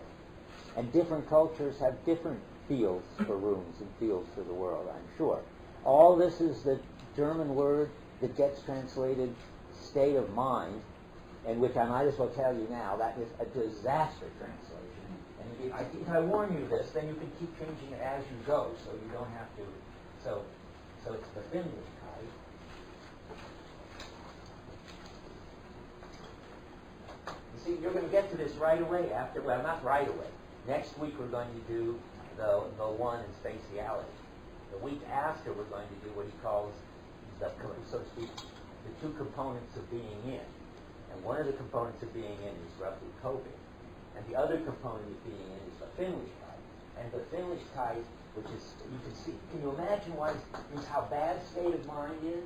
I mean, as a kind of idiom, it's not bad. What was his state of mind? Well, he was very upset. But if you look at it literally, we got minds in here, and they come with states. That's a substance with properties. It is not pointing you in the right direction. So I've tried, everybody's tried everything, but Finlichkeit literally means the well, John Hoagland believes it could be translated literally, because John Hoagland has absolutely no ear for English, and translate this as so foundness. Well, that won't do. Although literally, that's probably the right translation. So the best translation, I think, is disposition, or disposing, because the disposition is too on disposing. Yeah. Disposiveness is this mood, mattering, feel dimension, and I think that's why coping only I think half makes up the understanding of being. But it's always on the coping side that he's much more interested than he is on the moods are very important to him, but coping is even more important to him, and goes to make up Dasein's understanding of being. And you want to say goes to partial makeup or something? To some extent, yeah. To some extent. Just yeah. Okay. Well, I'm just guessing, but I mean, I think the only answer could be mood. I'm hesitating for reasons that it would only confuse you to mention. But if I turn out to be wrong that it's mood, and I ever find out what else it is, I'll let you know. Maybe I can tell you what's it. No, I'm not sure. It won't do you any good to tell you right now. I'll just worry until I can tell you something helpful. Okay. Now, we've had a terrific discussion of that, but we've got to go on. I definitely, if we don't finish the next item this today, we're in real trouble, but we can. Now we're ready for the critique of Descartes. I mean, now, having gone through all this, he's going to show you how this differs from Descartes' ontology, and I will read this with a kind of contemporary spin. There are some people in the course for whom this is utterly uninteresting, and those are, for instance, people who want to know about the deep issues of Division 2. But there are people in here from psychology and cognitive science, and this is the moment when Heidegger comes very close to telling you what he thinks is wrong with cognitivism. That you could say the slogan, there are two slogans for the critique of Descartes. One of them isn't even really a critique of Descartes, but it's something else. So he's first going to say naturalism is impossible. That is, all attempts to understand us and the world in terms of what science tells us is, he's going to take a strong stand, impossible. And then the second slogan is, cognitivism is implausible. He hasn't got, and he knows he hasn't got, it's really quite interesting, an impossibility argument against cognitivism, that he's got grave doubts that he could ever carry it off. Okay, now, first, the anti-naturalism story. The anti-naturalism story is tied up with that chart I gave you, which I didn't put on the website. I hope you all have it. You don't have to have it right on you. The one where you see how we go progressively from the ready-to-hand to the unready-to-hand to the present at hand to the pure present at hand by leaving out more and more of the richness and relatedness and holism of the phenomena. And remember, I said that the causal arrow goes up. That is, we can understand from the pure, in Descartes terms, res extensa, from whatever the basic, the brute fact stuff is, we can build up causally an account of how come the hammer hammers. And without that, you wouldn't have any causal explanation of why it's all right to hammer with a hammer but not with a pillow. But remember, I said too that Heidegger thinks that the arrow of intelligibility goes the other way. That the richest and most intelligible is the equipmental totality and the ready-to-hand that makes it up and is revealed, discovered. The referential totality, to strictly speak, discloses a world in which you can then discover all this equipment and what it's good for. And the intelligibility arrow goes down. And his objection to naturalism, just put really simply, is that if it's true that you get to the understanding, not the explanation, and he's got this big distinction in mind, which is so obvious to him that he never even says it very clearly. He says it in one place. understanding is to do with intelligibility and explanation. And so that's intelligibility. And the explanation has to do with causality. And it's just clear to him that if you want to understand these relations, what it is to understand, for instance, what it is to be a hammer, you can't start with what's left after you've stripped off all the holism, all the worldhood, all the relations to things that Dasein might be, like a carpenter, it might need like a shelter. And that, so what naturalism is trying to do is to take the debris that's left. Not that it's useless. In fact, it's very useful for for explaining things. But you want to take this very meaningless, stripped down stuff, that's the brute stuff, and use it. If you want to use it to understand what it is to be a hammer, it won't work.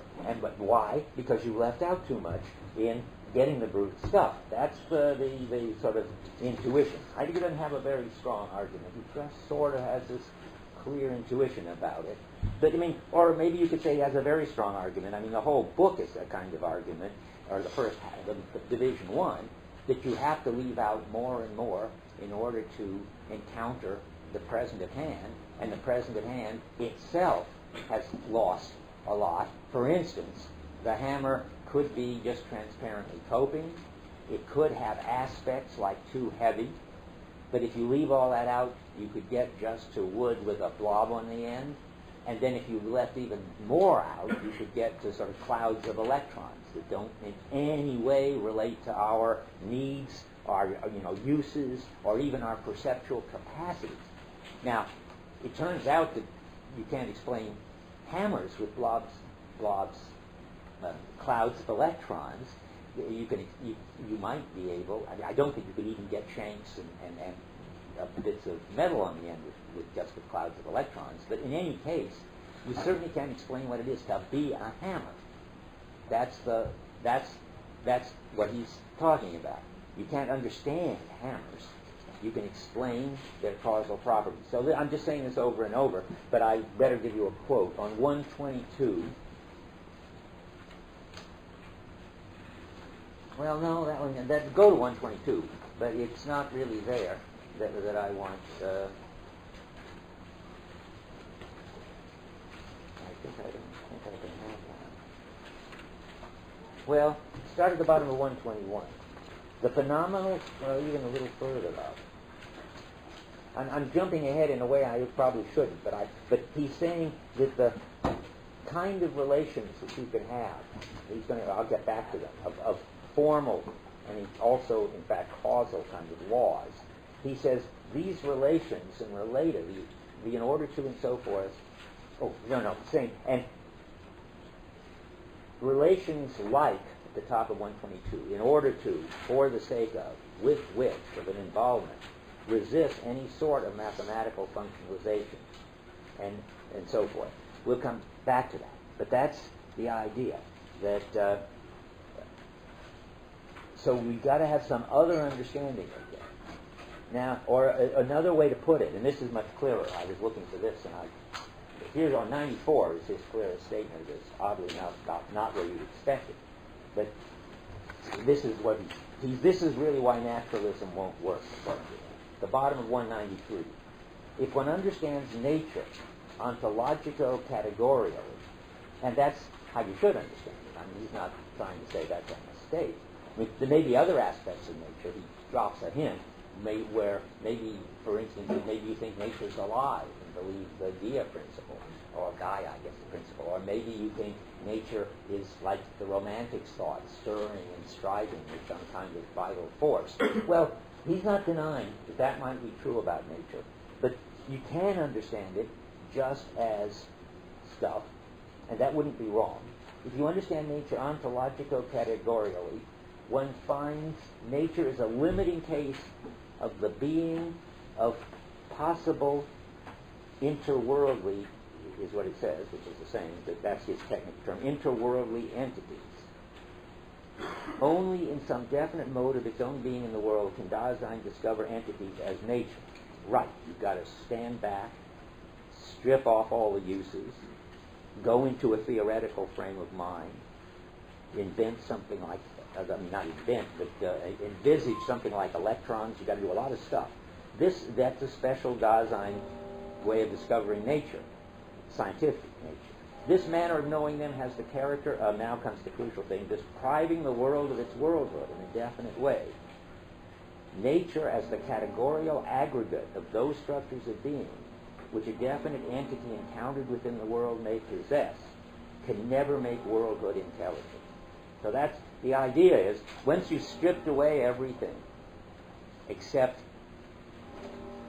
individual elements and their relations, presumably causal, you've lost the kind of meaning holism which goes to make up worldhood. And so you're not going to be able to naturalize things, to get them all, get everything you want, everything that makes sense explained in terms of that. Heidegger claims that nature can never make world intelligible. I just read this. Because it can't explain all these relevance relations. But it's very important, too, that Heidegger thinks that nature can explain, I think he thinks, everything, insofar as you describe it only as an objective event. So that if you're hammering, it can't understand the in order to, it can't understand what it is to be a hammer, which is the holistic thing with nails and everything. It can't understand the for the sake of which, why it's important to have hammers. But in principle, and this is, I think, the kind of determinist side. Heidegger doesn't have any much to say about it. It might well be able to understand a lot about what makes hammers work, and maybe understand in the ideal limit why that object is here moving that way right now. That's tricky because there's somebody doing it. So I'm not, and I don't want to get into how determinist he is, but I think he thinks that there's a way of describing all sorts of objective stuff and relating it all by laws. It's just that it wouldn't map onto the categories like hammer. There's a kind of holism of science, but it's a different kind of holism. It's all the lawful relations among all these elements, and there are classes of things, like, let's say, a class of things called cloud of electrons. And then there's another holism, the holism of the world, and there are classes of things there too, like the class of things called hammers. But there's no law-like relation between the class of things called clouds of electrons and the class of things called hammers. Maybe there's a relation between the class of things called cloud of electrons and the class of thing wooden object with this shape. That would be what would be left of the handle, so to speak. But there wouldn't be any hammering.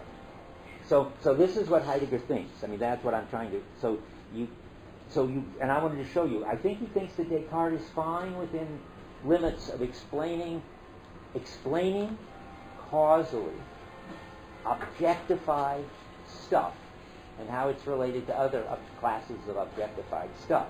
He says, and I think he's serious about this, and I think because Heidegger loves science, I think. He started out as a science major. So the middle of the third, and he was a good friend of, was it Schrödinger's, I think?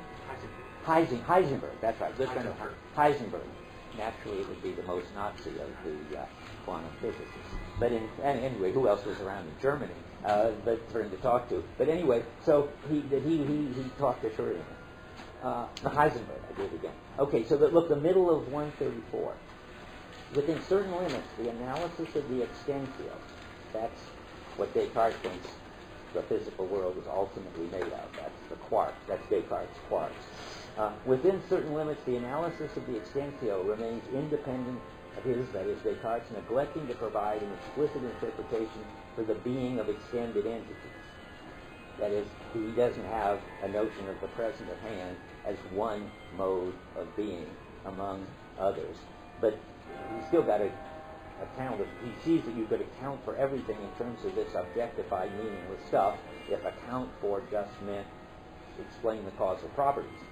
There is some phenomenal justification for regarding the extensio as a basic characteristic of the world. Note in quotes, where world is, when he puts it in quotes, always means the totality of entities, not the phenomenon of world. Present at hand. What? Present at hand. Present at hand. Well, unfortunately, that's not so. I wish it were. Because if he does he? Because I wanted him to stick to that. But every once in a while he uses it even to include ready-to-hand entities. In 93 he says present at hand within the world. Okay, well, I wish he were consistent. Then it would be the universe, which is what I want it to be. The world, in quotes, is really the universe. He says, he calls it the universe at one point, and the cosmos at one point, but not in this book, in Basic Problems. But anyway, it's the totality of meaningless and, I wish, present-at-hand entities. That's what he should mean by it. So the basic characteristic of the, let's see, extensio is a basic characteristic of the world, that is the universe. Even if by recourse to this, neither the spatiality of the world nor that of the entities we encounter in our environment, a spatiality which is approximately discovered, nor even the Dasein itself can be conceived ontologically. So he's got something right about, and it's just that there's lots that he can't understand with that ontology. And I'm so concerned that you don't get the impression that Heidegger is some kind of Luddite, that Heidegger is anti-science, that I'll read you two more quotes. This is from the History of the Concept of Time. Sometimes things get clearer. What did I just read? Yeah, okay, on 168 of the History of the Concept of Time, he says, the more the initially experienced world is deprived of its worldhood, unworldly, as we could say. And that's a nice way. Right? Science is unworldly. That is, the more the initially experienced world becomes mere nature. That's like that quote on 94. The more we discover it in its mere naturality. For example, in terms of the objectivity of physics. So it isn't as if what you get is just meaningless brute stuff. You get this wonderful description, which Descartes was already working on, of all of this stuff as described by physics. Or on 184, again of the History of the Concept of Time, he says, if we consider this work of Descartes in relation to the constitution of the mathematical sciences of nature, and to the elaboration of mathematical physics in particular, these considerations, that is, that there's a res extensa, then naturally assumes a fundamentally positive significance. And it's so obvious to him that science is terrific. I mean, I take that sentence to mean, well, gee, if that's the basis of mathematical physics, it's importantly positive. Just a second. But if they are regarded in the context of a general theory of the reality of the world, it then becomes apparent that from this point on, the fateful constriction of the inquiry into reality has set in, which to the present day has not yet been overcome, namely naturalism. He doesn't say namely naturalism, but I mean, if you think that with this wonderful stuff, out of which you can make mathematical physics, explains everything about us and our world, you are in real trouble. Yeah, hand is up. Yeah. Is that the same as like the science of ethics? The what? Could an ethics be approached in the way that he thinks science is approached? No. I mean, because, I mean, I can't imagine how, because it's going to deal with meaningful stuff for people. And how could you have an ethics based on quarks and higher combinations thereof? I thought that's like the realm where you relate to things as though it's a subject-object relation, and the way I would imagine an ethicist might approach creating laws, like universal laws. Everyone must keep their promises. Okay, sort of good. treating everyone like. That's right. I see what you're saying. I mean, he wouldn't like Kantian ethics. He likes Aristotelian ethics for reasons we'll come back to when we get to Division 2. And Kantian ethics is certainly, but Kant isn't naturalizing everything. These people who are making up these laws are making up laws which are meaningful. They aren't, and they're not about nature. And Kant couldn't be more clear that the world of morality and the laws of morality are not part of nature. So it's not that. And if you're a sociobiologist, for instance, if that's the kind of ethics you've got, then you're a naturalizer, and then it's a criticism of that, for sure. and the matter in motion, and that's it for naturalism. Heidegger isn't very interested in naturalism, I think, because he thinks it's so obviously wrong-headed that there's no point in even thinking that who would have thought. I mean, in fact, there's a line, I don't know if I can find it, which says, in effect, it's only if you haven't described what the world, the sort of complicated the world is, and that you would ever think that you could naturalize it. Let's see if I can find that. If we are to reconstruct the thing of use, that is the equipment, which supposedly comes to us with its skin off, that is the hammer. If you're going to make hammers out of shanks and blocks, then does not this require that we previously take a positive look at the phenomena whose totality such a reconstruction is to restore? You see what that means? That means, well, if you wouldn't think naturalism was possible if you'd read this part of Division 1 of Being and Time, because you would see this complicated, holistic, meaningful, and ultimately Dasein relative world. And you would see that only a being who takes a stand on its own being could have that kind of world, and the intelligibility of the world goes back to us as that kind of being. So naturalism is just, which wants to explain all this in terms of nature, is just misplaced. But they don't even understand all this that they're trying to explain in terms of nature, he says. Okay, that's, yes. Where did you read that from? You didn't get the page. Oh, I didn't, sorry, that's page 132, about 2/3 down. Now, the rest of the time, I want to spend on anti-Cartesianism, not anti-naturalism, because that's where it gets close to contemporary cognitive science, and it's interesting to see what he thinks about cognitivism. Now, what do you add? And, of course, he gets very close to Searle, because if anybody who comes along and says, well, of course you can't explain all this in terms of brute facts, no matter how subtly complicated bunches of clouds of electrons or quarks you've got to add something to get our world. And what would you add? Minds with intrinsic intentionality. That is, the res cogitans, the other substance. I mean, Descartes never thought you could explain the world in terms of the res extensa. He only thought you could explain nature in terms of the res extensa, and there he was a Heidegger hero. But now he says, aha, you got to have more, you got to have meaning, and that comes in the mind. Now Descartes says. Now you might think that would make him another Heidegger hero, but of course that makes him a Searle hero, not a Heidegger hero, because from Heidegger's point of view, Descartes got his ontology of brute facts on the one hand, and minds with intrinsic intentionality on the other hand, aren't enough to explain worldhood. They lack a very important ontological category, namely the worldhood of the world. That's an existential. Now, I've got something cross my mind. Just a second. No, let me not spend time worrying about it. So we've got the res extensa now, and how does that going to work? Well, by the way, they're just at the top of 125. I note because I defined substance once, and not at the top, but the second sentence in section 20. Just so if you want to see a definition of substance, he's quoting Descartes. By substance, we can understand nothing else than an entity which is in such a way that it needs no other entity in order to be. Remember, I said substances are self-sufficient. Properties need substances to be properties of, but substances don't need anything. Now, philosophers had lots of struggling around about how big a something or other is self-sufficient.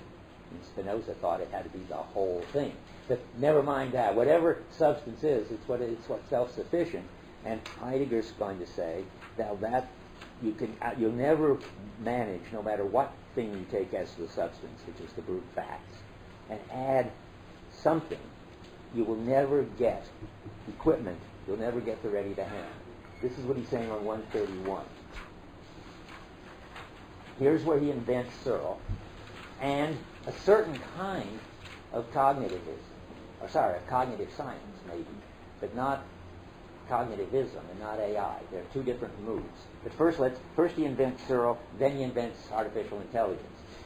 The Searle move, I don't know, any of you read Searle on social reality yet, or had a course with Searle where he talks about social reality?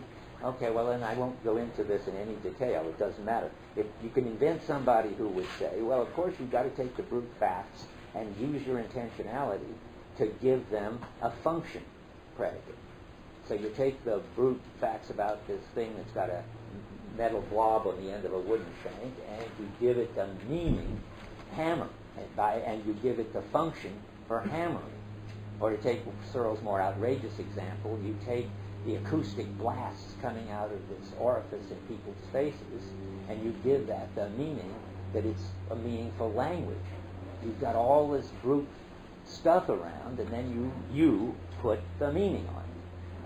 Now, and that's what Heidegger says somebody could imagine. That's what he thinks Descartes tried to do. So that's at the top of 132. If one is oriented primarily by thinghood, then you have to put in non-quantifiable value predicates. Things get stamped as something good. That really means something good for something. With this stratification, we come to the entities we characterize as equipment ready to hand. The Cartesian analysis of world will enable us, for the first time, to build up securely the structure of what is proximally ready to hand. All it takes is to round out the thing of nature until it becomes a full-fledged thing of use. And this is easily done. How many think that that's what Heidegger thinks? Well, he's being ironic. Heidegger is being ironic. It's a shocker. Because, I mean, it's not exactly his style. But this sentence, he doesn't believe it at all. That you just round out the thing of nature with value predicates and this is easily done. He thinks it can't be done. And why can't it be done? Well, because of the holism. You can't just give this thing the function predicate for hammering without bringing in nails and wood and houses and shelters and finally carpenters, or even more homemakers, the ultimate being whose being is an issue for it. So it won't work just to put a function label on it. And Searle sort of thinks it does, except that except when if the holism is, so to speak, packed into Searle's notion of the background. But since you don't know that, we won't talk about that. Let's see now. So but he's got this picture already, exactly what anybody would have. He got it from Husserl.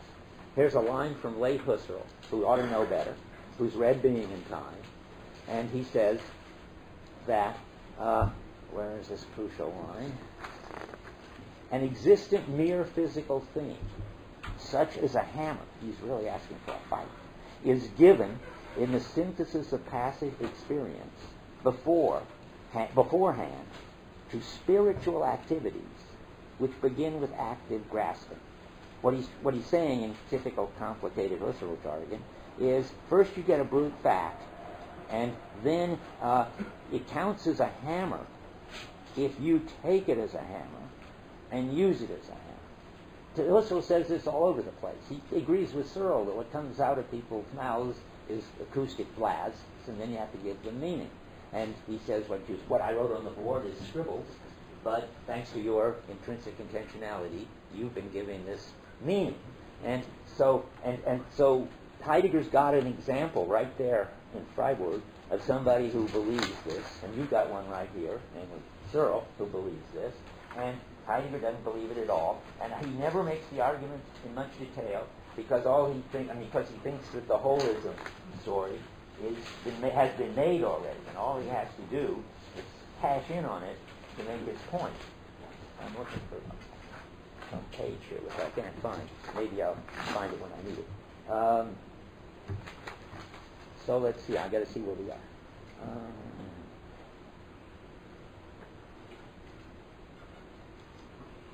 So the bottom line of this one, the anti-Husserl, anti-Searle, whatever you want to call it, ism. I don't know. I guess I'm going to call it Cartesianism. You add that the other stuff besides the res extensa, namely the res cogitans, the mind, the thinking thing, us, each of us has one, is one, goes on, puts in all the missing meaning, And then you could have worldhood. But Heidegger says, no, it's not like that at all. Worldhood and familiarity, too, which is the skillful coping that goes with it, is all much different than assigning function predicates on the one hand or following rules on the other, which is what Searle thinks skills are and what the cognitivists think skills are. So you can't get worldhood there. Now, one last thing, we've got time, is cognitivism.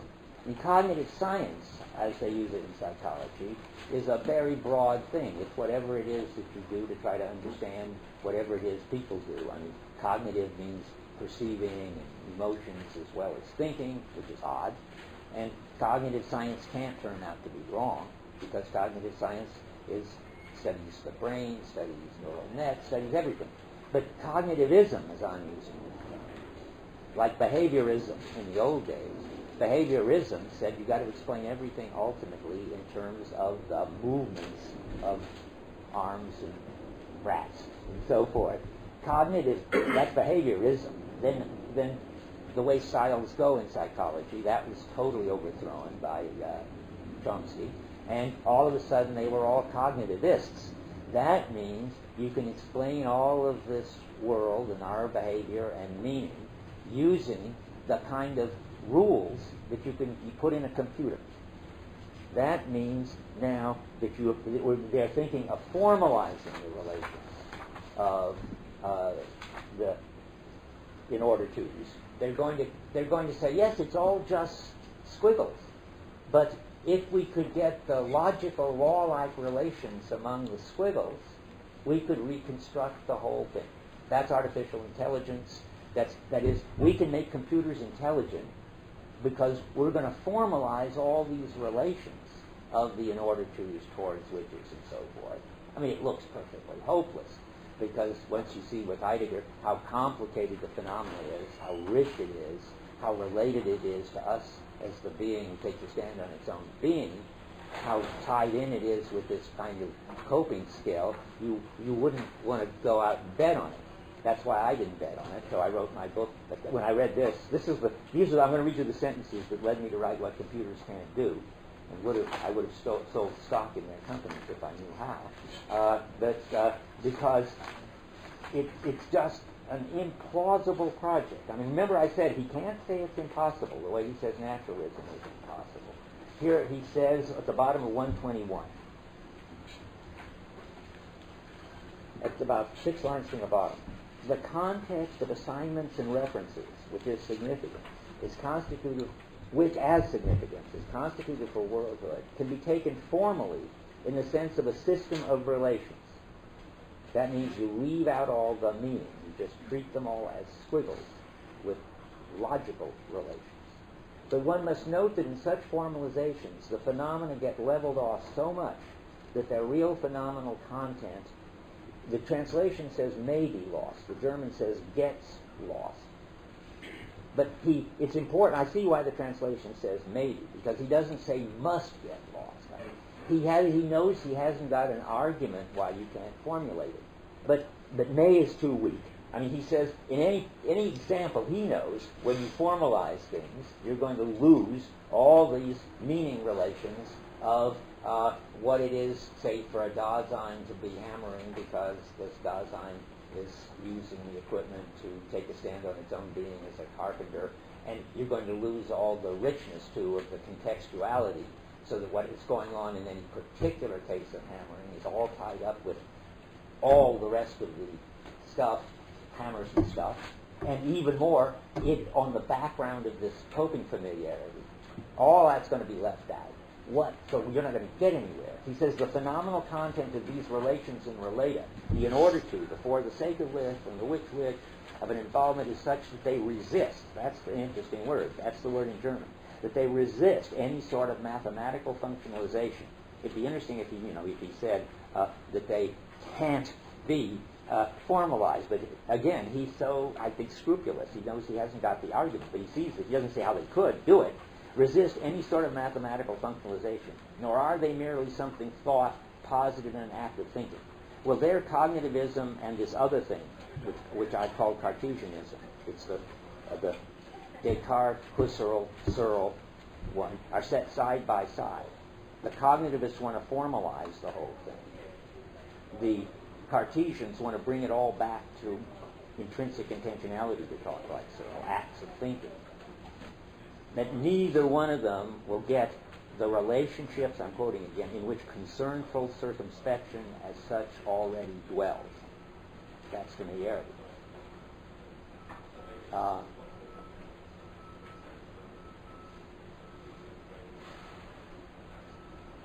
Skipping down. Well, I read the whole thing, because this is really his summary. He summarizes it before he does it. This system of relations is something constituted for worldhood, is so far from volatilizing the being and ready to handle within the world, that the worldhood of the world provides the basis on which such entities can for the first time be discovered as they are substantially, in quotes, because of course they're not self-sufficient, in themselves, in quotes, because they're not self-sufficient. And only if entities within the world can be encountered at all is it possible in the field of such entities to make accessible what is present at hand and no more. This is the stripped off richness story. I mean, once you strip off all the richness, you can formalize it. This is, in one sentence, the argument is, sure you can find present at hand things. Sure you can formalize their relations.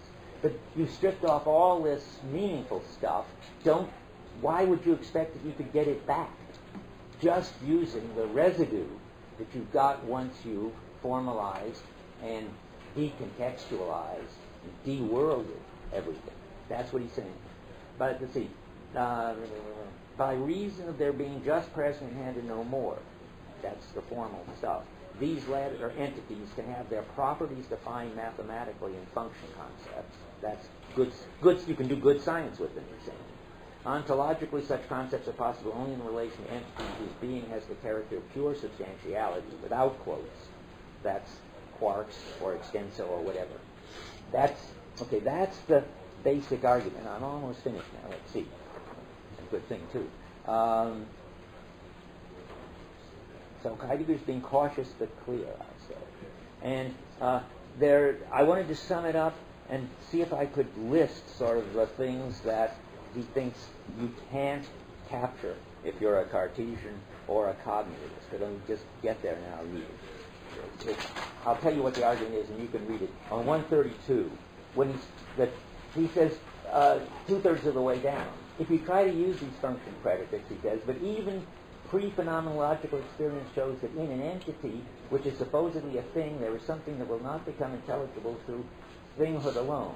But the being of things has to be rounded out. And that is putting in the validity stuff with, the function predicates. But then in italics at the bottom of the page, if we are to reconstruct this thing of use, which supposedly comes to us in the first instance with its skin off, does not this always require that we previously take the positive? That's not what I want. Where is what I want? At the other italics, the middle of the page. Sorry about that. I'm in a hurry. Here I am. Adding on value predicates cannot tell us anything at all new about the being of goods. It would merely presuppose again that goods have pure presence of hand as their kind of being. That's a very important line. That's really his argument.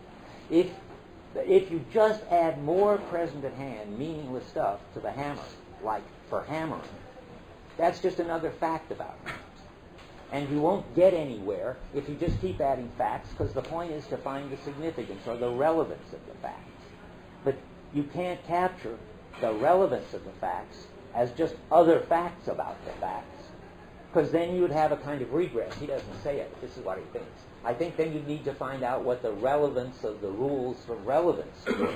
And you'd always, and you'd try to do that without bringing in relevance.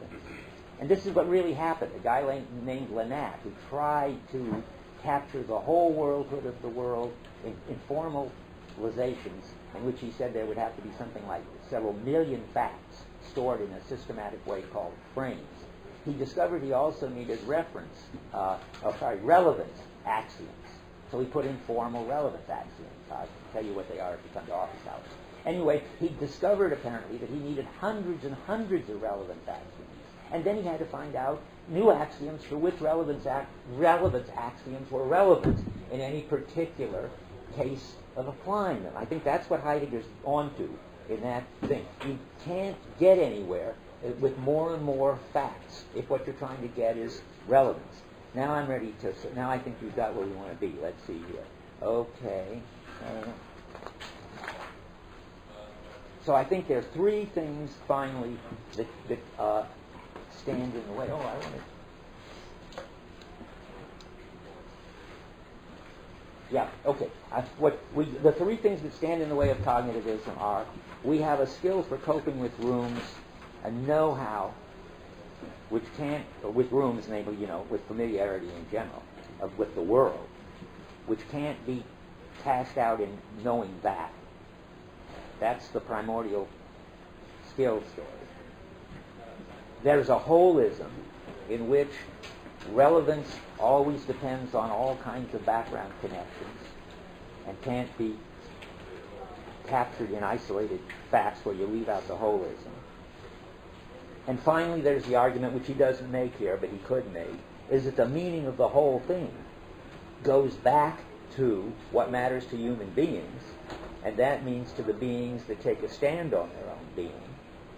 And computers don't take a stand on their own being. Computers don't have skills.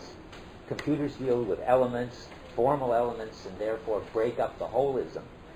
And computers don't have meaning, because meaning finally goes back to us, not because we've got intrinsic intentionality, but the bottom line is because we have existence, because we use the world to take a stand on our being.